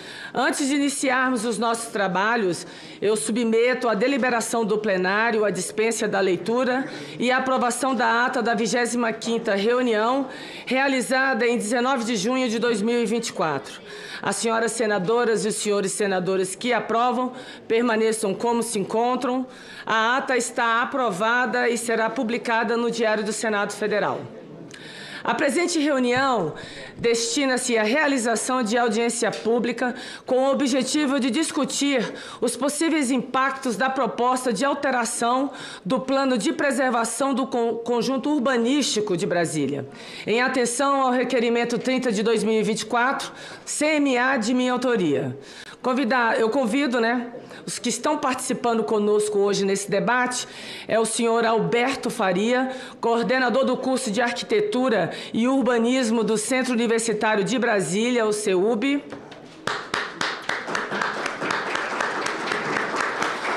O senhor Beni Svarberg, professor da Faculdade de Arquitetura e Urbanismo da Universidade de Brasília, nosso querido UNB, CEUB e UNB presente, academia, grata aos representantes de ambas. O senhor Fábio Félix, deputado distrital pelo PSOL DF, está subindo. Senhor Gabriel Magno, deputado distrital pelo PT DF, seja muito bem-vindo, deputado. A senhora Janaína Domingos Vieira, secretária adjunta de Desenvolvimento Urbano e Habitação do Distrito Federal. Bem-vinda. Senhor Juliano Loureiro de Carvalho, coordenador do Núcleo do Distrito Federal do Comitê Internacional de Movimentos e Sítios, o ICOMOS. Senhor Leandro Graz, presidente do Instituto do Patrimônio Histórico e Artístico Nacional, o IFAM. Bem-vindo, Leandro. Senhor Renato Santana, subsecretário de Estado da Secretaria do Meio Ambiente e Proteção Animal do Distrito Federal, SEMA-DF. E a senhora Romina Caparelli, consultora legislativa da nossa casa aqui, o Senado Federal. Seja bem-vinda, Romina. Antes de formar a primeira mesa, e passar as palavras aos nossos convidados, eu comunico que essa reunião ela será interativa, transmitida ao vivo e aberta à participação dos interessados por meio do portal E-Cidadania na internet, no endereço senado.leg.br/e-cidadania, senado.leg.br/e-cidadania, ou pelo telefone 0800 061 2211, 0800 061 2211. O relatório completo de todas as manifestações estará disponível no portal, assim como as apresentações que forem utilizadas pelos nossos expositores. Na exposição inicial, cada convidado poderá fazer o uso por 10 minutos. Ainda tem uma lista extra aqui que nós estamos avaliando a possibilidade de dar a fala àqueles que nos pediram aqui rapidamente. Então, daremos 10 minutos, mais 3 de tolerância, para que tenhamos um debate mais célere e que a gente possa ouvir a todos de forma tranquila. E, ao fim das exposições, a palavra será concedida aos parlamentares inscritos para fazerem suas perguntas ou comentários. Senhoras e senhores senadores, autoridades presentes e cidadãos interessados no futuro da nossa capital, é com grande responsabilidade e comprometimento que hoje nos reunimos nesta audiência pública para discutir os possíveis impactos de alteração do Plano de Preservação do Conjunto Urbanístico de Brasília, o PPCUB. Brasília, nosso orgulho nacional e patrimônio mundial da humanidade, reconhecido pela Unesco desde 1987, não é apenas uma cidade, mas um símbolo vivo da arquitetura e do urbanismo brasileiros, que preza pela escala bucólica, com predomínio da vegetação e de espaços livres. O tombamento feito do governo do Distrito Federal e pelo IPHAM é um testemunho do nosso compromisso com a preservação da nossa identidade única, que se entrelaça com a nossa história e cultura. É fundamental compreender que a preservação não é um obstáculo ao desenvolvimento, mas sim seu alicerce. É a partir da preservação responsável que garantimos um desenvolvimento sustentável, respeitando não apenas o legado arquitetônico de Oscar Niemeyer e Lúcio Costa, mas também as características ambientais e urbanísticas que tornam Brasília uma cidade singular. O Plano de Preservação do Conjunto Urbanístico de Brasília, PPCUB, após ser enviado à Câmara Legislativa do DF em março e aprovado recentemente, traz mudanças significativas que afetarão várias regiões do Distrito Federal. Entre as principais alterações, destacam-se a autorização para o aumento expressivo da altura de hotéis no setor hoteleiro Norte e Sul, passando de 3 para 12 pavimentos. Na região final da Asa Sul, o projeto libera a instalação de lojas, restaurantes e até um camping no gramado próximo ao viaduto da L4 Sul. No setor de embaixadas Norte e Sul, estão previstas construções de comércios varejistas e lojas de materiais de construção. As quadras 900 Sul e Norte poderão agora abrigar pousadas, aparte-hotéis, hotéis e motéis, substituindo destinações anteriormente como escolas e hospitais. Nos setores de clube Norte e Sul, à margem do Lago Paranoá, está prevista a criação de novos lotes para comércio e pequenas indústrias. Até mesmo nas imediações do Palácio da Alvorada e do Palácio do Jaburu, residências oficiais da Presidência e da Vice-Presidência da República, serão permitidas construções de hotéis, aparte-hotéis e residenciais. A forma como o PPCUB foi aprovada levanta sérias preocupações. Esse projeto não aborda de maneira eficaz, por exemplo, o déficit habitacional. direcionando construções para segmentos que não necessariamente contribuem para resolver esse problema urgente. Além disso, abre espaço, é claro, para a especulação imobiliária, privilegiando interesses que não contemplam a realidade da população do Distrito Federal, que enfrenta carências habitacionais. A implementação dessas mudanças também pode agravar os problemas de trânsito, especialmente durante os horários de pico, sem ter apresentado um plano adequado de mobilidade urbana. Além desses desafios, é preocupante notar que o PPCUB não aborda os impactos dos eventos climáticos extremos que estamos cada vez mais vivenciando. Vale lembrar que a semana passada eu faço parte da Comissão Externa do Rio Grande do Sul e todos sabem que eu sou presidente da Comissão de Meio Ambiente.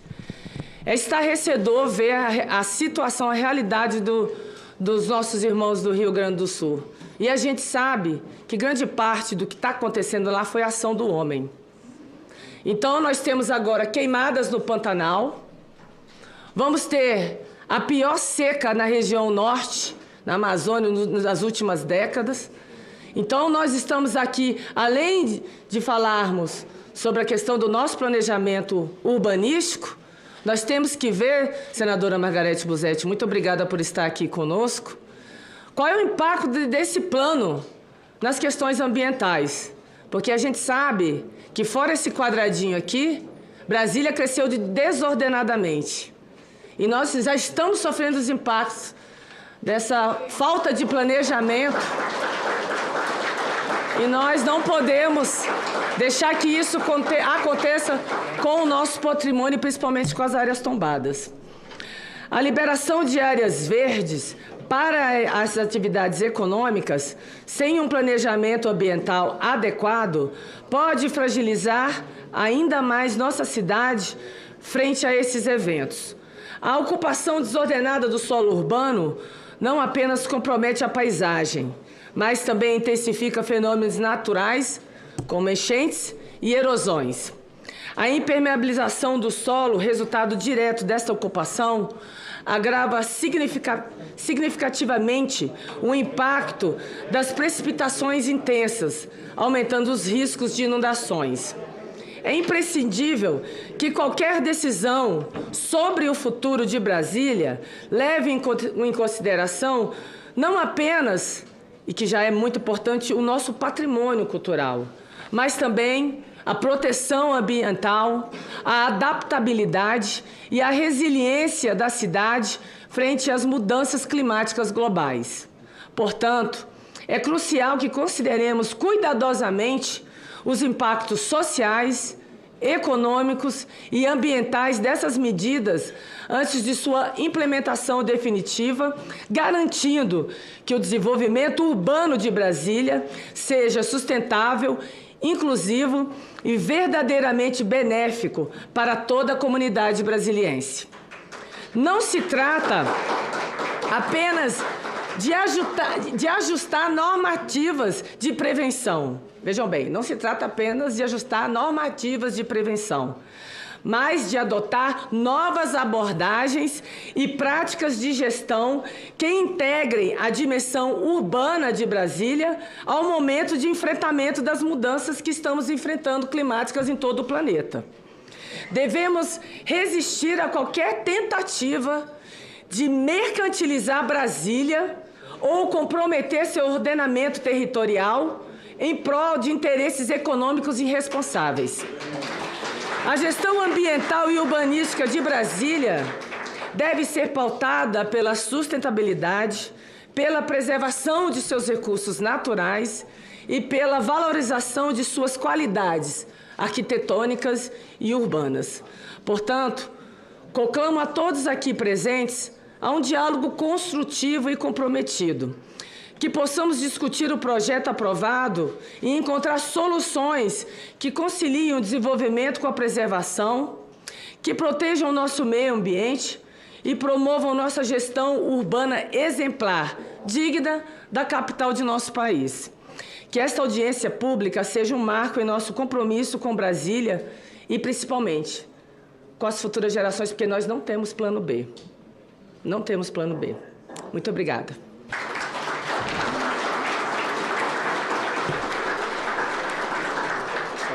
Chegou também, então já tem os nomes da primeira mesa. Feitas as considerações iniciais, só lembrando aqui, né, através da equipe, que a sala já está lotada e a reunião ela será transmitida, aqueles que não conseguiram entrar nesse plenário, vai ser transmitida também no plenário 6, para acomodar todos com conforto e aqueles que não conseguiram entrar na nossa sala aqui para audiência, tá? Então, todos poderão acompanhar no plenário 6. Bom, primeiro gostaria de agradecer a presença da nossa querida Margarete. Não sei se a senhora gostaria de, antes dos nossos expositores, ter a palavra. Seja muito bem-vinda, senadora Margarete. Muito obrigada. Senadora Leila, é tão importante esse planejamento urbano, porque é só olhar o que está acontecendo no Rio Grande do Sul. Tem cidades que cresceram desordenadamente, em áreas que não ficou escoamento da água, não teve o que fazer. E ela simplesmente, a água subiu. Em 41 nós tivemos quase a mesma enchente, mas não pegou a população que se colocou em áreas que talvez não foi pensada, não foi direcionada para essa habitação desordenada que houve. E aconteceu o que aconteceu, inclusive no aeroporto. Então, a gente precisa cuidar muito da nossa parte urbana também, porque as cidades crescem desordenadamente, sem planejamento, sem mobilidade urbana, sem mobilidade, e é horrível isso. É uma coisa, é o que você falou, quando a gente sai do quadradinho de Brasília...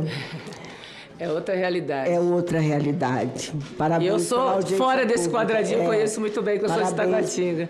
Pela audiência pública, obrigada. Uma salva de palmas, que é senadora Margarete, senadora pelo Mato Grosso, nossa representante da bancada feminina. Vale lembrar, senadora, que nós visitamos semana passada, quarta, quinta-feira, o Vale do Itajaí, que foi uma das regiões mais afetadas pelas enchentes no Rio Grande do Sul. E visitamos a cidade de Encantado. Nela tinha uma propriedade rural, uma pequena propriedade rural, uma propriedade de mais de 130 anos, familiar, né? Passou de bisavô para avô, avô para filho, filho para neto. E nunca tinha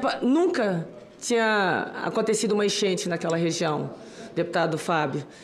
E simplesmente tem uma foto, aérea da propriedade. E hoje a família vive num espaço, que eles colocaram mais assim, que ali eles criavam porcos e tudo, porque a propriedade inteira, em 130 anos, nunca foi atingida. Ela foi simplesmente devastada. Devastada. Então, assim, é uma realidade, parece que caiu uma bomba, não foi? Assim, é um negócio tão impressionante que a gente não pode deixar esfriar de forma alguma os brasileiros esse momento de empatia e de solidariedade com o povo do Rio Grande do Sul. Mas vamos voltar aqui para a nossa realidade também, que é muito séria. Então, vou montar a nossa primeira mesa aqui para escutar os nossos expositores mais uma vez. Obrigada, senadora Margarete. Eu convido aqui para compor a nossa mesa o deputado distrital Fábio Félix. Deputado distrital Gabriel Magno. Janaína Vieira, da CEDU-DF. E Romina Caparelli. Sejam bem-vindos, colegas.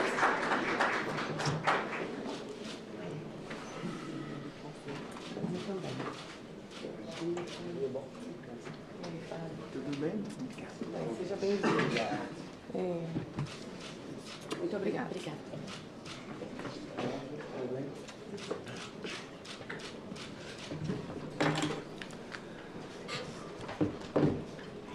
Bom, eu vou passar a fala aos dois deputados, porque eles têm trabalhos lá na Câmara Legislativa. Então, vou passar a palavra primeiro para o deputado Fábio Félix, que é do PSOL DF. Seja bem-vindo, deputado. Muito obrigado. Bom dia a todas as pessoas. Bom dia, senadora Leila. Estendo cumprimento aos demais membros da mesa, em seu nome, querendo também agradecer a oportunidade de estar aqui hoje, poder comentar um pouco a discussão que nós tivemos na Câmara Legislativa sobre essa temática. Foi uma discussão, primeiro, muito difícil. Eu e o deputado Gabriel Magno vamos dar aqui um pouco do nosso depoimento. O PPCub chegou na Câmara Legislativa em março de 2024. Então, aí a gente derruba a primeira fake news em relação a essa matéria, de que a matéria supostamente estaria sendo discutida há 2 décadas. Isso não é verdade. Obviamente que os conceitos relacionados à preservação e a um plano de preservação tem uma discussão longa, mas o PPCub, enviado pelo governo do Distrito Federal à Câmara Legislativa do DF, chegou em março de 2024. As discussões sobre a matéria relacionada e aprovada na Câmara Legislativa são discussões que aconteceram apenas esse semestre e por muito pouco tempo. Nós tivemos, de fato, algumas audiências públicas, acho que, se eu não me engano, 2 ou 3 comissões gerais que aconteceram na Câmara Legislativa, mas foi um debate absolutamente insuficiente, vide o conteúdo que nós vimos sendo aprovado ali. O primeiro ponto que eu acho muito importante salientar nesse debate é a ausência de uma lógica de preservação no projeto apresentado pelo governo. Porque o PPCub ele tem a função fundamental da preservação. Além de plano diretor e lei de uso do solo, na área do CUB, na área que ele abrange, ele tem a função fundamental de preservação, inclusive lá no nome, plano de preservação, e a ausência de um capítulo de preservação, inclusive apresentado uma emenda importantíssima pelo nosso colega deputado Gabriel Magno em relação a esse tema. Segundo, existe uma questão democrática que nos chamou muito a atenção no texto apresentado pelo governo. Apesar da lei orgânica falar que as principais alterações em relação à preservação, a uso, a reparcelamentos dentro da área do CUB terem que passar pela Câmara Legislativa, o texto inicial do PPCub, ele tergiversava sobre esse tema. Porque ele falava que o governo iria enviar as matérias através de legislação específica, o que abrange uma série de possibilidades, inclusive infralegais.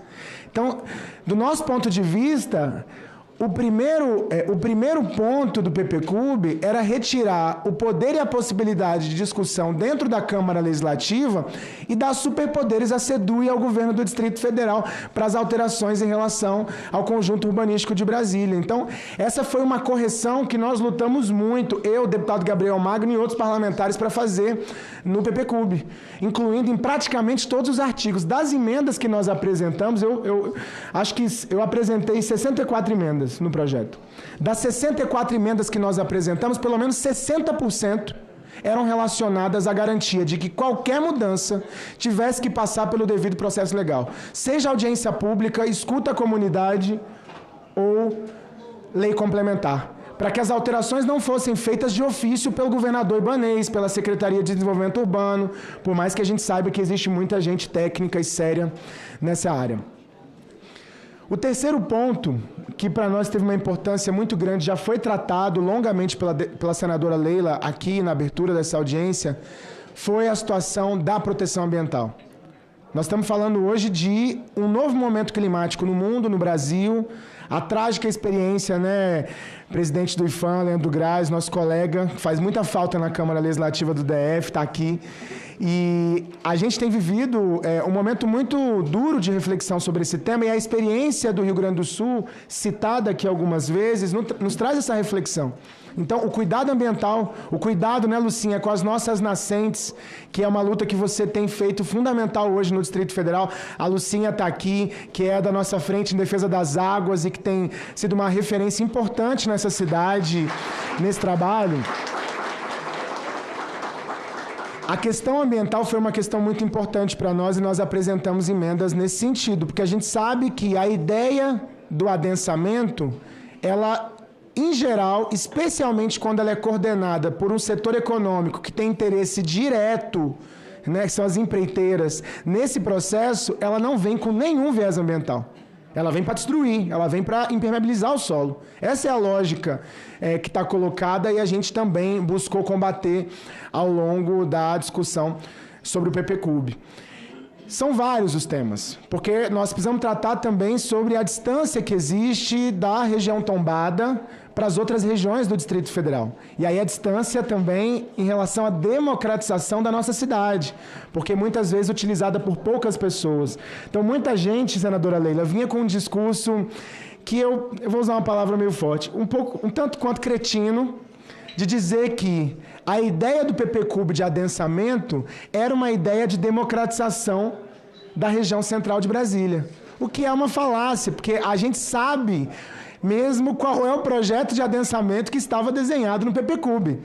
Era um projeto de noroestes, era o projeto dos noroestes, não era o projeto de adensamento para a moradia de interesse social, não era o projeto de adensamento para trazer os setores mais populares da cidade para morar no centro de Brasília. Então também é um outro discurso e emendas nossas foram nesse sentido.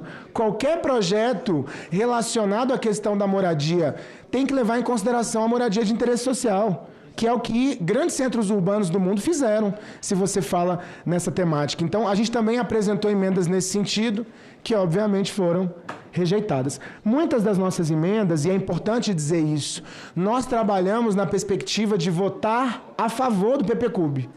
Então, a gente vinha conversando, a nossa bancada, o nosso bloco na Câmara, eu vinha conversando muito com o deputado Gabriel, a gente trabalhava com a possibilidade de votar favorável, desde que o governo se comprometesse com um texto que fosse viável, que fosse direcionado para a preservação e que fosse um texto que, no final, não viesse recheado de novidades. E aí nós tivemos as novidades, que eu queria entrar nelas para a gente entender um pouco a nossa preocupação final. Óbvio que ainda tem a fase de veto e sanção do governador, o que pode melhorar ou manter o texto como está, ou até piorar, porque ele pode vetar coisas positivas que foram adicionadas no texto, e também a fase de judicialização, de questionamento em relação ao texto.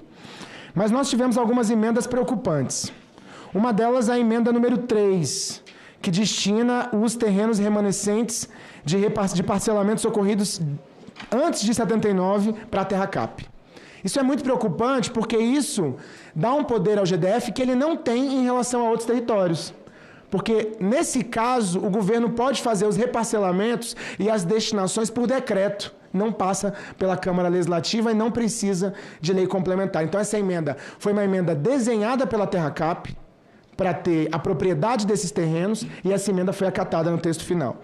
Nós temos a emenda 10, que foi uma emenda que tira a obrigação de estudos de impacto de vizinhança, viária, ambiental, para aproveitamento de um terreno no setor comercial sul. Então, uma emenda, obviamente, direcionada a uma área específica que hoje está abandonada no setor de Clube Sul. Nós tivemos a emenda 37, que foi a mais falada, a famosa emenda dos motéis, que é a emenda que abrange as EQs das 700 e 900, algumas áreas das 700 Norte, das 900 Norte, inclusive próximas, sim, a W3, que agora autoriza a instalação de hotéis, apart-hotéis, motéis e outros tipos de alojamento. E eu queria dizer, senadora, que a minha questão não tem nada contra motel, não, e quem utiliza. A nossa questão é, se nós estamos tratando de um plano de preservação, nós temos que passar pelo devido processo legal e não entrar uma emenda de plenário, uma emenda de última hora no texto. Então, a discussão tem que ser feita do impacto viário, a escuta com a população. Essa é a questão fundamental do texto em relação a adicionar esses temas. Como também a emenda dos postos de gasolina, que é a emenda 38, que permite até a venda de produtos farmacêuticos, serviços funerários nos comércios dos postos de gasolina. Também foi acatada. E a minha questão também não é que não pode ter cabeleireiro, farmácia, drogaria no posto de gasolina. A minha questão não é, eu não ia querer um cabeleireiro dentro do posto de gasolina, do lado da oficina. Mas a questão não é nem essa. A questão é que, quais foram os estudos feitos, a escuta, o diálogo em relação a esse tema? Essas emendas, elas são emblemáticas, senadora, porque são emendas que nos trazem a reflexão e uma preocupação geral com o texto. Eu acho que essa é a preocupação que nós temos. E um pouco a deformação no formato, na metodologia que a Câmara Legislativa optou para aprovar o texto. Porque a nossa discussão era, vamos esperar uma semana. A demanda que nós fizemos foi esperar uma semana. Mas a gente não teve esse pleito atendido. E depois disso, que inicialmente nós queríamos votar em agosto. Porque o ideal seria votar em agosto para a gente poder ter um texto redondo. Nós lutamos muito para ter redução de danos. E olha, eu posso dizer para vocês, a limitação que nós conquistamos no prazo de emendas, na diminuição, foi um acordo feito, foi muito importante. Porque se a gente tivesse, deputado Magela, possibilidade de apresentação de emendas no plenário, a situação seria pior. Porque a gente não saberia nem do que a gente estava exatamente tratando ali para votar, como acontece em muitos temas, quando o trator do governo é ligado e não são poucas vezes que esse trator é ligado. Então, essas emendas emblemáticas que a gente traz aqui, tem mudanças que autorizam até pronto-socorro no SIG, por exemplo. E aí, mais uma vez, a questão não é a proibição de pronto-socorro no SIG. A questão é, obviamente, que tem mudanças na cidade. Eu sou de uma perspectiva que a cidade se atualiza, que a cidade se renova, que a gente precisa pensar também naquilo que está errado e que precisa garantir o direito à cidade das pessoas, o acesso à cidade. A cidade precisa se modernizar, mas ela não precisa abrir mão dos seus símbolos, ela não precisa abrir mão da sua história, ela não precisa abrir mão da sua arte. A cidade pode continuar de pé, ela pode se democratizar, mas ela não precisa abrir mão daquilo que ela conseguiu construir como símbolo histórico. Então, essas são algumas das preocupações daquilo que foi aprovado nesse projeto. Nós tivemos emendas aprovadas que eu acho que são muito importantes. A gente tem apresentado para a sociedade isso, a gente tem um resumo já disso que a gente quer trazer, emendas positivas que foram apresentadas, emendas, infelizmente, positivas que foram rejeitadas ao longo do texto, faz parte do processo legislativo. Mas o saldo final, para também poder ouvir os demais membros da mesa, o saldo final desse processo para nós foi o atropelamento de um governo que advogou nesse processo, infelizmente, do meu ponto de vista, para interesses privados. Ficou muito claro isso para nós. Inclusive, quem estava sentado na banca da votação sabe quais interesses dirigiram o processo de votação no PPCub do Distrito Federal. Isso desonra a história de Brasília. Isso desonra a democracia, porque impossibilita, de fato, a participação popular na discussão dos rumos da cidade. E a cidade que a gente quer, ou as cidades que a gente quer, são as cidades que a gente tem a possibilidade de ouvir as pessoas para construir o rumo das cidades. Por isso eu tenho muito orgulho. Queria ter votado a favor, senadora, porque seria, para mim, muito positivo ter participado da construção, finalmente, de um plano de preservação para o conjunto urbanístico de Brasília. Mas eu tenho muito orgulho de ter, junto com os meus colegas, com o deputado Gabriel Magno, votado contra esse projeto do governador Ibanez Rocha, que de preservação, infelizmente, não tem nada. É o projeto da especulação. Muito obrigado.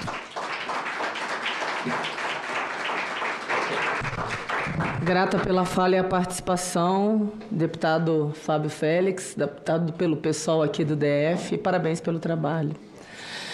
Vou passar a palavra agora para o deputado Gabriel Magno, que é o deputado distrital pelo PT aqui do Distrito Federal. Seja bem-vindo, deputado. Bom dia a todos e todas, bom dia, senadora Leila. Parabenizo pela essa audiência pública, que eu acredito que é fundamental para a cidade, mas também para essa casa, para o Congresso Nacional, para o Senado. Nós estamos falando da capital do país e de diretrizes, inclusive constitucionais, da necessidade da preservação de Brasília como patrimônio cultural da humanidade. O deputado Fábio, acho que trouxe aqui alguns elementos e eu queria complementar, senadora. Primeiro dizer que, para nós, o PPCub, e é sempre importante destacar o que significa a sigla, Plano de Preservação do Conjunto Urbanístico de Brasília. Na nossa opinião, esse texto que chegou na casa em março, ele tem problemas de origem, porque ele não tratava de um plano de preservação. Tanto não tratava que foi necessário uma emenda para criar um capítulo de preservação, o que já mostra uma completa contradição do processo de debate, do fruto do próprio rito. Na nossa opinião, e caracterizamos assim, era um plano de negócios para o setor da especulação imobiliária da cidade. Porque não pode nem se dizer que é um plano de negócio para o setor produtivo. Porque não foi escutado, por exemplo, no setor produtivo, o setor da indústria criativa. do setor cultural, que tem muito a contribuir, inclusive, com o processo de desenvolvimento econômico da cidade. Aliás, várias cidades do mundo, né, que são tombadas pela Unesco, utilizam desse título como um vetor de desenvolvimento, como uma oportunidade para o desenvolvimento, inclusive econômico, com garantias de direitos sociais, culturais da cidade.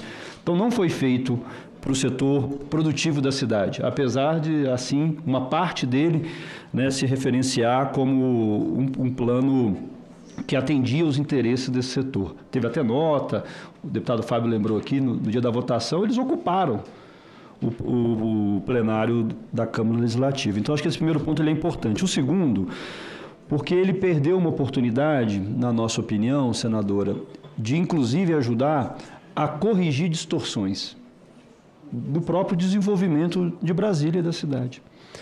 Nós falamos isso em vários momentos, porque Brasília foi inaugurada em 1960 e logo após, 4 anos depois, teve que conviver com um golpe militar, com uma ditadura no Brasil, que obviamente afetou o processo de consolidação, de desenvolvimento da cidade, de pensamento de uma capital democrática, uma capital de todos os brasileiros e brasileiras. Isso foi fundamental para distorcer também questões importantes, que foi dito aqui já, do crescimento desigual do centro com a periferia. O PPCub poderia ser esse instrumento, por exemplo. Porque quando a gente fala do conjunto urbanístico de Brasília, mas é preciso preservar o Distrito Federal como um todo. Ou nós não estamos preocupados em preservar, por exemplo, Águas Emendadas, que não faz parte do CUB, mas é fundamental não só para o Distrito Federal, para o continente americano, a nascente de 3 grandes bacias que alimentam a América do Sul inteira. Por que não fizemos esse debate dialogando, inclusive para, como a senhora bem disse, de corrigir problemas sociais da cidade hoje, de déficits habitacionais? Ficou fora do plano, no processo inicial e nas emendas que apareceram, por exemplo, a garantia de uma zona de amortecimento do CUB. A filha do Lúcio Costa já dizia que não basta preservar só o avião. Se a gente preserva só o avião, daqui a pouco o avião vai virar aeroporto mesmo, né, Beni? Igual o aeroporto de Congonhas. Prédios por todos os lados e um buraco para pousar avião. Não se trata disso. O PPCub deveria, inclusive, ser um instrumento para a gente pensar além a cidade. Não foi feito. O rito mostra, inclusive, parte disso, porque eu estou na Câmara, senadora Leila, como presidente da Comissão de Educação, Saúde e Cultura. É nessa comissão que trata de todos os assuntos do patrimônio cultural da cidade. E a designação inicial da tramitação do PPCub não passava pela Comissão do Patrimônio. Aliás, a crítica que nós fazemos, inclusive, o processo de elaboração do próprio GDF foi a ausência, desde o início, da Secretaria de Cultura.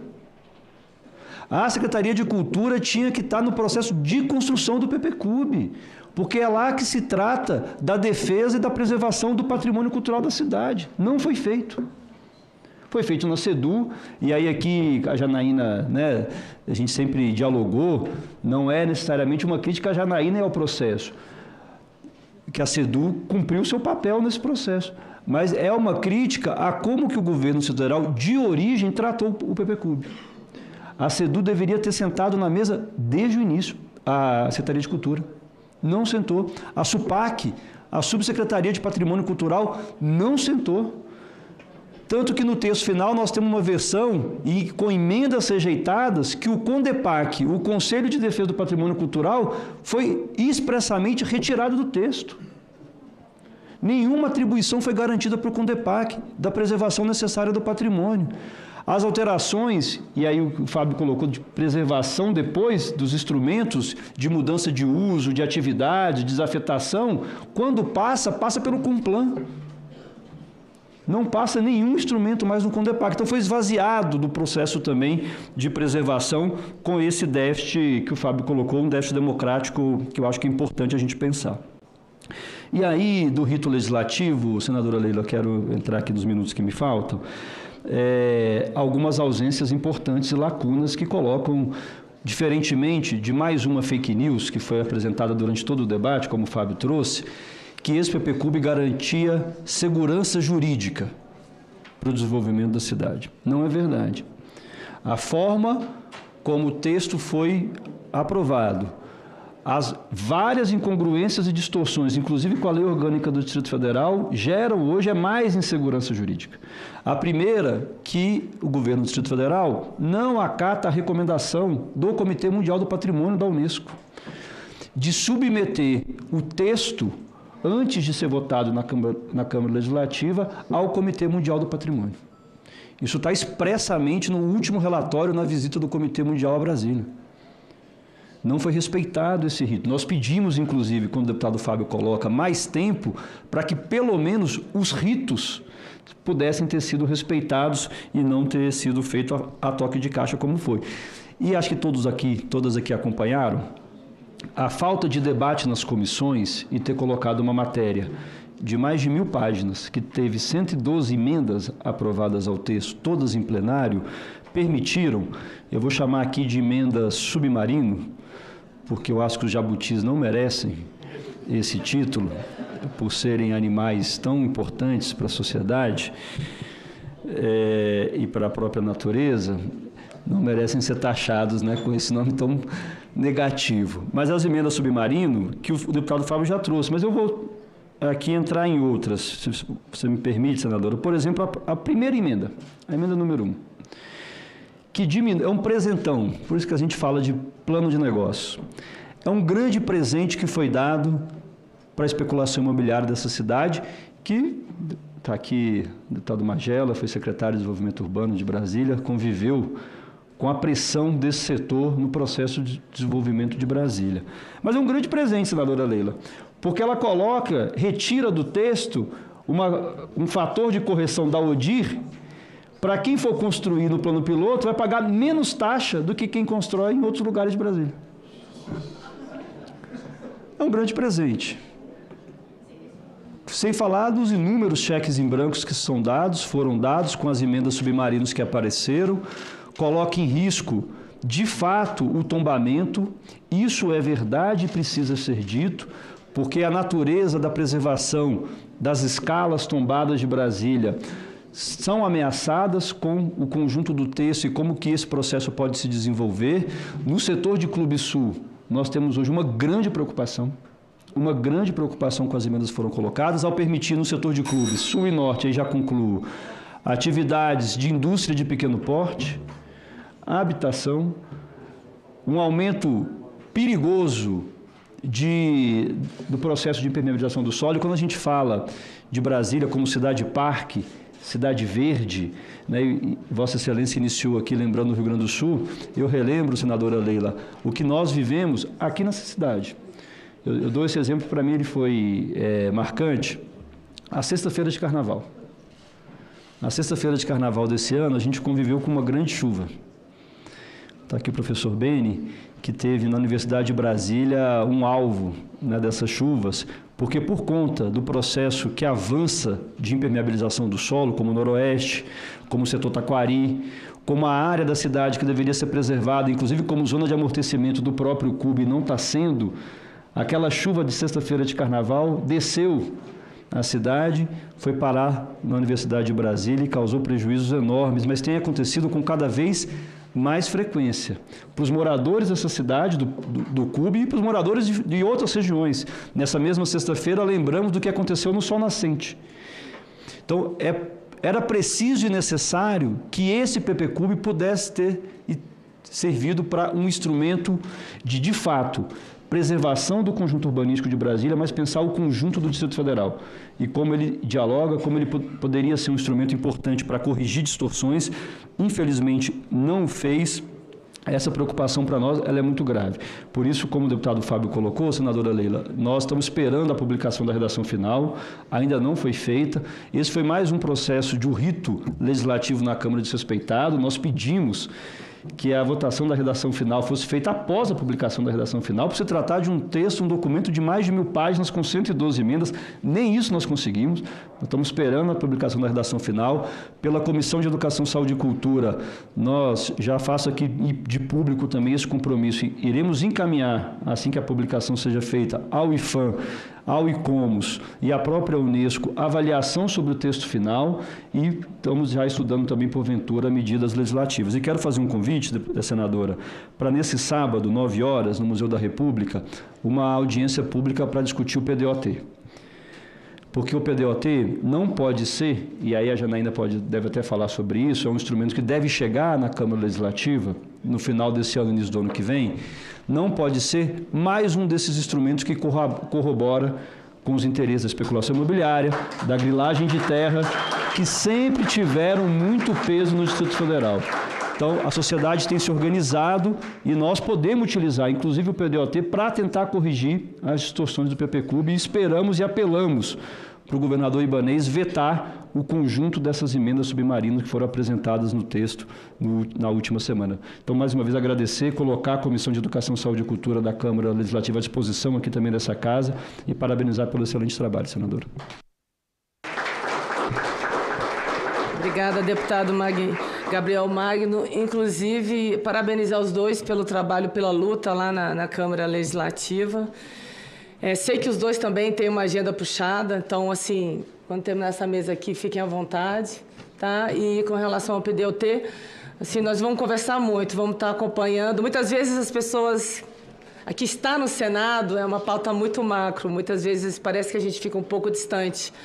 Mas a gente tem acompanhado tudo que tem acontecido na cidade diariamente com muita atenção. E essa questão do PPCUB, para nós, eu acredito que para todo o nosso campo e aqueles que amam Brasília é essencial. E, como você falou, tratar do PDOT agora, nesse momento, é muito importante para a gente conseguir corrigir essas distorções que nós estamos conversando aqui no PPCUB.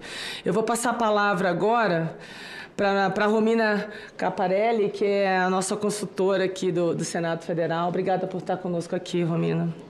Obrigada, senadora. Eu que agradeço o convite. Tá bom. Agradeço o convite. Bom dia a todas e todos. Eu vou completar um pouco esse panorama sobre o processo legislativo e vou pegar um caso específico que é de uma emenda. Aqui a foto de Brasília cinza é proposital, porque esse processo realmente, uma das áreas mais afetadas é realmente a questão das áreas verdes, desse caráter de cidade-parque da área bucólica de Brasília.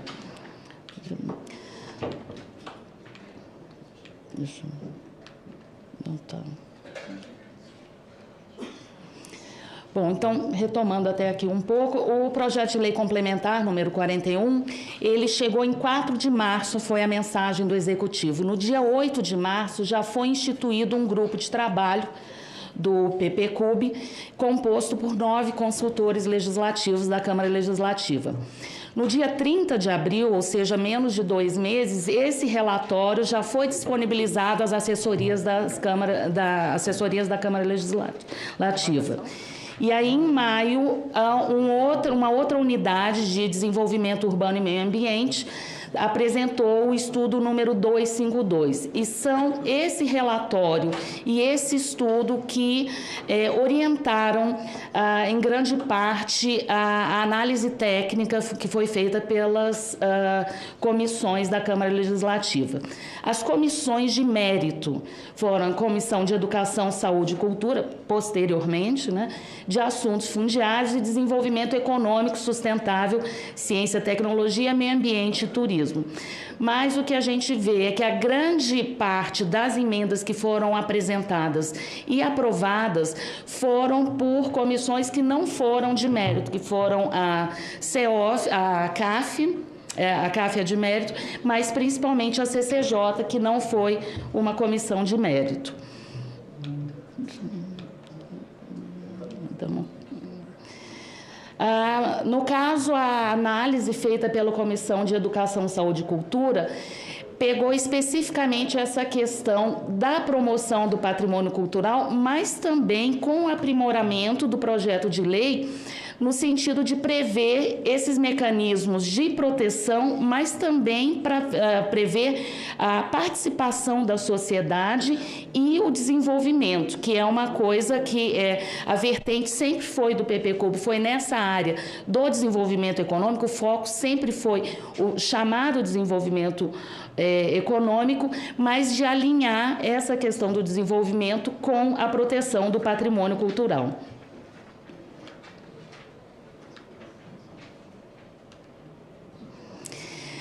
Como resultado daquelas análises que foram feitas pela consultoria legislativa, eles elencaram 3 principais desafios para a elaboração e implementação de instrumentos adequados de preservação. O primeiro é o alto número de regras esparsas de proteção. Isso realmente é uma característica desse processo de ocupação, de normatização de Brasília, e a ideia do PPCub realmente seria de enxugar essas normas, de você ter realmente um aparato normativo que fosse mais fácil, tanto para a população, quanto para quem vai realmente investir, vai construir na cidade, mas também para a fiscalização. Mas, nesse processo de elaboração do PPCub, não foram disponibilizados uma comparação entre o que hoje você tem, a estrutura normativa que hoje existe, e essa proposta. Até a Câmara Legislativa tentou fazer esse comparativo, mas nesse tempo hábil não conseguiu. Então, isso é uma coisa que existe, essa dificuldade de você ter uma comparação entre o que vige e o que foi proposto. E, e a maior parte das alterações que nós temos hoje em dia estão em tabelas. Então, hoje em dia, o processo realmente de análise, não está no corpo da legislação. Você tem toda essa normatização colocada em tabelas, e realmente é muito difícil você fazer essa comparação mesmo para quem é da área técnica. Então, ainda mais para a população, para ter essa apreensão, ter essa compreensão do que é o PPCub, e principalmente para os órgãos de fiscalização e controle. O segundo problema que foi identificado, que seria o elevado número de unidades de preservação que não corresponde à classificação do Instituto do Patrimônio Histórico. Então, você vê a Portaria IFAM de 2016, que é uma complementação, uma explicação da Portaria 314 de 1990, que é a Portaria de Tombamento, e você vê como é feita a divisão do território entre a Portaria do IFAM e o projeto de lei complementar. E isso resulta nesse desenho. Então, você vê uma visão muito mais fragmentada do que propõe o PPCub com as áreas de proteção e de preservação do Instituto Patrimônio Histórico, que é a grande norma que direciona a preservação do conjunto urbanístico de Brasília.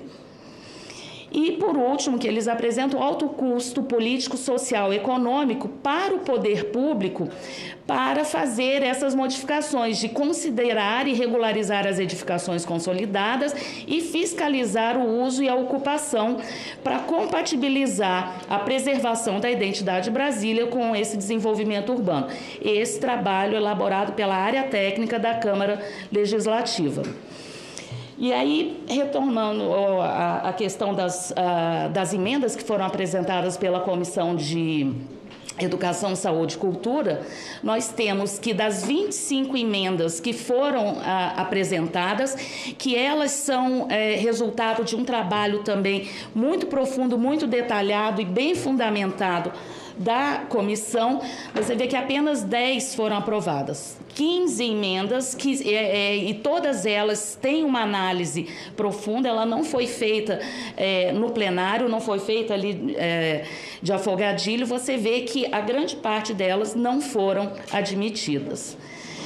Nós vemos aqui também com relação, aqui para quem não teve ainda uma ideia do panorama das emendas que foram apresentadas, quantas foram aprovadas, você vê uma quantidade muito grande de emendas, inclusive o trabalho de redação final é quase impossível, uma tarefa hercúlea de você fazer uma compatibilização, porque existem entre elas inconsistências, e você vê que esse daqui é o parecer da CAF. E ele traz também, ele fez uma apresentação das emendas, ele fez uma análise das emendas. E você vê que o parecer da CCJ, que foi apresentado depois, que não tem esse detalhamento, foi um parecer oral feito em plenário. Você vê que mesmo em relação ao parecer da CAF, você tem todas essas diferenças, que são inúmeras. Essa na parte de cima são emendas que foram aprovadas, que não constavam para aprovação no parecer da CAF, e outras que são emendas que estavam aprovadas no parecer da CAF e que foram inadmitidas. E aqui vamos pegar um caso específico, que é dessa emenda número 37, que foi apresentada pelo deputado Tiago Manzoni.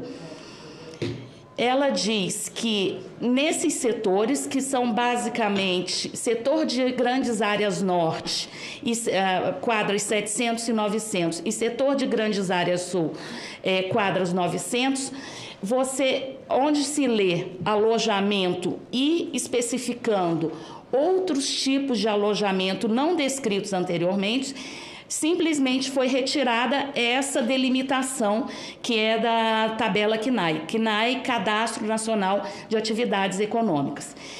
A justificativa diz que visa ampliar os usos nos lotes supramencionados, visando o desenvolvimento adequado da cidade e a revitalização de setores que nos últimos anos têm vivido cenário de desolação com invasões e aumento de criminalidade. Essas áreas, a gente vai pegar aqui no mapa, a gente vê, são áreas de instituições, são escolas, são igrejas, que não corresponde a essa questão esse cenário de desolação, nem de aumento de criminalidade. Se fosse especificamente nas áreas, pode-se dizer, nas áreas residenciais das habitações individuais geminadas, até haveria uma hipótese a ser considerada. Mas nesses setores, pegando aqui especificamente, esse daqui é a entrada do Parque da Cidade, ali perto do Parque Nicolândia. Você pega esses 4 lotes que são atualmente o CREA, você tem instituições, todas instituições com áreas ocupadas, e você não tem esse caráter de desolação. Essa é uma área e segue por toda a Asa Sul, por exemplo, você pegando setores como, por exemplo, ali no colégio, o próprio Elefante Branco, ali o Elefante Branco, a parte ali que é um terreno enorme. Aqui próximo você tem ali a Associação dos Servidores da SEB, que é um terreno enorme. Então você vê que não tem uma correspondência entre a fundamentação e o cenário que a gente constata hoje em dia.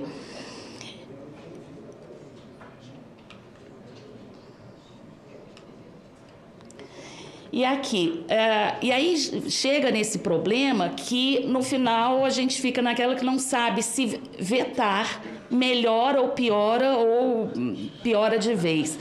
Porque se você reparar aqui, no caso, se houver o veto será do dispositivo dessa inclusão, dessa alteração da prestação de serviços. Então, se for feito o veto, simplesmente será retirada toda a hipótese de alojamento em toda a área, setor de grandes áreas sul e setor de grandes áreas norte, ali na quadra 700 e 900. Então, essa falta de cuidado, esse afogadilho com que foi feita a apresentação dessas emendas, a falta de uma análise técnica, você vai levar para um cenário que não tem uma saída favorável. Tudo que se espera é sempre uma sobrecarga desse setor e, principalmente, uma incompatibilidade com o que o próprio PPCUB se dispõe a corrigir. Nós temos, por exemplo, aqui só para complementar, então, as atividades de alojamento, você tem, de um lado, hotéis e similares e outro tipo de alojamento não especificados. Então, o que estava previsto era apenas esses outros tipos de alojamento não especificados. A partir do momento que você tirou essa limitação, passa a ser incluído também hotéis e similares. O que são hotéis e similares? Alojamento de curta duração em hotéis, motéis, pousadas e outros tipos de alojamento temporário. Ou seja, a partir do momento que você deixa apenas como alojamento, além daquilo que estava especificado no PPCUB, você passa a incluir também essa possibilidade. E essa daqui é o que seria o que foi proposto pelo PPCUB, que seriam albergues, campings, também a norma prevê nessa área, pensões e outros alojamentos. E no parecer da CAF, que rejeitou essa emenda, a gente vê, inclusive, interessante, a justificação da rejeição, extensão de usos e atividades sem estudos técnicos, sem audiência pública, sem aprovação no CONPLAN ou sem análise do IFAM. Então, a própria Comissão de Assuntos Fundiários reconhece a inadequação dessa emenda que foi apresentada no final, depois de ter sido apresentado o parecer da Comissão de Cultura, o parecer da Comissão de Assuntos Fundiários, e foi aprovada. Em grande parte, muitas pessoas nem perceberam exatamente o que estavam aprovando. Foi feita uma aprovação em bloco, houve destaques para deliberação sobre algumas emendas posteriormente, mas até o final muita gente realmente não tinha ideia do que estava sendo aprovado ali. E essa questão que eu falo que é um tiro no pé do que o próprio PPCUB se propõe, a gente pega essa questão de você, como o deputado Fábio falou, de democratizar o acesso à cidade. Então, o que se busca nessa área não é uma democratização voltada à habitação de interesse social. E nós temos apenas, como são áreas em grande parte vazias, o que nós vamos ter é uma grande construção de habitações novas, e isso em contraponto com a W3, que se encontra hoje em dia degradada. Então, você tendo essa possibilidade de novas construções no setor de grandes áreas, com grandes lotes, você vai ter um perfil tanto de construção como de público. E com isso, você vai esvaziar tudo que você pensa, por exemplo, para a W3 Sul. Então, que é uma área que você tem uma infraestrutura muito mais próxima de transporte, você tem já uma infraestrutura pronta, a norma permite, hoje em dia é permitido, fala-se tanto em fachada ativa, em uso misto, hoje em dia a norma permite ali para a W3 o uso misto, e só que são adaptações que terão que ser feitas nessas edificações existentes, recuperando a W3. Mas, obviamente, isso não é do interesse, que, como o deputado Gabriel falou, não é do setor produtivo, é um setor de especulação, que prefere você pegar grandes áreas, fazer construções de luxo destinadas a um público específico, e não prever essa questão de ter uma habitação de interesse social nessa área da W3, que aí você tanto atende a questão do desenvolvimento econômico, a questão de trazer pessoas para o plano piloto e de recuperar a própria W3. Era essa as minhas colocações. Obrigada. Obrigada, Romina. Inclusive, quando a gente trata das 900, tem um centro pop ali que, né, assim, não se foi discutido. A gente sabe que tem uma população de rua cada vez mais crescente no Distrito Federal. E, com todo o perdão, assim, a representante do governo aqui, a Janaína, que está fazendo o seu papel, assim, uma vergonha aquele centro pop. Né? O acesso das pessoas ali, a gente vê que as escolas estão reclamando, a questão de segurança e tudo, mas o governo tem feito o seu papel com relação à população de rua? Não, é mais fácil desapropriar né, tirar o centro pop, colocar, enfim, em qualquer lugar e se crescer da forma como você falou, desordenado e comprometendo até a questão econômica com relação à W3Sul e os empresários que estão ali. Realmente é uma... Olha, eu quero agradecer as falas até o momento, muito claras, né, muito técnicas, com relação ao objeto aqui do nosso debate. Obrigada, Romina. Grata mesmo. Vou passar a palavra agora para Janaína Vieira, representante da CEDU-DF. Seja muito bem-vinda, viu, Janaína? Tinha que ser uma mulher mesmo, isso aí. Colocaram você no front e vamos embora. Antes de passar a palavra para a Janaína, eu gostaria de cumprimentar e agradecer as presenças aqui da Queca, que é dirigente do PSOL e foi candidata na última eleição ao governo do DF, ao Geraldo Magela, né, que é deputado também federal, dirigente do PT, Partido dos Trabalhadores aqui, e o Eduardo Brandão, que também, presidente do PV, sejam muito bem-vindos os três aqui com todos nós, e o deputado, Paulo Fernandes, deputado. Também o deputado Paulo Fernandes aqui presente conosco. Vou passar a palavra agora, mais uma vez, para a Janaína Vieira, representante da CEDU. Seja bem-vinda, Jana. Obrigada. Aqui, sim. Sou muito pequena, né? Não, deve ser gigante. Primeiramente, queria agradecer, senadora, pela oportunidade de estar aqui. Queria também aos meus amigos, tá? Já chamo de amigos, o deputado Fábio e o deputado Gabriel, a Romina também, que é muito minha amiga. Mas eu queria, antes de mais nada, dizer que a gente, né, secretaria, e eu estou aqui como Secretaria de Desenvolvimento Urbano, para falar sobre as questões técnicas, tá?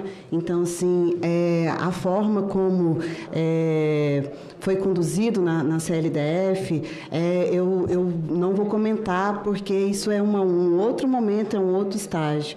E eu gostaria muito de falar sobre a questão de como foi feito a proposta que a gente encaminhou para a CLDF, como foi o trabalho que foi desenvolvido, né, e esclarecer alguns pontos que eu acho que estão sendo divulgados muito na mídia e que eu acho que a gente precisa, como técnico, como arquiteto e urbanista que sou, eu tenho obrigação de fazer isso também. Então, assim, o processo da construção da minuta de lei que foi para a CLDF, ela foi um processo muito longo, né? Até o deputado Magela está aqui, ele sabe que iniciou lá, né, na época que ele era secretário, exatamente. Então, assim, foi um processo muito longo, né? Foi um processo que foi muito discutido, que colocou coisas, retiraram coisas, e a minuta que a gente encaminhou foi uma minuta que, no nosso ponto de vista hoje, ele era uma minuta que estava amadurecida exatamente pelo fato de ter passado por toda essa trajetória já há muito tempo. Nesse processo todo, foram 8 audiências públicas. A gente criou dentro da secretaria o que a gente chama de uma Câmara Técnica, né, que vinham membros do nosso Complan, que é o nosso Conselho de Planejamento. Essa Câmara Técnica, a gente ficou mais de 6 meses, né, fazendo reuniões para discutir artigo por artigo de todo o projeto de lei. Teve participação da sociedade civil, né, teve, né, várias pessoas da sociedade civil que participou também. Então, a gente chegou no final com essa minuta que a gente... a gente escuta muitas coisas, tipo assim, poxa, vocês deixaram de considerar várias coisas que podia ser uma ótima oportunidade para fazer. Mas a gente acha que tem estudos e tem questões que a gente precisa discutir mais para poder fazer. E aí foi isso que alguns casos, tipo a moradia de interesse social, né? A gente levou muitas críticas. Inicialmente a gente apresentou moradia de interesse social no setor comercial sul. Aí depois a gente resolveu tirar, tem conversas até com o IFAM. Olha, está faltando estudo, não está suficientemente bem. Qual é o percentual que vai ter? Qual é o percentual que não vai ter? Bom, então vamos deixar isso para um segundo momento. Então, a gente colocou isso em planos, programas e projetos, né, que muita gente comenta, isso é um cheque em branco. Não, gente, não é um cheque em branco, porque qualquer alteração de legislação, alteração de uso, alteração de parâmetros, é necessário uma lei complementar. Então, quando a gente fala que precisa de leis complementares, é nesse sentido, né? Então, a gente vai precisar, sim, desenvolver outras leis complementares para poder fazer qualquer alteração no PPCUB. Não tem como fazer alteração no PPCUB se não for via lei complementar, tá? Isso é importante também deixar claro isso. E para fazer uma lei complementar, a gente tem que seguir a lei orgânica, tem rito para ser feito, tem que convocar audiência pública, né? Tem que passar pela aprovação no CONPLAN, tem vários caminhos a ser seguidos, não é simplesmente tirar da cabeça da CEDU e aprovar isso em nenhum momento a gente pensou nisso, tá? Então, essas questões são importantes. Alguns pontos que foram levantados nesses últimos tempos, então, a Romina deixou muito claro aqui com relação às 900 e às 700 nortes. A gente, nas audiências, nas reuniões públicas que a gente fez, a gente, né, assumiu o compromisso, né, com o pessoal das áreas residenciais das 700, ali onde tinha as pensões, que as 700 iam ficar exclusivamente residenciais, e foi o compromisso que a gente colocou no projeto de lei encaminhado, né? O pessoal das 700, eles escreveram vários artigos, mandaram propostas de alteração do projeto de lei para a gente concordou, sentou, fizemos inúmeras reuniões com os moradores das 700 para chegar na proposta com moradia exclusivamente nas 700, tá? Então, isso a gente deixou isso no projeto de lei. Quando a gente fala, porque vocês vão ocupar o final da Asa Sul, com camping, com áreas comerciais, não é nada disso, gente. Hoje já existe, né, um parque definido, né, que é o Parque dos Pássaros no final da Asa Sul. A ideia nossa era que esse parque virasse um parque de fato, né? E como é que ele vira um parque de fato? Fazendo projeto de paisagismo, de ciclovia, colocando alguns quiosques para vender água de coco, básico. Ele tem uma ocupação que a gente imaginou na área enorme, que o parque tem quase 100 hectares, a gente pensou, então, 5% disso para poder fazer esse tipo de uso. Ter um quiosque, ter a ciclovia, ter, né, uma área para estacionamento. Então, isso que está previsto no PPCUB. Não está previsto em ocupar, fazer grandes ocupações, nada disso, tá? Então, assim, isso também é importante deixar claro. O setor de embaixadas, na norma original de criação do setor de embaixadas, a gente não está criando nenhum lote novo no setor de embaixadas. A norma original do setor de embaixadas tem 3 lotes para áreas comerciais, tá? Isso foi previsto lá na norma original. A única coisa que a gente fez foi trazer para o PPCUB do jeito que está na norma original. Então, não é para poder fazer, gente, um super loja de materiais de construção, isso nem pode fazer, porque a norma é extremamente restritiva para essa área comercial, tá? Então, isso é um outro ponto que nem deixar claro. O setor de clubes, todos os lotes, a gente não está criando nenhum lote no setor de clubes. Todos os lotes que estão lá são lotes que já existentes. Já existem os lotes que estão lá. No trecho 4 do setor de clubes, sempre teve previsto hotéis. E a única coisa que está no PPCUB é isso, é o que estava previsto na norma. Já estava previsto hotéis lá. E tem todos os lotes do trecho 4 praticamente já estão construídos. Tem 2 lotes, que é o da academia de tênis, e mais um que não está construído. Os outros todos estão construídos com hotéis, e a parte hotéis. Então, isso também já estava previsto, tá? Então, isso é uma questão que a gente precisa deixar claro. É uma questão que já estava. Teve uma questão também, assim, que acho que as pessoas não entenderam, que foram a questão da desconstituição de uns lotes no Noroeste. A desconstituição não é uma coisa ruim, gente. A gente está tirando lotes para aumentar o parque para a criação da área indígena. Então, teve que fazer uma alteração no projeto do sistema viário, tá? Teve que fazer uma alteração no projeto do sistema viário, e aí a gente teve que retirar lotes para que o parque seja aumentado para a reserva indígena que estava prevista. Então, assim, são esses pequenos pontos, né, que é importante a gente esclarecer ter, para poder a gente ter segurança e certeza, né, das coisas que a gente, como executivo, propôs para a CLDF. Assim que o projeto retomar para o executivo, né, depois dessa minuta final que vai estar sendo elaborada lá pela CLDF, a gente vai avaliar as consequências dessas emendas que foram propostas, né? Porque realmente teve emendas que já foram comentadas aqui, eu não preciso falar, que a gente vai precisar fazer uma análise, sim, do que pode ser acatado e o que não pode ser acatado. Então isso vai ser um próximo passo para a gente poder fazer. Mas, assim, eu queria deixar, assim, né, bem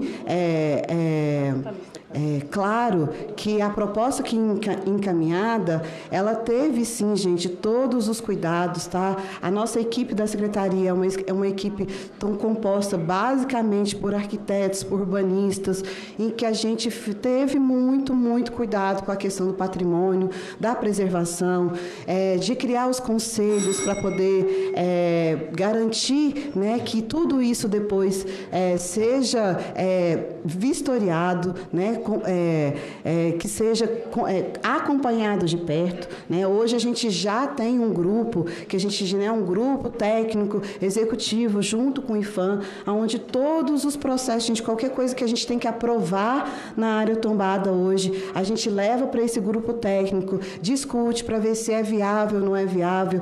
Então, assim, a gente precisa ter muito cuidado com isso, sim. E o último ponto, assim, a Secretaria de Cultura, ela participou, sim, de todo o processo de construção do PPCub. Ela faz parte, tá, da Câmara, ela faz parte do Complan, do nosso Conselho de Planejamento.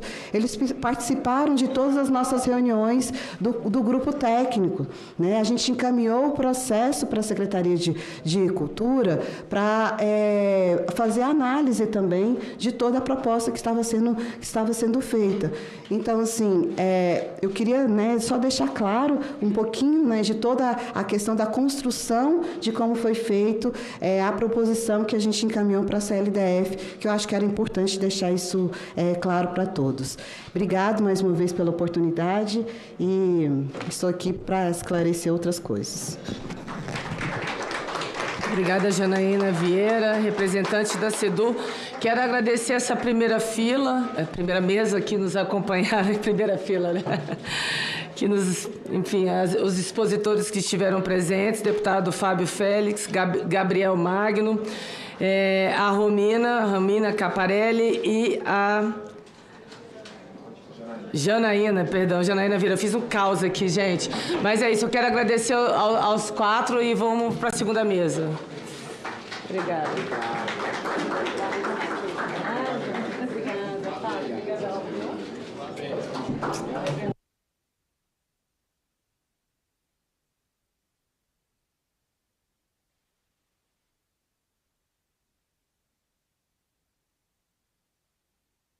Também não. O Beni, o Juliano e o Só.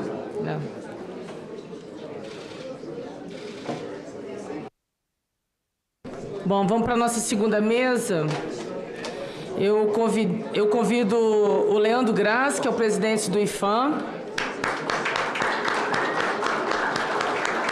Alberto Faria, que é o representante do seu UB, está online, professor Beni Schwarberger. Ai, que nome lindo, hein? Seja bem-vindo, professor Beni. E Juliano Carvalho, do ICOMOS. Olha.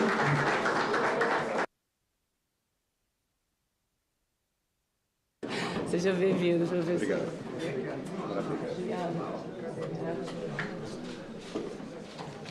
Já vou passar a palavra para o Juliano Carvalho, que é o representante do ICOMOS. Seja bem-vindo, Juliano.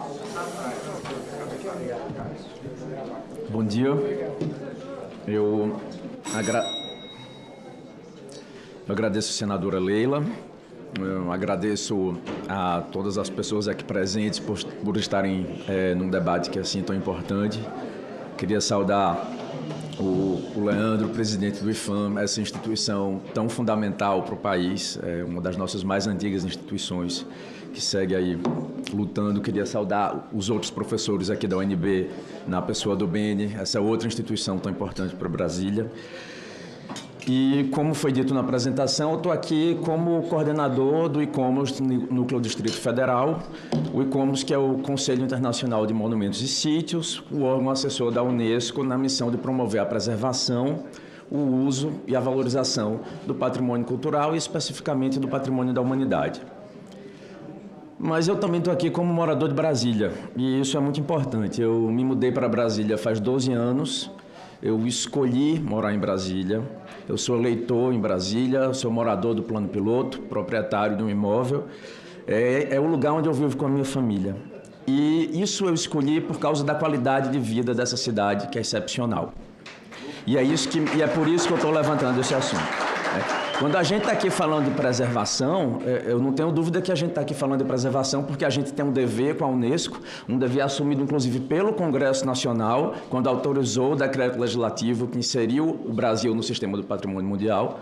Mas a gente tem um compromisso com nós mesmos, com a nossa vida. Sejamos nós moradores do Plano Piloto e que descemos para passear com o cachorro, para andar de bicicleta e vemos a delícia que é viver numa cidade-parque, seja com os outros moradores do Distrito Federal, que também frequentam e usam o Plano Piloto, seja com os moradores do entorno, seja com todos os brasileiros que, de diferentes formas, se veem reconhecidos nessa cidade. Então, essencialmente da nossa qualidade de vida que a gente está falando também, para além de algo que importa para o mundo inteiro. Uma segunda coisa fundamental que é importante quando a gente discute o patrimônio de Brasília, e especificamente o PPCUB, a gente precisa qualificar o nosso debate. Nesse sentido, todas as contribuições anteriores foram de altíssimo nível, elas me ajudam a desenvolver a minha fala, porque evita de eu ter que falar várias coisas e eu vou ter mais tempo para falar outras.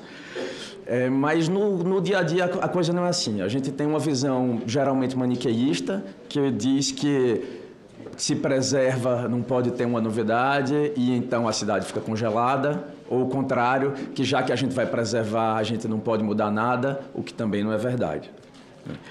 A gente tem vários outros pontos do debate público que precisam ser qualificados, né? A gente tem que analisar as propostas, uma por uma, entender até que ponto cada uma delas é boa, entender o que está por trás, fazer estudos de impacto paisagístico, simulações, usar de todos os instrumentos da nossa profissão, que é a arquitetura e o urbanismo, e que muitas vezes não foram suficientemente usados no desenvolvimento do plano. A gente precisa entender que o PPCUB não está sozinho na preservação de Brasília.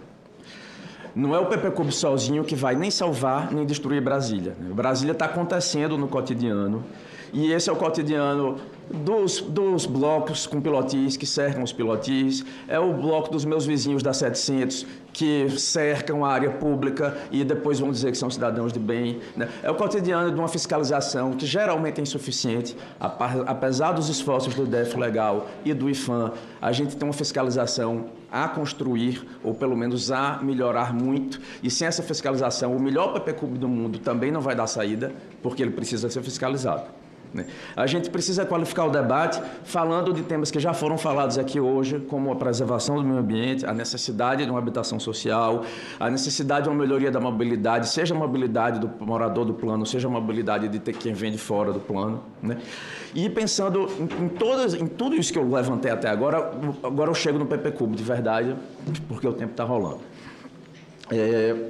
O posicionamento do nosso núcleo não é um posicionamento individual, é um posicionamento de um conjunto de profissionais, especialistas em patrimônio cultural, que vem debruçado sobre isso há semanas, seja trabalhando para propor emendas, e muitas delas foram aproveitadas por alguns dos deputados, seja trabalhando posteriormente na tentativa de entender tudo isso que foi aprovado da forma que já foi explicado como foi. E o nosso posicionamento é da necessidade de sanear o plano piloto, o PPCUB, como foi aprovado, né? Vai precisar ser saneado com veto, há outros meios, se precisar ser judicializado, se precisar de outras leis para revisar, para complementar, mas a gente precisa sanear porque os problemas são muitos e são sérios, seja os problemas que vêm da proposta e que não foram suficientemente analisados, seja os problemas que foram inseridos na própria Câmara Legislativa. E a gente fala em sanear porque o mesmo PPCub tem em sua proposta um conjunto de dispositivos que já vêm positivos da proposta da CEDU e muitas emendas que também foram inseridas de forma positiva na Câmara Legislativa. E só para dar 2 exemplos, a proposta que foi encaminhada pelo GDF já inclui um olhar para a preservação também da arquitetura dentro do conjunto tombado e não só dos parâmetros urbanísticos. E dentro da CLDF a gente teve a proposta de um capítulo de preservação do patrimônio cultural. Então, existe muito a salvar dentro do PPCub, mas ele precisa ser saneado. E aí, eu vou voltar a alguns temas que já foram levantados, mas com outro olhar. Transferir essa quantidade inteira de terrenos para a TerraCap não somente é absurdo do ponto de vista legal e não somente vai disponibilizar uma quantidade de estoque fundiário imensa na cidade, a depender de um decreto de quem quer que seja o governador, mas também tem um potencial de conflito gigantesco. Imagina o que a TerraCap decidir lotear o canteiro central do eixo monumental, o IFAM não vai deixar, né? E aí? E o comprador do canteiro central do eixo monumental, como vai construir algo que ele acabou de comprar, né? Então, determinadas emendas introduzem potenciais conflitos de uma insegurança jurídica gigantescas. A gente não tem como entender que o plano que determinados elementos da proposta como aprovada estão trabalhando pela segurança jurídica. Um segundo ponto é que, embora haja, digamos, submarinos e aqui e acolá, algumas coisas difíceis de entender, mas isso tudo forma um todo bastante coerente, né? Existe um todo coerente aí que é um incentivo a uma renovação intensa e excessiva dentro dos imóveis já construídos do plano piloto. Quando a gente junta a diminuição do que se paga pela ODIR, quando a gente junta com a outra taxa baixa da concessão pelo direito real de uso, quando a gente coloca essa proposta de varanda com 1,5 metro, o que a gente está fazendo? A gente está incentivando que uma quantidade gigantesca de imóveis na Asa Sul e na Asa Norte sejam demolidos e sejam construídos novos, né? E isso, dentro de determinados parâmetros de preservação, está adequado. Mas é isso que a gente quer para a nossa cidade, é a gente olhar para a Asa Sul, para a Asa Norte, e em vez de ver o que a gente está acostumado a ver aqueles prédios gordos ali da ponta da Asa Norte. Eu não moro em Brasília para ver uma ponta, para ver a Asa Sul onde eu moro virar a ponta da Asa Norte. Mas essa legislação, com essas varandas, com esse incentivo, vai colocar todos os prédios caixotes ali da 400, tende a colocar no médio e no longo prazo, para não sermos alarmistas, no chão, porque agora vai poder ter subsolo ampliado, e nem tudo disso é legislação nova. Existem instrumentos anteriormente existentes que crescem com o PPCub, mas com esse crescimento, assim como a gente teve o primeiro bloco demolido na Asa Sul ano passado, a gente vai ter isso a rodo, porque a legislação está tendendo e incentivando a que isso aconteça, né? Então, vai daqui a 5, 10, 12, 15, 20 anos, é para isso que a gente está caminhando.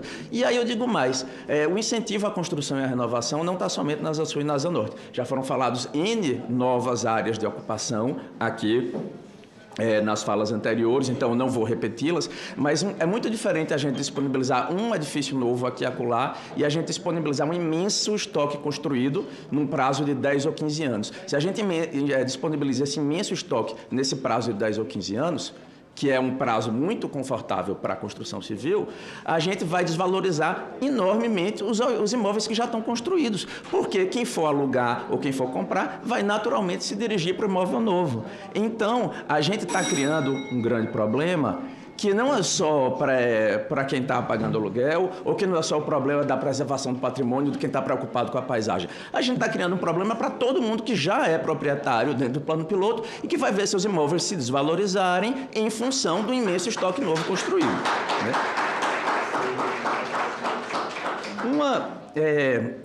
Alguns últimos pontos, né, que eu queria levantar é que se a gente tem falado de paisagem, se a gente pensa nas qualidades de Brasília enquanto cidade-parque, a escala bucólica que está ao redor de todos nós precisa ser bem entendida. Ela precisa ser bem entendida em sua riqueza, e isso significa entender que certos parques são parques, como o Parque da Cidade, certas áreas, como o Parque dos Pássaros, não precisam se transformar num parque com ciclovia, com quiosque, etc., etc., porque eles cumprem um outro papel na paisagem urbana, e certas áreas, como o setor do Clube Sul, por exemplo, não são parques, mas têm características de uma cidade verde e que precisam ser mantidas. E eu estou trazendo aqui o setor do Clube Sul porque, embora eu concordo que o cheque não é em branco, o cheque está preenchido, né? O cheque está dizendo assim,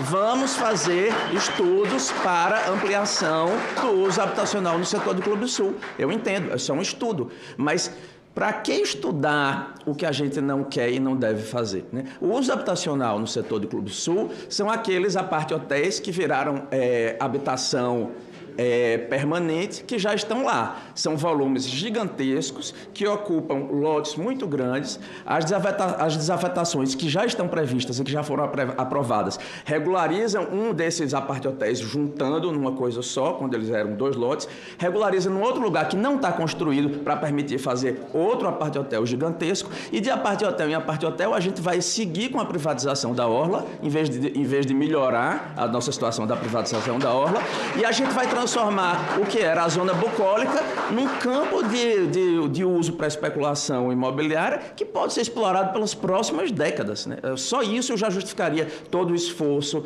das emendas que foram apresentadas com o nome dos órgãos da construção civil. A emenda 1 diz, por sugestão da ADEME, estou apresentando a etapa 1, a emenda 1. Isso está dito, né? A gente não está fazendo nenhuma acusação leviana, as coisas estão escritas, né? Então, só para concluir, né? A gente pode sanear esse PPCub, a gente tem, e certamente eu não sou a pessoa certa para dizer os meios legislativos e jurídicos para sanear esse PPCub, mas a gente pode saneá-lo para que a gente possa, então, falar dos bons projetos urbanísticos que a gente precisa, da mobilidade em todos os níveis, para falar de começar a qualificar essa cidade e não simplesmente ficar tentando evitar absurdos, porque eu quero continuar escolhendo sendo brasiliense para sempre.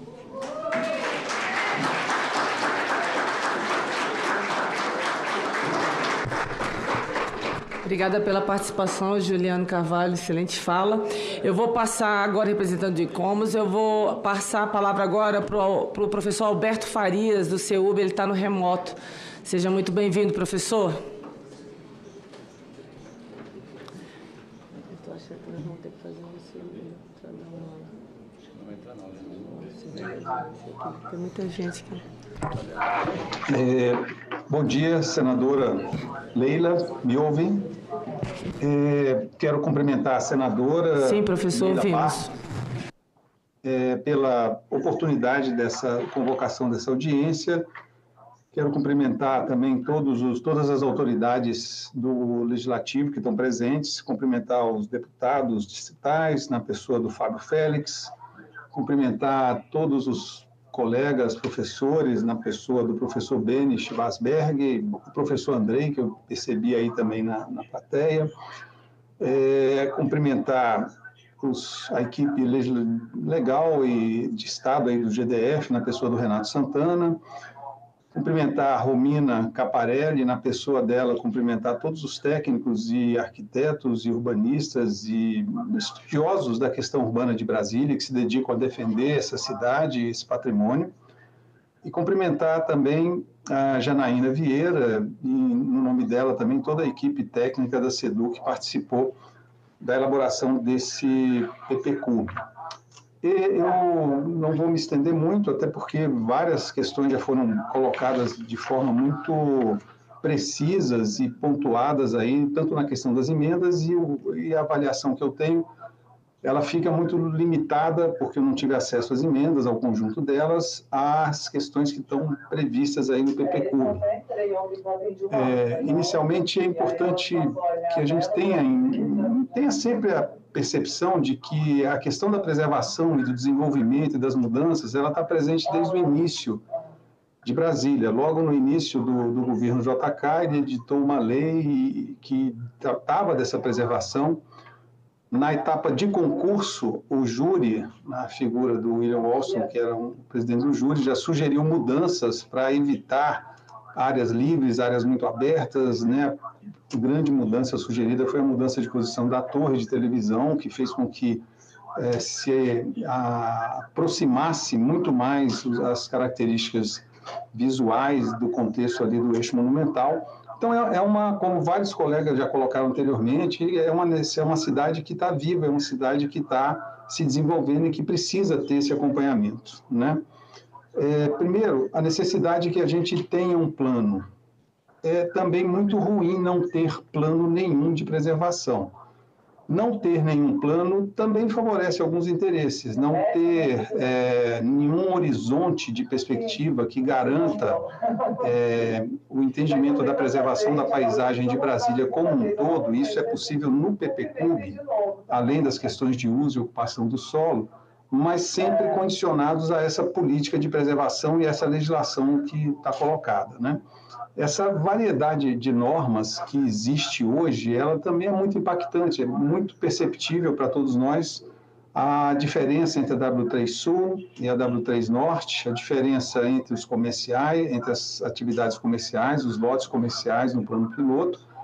Essa variedade de normas, ela implica, muitas vezes, em mais descaracterização das propostas, né? Somente na Asa Norte são mais de 8, 9, 10 normas de gabarito de construção para que a gente possa construir, e isso vai também criando incrementalmente uma descaracterização muito grande na questão do desenvolvimento do plano como um todo e na sua preservação como um todo.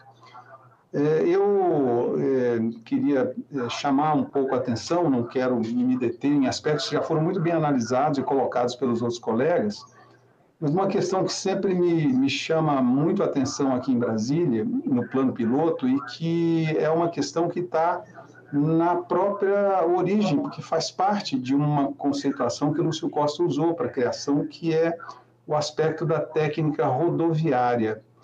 Esse assunto é muito ligado à questão da mobilidade urbana, mas a questão da mobilidade urbana ligada aos pedestres, às pessoas que precisam caminhar, às pessoas que precisam utilizar o plano piloto.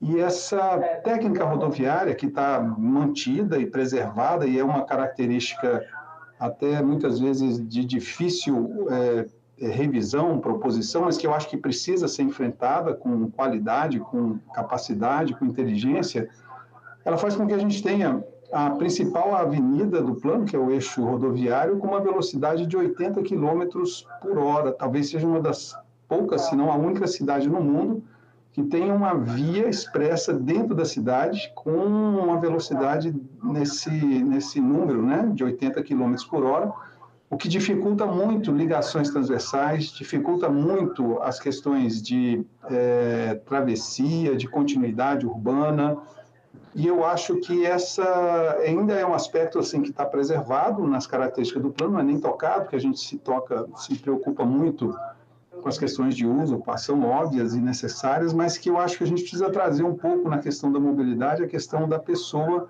a questão do ser humano, a questão de quem precisa caminhar, de quem precisa se deslocar pela cidade. E o plano poderia pensar, ou pelo menos estimular que nós tivéssemos aí condições de rever algumas características que hoje existem das passarelas de pedestres subterrâneas, que foram, na sua maioria, construídas fora do que indicava o plano piloto. O plano piloto de Lúcio Costa indicava uma passagem retilínea, onde você enxergaria de um lado a entrada, do outro a saída, o que talvez reduzisse um pouco as dinâmicas, mas não é uma solução adequada. E eu acho que essa questão de como lidar com as questões rodoviárias que criam segregações dentro do plano são ainda desafios para que a gente possa avançar e manter a preservação do que a gente tem de muita qualidade aqui, que são todas as escalas que estão colocadas como elementos na política de preservação. Outro aspecto também nessa linha da mobilidade são essa questão dessas dificuldades de ligações transversais que a gente tem para pedestres mesmo, e da dificuldade que a gente tem de criar ou de modificar algumas situações, né? Assim, sair do Hotel Nacional, por exemplo, e ir até o SESI Lab, para quem está andando a pé, é um caminho muito difícil, né? Quem está no setor hoteleiro norte, ir até o Teatro Nacional. Então, são aspectos que eu gostaria de colocar como um ponto de reflexão para que nós pudéssemos incorporar à política de preservação do plano piloto, que como incorporar a presença do pedestre nessa condição. São as minhas contribuições e eu agradeço muito o convite e a participação que foi possível aqui. Obrigado, senadora. Nós que agradecemos a sua participação, professor. Alberto Faria, representante do CEUB. Agora eu vou passar para o professor Benny Schwarzberger, que é o representante, nosso professor da UNB. Seja muito bem-vindo, professor. Obrigado. Bom dia a todas e todos presentes aqui. Eu cumprimento e parabenizo a senadora Leila por essa iniciativa importante. Ela comentava agora, e eu estou de acordo com ela, vai ser preciso outra audiência. A gente não vai esgotar a complexidade dos problemas que temos com este PPCUB nessa audiência aqui. Cumprimento aqui meu estimado amigo Leandro Graz, presidente do IFAM, amigo Juliano e toda a plateia, pessoas aqui presentes, em nome da nossa combativa deputada Érica Cocai, que está aqui presente também. Eu organizei a minha contribuição, uma tentativa de uma contribuição com 9 considerandos, 9 pontos, e um encaminhamento final que me parece que é o desdobramento necessário. Não é? A primeira consideração é no sentido... todas as considerações que eu vou fazer já foram feitas, eu só vou reafirmar aquilo que o deputado Fábio Félix, o deputado Gabriel e as importantíssimas análises feitas pela Romina trouxeram aqui. Eu vou reafirmar pontos colocados aqui nesses 9 considerandos. O primeiro, reafirmar as contradições presentes nessa condição de 3 em 1 desse PLC 41, de plano de preservação, de plano de desenvolvimento local e de lei de uso e ocupação do solo. Esse triplo caráter que ele tem estabelece desde sua origem as contradições e as dubiedades, as lacunas, e eu penso que, especialmente, a primeira condição, que é de plano de preservação, é aquela que é a mais questionável, a mais problemática, exatamente aquela que dá o título para o plano. Eu quero aqui destacar e elogiar muito o documento produzido pela equipe técnica da consultoria legislativa da Câmara Legislativa do Distrito Federal, especialmente foi o José Magalhães e a Ana Carolina, que eu tive a honra de ser professor. É um documento extremamente consistente, extremamente detalhado. Eu lastimo profundamente que os 18 deputados governistas que aprovaram o plano, eu lastimo muito que eles não tenham lido, não tenham ouvido, não tenham discutido, nem tomado conhecimento sequer das importantíssimas contribuições daquele documento feito pela assessoria da Câmara Legislativa. E quero também saudar os 6 deputados, estava aqui o Fábio e o Gabriel, que, de uma maneira corajosa, fizeram contribuições de melhoria para o plano, né, e que tiveram a ousadia de fazer críticas muito consistentes, muito coladas na nossa realidade, né, e tiveram essa coragem, enfim, e fomos, eu diria assim, a consciência crítica dessa cidade elogia esses 6 votos contrários dados na Câmara Legislativa.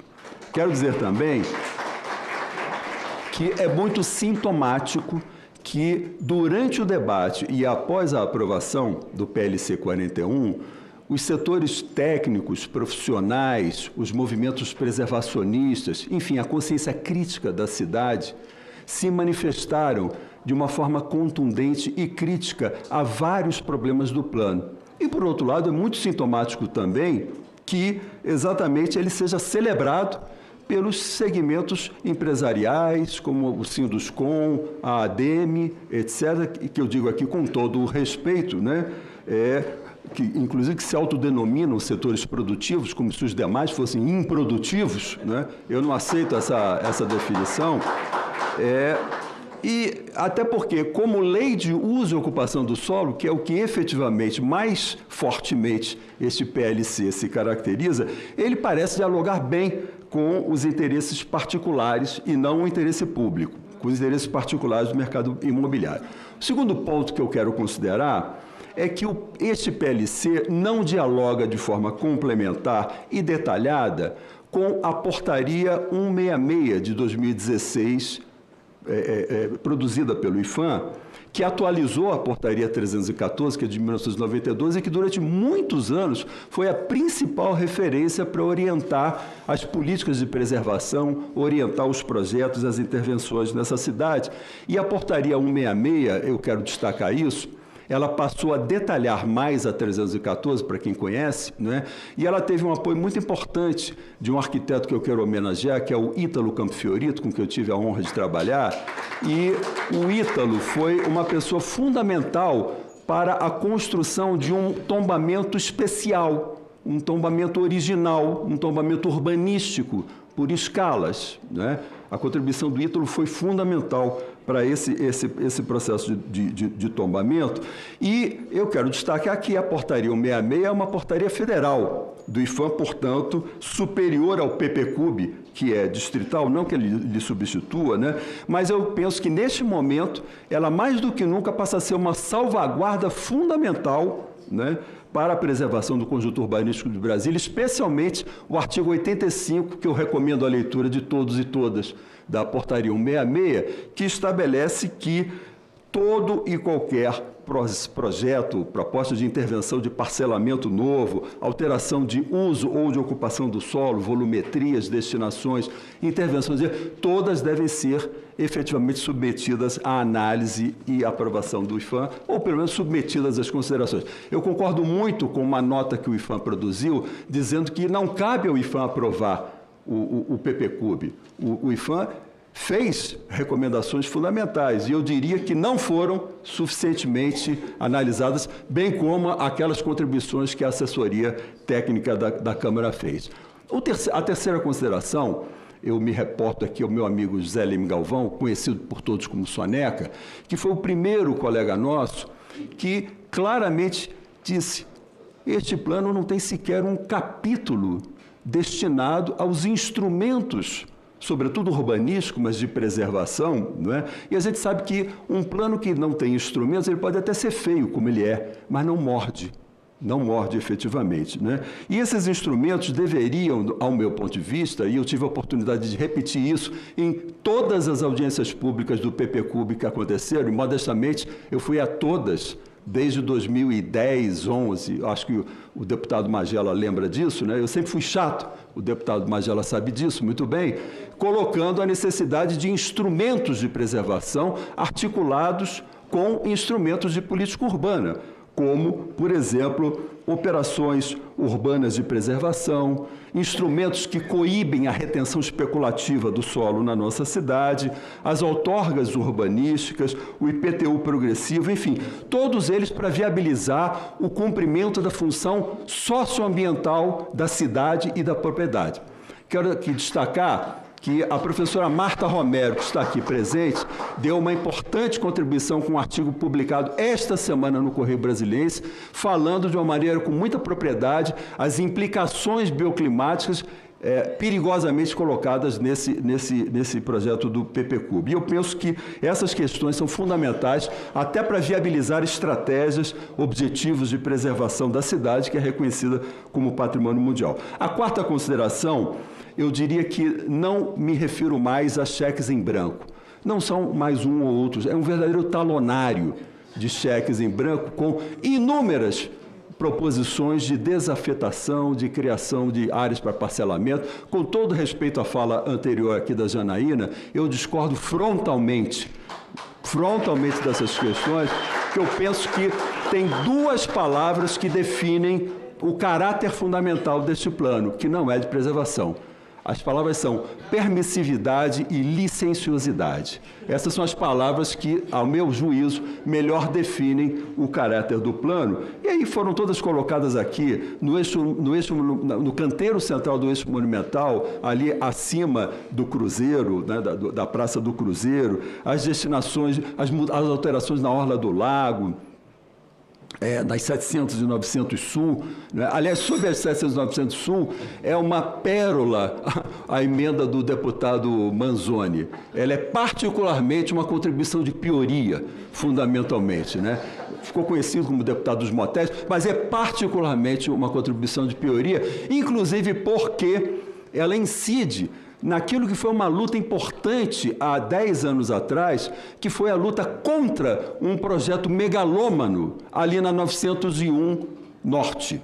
Todos aqui se lembram, quem luta por essa cidade, quem tem amor a essa cidade e luta pelo direito à cidade, sabe do que eu estou falando. Ali se tentou uma intervenção de caráter puramente imobiliário, num projeto megalômano, que nós conseguimos evitar naquele momento, né? O Andrei, que me lembra aqui, eu acho que era o Fernando, o presidente do IFAM, Fernando Almeida, não é? Luiz Fernando Almeida, e que conseguiu vetar aquele projeto absurdo. Infelizmente, nós não temos aqui como diz o Gabriel Magno, não temos aqui um submarino, temos um jabuti, porque a emenda do deputado Manzoni viabiliza a retomada daquele projeto megalômano. Então a gente tem que estar muito atento a essas questões que me parecem que deixam, por exemplo, todas essas áreas, e sobretudo o eixo monumental, o canteiro central, ao sabor ad hoc, né, de projetos de interesses específicos. Então, ele é um obscuro objeto de desejo e não um planejamento criterioso, preservacionista, de fato, da concepção urbanística da cidade, né? Acho que essa questão também que foi colocada, eu reitero, dos lotes registrados até 1979, que circundam como áreas públicas e verdes esses lotes registrados e que, portanto, joga a sua gestão para a Terra Cap, é outro cheque absurdo colocado. Não é? Absurdo. Inclusive, não passa pela própria Câmara Legislativa, que é quem tem que votar e aprovar ou não os projetos de desafetação, que é a transformação de patrimônio público em patrimônio privado.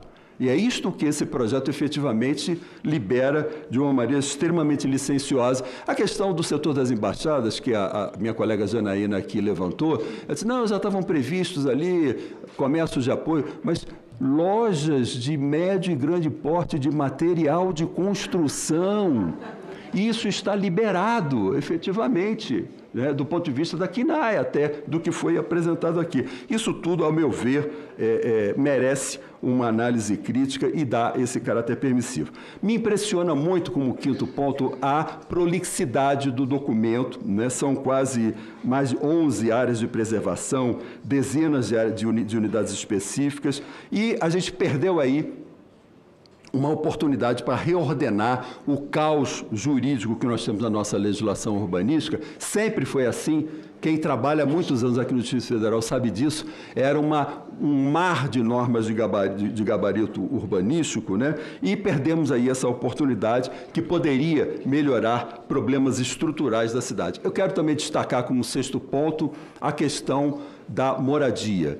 Desde Lúcio Costa e o relatório, o memorial do plano piloto, Lúcio Costa nunca usou o termo exclusividade de uso, sempre falou em predominância de uso. O próprio setor comercial sul, né, é um local que tem uma área da cidade central, no coração da cidade, que tem predominância, obviamente, de uso comercial, e eu quero destacar, o Tiago vai lembrar disso, que o parecer do IFAM sobre o projeto Centro Vivo nunca rejeitou de forma absoluta o uso habitacional ali. Só estabeleceu um conjunto de requerimentos, de exigências para aperfeiçoar o projeto, por exemplo, manter as fachadas ativas livres nos térreos, e garantir a predominância dos usos comerciais, etc. E esse é um ponto muito importante porque, originalmente, a cidade previa 500 mil habitantes, foi isso que foi dito para os que participaram do concurso em 1957, e hoje, atualmente, ela não tem nem 200 mil habitantes, um plano piloto exclusivamente, e cada vez mais elitizado e hipervalorizado,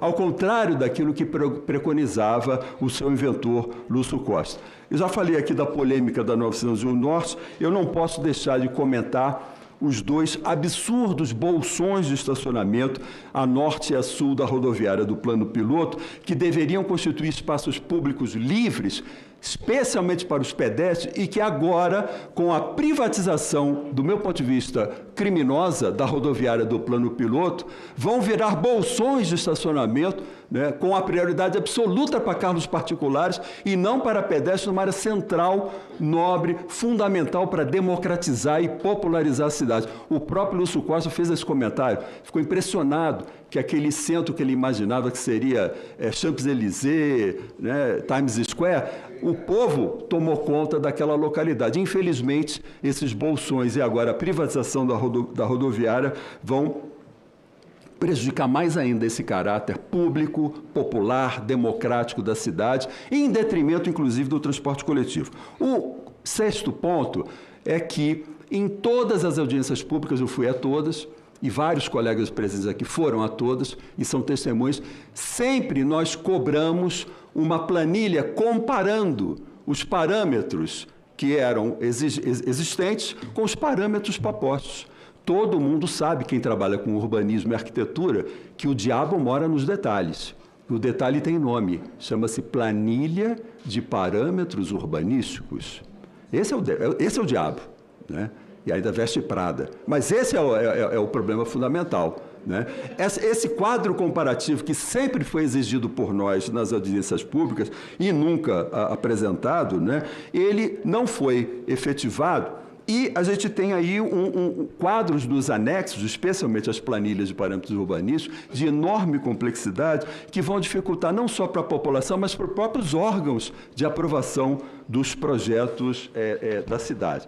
Para terminar, eu penso que a maioria das intervenções que são propostas, de planos e projetos, que implicam em desafetações, né, e não em afetações, que é o que seria transformar áreas privadas e particulares em áreas públicas, né, pegam carona no PLC, né, e abre-se o caminho, como disse os colegas aqui anteriormente a mim, para superpoderes para a SEDU e para a TerraCap, por decreto, aprovarem indistintamente, indiscriminadamente esses projetos, sem a exigência de estudos prévios sobre seus impactos, enfim, sobre esse conjunto de questões. Feitas essas considerações, para terminar mesmo, senadora, eu quero fazer uma lembrança aqui muito rápida. Em 2009 foi aprovado o PDOT, em 2009. No mesmo ano, em dezembro, em que foi aprovada, era Arruda, o governador aqui do Distrito Federal, no mesmo ano, por representação feita no Ministério Público do Distrito Federal, na Promotoria da Ordem Urbanística, dali saíram uma ação direta de inconstitucionalidade, não sei se vocês se recordam, e dali saiu também uma ação civil pública, questionando o conjunto de emendas, sobretudo as emendas Jabuti, mais do que subterrâneas, que foram colocadas ali, e por força disto, outro PDOT teve que ser refeito.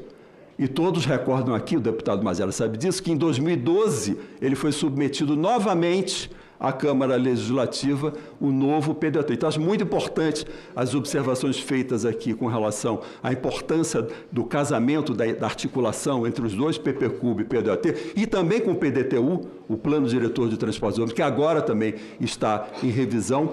E eu penso que o caminho inexorável, inevitável, é que nós vamos ter que construir, sim, novas ações diretas de inconstitucionalidade e ação civil pública com relação a esse plano que foi aprovado. E, para terminar mesmo, eu quero lembrar de uma frase extremamente conhecida do Lúcio Costa, um ano antes do tombamento de Brasília. Um ano antes, o Lúcio Costa disse o seguinte: a nova capital é histórica de nascença, o que não só justifica, mas exige que se preserve para as gerações futuras as características fundamentais que a singularizam. E aí diz ele: é exatamente na concomitância dessas duas contingências que exige e que está esse momento crucial para o futuro dessa cidade. De um lado, como crescer assegurando a permanência do testemunho da proposta original. E do outro, como preservá-la sem cortar o impulso vital inerente a uma cidade tão jovem. Muito obrigado. Obrigada pela participação, professor Beni Schwarberger, professor da UNB. Bom, nós convidamos o representante da CEMA-DF e acredito que não tenha chegado até o momento ninguém da CEMA-DF. Então, vou passar a palavra agora para o nosso último expositor, já agradecendo a participação, mesma coisa ao professor Beni, né? Fabiano também, Juliano também. Vou passar a palavra para Leandro Grazi, o presidente do IFAM. Seja bem-vindo, colega. Obrigado, senadora Leila. Muito bom dia, boa tarde já a todos e a todas, aqueles que nos assistem. Em primeiro lugar, agradecer o convite e parabenizar o mandato da senadora por ter promovido esse momento, um momento que poderia e deveria ter se repetido com mais frequência ao longo de toda a construção. Gostaria de saudar também aqui a presença das representações, de forma especial, a deputada Érica Cocai, deputado Paulo Fernando, saudar também aqui os nossos 6 secretários Magela e Eduardo Brandão, de forma também saliento a presença aqui da nossa equipe, da gestão do IFAM, na figura do Thiago Perpétuo, nosso superintendente do IFAM no DF, e do André Chile, nosso diretor do Departamento de Patrimônio Material e Fiscalização. Em especial também as representações da sociedade civil, os conselhos comunitários, as lideranças. Então, em nome da Angelina, do Bom Tempo, da Patrícia, um abraço aqui, um carinho a todos vocês, nosso respeito e admiração pela luta. Eu gostaria, senadora Leila, de, em primeiro lugar, dizer do esforço dessa gestão desde o início. É importante lembrar que nós assumimos o IFAM no dia 16 de janeiro, uma semana depois do 8 de janeiro. Embora após tenha saído dia 16, dia 8, a gente já estava na primeira violência que nós tivemos que lidar contra Brasília. Seja por omissão ou por ação, o patrimônio foi violentado, houve crimes e uma tentativa de golpe de Estado. E desde então, a gente vem num processo de reconstrução. Isso não é narrativa ou demagogia, muito menos apenas uma ideia. É, de fato, concreto. Nós estamos numa reconstrução de um órgão que foi deteriorado, enfraquecido, atacado em todos os aspectos. Orçamentariamente falando, do ponto de vista da sua força de trabalho, diga-se aqui da capacidade hoje da nossa equipe na superintendência, um grupo muito restrito de servidores, mas bastante ousados, competentes e dedicados em todas as superintendências e instâncias do IFAM. Então nós estamos nessa recomposição, reconstruir dá mais trabalho do que destruir, mas eu não poderia deixar de citar o nosso esforço e a nossa dedicação para que esse órgão, que é o principal órgão de preservação do patrimônio cultural do país, possa dar respostas concretas em todas as perspectivas, seja nas análises técnicas, como fizemos no caso do PPCUB, eu vou resgatar essa memória, seja na entrega positiva, nos resultados, investimentos que nós estamos fazendo, na recuperação de dimensões que também foram bastante enfraquecidas, como patrimônio imaterial, educação patrimonial. Então o esforço é muito grande, não nos falta compromisso com o Brasil. Em primeiro lugar, eu gostaria aqui de fazer alguns resgates dessas 3 fases, a fase prévia, o percurso do processo legislativo e, por fim, este momento que nós estamos vivendo e aquilo que se apresenta logo ali na frente, que é uma futura sanção deste projeto de lei. Na fase prévia, senadora Leila, nós sabemos que a matéria de uso e ocupação do solo é uma matéria de competência privativa dos municípios e do Distrito Federal. No entanto, tratando-se de conjuntos tombados, essa lei de uso e ocupação do solo ela precisa dialogar com as leis de preservação do patrimônio. Portanto, desde o início, em especial nos últimos meses, o papel do IFAM foi um papel de orientação, de recomendação e de sugestão, a partir, em primeiro lugar, da legislação federal vigente, forma da portaria 166/2016, mas também de elementos que, mesmo a portaria não alcançando objetivamente, são elementos importantes para o tombamento da cidade, para a qualidade de vida, para a preservação das escalas, que estão contidas na perspectiva de tombamento do conjunto urbano de Brasília. O IFAM fez diversas recomendações. Coube ao governo do Distrito Federal acatar, e muitas foram acatadas, em especial naquilo que diz respeito ao deslocamento de determinadas questões para planos, programas e projetos ou leis complementares específicas. Mas há, obviamente, elementos que o governo decidiu encaminhar mesmo à revelia da recomendação do IFAM. E aí eu vou citar de forma especial a elevação do gabarito daqueles hotéis menores que estão no setor hoteleiro. Neste caso, o GDF ousou e decidiu encaminhar mesmo com a recomendação do IFAM para que esta parte fosse deslocada a programas, planos e projetos ou a lei complementar específica. Também é importante dizer que nós fizemos recomendações do ponto de vista da preservação das escalas, em especial a escala bucólica da cidade, para que nós evitássemos supressão de área verde, para que nós evitássemos cercamentos de áreas públicas, para que o direito ao espaço público pudesse ser preservado também no conjunto urbano de Brasília.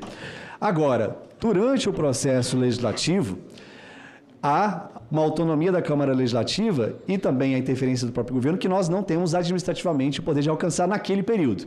Podemos alcançar agora. E já já eu chego nessa parte, que é a nossa nova manifestação técnica a respeito do texto final. Mas é importante dizer, e aí eu digo não só hoje como presidente do IFAM, mas como ex-deputado distrital, que embora a Câmara Legislativa ela tenha a força política, a legitimidade para alterar um texto do governo, o governo incide sobre a Câmara. Eu fui deputado de oposição ao governo. E numa oposição praticamente idêntica a esta, minoritária, em que o governo ele pode sim dizer aos seus deputados e orientar no processo de votação.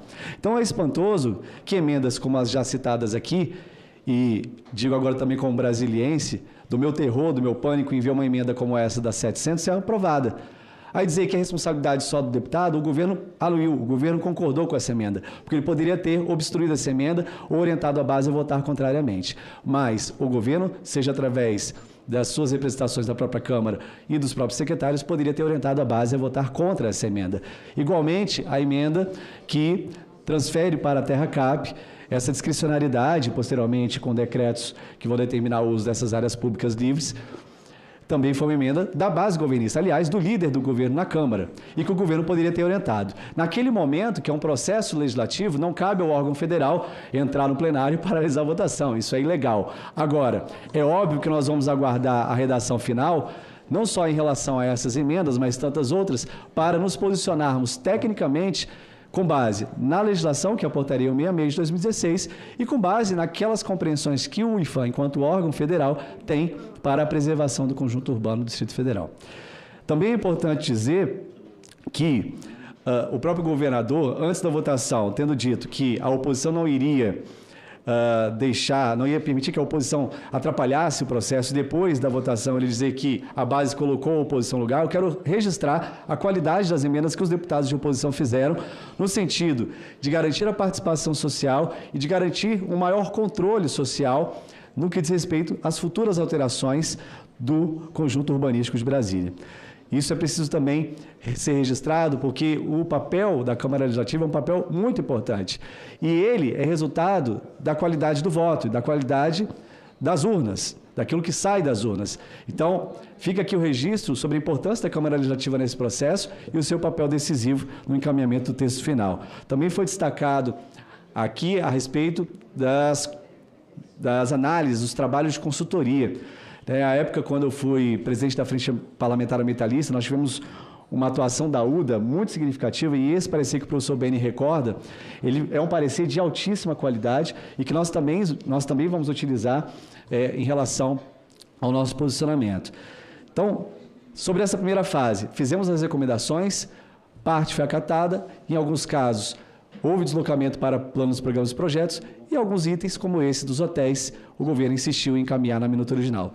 No passo 2, que é o processo legislativo, o IFAM não foi ouvido, não foi consultado, e desde já eu adianto o nosso posicionamento contrário a essas duas e outras emendas que foram apresentadas e aprovadas, e nós vamos nos manifestar publicamente e tecnicamente sobre elas. Por fim, neste momento, nós estamos aguardando a redação final, já solicitamos também aos parceiros e àqueles que se interessam pela cidade, para que tão logo ela seja publicada, a nossa equipe técnica ela vai sim se debruçar sobre cada elemento e vai de novo publicar a sua posição a respeito dos eventuais conflitos com a Portaria 166. Porque essa gestão do IFAM, ela tem sim compromisso com a preservação de Brasília. Muitas vezes o papel do órgão é um papel mal compreendido, de que o IFAM tem que interferir discricionariamente. Nós somos Poder Executivo Federal. Nós temos uma atuação que é uma atuação administrativa, técnica, também política. E aqui estamos trazendo a nossa visão. Qual é a visão do IFAM sobre a preservação do conjunto urbanístico? É que essa cidade, ela precisa sim se adaptar às novas realidades, ela precisa sim dar respostas às demandas da população. E em especial no aspecto da mobilidade urbana, que se deteriorou no Distrito Federal de uma maneira que os mais pobres pagam essa conta.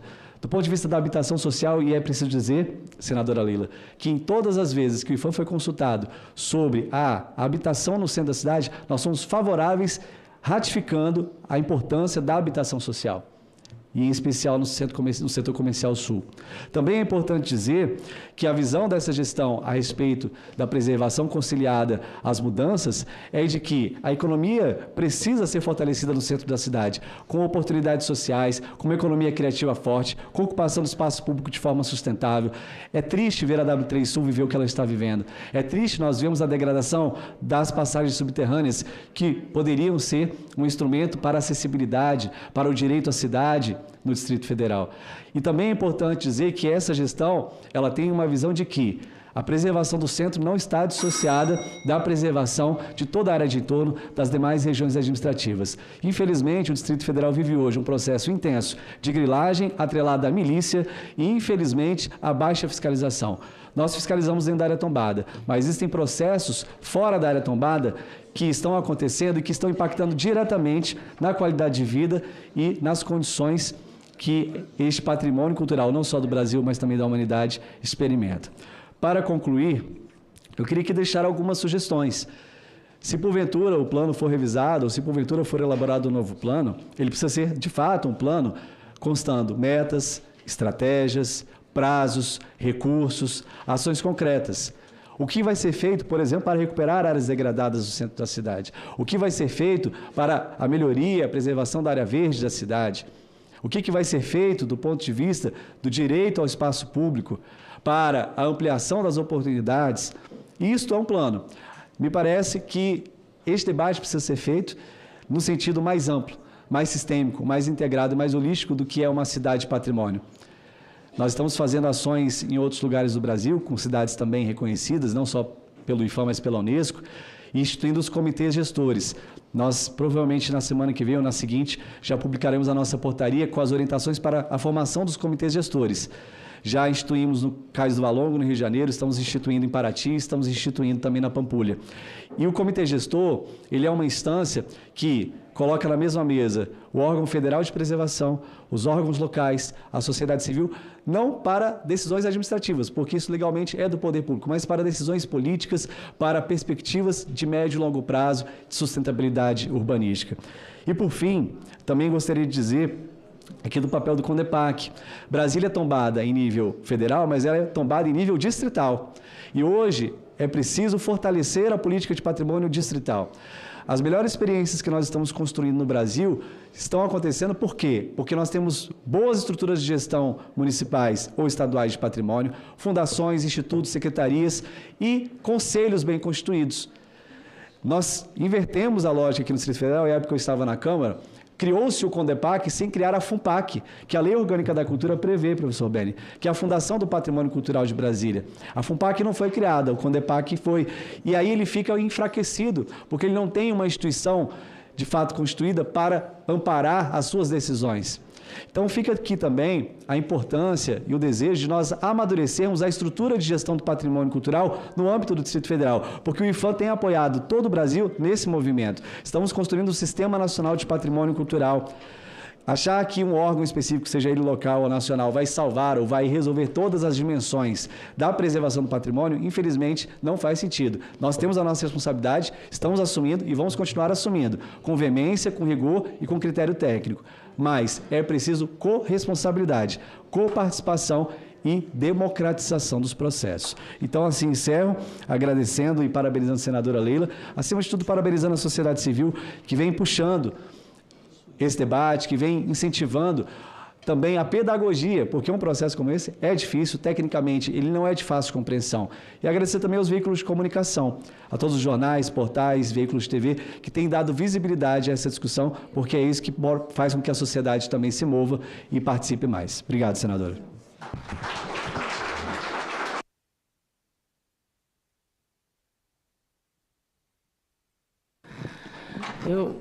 Leandro, obrigada pela tua participação aqui, pela tua fala. É muito importante, eu vejo que, como eu falei com o professor Beni, realmente nós não vamos conseguir esgotar esse tema tão complexo, tão importante, esse debate, continuarmos esse debate aqui na casa. Algumas pessoas me pediram a fala.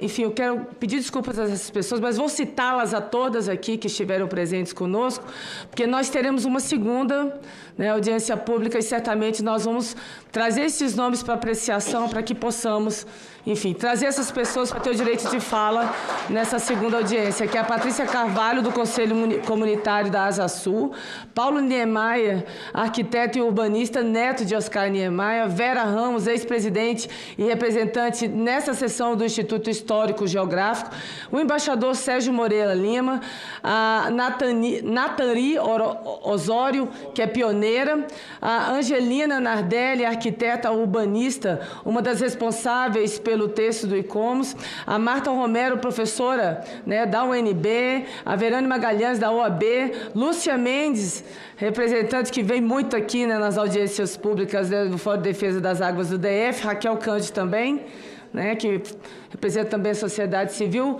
comunidade de Planaltina. Então, a essas pessoas nós vamos fazer a avaliação e na segunda audiência vamos dar, né, assim, vamos puxar a audiência para um pouco mais cedo, porque acabou que a audiência começou às 10 e numa avaliação acho que é necessário, pela complexidade do tema, puxarmos para mais cedo, então lição aprendida. Temos aqui 2 representantes da nossa bancada federal. Agora sim, fazendo também minha culpa, pedindo desculpas ao deputado federal Paulo Fernando, que é do Republicanos DF, e a nossa querida deputada também, a Érica Cocaiá. Os 2 eu vou dar o direito de fala, porque ambos pediram. Vou passar primeiramente, ladies first, por favor, deputado Paulo Fernando, deputada Érica Cocaiá, seja muito bem-vinda. Tá? Então, ela está cedendo ao senhor também, o senhor está desde aí do início, fica à vontade. Deputado Paulo Fernando, Republicanos DF. Obrigado, senhora presidente, deputada Érica Cocaiá, pela gentileza.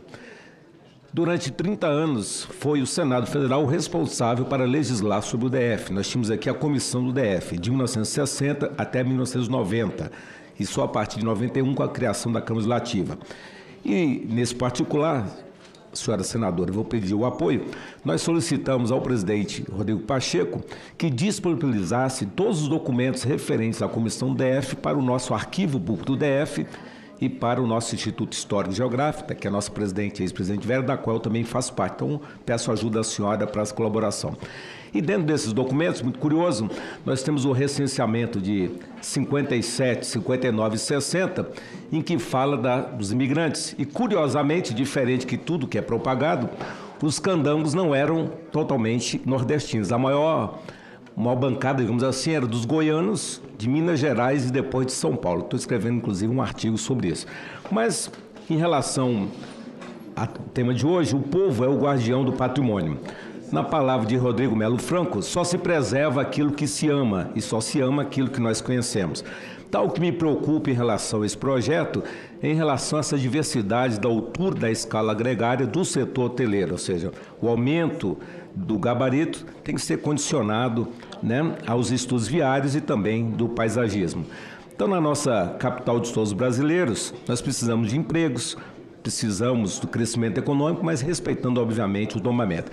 E aí eu queria fazer referência ao ex-governador Elmo Cerejo Farias, que em 78 criou o Parque da Cidade e que foi aprovado pela comissão do DF no Senado Federal. Hoje, Parque Dona Sara Kubitschek, ou seja, um parque com 85 mil metros, né? E graças a essa iniciativa, se ele não tivesse feito, nós seríamos hoje lá um grande noroeste, um grande sudoeste. A minha origem no Guará, eu vejo lá o setor de polos, de modas, de oficina, com grandes prédios residenciais, a entrada de Taguatinga com prédios abissais, e no meu atual bairro, que é Águas Claras, com mais de 100 mil habitantes, a destinação de áreas públicas para privadas, sem que tenhamos lá em Águas Claras um posto policial, uma delegacia e uma escola pública. E como professor de regimento, me chama a atenção que não é possível vetar uma única palavra, um único item, um único subitem. Só pode vetar um artigo, um parágrafo ou um inciso. Isso vai fazer com que nós tenhamos um grande diálogo para negociar, né, esses vetos, até mesmo porque, para derrubar o veto, são necessários 13 votos e 18 deputados votaram favoravelmente. Já prevejo inúmeras ações judiciais em relação a esses projetos, se sancionado, e também, obviamente, muitos projetos de lei para remediar esse texto tão sofrível. Muito obrigado. Obrigada pela fala, deputado federal Paulo Fernando, do Partido Republicanos aqui do DF. Agora, com a palavra, a deputada Érica Cocai. Não, então, eu queria lhe parabenizar, senadora Leila, pela oportunidade dessa discussão. Eu acho que cabe à cidade viva, a cidade que está protestando, criarmos um grande movimento para impedir que esse PPCub se transforme em realidade. Eu acho que é uma agressão sem tamanho à cidade. Uma agressão ao nosso tombamento, que são tombadas as escalas, e não há ninguém aqui pode negar que este PPCub, como foi aprovado, ele ataca as escalas, em particular as escalas bucólicas. Nós estamos possibilitando a ocupação de uma área da orla, ou seja, atividades institucionais se transformarem em atividades comerciais, nas entrequadras. É o projeto urbanístico, que é um projeto urbanístico que fez de Brasília um patrimônio da humanidade, cultural da humanidade, que está sendo agredida por interesses comerciais. Nós temos já uma tendência atual de colocar, do governo atual, de colocar Brasília à venda. Parece que estão vendendo Brasília, e estão ali se submetendo aos interesses empresariais.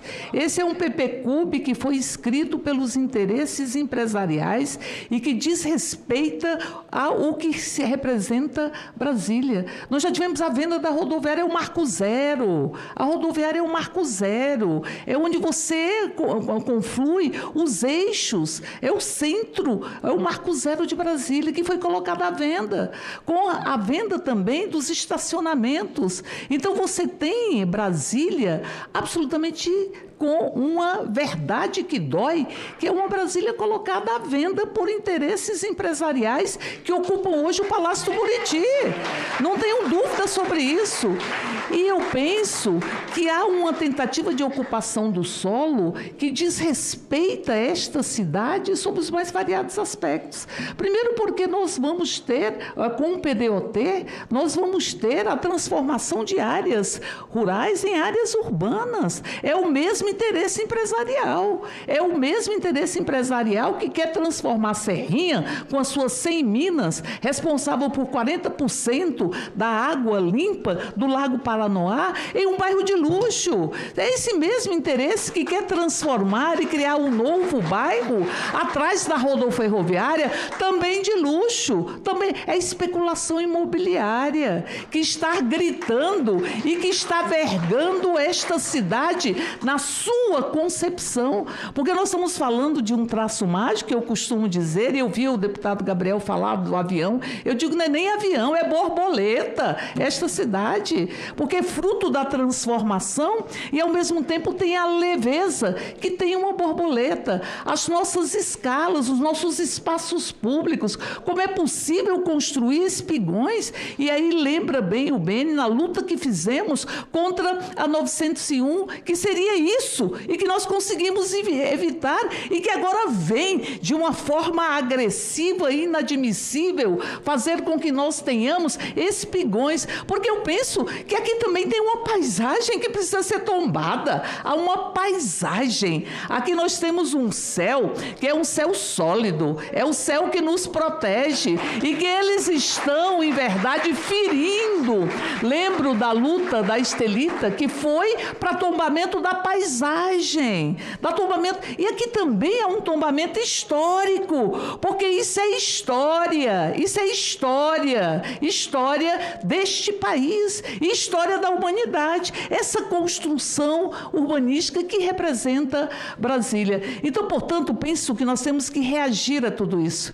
E penso que essa mesma lógica empresarial de venda, de colocar Brasília num balcão de negócios, ela ela vai invadir o PDOT? Como é que é possível admitir que nós tenhamos uma região, ou seja, umas águas emendadas, que eu digo não são nem emendadas, são abraçadas as águas, porque levam água para fora do Brasil, e que nós tenhamos tantos condomínios de luxo que estão margeando as águas emendadas, ameaçando o abraço das águas aqui no Distrito Federal. Por isso, penso eu que nós devemos buscar todas as formas possíveis para dizer que esta cidade não pode ser colocada no balcão de negócio, que nós não temos que ter a lógica dos cheques em branco, que eu digo, são cheques em branco, mas com destinatários já definidos nas conversas que estão nos subterrâneos da República ou nos subterrâneos desta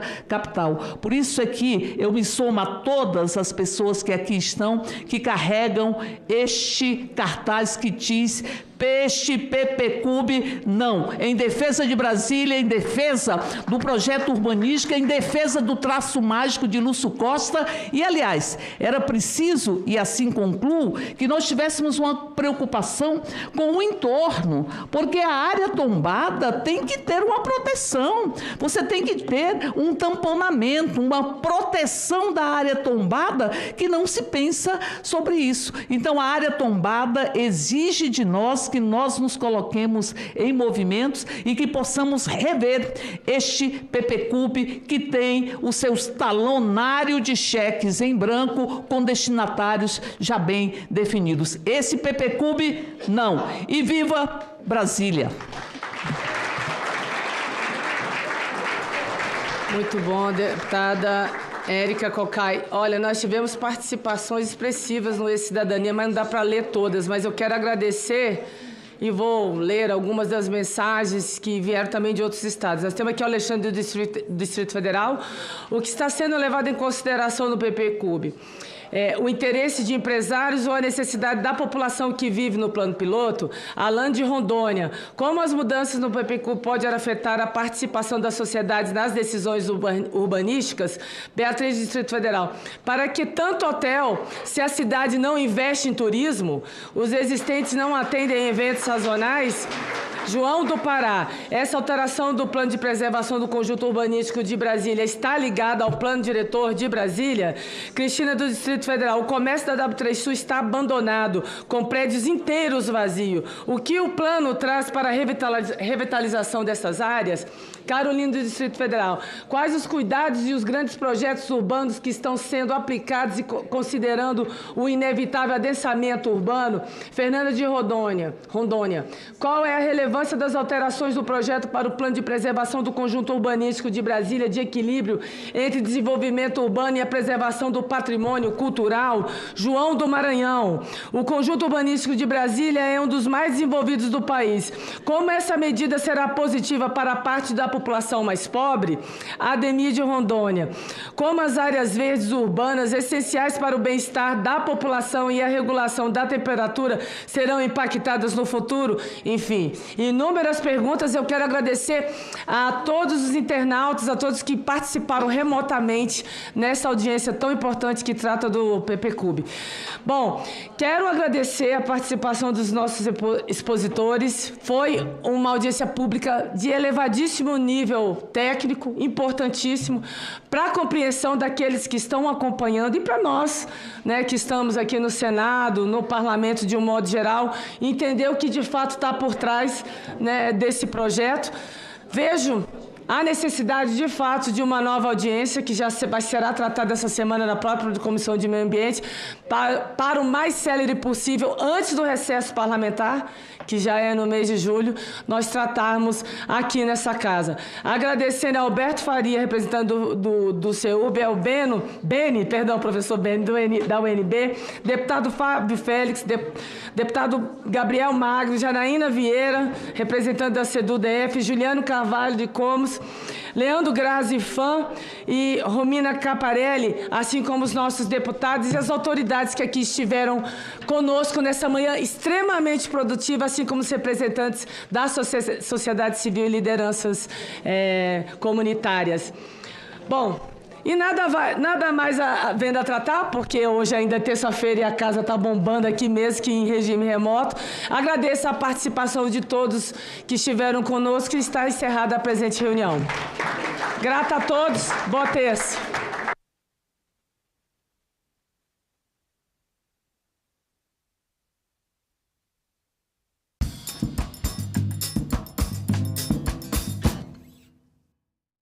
Crise no sistema carcerário, superlotação, violações. Colocava 100, 200, 300 pessoas em um galpão sem nenhuma separação. Quanto o Estado acabou colaborando para o fortalecimento das organizações criminosas. E há inúmeros outros exemplos de violações de direitos. Esse sistema prisional que está aí, senadora Leila Barros, mata. Em discussão. Hoje, 20h, aqui na TV Senado.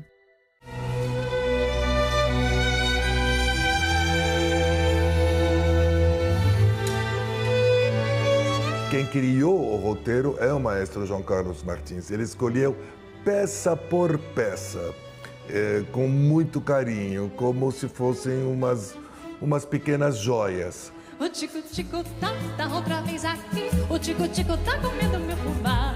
Se o tico-tico tem que se alimentar, que vai comer umas minhocas no pomar. Como sempre eu digo, com um desejo, o público tem que sair de um concerto com uma lágrima nos olhos e tem que sair com um sorriso nos lábios, porque a missão de um artista é transmitir emoção.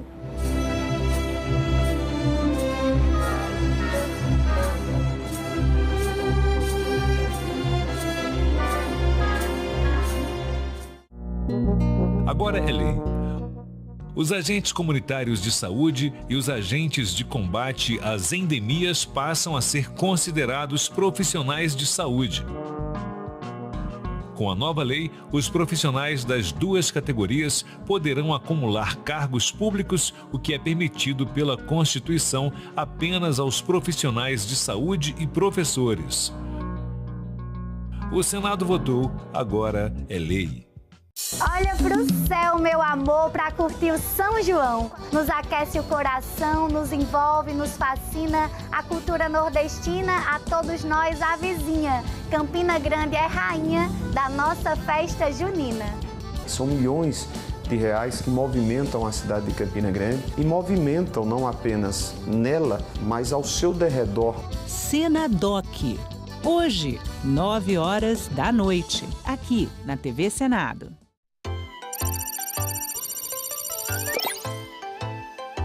Oi, pessoal. Então, é isso. Dinheiro que será repartido entre os 29 partidos. Fundo eleitoral. Sabe o que é? Vamos juntos. Roda a vinheta.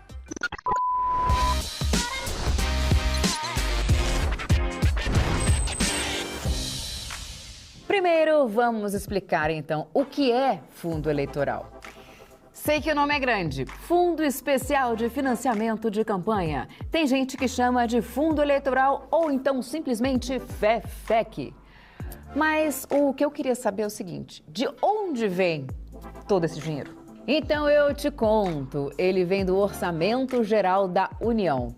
O fundo foi criado em 2017 como alternativa para o fim do financiamento de campanhas por empresas privadas. Os recursos são distribuídos com base no número de deputados federais e senadores eleitos pelas siglas na última eleição. E o TSE faz a distribuição de verbas para os partidos. E deixa eu te perguntar uma coisa, como fica essa distribuição para os partidos? Então, olha só. Todos os partidos recebem 2% desse fundo. 35% ficam com os partidos que tenham pelo menos um representante na Câmara. Aí 48% são divididos na proporção do número de representantes na Câmara e 15% na proporção de cadeiras no Senado. Muito bem, mas olha, a lista completa está no nosso site. tse.jus.br. O fundo eleitoral é voltado exclusivamente para o financiamento de campanhas eleitorais e é distribuído somente no ano da eleição, ou seja, agora. Diferente do fundo partidário, que é distribuído todo mês para custeio dos partidos. Corre lá, aproveita, já se inscreve nos nossos canais nas redes sociais e por aqui no YouTube. Ative o sininho para não perder nenhuma novidade. Então é isso. Tchau! Ricos pagam menos impostos do que pobres? Entenda o debate sobre a taxação das grandes fortunas. Parlamentos investem em medidas para enfrentar os desastres climáticos que sempre se repetem. Animais afogados em lojas gaúchas. Câmara dos Deputados debate normas para evitar tragédia semelhante. Tudo isso você vê no Parlamento Brasil. Parlamento Brasil, toda sexta, 8 horas da noite, aqui na TV Senado. O famoso artigo 142 da Constituição, que até hoje dá margem à interpretação. Então, isso é o que escrevi. Resumir-se no seguinte: quem é que pode convocar as Forças Armadas para sustentar o poder? Aí nós pusemos cada um dos 3 poderes. Exatamente. E, evidentemente, que isto cria margens à interpretação se as Forças Armadas não seriam o poder moderador em caso de conflito entre os poderes. À época não era, mas hoje dá margem à interpretação. Aí eu tenho uma coisa que eu acho que é interessante de contar, que foi o Felipe Gonçalves, que é um líder espanhol. O Felipe me disse uma vez uma coisa que eu nunca esqueci. A Constituição tem que ser como a Bíblia, um pouco genérica, sujeita a interpretações, senão ela não aguenta. E não é à toa que houve uma judicialização da política, porque, afinal de contas, quem é o árbitro de última instância para dirimir conflitos de interpretação sobre a Constituição? É o Supremo. De rechazo o el sentimiento de decirnos hay que corregirte, ¿no? Como corregir tu postura, corregir tus gustos, corregir tu cuerpo, ¿no? Estoy en un proceso de reencontrar mi nombre.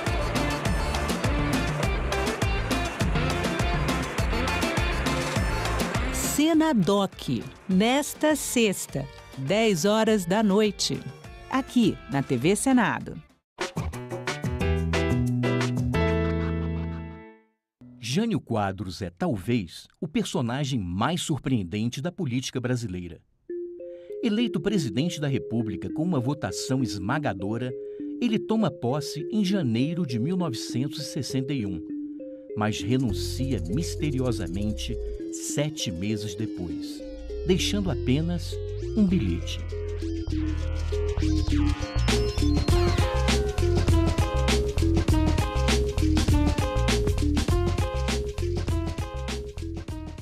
A década de 1960 nasce com as cores quentes da contracultura, mas a Guerra Fria entre Estados Unidos e União Soviética divide o mundo. O avanço da esquerda em países como China, Coreia do Norte e Cuba preocupa os norte-americanos, que veem no comunismo uma ameaça ao capitalismo. No Brasil, o presidente Juscelino Kubitschek termina o seu mandato inaugurando a nova capital do país, Brasília. As eleições se aproximam e o favorito é o ex-governador de São Paulo, Jânio Quadros, o carismático homem da vassoura, que promete varrer a corrupção.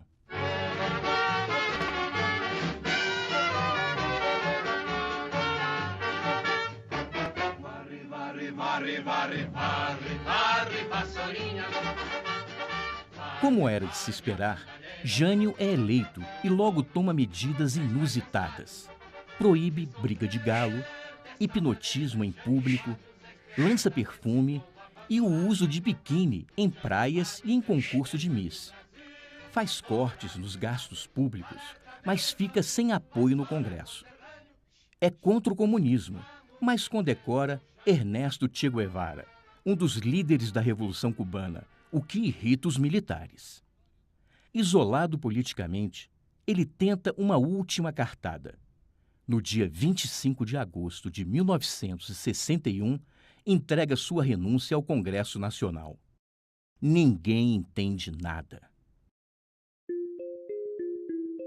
Jânio talvez esperasse que os militares ficassem do seu lado, ou então que deputados e senadores não aceitassem o seu pedido e lhe dessem mais poderes para governar.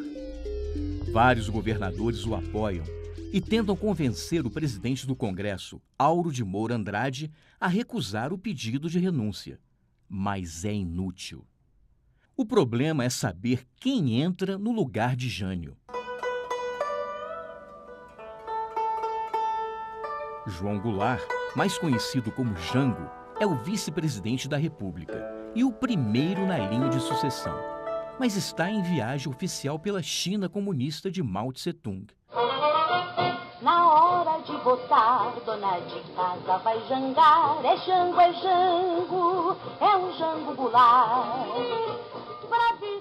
Político socialista e apoiado pelo movimento sindical, ele incomoda profundamente os ministros militares, que são contra a sua posse, alegando questões de segurança nacional.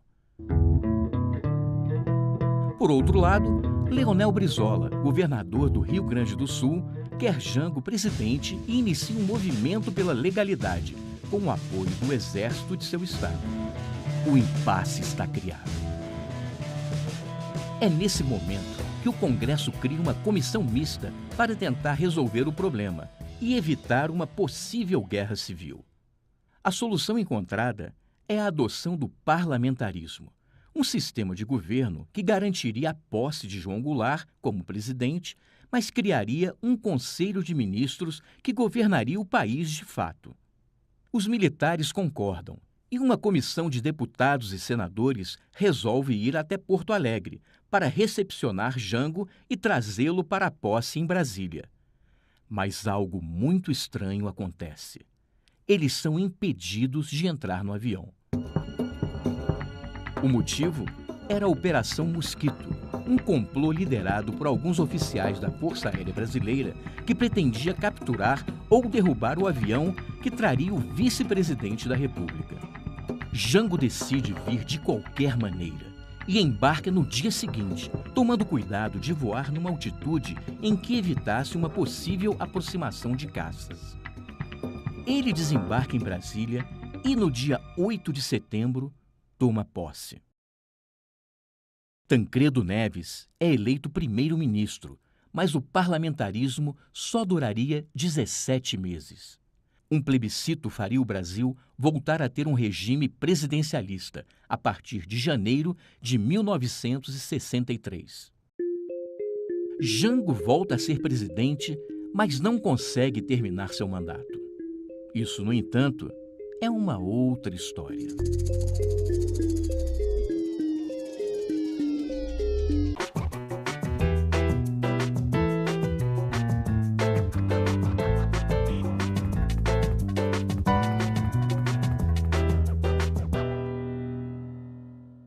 Uma notícia para lá de boa. Senadores se movimentaram para que o número de doadores de órgãos aumente no Brasil e ajude a salvar vidas.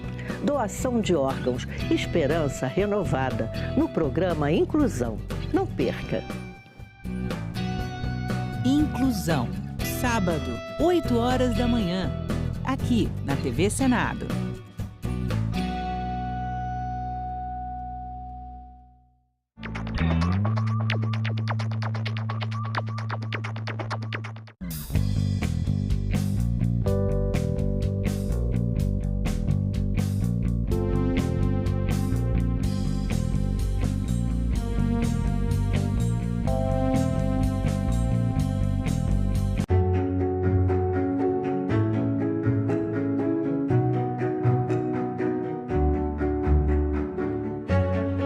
Poucas mulheres se aventuravam na carreira política, não era considerado de bom tom. A luta da mulher não é apenas um princípio, é uma questão social. Temos os mesmos direitos, devemos também ocupar os mesmos espaços. Nós estamos chegando à conclusão que não basta reivindicar os nossos direitos, que é preciso gritar. Nós somos 52% da população e temos uma representatividade no Senado de 13%. Nós estamos falando abertamente que nós queremos sim espaços de poder. Liderança no Senado Federal, não há dúvida nenhuma, é uma grande conquista, nós conseguimos avançar. A gente não quer privilégio, a gente quer justiça, né? TV Senado. Democracia todo dia.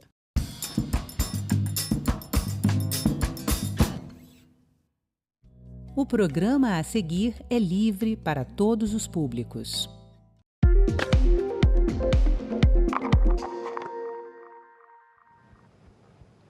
Olá, começa agora mais um Assunto de Estado. E hoje a gente vai falar aqui no programa sobre segurança pública, concessão de rodovias, renegociação de dívida, entre outros temas. E para conversar comigo, o nosso convidado é o senador Carlos Viana, do Podemos de Minas Gerais. Bem-vindo, senador. Muito obrigado, Sérgio. Um prazer estar aqui com vocês para falar sobre um estado que tem tanta importância e que é um exemplo da dificuldade hoje de que outros entes federados passam em várias questões que você citou. Senador, um dos principais obstáculos para o equilíbrio fiscal do seu estado hoje vem sendo a renegociação da dívida junto à União, que gira em torno de 160 bilhões. Uma das propostas inclui também a federalização de algumas estatais mineiras.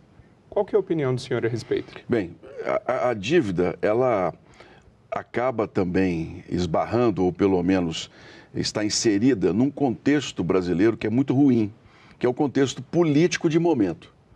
Minas não paga a dívida há pelo menos 8 anos, já 2 anos antes do governo que está aqui e foi reeleito, que está lá e foi reeleito, 8 anos que Minas não... Então a dívida mais que dobrou durante todo esse período, em uma questão de juros e por aí vai nessa história, numa renegociação lá atrás, que tratou o Estado e a União como uma espécie de banco e cliente.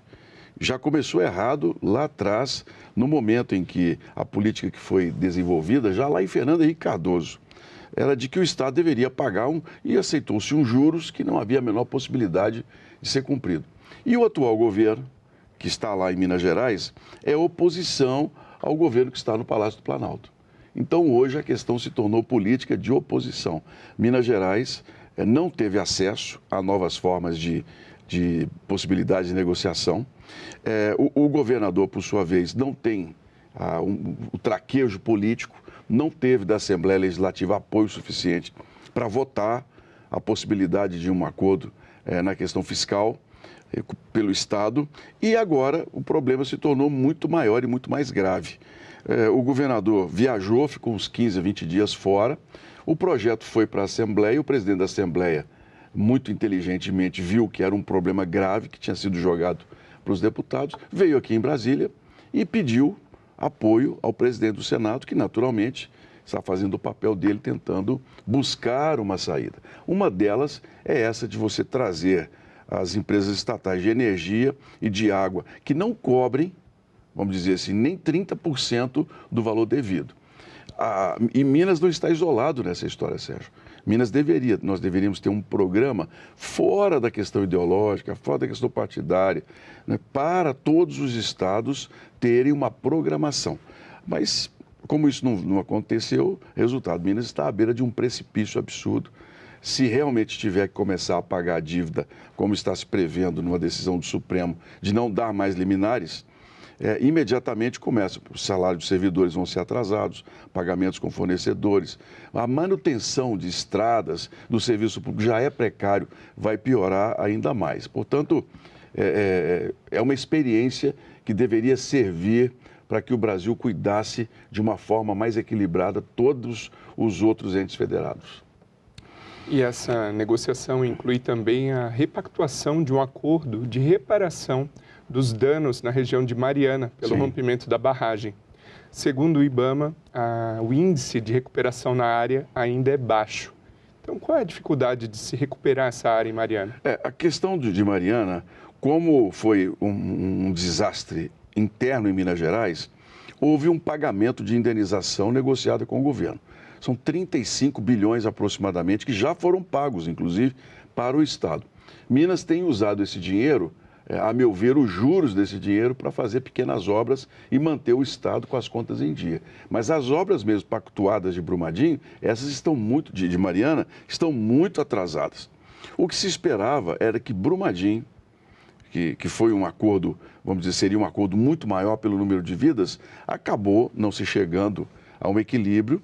A União agora quer o dinheiro nos cofres do meio ambiente para aprovar projetos, e isso deixou, vamos dizer assim, Minas Gerais na expectativa. O governador e nós esperávamos que o dinheiro fosse repassado ao Estado, também ao Espírito Santo, que teve lá, ou melhor, desculpe, ficaria somente em Minas essa indenização, uma vez que foi somente no Estado. Já Mariana, haveria pactuação para os outros estados do Espírito Santo e até um pedaço para a Bahia, nessa história toda. Mas mesmo que esse dinheiro viesse, que vamos falar, quando nós falaríamos em 50 bilhões, vamos que nós falamos em Mariana 50 bilhões e que esse dinheiro foi 30 bilhões para Minas Gerais e vem mais 30 bilhões. Não resolve o nosso problema. Porque a dívida, ela tende, quando tiver que ser paga, ela vai drenar, vamos dizer assim, quase que 2 orçamentos anuais do Estado. É algo que, se não for controlada nos juros e refeito o contrato, é impagável. Essa que é a verdade. Senador, recentemente, o município de Belo Horizonte, capital mineira, foi incluída num ranking internacional de criminalidade das 50 cidades mais perigosas do mundo, ocupando a 47ª posição. Qual que é a sensação de segurança do mineiro hoje e como fazer para reverter essa realidade? Nós tivemos uma fase muito boa na segurança pública de Minas, nos últimos 15 anos, numa remodelação de todo o sistema.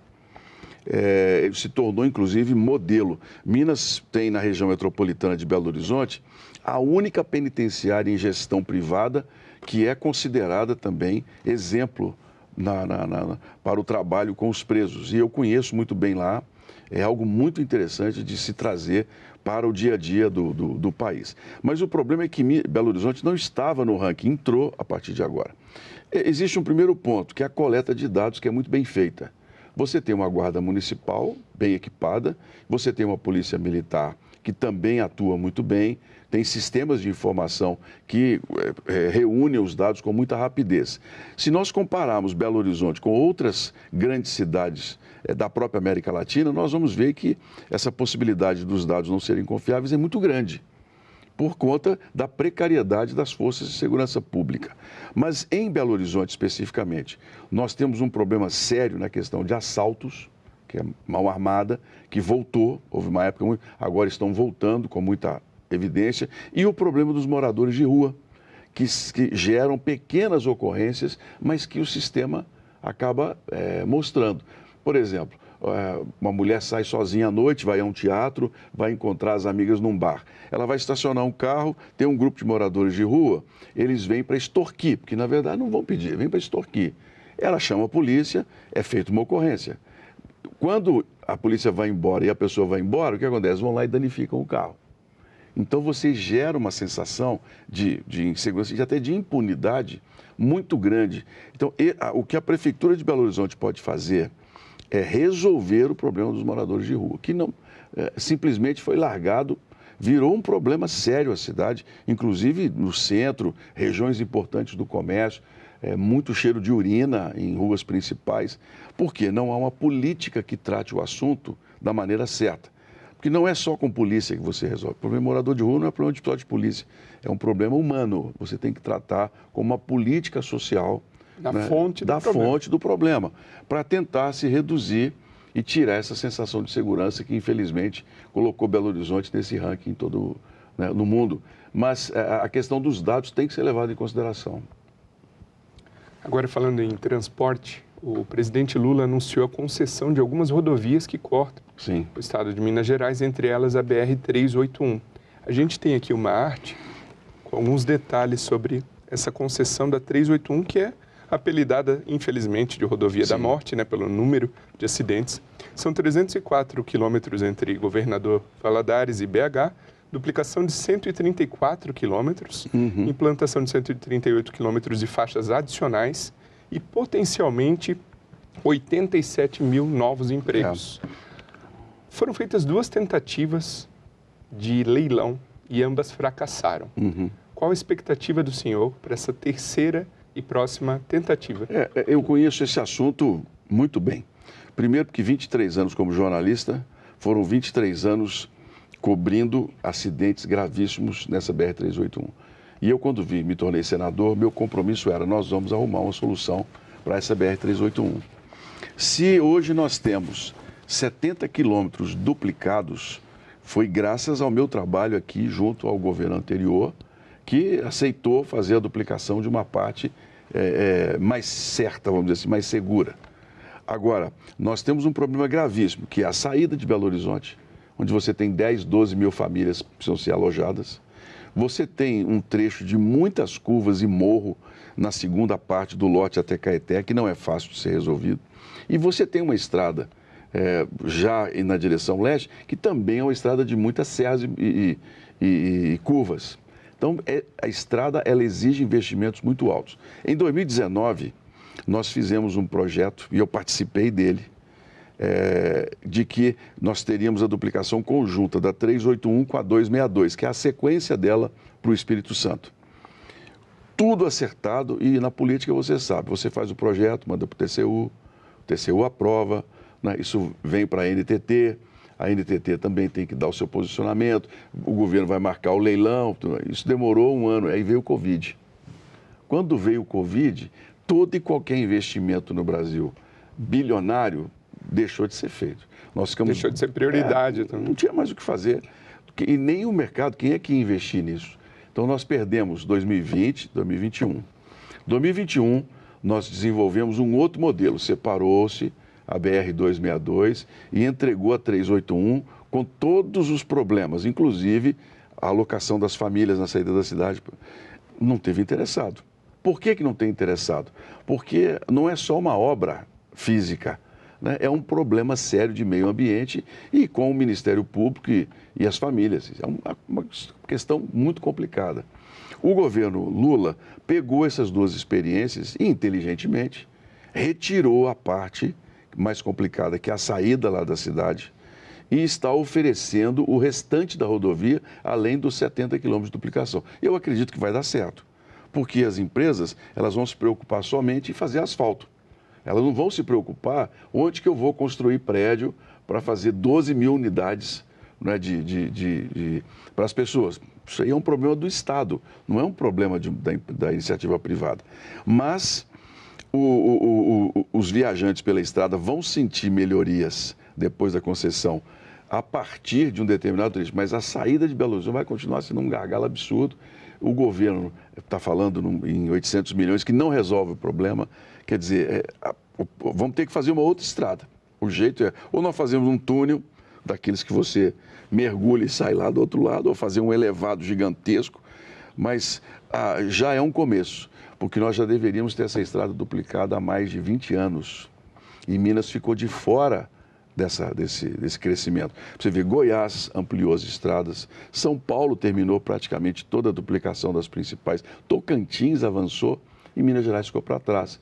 O estado que tem o maior número de rodovias e de quilômetros federais dentro do estado de Minas Gerais. Portanto, eu espero, com toda sinceridade, que a gente consiga pelo menos dar esse primeiro passo nessa proposta nova.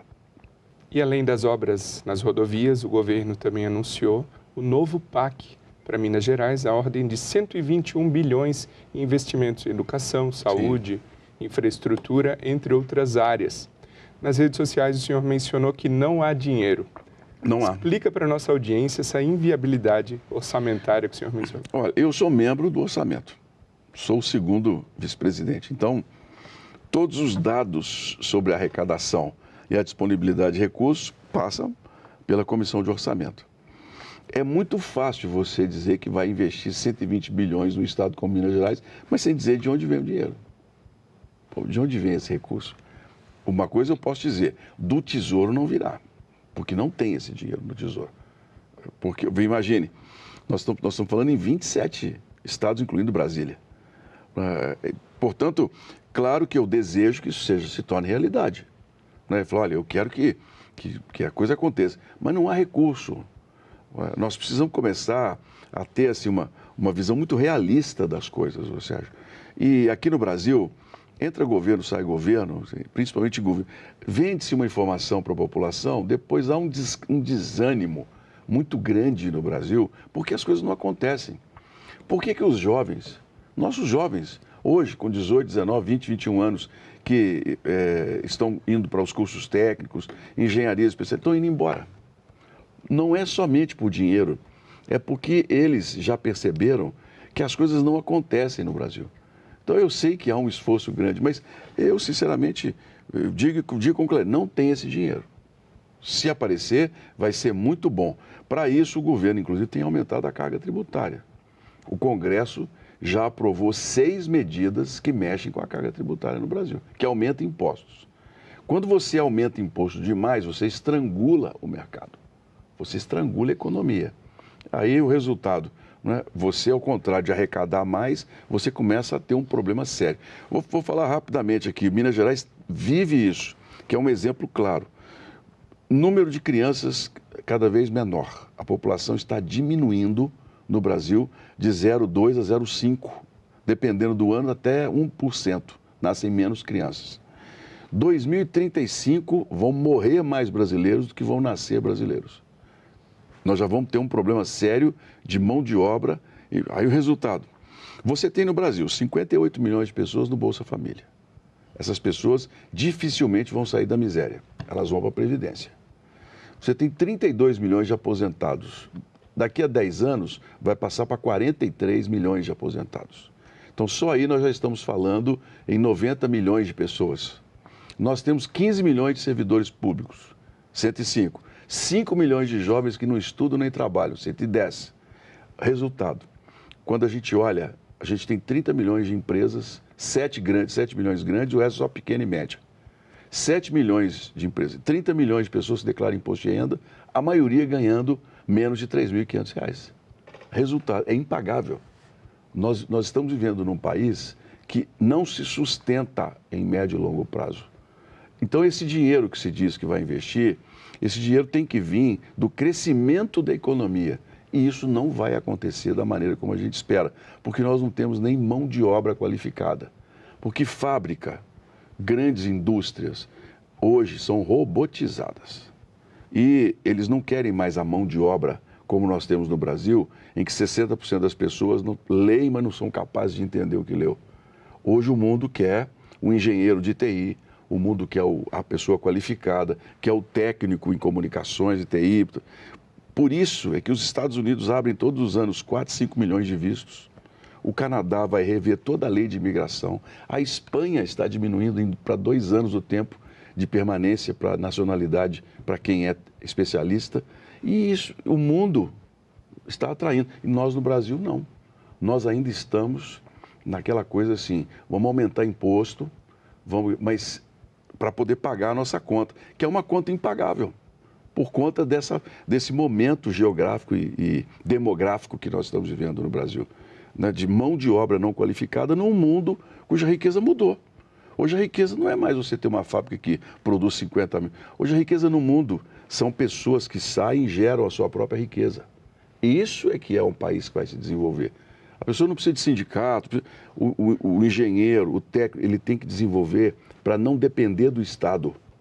É isso que a Europa descobriu. As pessoas trabalham, produzem nos Estados Unidos e fazem a sua própria aposentadoria.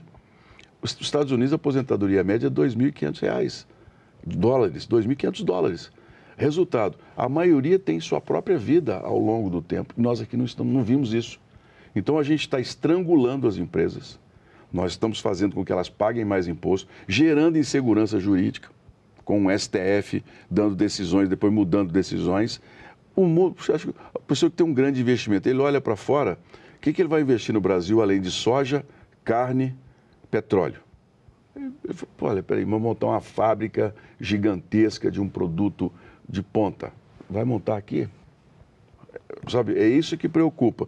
E os estados, cada um puxando para o seu lado, ICMS é um imposto morto. Você não tem mais isso. Essa discussão sobre a Shen aí, essas empresas chinesas que dos $50, veja só a nossa situação. $50 para quem mora nos Estados Unidos é nada. $50 para quem mora em Curaçao, que é aqui no Caribe, é nada. Mas $50 no Brasil são R$260. R$260, irmão, é praticamente 10% do que boa parte da população recebe todos os meses. Então, nós estamos discutindo dentro da não geração de riqueza. E isso é preocupante no Brasil, viu, Sérgio? Porque é um contexto geral. Não é só Minas Gerais isoladamente, é um contexto brasileiro de um projeto estratégico para o país. Senador, o senhor participou ativamente do processo de concessão do metrô na região metropolitana de Belo Horizonte. No ano passado, o contrato foi assinado e as obras de melhoria já vêm sendo implementadas. Sim.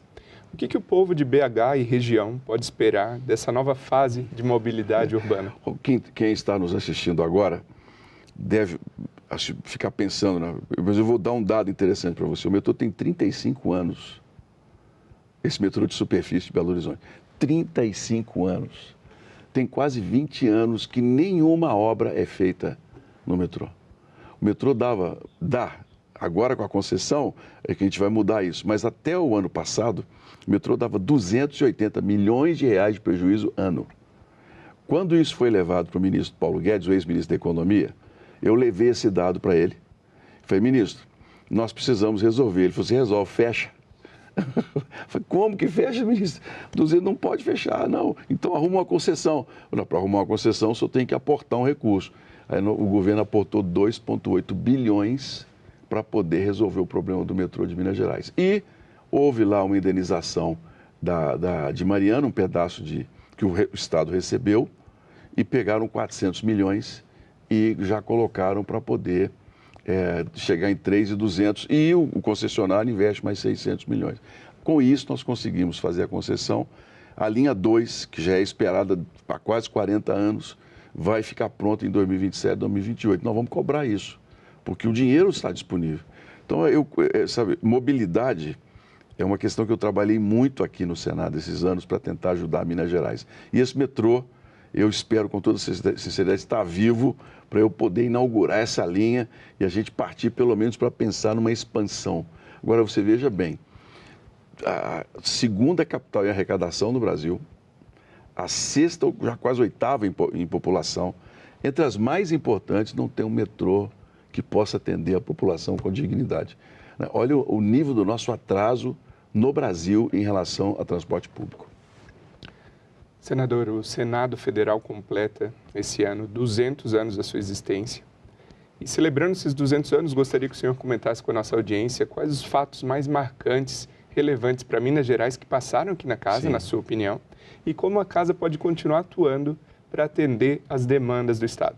Olha, eu primeiro preciso falar sobre a disponibilidade dos senadores. E eu, como jornalista que me tornei senador, que estou político, posso dizer para vocês isso hoje com muita tranquilidade. Essa é uma casa que responde quando o país precisa de posicionamentos. O Senado, ele se posiciona. Isso é uma coisa muito importante. Vamos falar, por exemplo, sobre o Covid, o auxílio emergencial, né? A rapidez com que foram votadas as decisões para ajudar a população, por tudo isso. E no caso de Minas Gerais, eu, juntamente com os outros dois, que é o presidente da casa e um que chegou recente, nós invertemos a lógica do Senado passado de mineiros. Porque vinham para cá aqueles que ganhavam os cargos, porque apoiavam os governadores, as campanhas.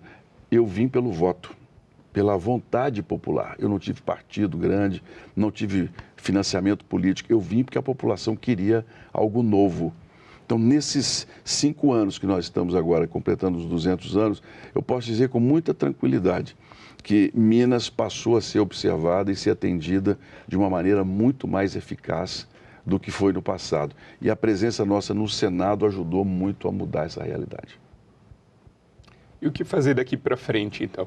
Bem, daqui para frente, o que eu espero, sinceramente, é que a casa continue, sabe, respondendo com rapidez aos propósitos. É uma pena que o Legislativo, ele participe pouco das decisões estratégicas do país.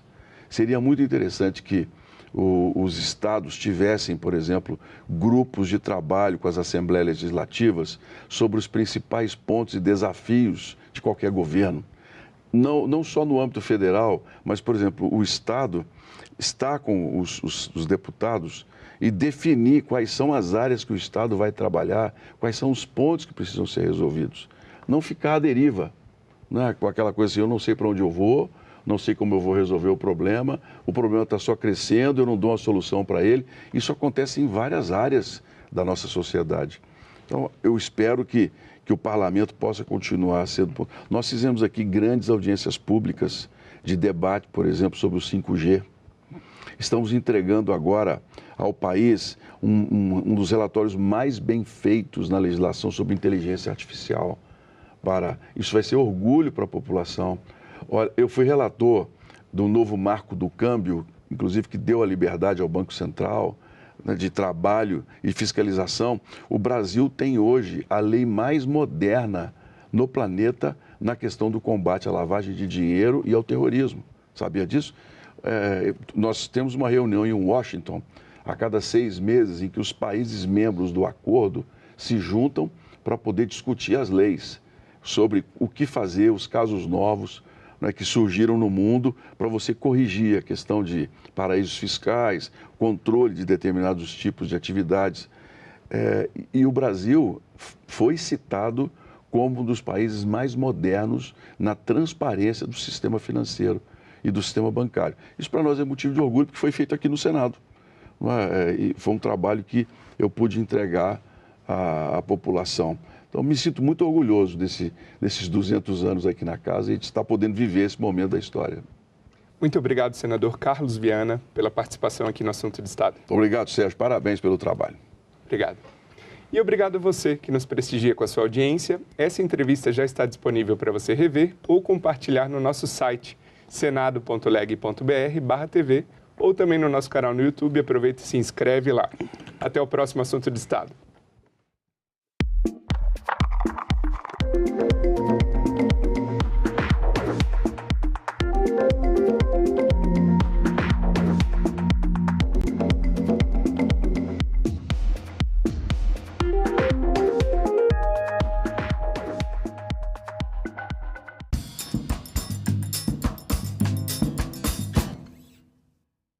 Olha pro céu, meu amor, pra curtir o São João. Nos aquece o coração, nos envolve, nos fascina. A cultura nordestina a todos nós avizinha. Campina Grande é rainha da nossa festa junina. São milhões de reais que movimentam a cidade de Campina Grande e movimentam não apenas nela, mas ao seu derredor. Senadoc. Hoje, 21h, aqui na TV Senado.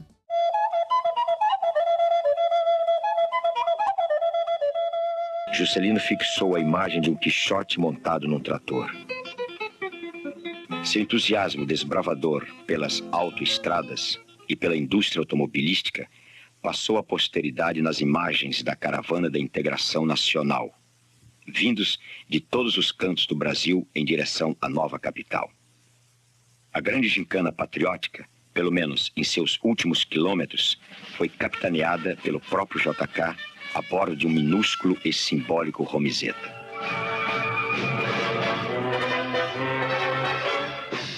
Na presença de 100 mil pessoas, Juscelino inaugurou Brasília no dia 21 de abril de 1960. O presidente cumpria a promessa e as festas foram à altura desta data, que havia sido escolhida como alusão à descoberta de um novo país. Uma notícia falsa pode vir de quem a gente menos espera, no grupo da família ou nas nossas redes sociais. Mas como saber se uma informação é verdadeira? Agora, as informações sobre o Senado podem ser checadas pelo WhatsApp. Envie texto, link, foto, captura de tela ou vídeo de qualquer notícia duvidosa sobre o Senado Federal. Nossa equipe vai analisar o material e responder se a informação é falsa, verdadeira ou imprecisa. Ficou na dúvida? Senado verifica.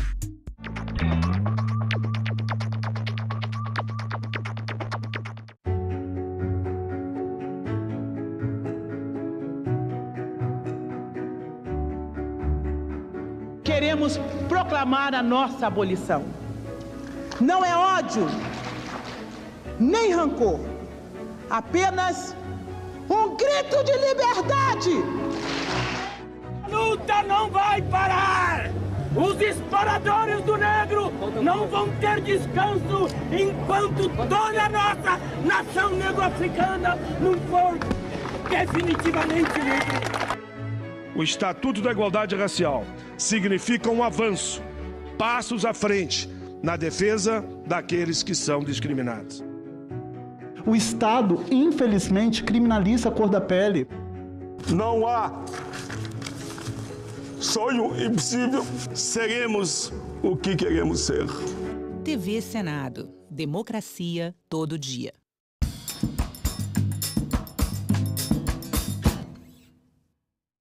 O programa a seguir é livre para todos os públicos.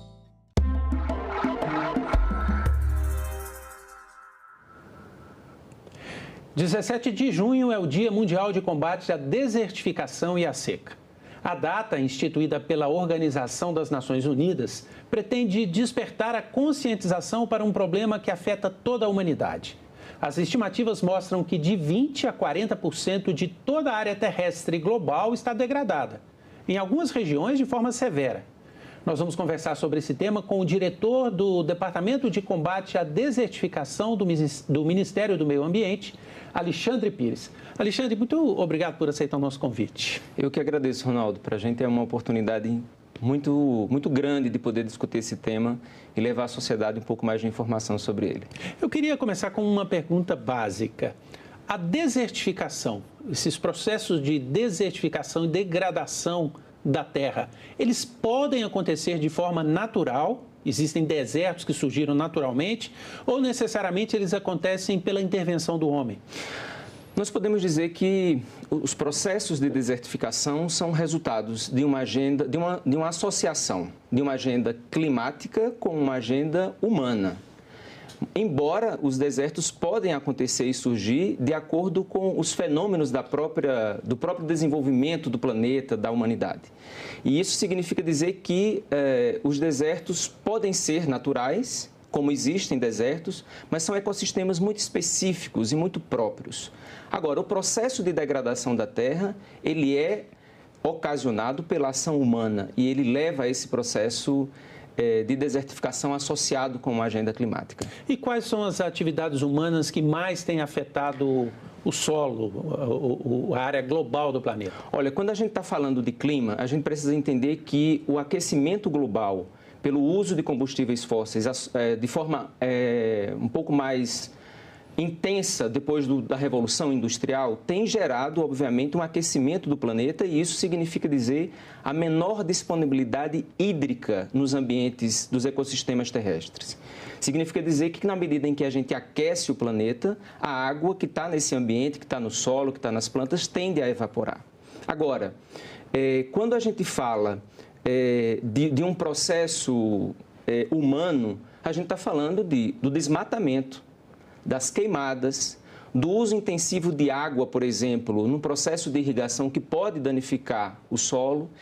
A gente está falando, obviamente, das queimadas que eu já citei, mas esses fatores principais, queimada, desmatamento, o uso intensivo de agrotóxicos, o uso da água indevida, de forma indevida, geram um processo de degradação desse solo e, associado a um aquecimento do planeta, leva a esse fenômeno que nós chamamos de desertificação.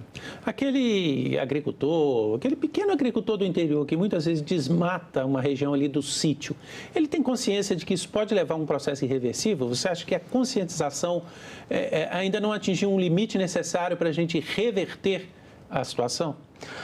Nós estamos dizendo o seguinte, a ciência, várias pesquisas mostram que os povos e comunidades tradicionais, agricultores familiares, assentados, populações indígenas, quilombolas, extrativistas e várias outras denominações de povos e comunidades tradicionais são que mais conservam e preservam a biodiversidade, a água e a fertilidade dos solos. Embora a gente entenda que ainda falta mais conhecimento, informação traduzida do ponto de vista científico para uma linguagem mais popular, mais acessível, para que a sociedade, para que esse agricultor familiar, esse assentado da reforma agrária tenha um pouco mais de consciência sobre isso. Mas as grandes áreas de devastação ou de degradação da terra não estão necessariamente nessas propriedades da agricultura familiar. Elas estão em áreas mais extensivas do modelo de agricultura industrial. Então, eu te pergunto, o nosso modelo de agricultura e pecuária também seria um dos responsáveis pelo processo de degradação do ambiente, do solo? Sem dúvida. A gente pode dizer que o modelo hegemônico que a gente tem hoje de agricultura industrial no Brasil e em várias outras partes do mundo são um dos principais causadores desse processo de degradação da terra. Por quê?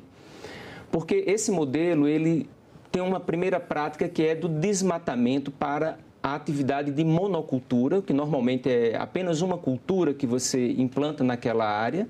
Ou seja, você tira uma biodiversidade enorme de florestas, seja da Amazônia, seja do Cerrado, da Caatinga, da Mata Atlântica, e vai cultivar apenas um tipo de plantas. Isso significa dizer que aquele solo, com aquela biodiversidade que você tinha ali, ele vai ficar empobrecido, porque você vai ter apenas uma cultura e isso desequilibra o ambiente e, obviamente, desequilibra a própria dinâmica do sistema que fertiliza aquele solo, que contribui com aquele solo. A atividade da mineração é uma outra atividade que gera também esse processo de degradação da terra e a gente tem acompanhado pelos meios de comunicação, pelas várias reportagens, o que é a mineração, por exemplo, na Amazônia, né? Nas terras Yanomami, inclusive. E a gente vê como é que o processo de mineração que a gente tem hoje, ele causa a degradação dos rios, a poluição dos rios e da terra. Então, esses fatores são fatores, lamentavelmente, que ainda constituem um dos grandes responsáveis pelo processo de degradação. No entanto, a gente reconhece que há iniciativas do setor agropecuário industrial que começam a tomar uma consciência de que se não tiver um ajuste no modelo de produção, também serão penalizados do ponto de vista econômico. Alexandre, você é diretor de um departamento de combate à desertificação no Ministério do Meio Ambiente. Eu imagino que algumas pessoas que estão nos assistindo devem estar pensando o seguinte: desertificação no Brasil, é preciso combater isso? As pessoas já ouviram falar do deserto do Saara, lá na África, o deserto do Atacama, no Chile, e ficam imaginando, o Brasil não tem deserto, então para que combater a desertificação? Vamos então falar sobre isso. E eu quero te perguntar o seguinte: recentemente foi identificada no Brasil a primeira área de clima árido. Não havia no Brasil uma área de clima árido. Nós já ouvimos muito falar do clima semiárido, principalmente no Nordeste. Onde é essa região e o que significa dizer que hoje no Brasil existe o clima árido?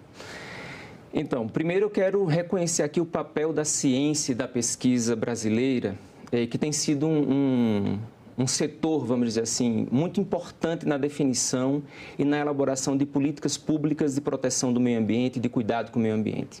O CEMADEM e o INPE, que são instituições reconhecidas nacional e internacionalmente, ligadas ao Ministério da Ciência, Tecnologia e Inovação, têm sido grandes aliados nossos nessa agenda do combate à desertificação. E foi exatamente um estudo do CEMADEM e do INPE, encomendado pelo Ministério do Meio Ambiente em 2023, que mostrou a atualização das áreas suscetíveis à desertificação. O Brasil é signatário de uma convenção, da Convenção das Nações Unidas de Combate à Desertificação, e a convenção definiu os critérios para classificar um clima de suscetibilidade à desertificação. Então, são 3 categorias que definem que um território, uma área, é suscetível à desertificação. E ela está ligada ao processo de degradação da terra e à questão climática. Então, os 3 critérios são subúmido seco, semiárido e árido. Do ponto de vista histórico, nós só tínhamos no Brasil o clima subúmido seco e semiárido, que classificava esse território, que a gente chama comumente de semiárido, junto à Convenção para as ações do nosso programa e da Política Nacional de Combate à Desertificação. E os dados do CEMADEM e do INPE nos mostram o surgimento desse território de aproximadamente 6 quilômetros quadrados, 6 mil quilômetros quadrados, né, de área de clima árido. Isso significa dizer que a perda da umidade, da disponibilidade hídrica naquele ambiente está cada vez menor. E isso significa dizer um agravamento da possibilidade de manutenção da biodiversidade, da floresta, da mata, nesse caso da caatinga, nesse território, e, obviamente, da vida. Porque se você não tem água, se você não tem floresta, você tem um processo de deterioração, né, de desestruturação do solo e vai tornando cada vez mais esse solo improdutivo, infértil, e isso, obviamente, causa uma série de impactos na sociedade e na economia. Essa área de clima árido está na Bahia? Na Bahia e em Pernambuco. São 6 municípios na região norte da Bahia, na região do submédio São Francisco, colados com o Rio São Francisco, que é bem curioso, né? Porque aquela região é uma região de um programa de irrigação e de produção irrigada muito grande, sobretudo de frutas. E tem outros 2 municípios do lado de Pernambuco, também colados com o Rio São Francisco. Só para você ter uma ideia, tem 2 municípios que são polos daquela região, que é Petrolina e Juazeiro. Seria um exagero nós dizermos que essa região ela é suscetível a se transformar num deserto, se nada for feito? Eu acho que sim, mas eu acho que a gente pode dizer isso a longo prazo. Sim. Eu acho que não dá para a gente dizer que o Brasil tem desertos, porque desertos são ecossistemas muito específicos. Eles têm toda uma dinâmica hídrica, de solos, de biodiversidade. Então, não dá para dizer que será um deserto como os outros desertos que já existem no planeta.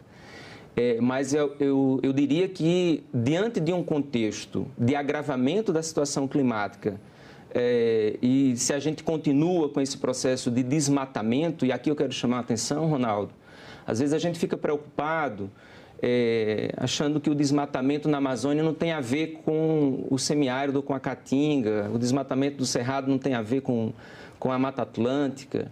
Eu costumo sempre dizer que todos os biomas existem num processo de correlação, de coexistência, de codependência. O que acontece em um bioma tem reflexo nos outros. Então, o desmatamento na Amazônia impacta certamente a caatinga. Então, eu acho que é preciso a gente ter essa atenção de que a preservação, a recuperação, a restauração dos ambientes degradados é uma chave para que a gente possa enfrentar e não chegar a situações como essa que a gente está prognosticando aqui. Correto. Então, estamos distantes ainda de ter um deserto, mas nós temos áreas áridas, semiáridas, e essas áreas têm se expandido. Exato. Qual que é o impacto da expansão dessas áreas de clima semiárido e árido, por exemplo, para a produção de alimentos, para a sociedade de um modo geral? Olha, o censo do agropecuário brasileiro de 2017, ele mostra para a gente que na região semiárida do Brasil, que envolve os 9 estados do Nordeste, mais o norte de Minas Gerais e o norte do Espírito Santo, juntos tem cerca de 1.700.000 estabelecimentos da agricultura familiar. Isso corresponde a quase 40% dos estabelecimentos da agricultura familiar do Brasil inteiro. Então, a gente dizer isso significa dizer a atenção que nós temos tido no âmbito do governo a esse fenômeno da semiaridez nesse território, porque ele ameaça essa atividade da produção de alimentos pela agricultura familiar e camponesa do nosso país. E, obviamente, se você tem menos disponibilidade de água, muda o regime de chuvas, o aquecimento do planeta, que é sentido pelos próprios agricultores e agricultores na atividade da lavoura, né, dos cultivos, da agricultura, isso vai impactar a produção de alimentos. E impactar a produção de alimentos significa dizer que vai gerar, obviamente, pode gerar, em uma situação de clima extremo, de seca e de aquecimento do planeta, ou de chuvas torrenciais que elas caem de uma vez e destroem a plantação, mas você não tem um ciclo de chuvas normal para a atividade do cultivo, isso vai impactar a produção, a oferta de alimentos e, consequentemente, vai gerar uma demanda por alimentos. Isso significa dizer aumentar preços, né? Ou seja, impacta a sociedade de um modo geral, tanto do ponto de vista do acesso ao alimento quanto do ponto de vista econômico. E eu acho que tem outros fatores, como os processos migratórios, que acaba gerando, se as pessoas não têm condição de viver naquele ambiente, embora tenha hoje já um conjunto de tecnologias sociais, de práticas como um programa de cisternas e tantas outras iniciativas que contribuem para a permanência da população do semiárido no campo, mas uma situação extrema pode levar a processos migratórios que são extremamente danosos à sociedade. Nós estamos acompanhando as consequências da cheia histórica no Rio Grande do Sul, e ali nós percebemos que passaram a existir refugiados do clima, né? Pessoas que foram deslocadas das regiões em que viviam e cidades que estão tendo que levar essas pessoas, populações inteiras, bairros inteiros para outras regiões. Nós já temos refugiados do clima nas regiões semiáridas. Para ser mais claro, isso que você falou, a expansão da região semiárida já tem expulsado pequenos agricultores, famílias da agricultura familiar, mesmo com as tecnologias de resistência e sobrevivência que existem hoje à seca? Nós temos no Brasil significativamente a transferência dessas populações em função da aridez do clima? Não, ainda não podemos dizer isso. Embora eu costumo sempre dizer que no início e meados do século XX, nós passamos por processos migratórios relacionados à agenda das secas e da desertificação no semiárido brasileiro. Que a literatura, inclusive, registra em várias obras. Isso, e eu costumo sempre citar o 15, de Raquel de Queiroz, que relata para a gente, obviamente numa linguagem muito aprazível, muito bacana, de um romance, mas mostra para a gente o quanto é que a população do semiárido foi expulsa do território em função da ausência de políticas públicas que pudessem ajudar as pessoas a conviver com o ambiente. E aí aqui eu chamo a atenção para um texto, para uma agenda importantíssima para nós, do Ministério e para a sociedade como um todo, que é a agenda da convivência com o semiárido. Essa é uma agenda que a ASA, a Articulação do Semiárido, junto com vários outros atores, cunharam ao longo desses últimos 25, 30 anos, né? E isso tem contribuído. Nós vivemos uma seca, contribuído para a população permanecer no campo e evitar esses processos de migração. O desenvolvimento de tecnologias, né? Por exemplo, você falou cisternas de coleta de água da chuva, barragens subterrâneas. Várias outras tecnologias. Né? E aí, por exemplo, nós vivemos uma seca que foi considerada, inclusive pela Embrapa, como uma das secas históricas, entre 2012 e 2017, que, assim, foi algo fora do contexto, vamos dizer assim, mais recorrente de secas que a gente teve no semiárido. E não existiu processos migratórios tão longos. Por quê? Porque houve um conjunto de políticas sendo implementadas no território que tem contribuído para a população permanecer no campo. E isso é algo que a gente precisa reconhecer. No entanto, nós precisamos avançar um pouco mais rápidos nas iniciativas de combate ao desmatamento e de restauração das áreas degradadas. Porque, embora tenha um conjunto de políticas sendo desenvolvidas, sendo implementadas, inclusive com a retomada do programa de cisternas com o atual governo do presidente Lula, nós temos também um agravamento do processo climático. Isso pode levar a situações extremas de seca em que as políticas e ações desenvolvidas até então não deem conta de atender a esse fenômeno de extremo climático. Inclusive a transferência desse fenômeno para outras regiões, porque muitos anos atrás, quando nós nos referimos ao clima semiárido, à seca, nós falávamos sempre do Nordeste. Mas eu não sei se estou enganado, eu queria que você explicasse para nós. Nós temos a expansão da seca e desse clima semiárido para outras regiões do país, né? Na verdade, eu tenho dito o seguinte, eu acho que o que a gente tem visto de fenômeno, como foi o caso da região norte do Brasil no ano passado, em que você vê rios caudalosos, como o Rio Negro, por exemplo, um rio imenso, secar. Ou seja, a população da região norte sofreu com uma seca sem precedentes históricos. A região sul do Brasil, em 2023, passou por uma seca. Obviamente, quando nós estamos falando de seca nesses ambientes, é diferente da seca que a gente tem no semiárido. Porque na região semiárida, do ponto de vista mais normal, né, a gente tem 4 meses de chuva e a gente tem 8 meses de estiagem. Um mês de seca ou de estiagem na região sul do Brasil corresponde a esses 8 meses de estiagem que a gente tem na região nordeste, na região semiárida. Ou, se a gente pode fazer uma comparação também com a região norte. Então, não dá para a gente dizer mais que a seca é um fenômeno somente da região nordeste ou do semiárido, porque ele está acontecendo em vários lugares do país, em vários biomas do país. No entanto, eu acho que é importante a gente entender que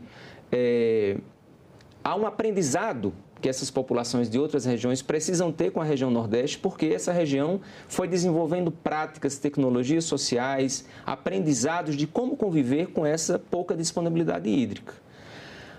Com relação ao surgimento de outras áreas semiáridas fora do Brasil, a gente ainda não pode dizer isso. Aliás, fora do Nordeste, fora do semiárido, a gente ainda não pode dizer isso. Mas os dados do INPE e do CEMADEM mostram para a gente que a região do Pantanal Sul-Mato-Grossense e do norte fluminense, né, do norte do estado do Rio de Janeiro, começam a ter um clima subúmido seco. que é uma das 3 categorias do clima de aridez definido pela Convenção de Combate à Desertificação. Obviamente que a comunidade científica e o Ministério do Meio Ambiente vai estar nos próximos anos atentos ao que está acontecendo nesses ambientes, para que a gente vá também dialogando com os governos dos estados, com os municípios, com a sociedade civil e a iniciativa privada, que medidas é que a gente pode tomar para evitar o agravamento desse clima. Mas a gente já pode dizer que há um surgimento de indicadores desse clima de semiaridez ou de subúmido seco fora do território do norte semiárido. De Minas também, eu acho que já... Não, o norte de Minas já é inclusive já é região da Sudene. Já é considerado semiárido. O norte de Minas e o Vale do Jequitinhonha. Alexandre, e o que nós precisamos fazer para estancar esse processo? Para conscientizar a sociedade e para recuperar aquilo que já está degradado? Olha, nós precisamos de vários fatores. Eu vou citar aqui alguns deles para ajudar a gente nessa reflexão. Um deles eu acho que é a agenda de maior conhecimento sobre o tema. O Ministério do Meio Ambiente lançou uma campanha de combate à desertificação, de enfrentamento à desertificação e às secas, chamado Terra, Floresta e Água, porque nós estamos querendo tratar dessas 3 dimensões, que é conservar, cuidar da terra, preservar a nossa biodiversidade para que a gente tenha água disponível no ambiente. Então, essa campanha é uma campanha educativa, para ajudar as pessoas a entender quais as causas e consequências e quais são as saídas e oportunidades para enfrentar esse fenômeno e conseguir conviver com ele. O segundo, eu acho que o setor agropecuário, o setor industrial no Brasil precisa tomar consciência de que as práticas para a produção agropecuária, ele precisa de uma adaptação a essa realidade climática. Se a gente continua desmatando, se a gente continua degradando o solo como vem ocorrendo de forma um pouco mais hegemônica, nós vamos chegar a um colapso dessa possibilidade, inclusive com a ausência de água para a atividade produtiva, que é fundamental. Combater o desmatamento é uma agenda primeira. Nós não podemos continuar desmatando qualquer bioma, Caatinga, Cerrado, Amazônia, Pantanal, Floresta, Mata Atlântica ou os Pampas. Nós precisamos, na verdade, barrar o processo de desmatamento que hoje a gente tem no Brasil ainda muito intenso. E uma última iniciativa é investir num grande pacto entre governo federal, governo dos estados, municípios, iniciativa privada, comunidade científica e sociedade civil organizada, para que a gente possa ter também investimentos, inclusive contar com o apoio do Congresso Nacional para destinar recursos e orçamentos para essa agenda, uma agenda que é fundamental para os próximos períodos que a gente vai viver de enfrentamento às mudanças climáticas. Os dados do último ano mostram que houve uma redução do desmatamento na Amazônia, por outro lado, o desmatamento aumenta no Cerrado. Você já falou rapidamente aqui na nossa entrevista, né, da importância de se preservar todos os biomas. O Cerrado brasileiro, é preciso agora voltar mais os olhos para o Cerrado também, que dizem que é a caixa d'água do país, né? Na verdade, o Cerrado tem uma importância fundamental na agenda hídrica do Brasil, porque é lá onde você tem o berço de várias bacias hidrográficas. No entanto, eu reafirmo também em vários outros ambientes que nós precisamos considerar que todo bioma é produtor de águas. No entanto, o Cerrado tem essa especificidade das principais bacias hidrográficas do Brasil. Agora, essa mudança, essa migração do processo de desmatamento da Amazônia para o Cerrado é também ainda uma ausência de consciência do setor produtivo brasileiro de que não é sair da Amazônia e ir para o Cerrado, é mudar a lógica de como produzir.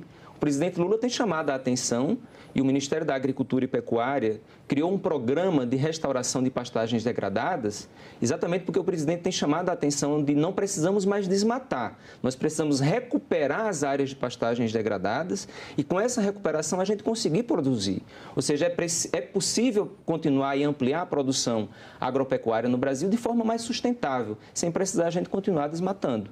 Mas, de fato, o fenômeno do desmatamento é preciso pactuar com a sociedade brasileira como um todo para a gente barrar esse processo, senão a gente vai agravar ainda mais esse contexto climático. E para a gente encerrar, as pessoas individualmente podem passar a ter algumas ações que ajudem a preservar o clima, a preservar o meio ambiente, a preservar o solo? Olha, o engajamento nas campanhas, nas iniciativas da sociedade civil, do próprio governo, são uma forma das pessoas, como cidadãos e cidadãs, de se engajar nessa luta, vamos dizer assim, em defesa de um ambiente mais equilibrado. da produção sustentável. Esse engajamento ele pode ser, seja com ações concretas, né, participando de mutirões, de atividades de restauração, de plantios, de árvores, de recuperação de ambientes degradados, mas pode ser também do ponto de vista da comunicação, né? Vários professores e professoras, eu aposto muito nessa agenda da educação. Os professores e professoras cumprem um papel fundamental na educação da cidadania brasileira. Então, tratar desse tema com as crianças, com os adolescentes nas escolas, é uma forma também de gerar uma consciência maior na sociedade e gerar mais conhecimento para que as pessoas entendam sobre isso e, com esse entendimento e esse conhecimento sobre os biomas, sobre o que é que acontece nessa agenda climática, acaba gerando uma geração, vamos dizer assim, com um pouco mais de entendimento para o enfrentamento desse contexto. Obrigado pela entrevista, Alexandre. Eu que agradeço pela oportunidade. Essa entrevista e todos os outros programas da TV Senado estão disponíveis lá no nosso site, senado.leg.br/tv, ou no nosso canal do YouTube. Você pode compartilhar, enviar para os amigos e ajudar a distribuir o conhecimento sobre esse tema tão importante. Muito obrigado pela companhia e até o próximo programa.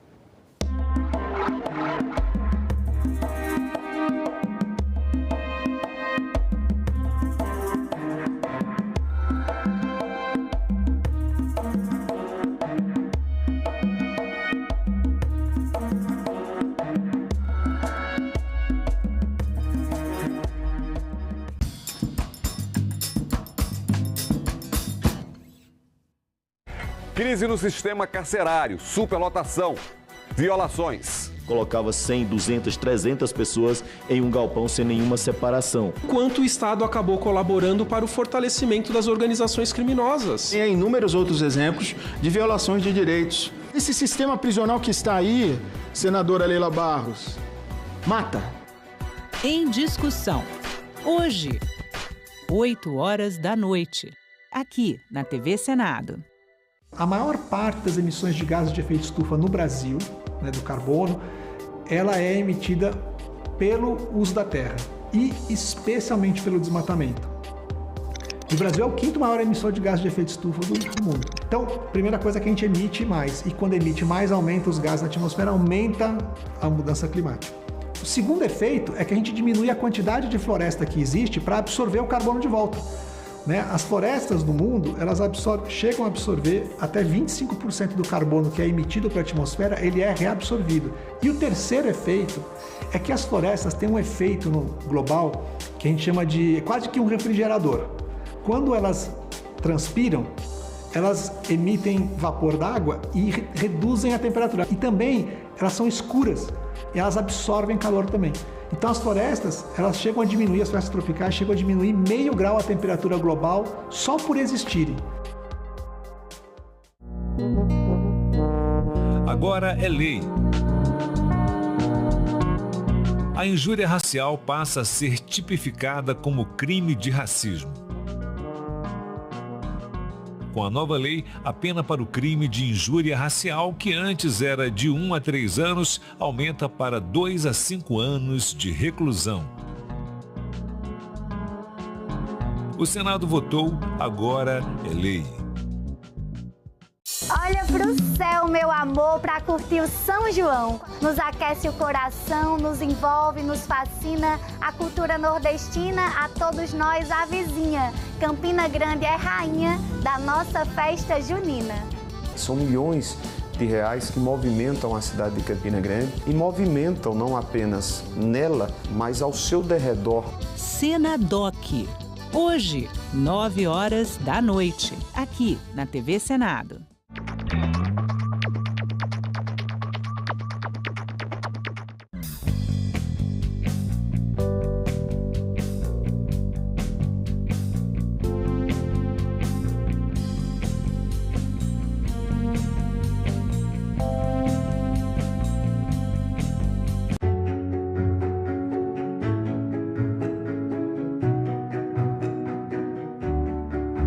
A lei de diretrizes básicas, ela devolve aos secretários de Educação dos Estados e aos professores o direito de fazer experiência. Aprovamos uma segunda libertação para negros e negras. A lei de cotas raciais e sociais nas universidades públicas federais, Que não é um ganhou, o outro ganhou, mas que ganha a educação. Valorizar o Fundeb para aumentar os recursos para a qualidade da educação e da educação pública nesse país. Nós só seremos de fato uma grande nação quando para essa geração de 0 a 18 anos não faltar absolutamente nada no quesito de educação. TV Senado. Democracia todo dia.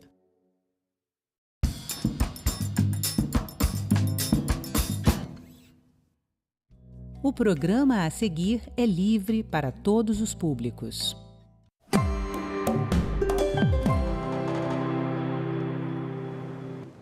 Olá, o assunto deste Agenda Econômica é a reindustrialização do Brasil. O setor industrial brasileiro é responsável pela geração de mais de 20% do PIB do país. Mas isso é menos da metade do que era nos anos 1980. As causas dessa queda são várias, entre elas a falta de financiamento. Para tentar reerguer a indústria brasileira, o presidente Lula enviou ao Congresso projeto de lei 6235 de 2023, que cria as letras de crédito de desenvolvimento, as LCDs, uma espécie de título público para financiar o empreendimento das indústrias. Para nos explicar como esse instrumento financeiro deve funcionar e a importância dele, eu recebo o diretor de desenvolvimento industrial da CNI, Rafael Lucchesi. Rafael, muito obrigada pela sua presença aqui no Agenda. Obrigado por estar aqui com vocês na Agenda.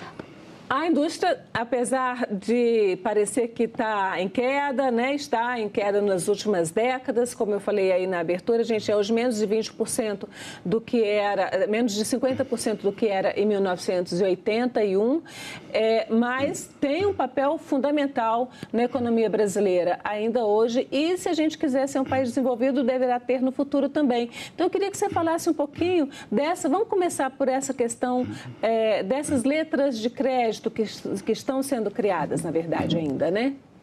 Pois é, nós temos aí um grave problema, porque houve no Brasil uma desindustrialização precoce e massiva, no momento em que, no mundo, a indústria é extremamente importante. Veja só, em 1980, a indústria brasileira era maior do que a indústria chinesa e sul-coreana somadas. E em 40 anos, o Brasil teve uma forte desindustrialização e hoje a indústria chinesa, que era menor do que a brasileira, é hoje maior do que a indústria norte-americana e europeia somadas e 25 vezes maior do que a brasileira. Então, nós estávamos no lugar certo em 1980 e estamos no lugar errado em 2024. O que aconteceu? O Brasil, que foi o país que mais impulsionou o seu processo de industrialização desde o pós-guerra e foi a economia que mais cresceu no mundo, se tornou a economia que mais perdeu no mundo nos últimos 40 anos, ao tempo em que a China pegou o bastão brasileiro e se tornou a economia que mais prosperou. Então, está claro que a indústria é o centro do desenvolvimento econômico, porque é o setor que mais inova, é o setor que mais investe, é o setor que mais irradia crescimento para toda a economia. O Brasil precisa fazer essa escolha de futuro.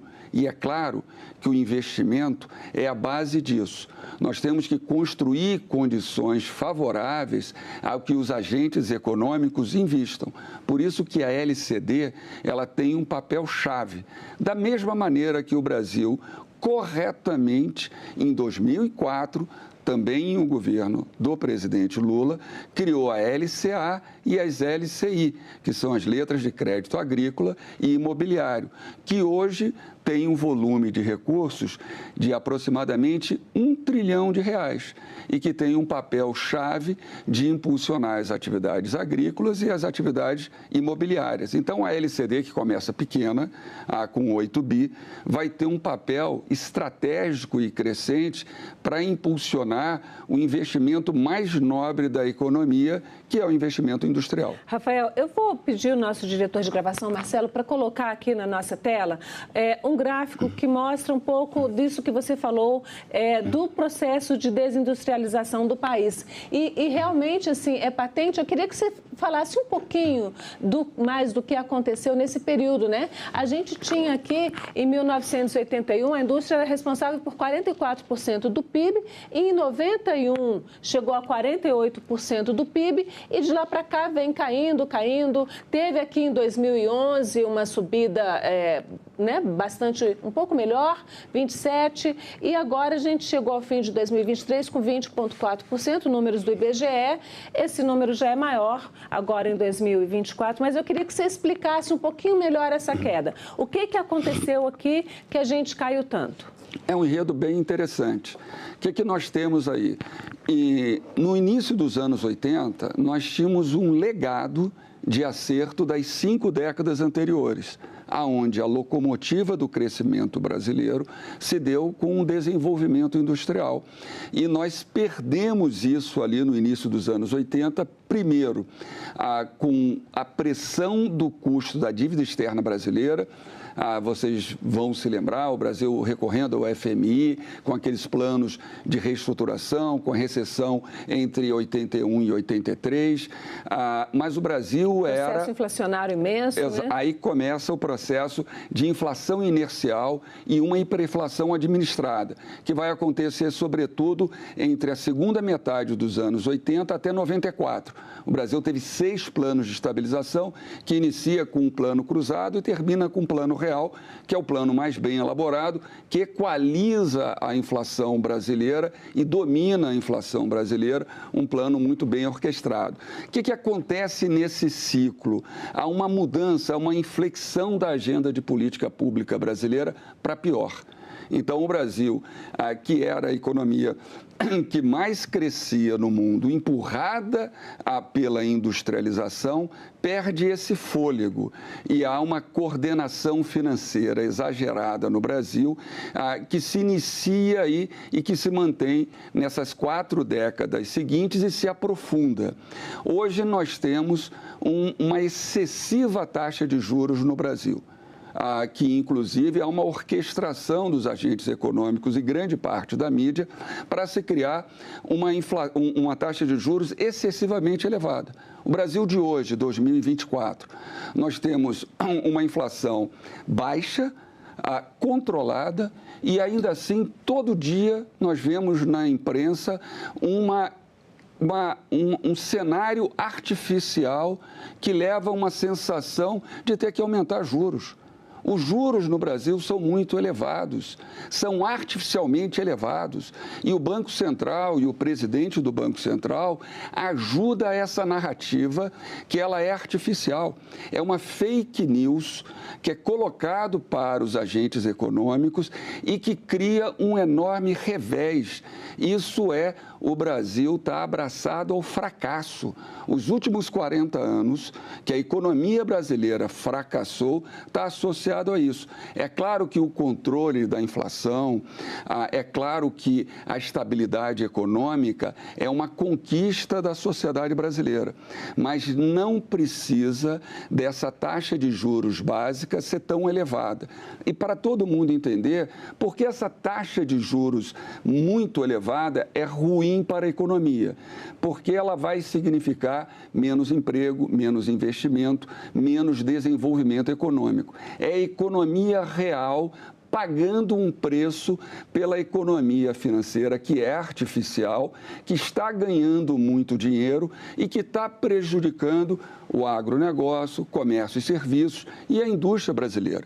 Então, isso é muito ruim. E o próprio Banco Central calcula o custo artificial dessa diferença. A Selic está em 10,5% e a taxa básica calculada pelo próprio Banco Central está em 4,5%. Então, o que significa essa diferença? É o que os economistas chamam de hiato produtivo. Isso significa menos emprego para os trabalhadores, para a sociedade, para as famílias, menos investimento, que é mais desenvolvimento econômico, mais prosperidade, mais bem-estar, porque o preço do dinheiro fica muito caro. Nesse sentido, para a gente fechar então esse tema, quem está ganhando hoje, então, com esse juro tão alto como está? Porque a indústria não está sendo financiada. Claro, é o rentismo improdutivo. É o rentismo improdutivo, os super ricos que não produzem um prego na economia. Agora, aqueles que produzem soja, produzem carne, produzem frango, estão sendo prejudicados. Aqueles que produzem produtos petroquímicos, aço, construção civil, estão sendo prejudicados. O comércio, o varejo, está sendo prejudicado. Todos os agentes econômicos estão sendo prejudicados. E o mais importante, nós vivemos um mundo que está em grande transformação. O que acontece nos países ricos hoje? O último relatório do FMI revela.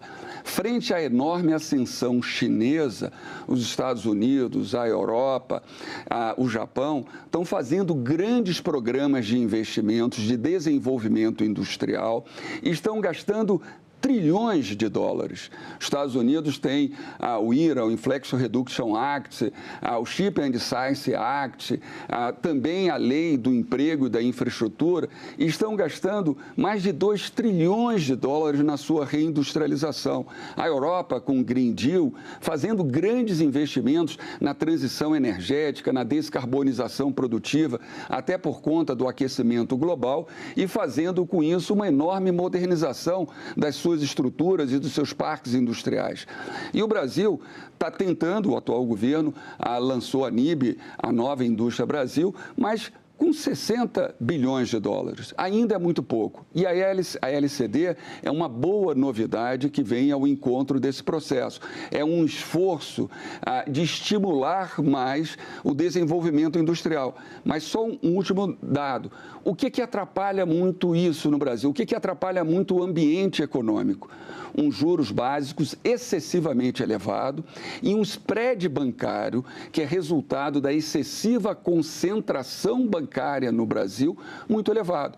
Qual é a taxa média de spread bancário no mundo? 7%. Só para explicar, qual é a taxa brasileira? Spread bancário um pouquinho, né? Por favor. Para o nosso telespectador. É a diferença, basicamente o lucro do banco entre o que ele paga, a diferença entre o que ele paga para o dinheiro que ele pega emprestado de nós correntistas e o que ele cobra da pessoa, da indústria, para quem ele vai entregar. Perfeita explicação. A taxa entre a captação e as operações bancárias é esse ato.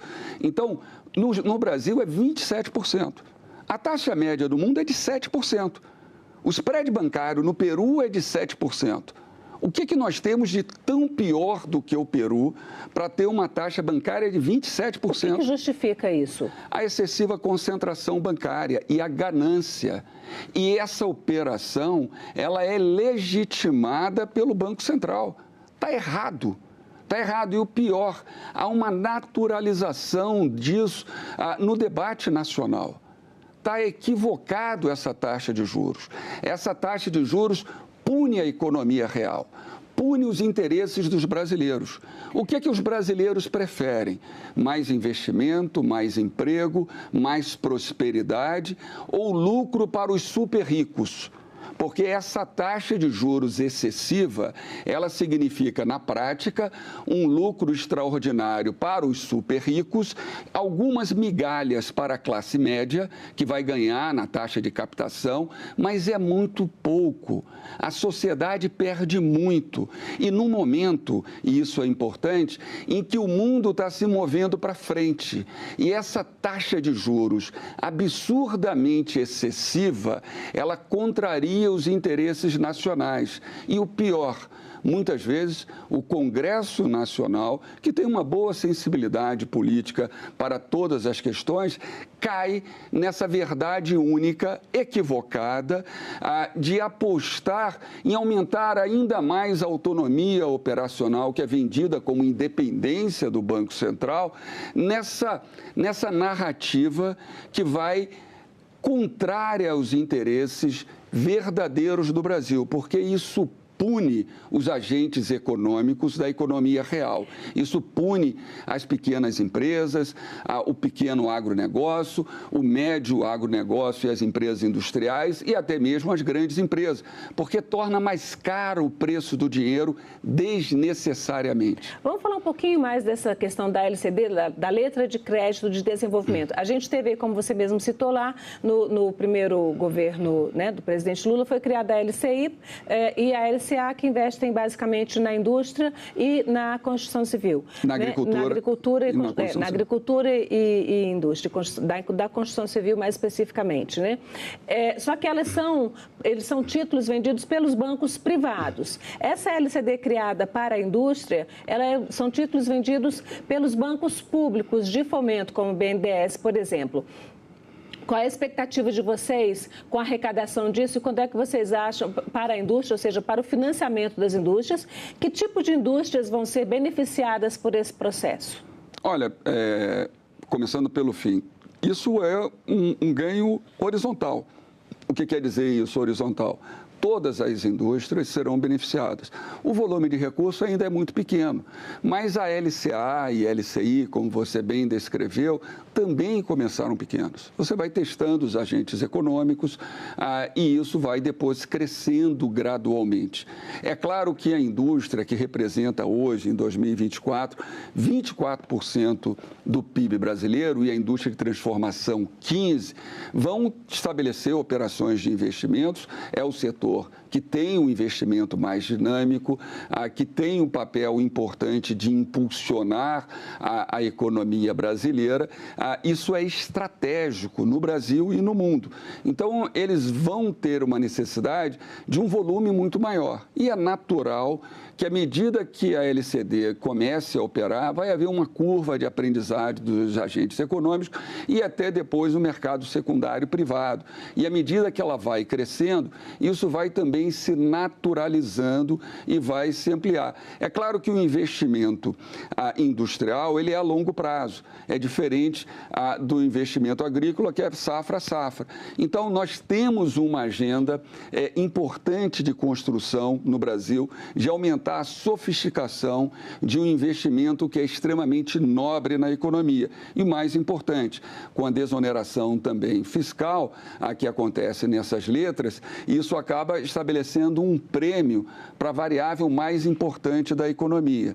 E acreditamos que, a médio e longo prazo, haja um ajuste no sistema financeiro e o sistema financeiro brasileiro possa se comportar como o sistema financeiro existe na teoria econômica e nos principais países, onde ele é um elemento impulsionador do investimento, porque essa é a principal função dos bancos, recolher as poupanças dispersas das famílias e dos agentes econômicos e transformar isso em investimento produtivo.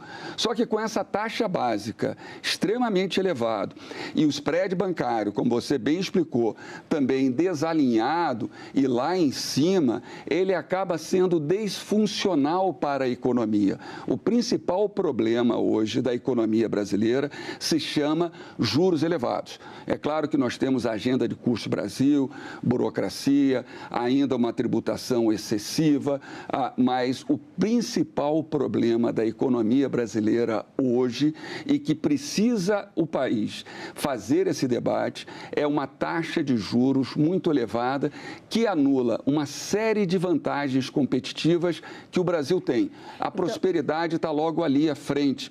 Falando como futebol, o Brasil não depende de ninguém para ser campeão mundial na agenda de reindustrialização, de transição energética. Nós só dependemos de nós mesmos. E o principal ajuste está em recalibrar a taxa de juros. Falando nisso, então, essas letras de câmbio, elas custarão mais barato para a indústria? Ou seja, pegar esses empréstimos, que são empréstimos, será mais barato para a indústria? E que indústrias são essas? Pequenas, médias, microindústrias, empresas poderão ser beneficiadas? E o cidadão comum pode investir nesse tipo de... Olha, todas as indústrias serão beneficiadas, como você bem falou. Para que serve a LCD? Para estimular o investimento produtivo. Então, essas operações que vão ser lastreadas inicialmente pelos bancos públicos têm um papel importante de impulsionar o desenvolvimento industrial. A variável dinâmica no sistema econômico é o investimento. O que quer dizer isso? Para que a economia cresça e prospere, os agentes econômicos têm que sentir confiança no mercado. E uma variável importante é o preço do dinheiro. Se o preço do dinheiro diminui, as empresas vão estar mais estimuladas a investirem. E ao investirem, eles vão criar um círculo virtuoso na economia. Eles vão empregar mais, ao investirem vai haver mais gasto, então toda a cadeia de fornecimento vai se expandir, então a indústria de máquinas e equipamentos vai vender mais máquinas e equipamentos, vai contratar mais pessoas. Isso vai criar uma agenda mais favorável a uma profecia autorrealizável de crescimento para o futuro. Quais são os setores mais beneficiados? Quando você reduz o custo do investimento, é claro que as empresas de todos os segmentos e de todos os portes vão estar mais estimuladas a investirem. Aqueles segmentos mais capitalizados vão investir mais do que aqueles segmentos menos capitalizados, mas todos vão investir. A gente olhando, eu pedi o Marcelo para colocar aqui essa outra arte na nossa tela, Rafael, e com aqueles números, né? A gente atualizou aquele número que a gente tinha lá do PIB, era 23, agora a gente tem aqui 25, que 2024, né? Que é 25,5%, 9 milhões, quase 10 milhões de trabalhadores empregados formalmente, né? 34% da arrecadação dos tributos federais, 66% da exportação de bens e serviços, ao contrário do que de bens e serviços, né, da indústria, e 21% dos empregos formais. Que estimativa você faz sobre esses números aqui, a partir de uma queda de juros que permita um financiamento maior da indústria e do sucesso desse processo de lançamento das LCDs? Como é que a gente pode ver uma melhora nesses números, por exemplo, na contratação de mais trabalhadores, na exportação maior, nessa arrecadação de tributos, que a gente tem que pensar em arrecadação, porque a arrecadação é que paga o serviço público, né? Claro, veja só, a indústria é um grande contribuinte. E a indústria é o motor da economia, é o setor mais dinâmico. É o que mais paga os melhores salários, e isso acaba empurrando o consumo para cima, o que é importante. É também o setor que mais inova. Então, se nós pensarmos o progresso técnico em todos os demais setores, por exemplo, no agronegócio, que é um setor importante para a economia brasileira, o ganho de produtividade do agronegócio está associado à mecanização, máquinas, equipamentos, tratores. Empregos. Tem menos empregos, gera 1,5 milhões de empregos. É 7 vezes menos do que a indústria gera. Mas quando o agronegócio se moderniza, ele vai comprar máquinas e equipamentos, isso é indústria. Vai comprar fertilizantes e defensivos agrícolas, isso é indústria. Agricultura de precisão, satélite, chip, indústria. Bioeconomia, indústria. Então, tudo isso é um papel-chave, como também nos setores de ponta, nos setores intensivos em tecnologia. Queria que você falasse um pouquinho exatamente disso, desse setor de ponta. A indústria, a gente já fala em indústria 4.0, e a gente está super atrás quando você fala na produção de microprocessadores, de microchips, de nanotecnologia. A gente está atrás. Esses recursos deverão ser usados para essa modernização real e também para uma economia energética aí? Sem dúvida. O Brasil perdeu a terceira revolução industrial industrial, aquela que acontece ali no início dos anos 80. A China acertou e por isso que ela pegou o elevador e cresceu muito. E agora nós vivemos a quarta revolução industrial. Inteligência artificial, internet das coisas, a Big Data, digitalização de uma forma geral. E é claro, nós temos um parque industrial envelhecido. A idade média das máquinas e equipamentos no Brasil é de 14 anos. Precisamos modernizar. E por que a indústria envelheceu? Porque nós fazemos no Brasil política anti-industrial. Na prática, esses juros muito elevados, muita burocracia, muito custo do Brasil. O Brasil precisa destravar a sua indústria. O que o mundo inteiro faz, que é apoiar a indústria, que é o setor mais nobre da economia, o Brasil há 40 anos pune a sua indústria. Então, nós temos que mudar o tabuleiro, deixar essa excessiva financiarização, que ela é inútil para gerar empregos e renda, e calibrar a economia para que a economia real, a indústria, o comércio e serviços e a agricultura possam prosperar. E essa é uma agenda decisiva. Nós precisamos conter a agenda de política pública que vai na direção errada, como aconteceu essa semana. A presidente Ricardo Alban teve um papel-chave no bloqueio da MP 1227, que punia o setor produtivo, e temos que avançar na direção correta, que é reduzir a taxa de juros, desconcentrar a intermediação financeira no Brasil e criar uma agenda de prosperidade econômica. O maior custo fiscal que tem no Brasil não são os direitos sociais. Os direitos sociais no Brasil não são significativos. O maior custo fiscal no Brasil é o custo de rolagem da dívida pública, que, em grande parte, quem ganha com isso são apenas os super ricos. Então, a economia e o Congresso Nacional e o governo e o Banco Central têm que deixar de atender os interesses dos super ricos para atender o interesse da ampla maioria da sociedade brasileira, que tem renda média baixa. Como é que fica a questão ambiental, que não dá para a gente não falar dela hoje, nesse processo de reindustrialização? Veja só, o que aconteceu no Rio Grande do Sul é um exemplo, é um grande alerta dramático da emergência climática. Não dá mais para ignorar. E o mundo precificou as emissões de carbono. Então, a transição energética e a descarbonização produtiva está na ordem do dia. Como eu falei há pouco, esse grande bloco de investimentos que Estados Unidos e Europa estão fazendo é para modernizar a sua estrutura produtiva e modificar a sua matriz energética. Só que o Brasil já começa numa posição de grande vantagem. Nós temos já uma matriz energética extremamente limpa.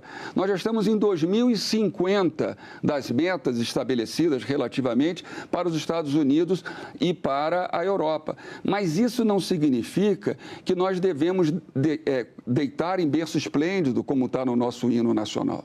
Nós devemos fazer disso uma vantagem competitiva para colocar o Brasil na condição da Arábia Saudita da energia verde. E isso impulsionar um grande processo de reindustrialização. Mas para que isso aconteça, nós temos que o quê? Baixar o custo do dinheiro no Brasil. Porque a gente só vai dar esse salto para frente do desenvolvimento econômico, gerando mais emprego e renda, e a oportunidade de reconstrução do Rio Grande do Sul vai muito nessa direção, porque a gente não precisa reconstruir como estava antes. Vamos aproveitar para acelerar, e há movimentos na economia que nos ensinam isso, para fazer habitações mais ecoeficientes. Houve uma grande destruição das cidades, além de corrigir, porque vai continuar havendo eventos climáticos extremos, e o Brasil tem 1.000 cidades expostas. Essa é uma das metas da nova indústria Brasil. Então, fazer cidades mais sustentáveis, e isso empurrar os agentes econômicos, eletromobilidade híbrida, tudo isso é uma agenda decisiva para o desenvolvimento brasileiro. Rafael Lucchesi, vamos torcer então para que isso realmente aconteça. Agradeço muito pela sua presença aqui na Agenda Econômica. Muito obrigado. E agradeço também a você que nos acompanhou até aqui. Este programa pode ser visto no site senado.leg.br/TV ou no canal da TV Senado no YouTube. Aproveite e se inscreva lá e curta nossa programação. Muito obrigada e até a próxima Agenda Econômica.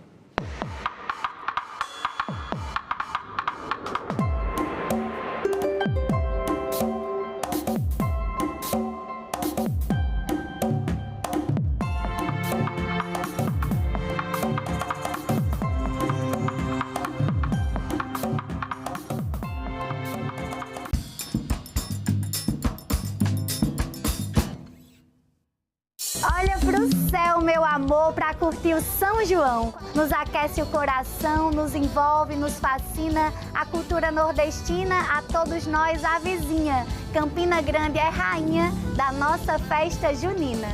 São milhões de reais que movimentam a cidade de Campina Grande e movimentam não apenas nela, mas ao seu derredor. Senadoc. Hoje, 21h, aqui na TV Senado. Agora é lei. A fita com desenhos de girassóis passa a ser oficialmente o símbolo de identificação das pessoas com deficiências ocultas. As deficiências ocultas são aquelas que podem não ser percebidas de imediato, como a surdez, o autismo e as deficiências cognitivas, entre outras. O Senado votou, agora é lei.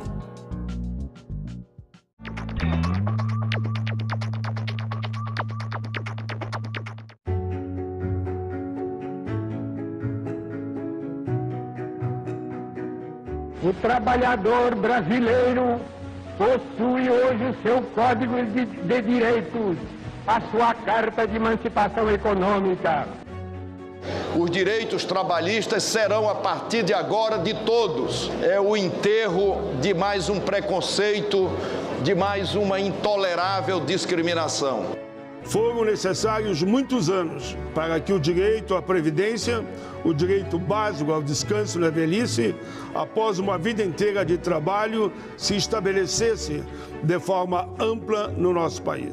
Colegas profissionais da enfermagem, esse é o tempo de vocês, esse é o tempo da valorização da enfermagem do Brasil. Prevalece a sensação de que ainda nos resta muito chão a marchar em nome dos trabalhadores brasileiros. TV Senado. Democracia todo dia.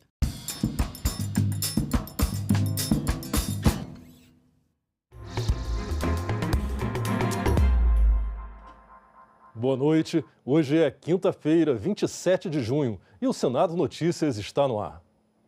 Um projeto que cria o Cadastro Digital Certificado e estabelece normas para a identificação dos correntistas de contas abertas por meio eletrônico foi tema de uma audiência pública hoje na Comissão de Comunicação e Direito Digital. A preocupação é com a segurança dos dados pessoais dos clientes. As contas digitais abertas no país já superam o número de habitantes. São mais de 250 milhões de contas para uma população de 211 milhões de pessoas, segundo pesquisa da startup Ideal. Para garantir maior segurança a esse tipo de conta e evitar fraudes, um projeto de lei em tramitação no Senado institui a obrigatoriedade do cadastro digital certificado na abertura das contas correntes digitais. A proposta foi debatida em audiência pública pela Comissão de Comunicação e Direito Digital. Os serviços bancários e financeiros estão cada vez mais integrados ao ambiente virtual.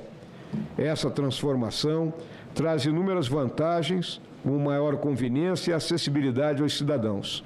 Contudo, também impõe significativos desafios no que diz respeito à segurança e à autenticidade das operações financeiras. A volumetria de tentativas de fraude é realmente absurda, superando a casa de 1 bilhão ao ano, e felizmente o combate por parte das instituições tem sido eficiente até determinado ponto para garantir que apenas uma minoria de toda essa quantidade realmente se converta em fraudes. Hoje, um advogado só peticiona com certificado digital. Um juiz só manda para frente com certificado digital.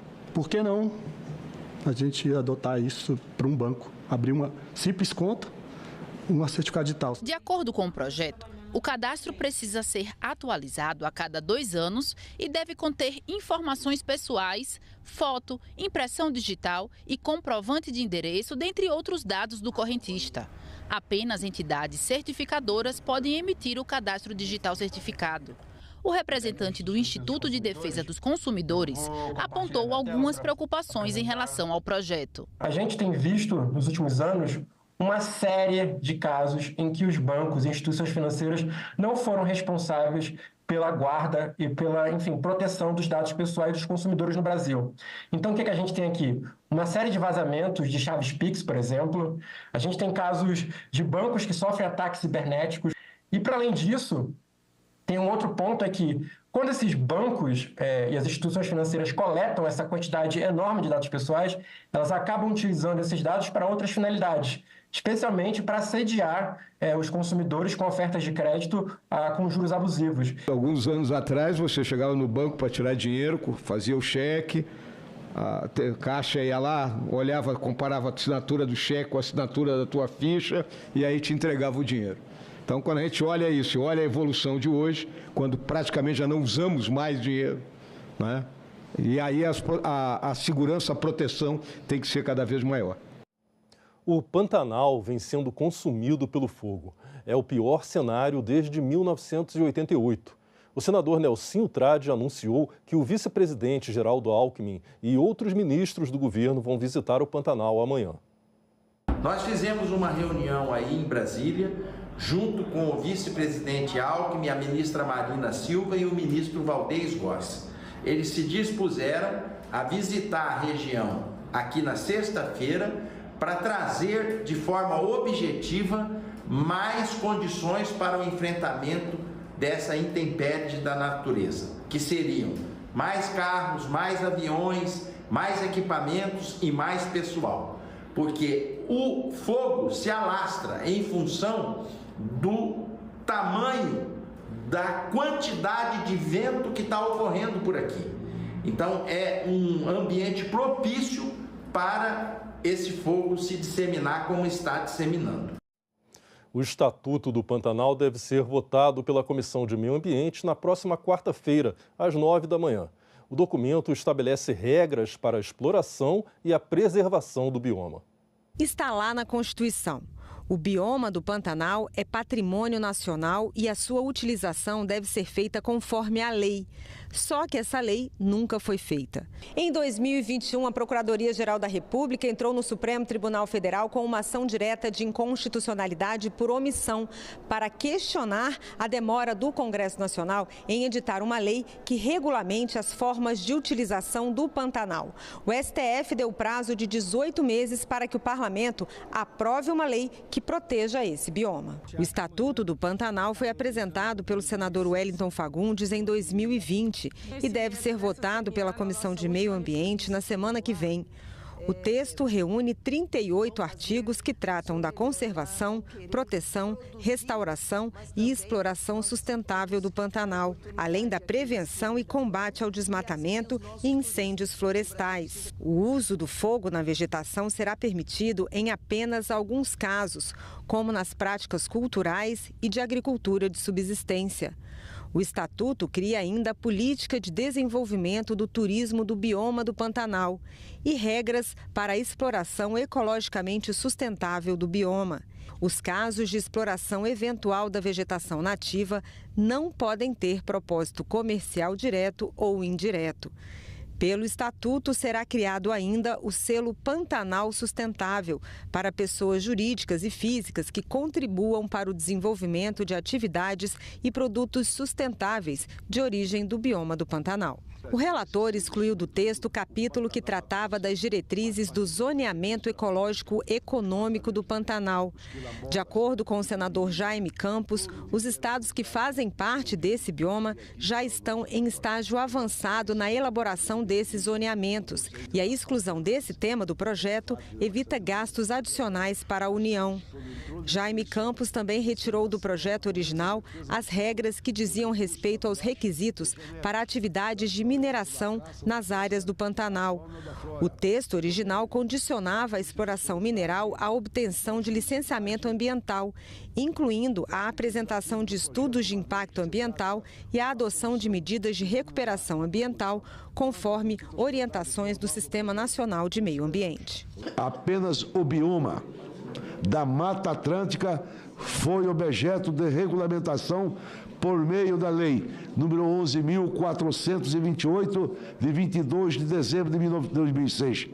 O Pantanal está presente nos estados do Mato Grosso e do Mato Grosso do Sul, sendo que sua área total representa 15.096.107 hectares. O Pantanal é o único bioma e merece uma legislação singular, capaz de conciliar preservação, desenvolvimento econômico e progresso social. É uma lei que nós precisamos fazer para respaldar as leis estaduais que, com certeza, são mais restritivas do que a lei federal, como ela tem que ser. A lei federal tem que ser um guarda-chuva e as leis estaduais são mais restritivas porque entram a fundo nas peculiaridades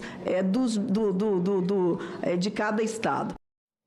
A recuperação do estado do Rio Grande do Sul está entre as ações que vão constar no relatório final da Lei de Diretrizes Orçamentárias. O projeto deve ser entregue até o dia 10 de julho.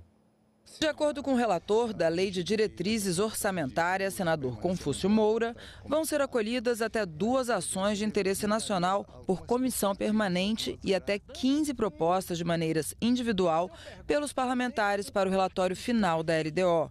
O parlamentar também ressaltou que vai priorizar ações voltadas para a recuperação do Rio Grande do Sul.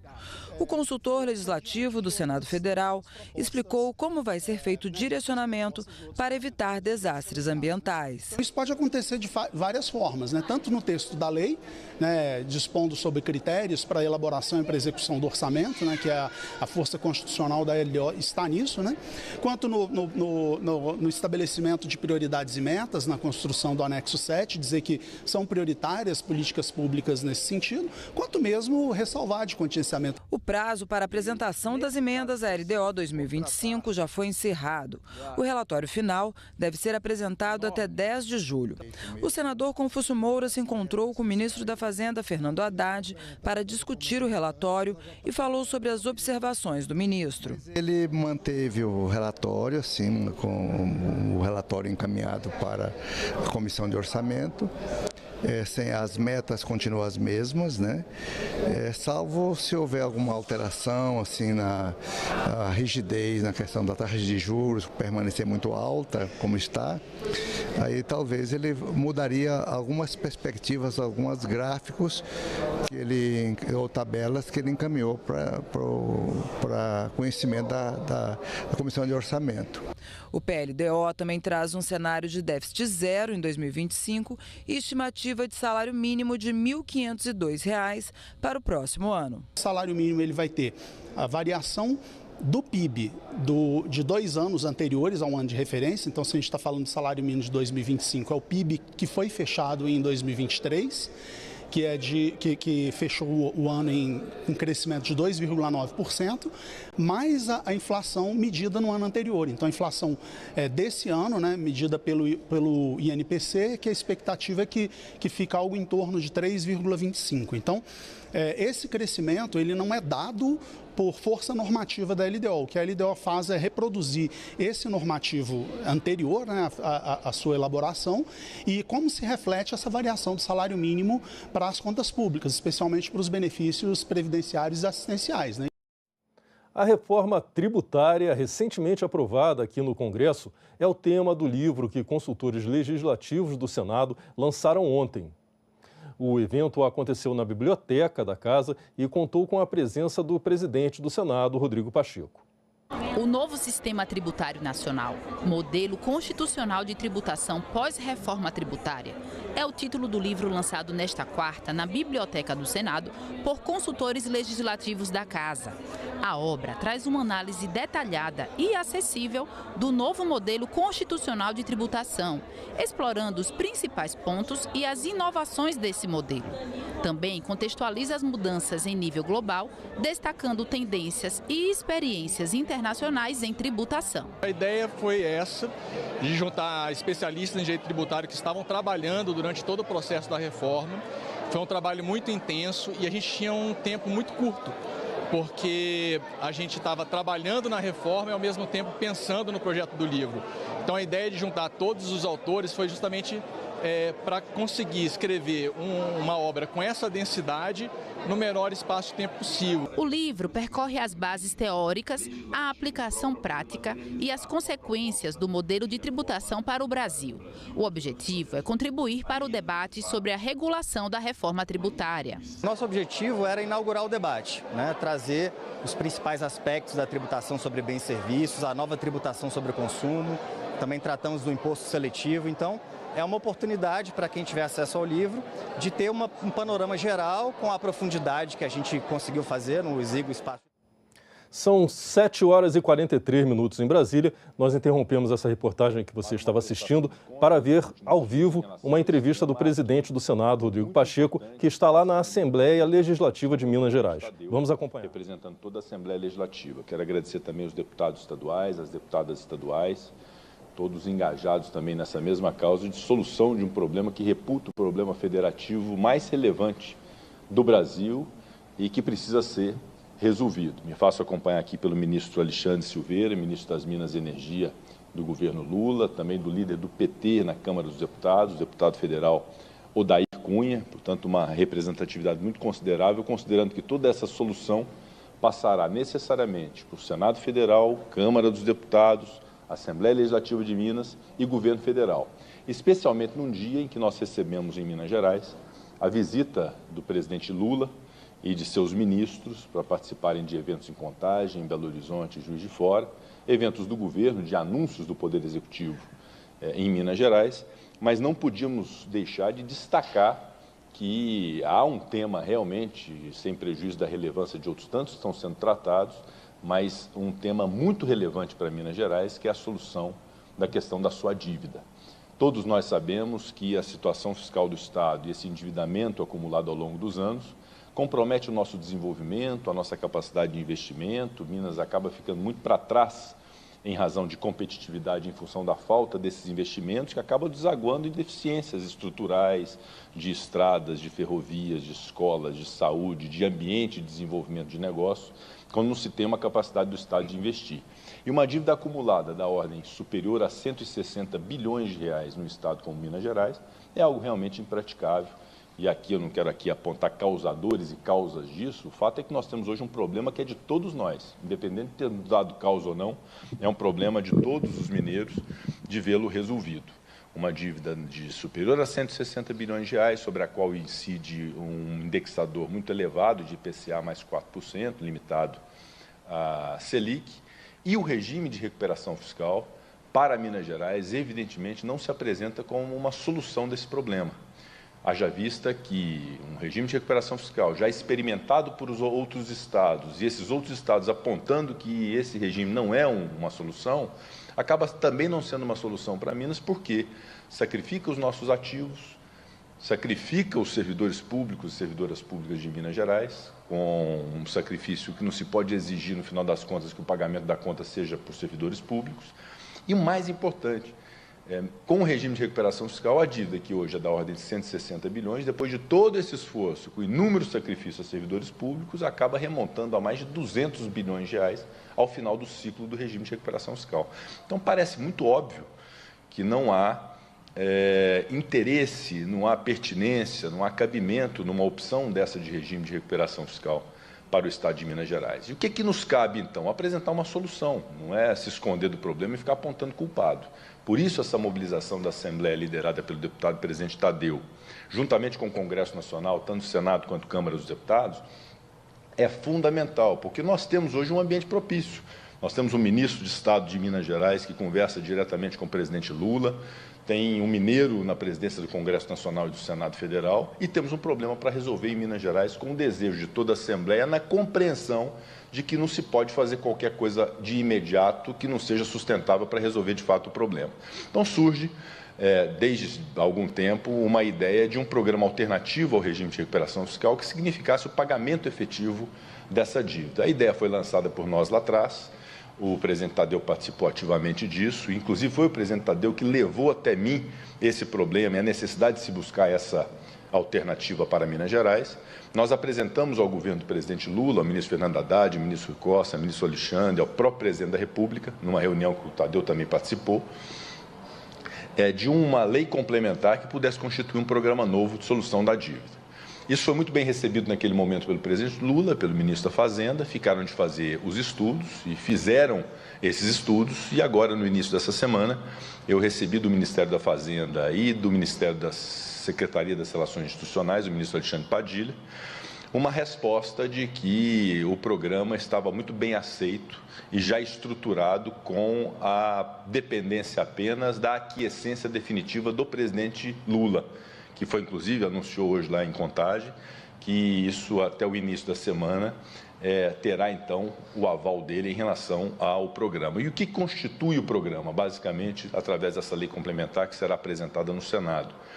É um programa de pagamento efetivo da dívida, que envolva, primeiro, a possibilidade de o Estado endividado entregar à União credora ativos de sua propriedade como forma de pagamento e amortização do valor consolidado. Então, não há nenhum tipo de especulação de que isso não acontecerá. Então, a estrutura, o primeiro eixo do projeto é justamente a possibilidade do Estado entregar ativos de todas as ordens como parte de pagamento do valor consolidado.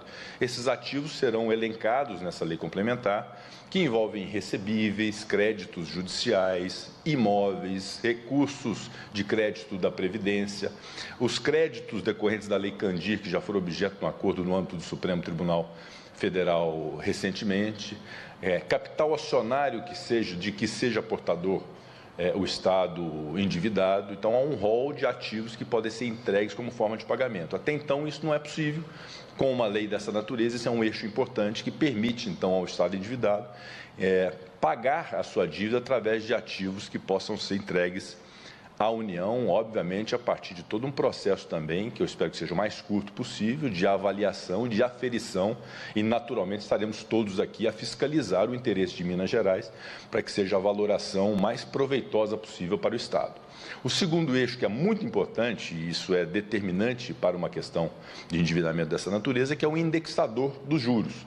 Todos nós sabemos que se avolumou muito essa dívida em Minas Gerais por dois fatores. Primeiro, pelos juros incidentes nessa dívida do Estado e também de outros estados, que é igual para todos, mas também pelo fato de, durante 6 anos, nós mineiros não temos pago essa dívida em função de uma liminar do Supremo Tribunal Federal. Então, nos últimos 6 anos, absolutamente nada foi pago, o que fez que a dívida fosse de pouco mais de 100 bilhões para algo em torno de 170, pouco mais de 160 bilhões de reais. Então, essa soma de fatores, um juro alto com o não pagamento de nada ao longo desse tempo, realmente faz com que nós chegamos agora nesse momento, um momento insustentável que nós precisamos dar solução. Então, o projeto, além da questão do pagamento com ativos, ataca também esse segundo eixo, que é uma revisão do indexador. E na revisão do indexador, em última análise, a União, e aí é um gesto importante do governo federal e será um gesto muito importante do presidente Lula, a União concorda em não receber absolutamente nada de juros dessa dívida. Como? Garantindo a possibilidade de perdão de parte desses juros, em função dos ativos entregues como forma de pagamento. Segundo lugar, se o Estado demonstrar que está investindo em educação, ensino profissionalizante, segurança pública a título de investimentos e não de custeio, e infraestrutura, o Estado então poderá, ao invés de pagar a União um juro, reverter em investimentos no próprio Estado, o que é um gesto muito importante federativo do governo federal para os estados endividados, com a possibilidade então de uma modelagem que evite pagamento de juros e haja demonstração de investimento nos estados, e no caso de Minas Gerais, muito bom para todos os mineiros saber que nós vamos ter investimento em estrada, vamos ter investimento em escola, vamos ter investimento em presídio e construção de vagas do sistema prisional, do sistema socioeducativo, a partir dessa possibilidade que o governo federal nos outorga. Então, e o terceiro ponto, então isso é irrelevante, o terceiro ponto é a constituição de um fundo, que é um fundo que abarca todos os 26 estados do Distrito Federal, a partir de 1% dos juros do pagamento da dívida de todos os estados endividados. Então, 1% do juro que Minas paga, que São Paulo paga, que Rio Grande do Sul pague, que Goiás, os estados endividados paguem, constituirá um fundo que será revertido para todos os estados, inclusive para Minas Gerais. Então, há o pagamento no fundo, o abastecimento no fundo, mas aquilo também é investido nos estados, na proporção da importância dos estados, do tamanho dos estados, para reversão em Minas Gerais. No final das contas, é o que eu disse. Caso se concretize assim, o governo concorde, será, de fato, a compreensão de que o governo federal está permitindo que nada desses juros dos estados endividados venha para ela, a União, e sim para a reversão nos próprios estados federados, tanto os endividados quanto os não endividados, que farão jus também a esse fundo. Então, são dois eixos importantes, tanto a possibilidade da forma de pagamento com ativos, quanto de uma revisão qualitativa e quantitativa da incidência de juros, que me parece ser um programa muito sustentado e muito bem acabado para a solução definitiva do problema da dívida. E aí, evidentemente, que cabe a cada Estado ter capacidade de gestão, capacidade de se organizar, capacidade de pagar, porque os meios para isso será dado através de um programa dessa natureza. Esse projeto, em linhas gerais, foi muito bem recebido pelo governo do Estado. Estiveram representantes comigo ontem no Senado Federal a discutir esse tema junto com o secretário do Tesouro Nacional. Não me parece todos sentados à mesa. Governo dos Estados, Tesouro Nacional, Ministério da Fazenda, Casa Civil, Assembleia Legislativa, Câmara dos Deputados, Senado Federal, todos no mesmo propósito e até aqui todos compreendendo que é um programa muito bem sustentado para dar solução a esse problema da dívida. Então, desculpe se eu alonguei muito, mas era muito importante dar essa satisfação à população de Minas Gerais de que nós estamos trabalhando, nunca paramos de trabalhar em relação a esse tema e nós estamos, acredito eu, na iminência muito concreta da próxima semana, havendo aqui a aquiescência do presidente Lula, de termos a concretização de um programa muito sustentado para pagamento efetivo da dívida e não um arremesso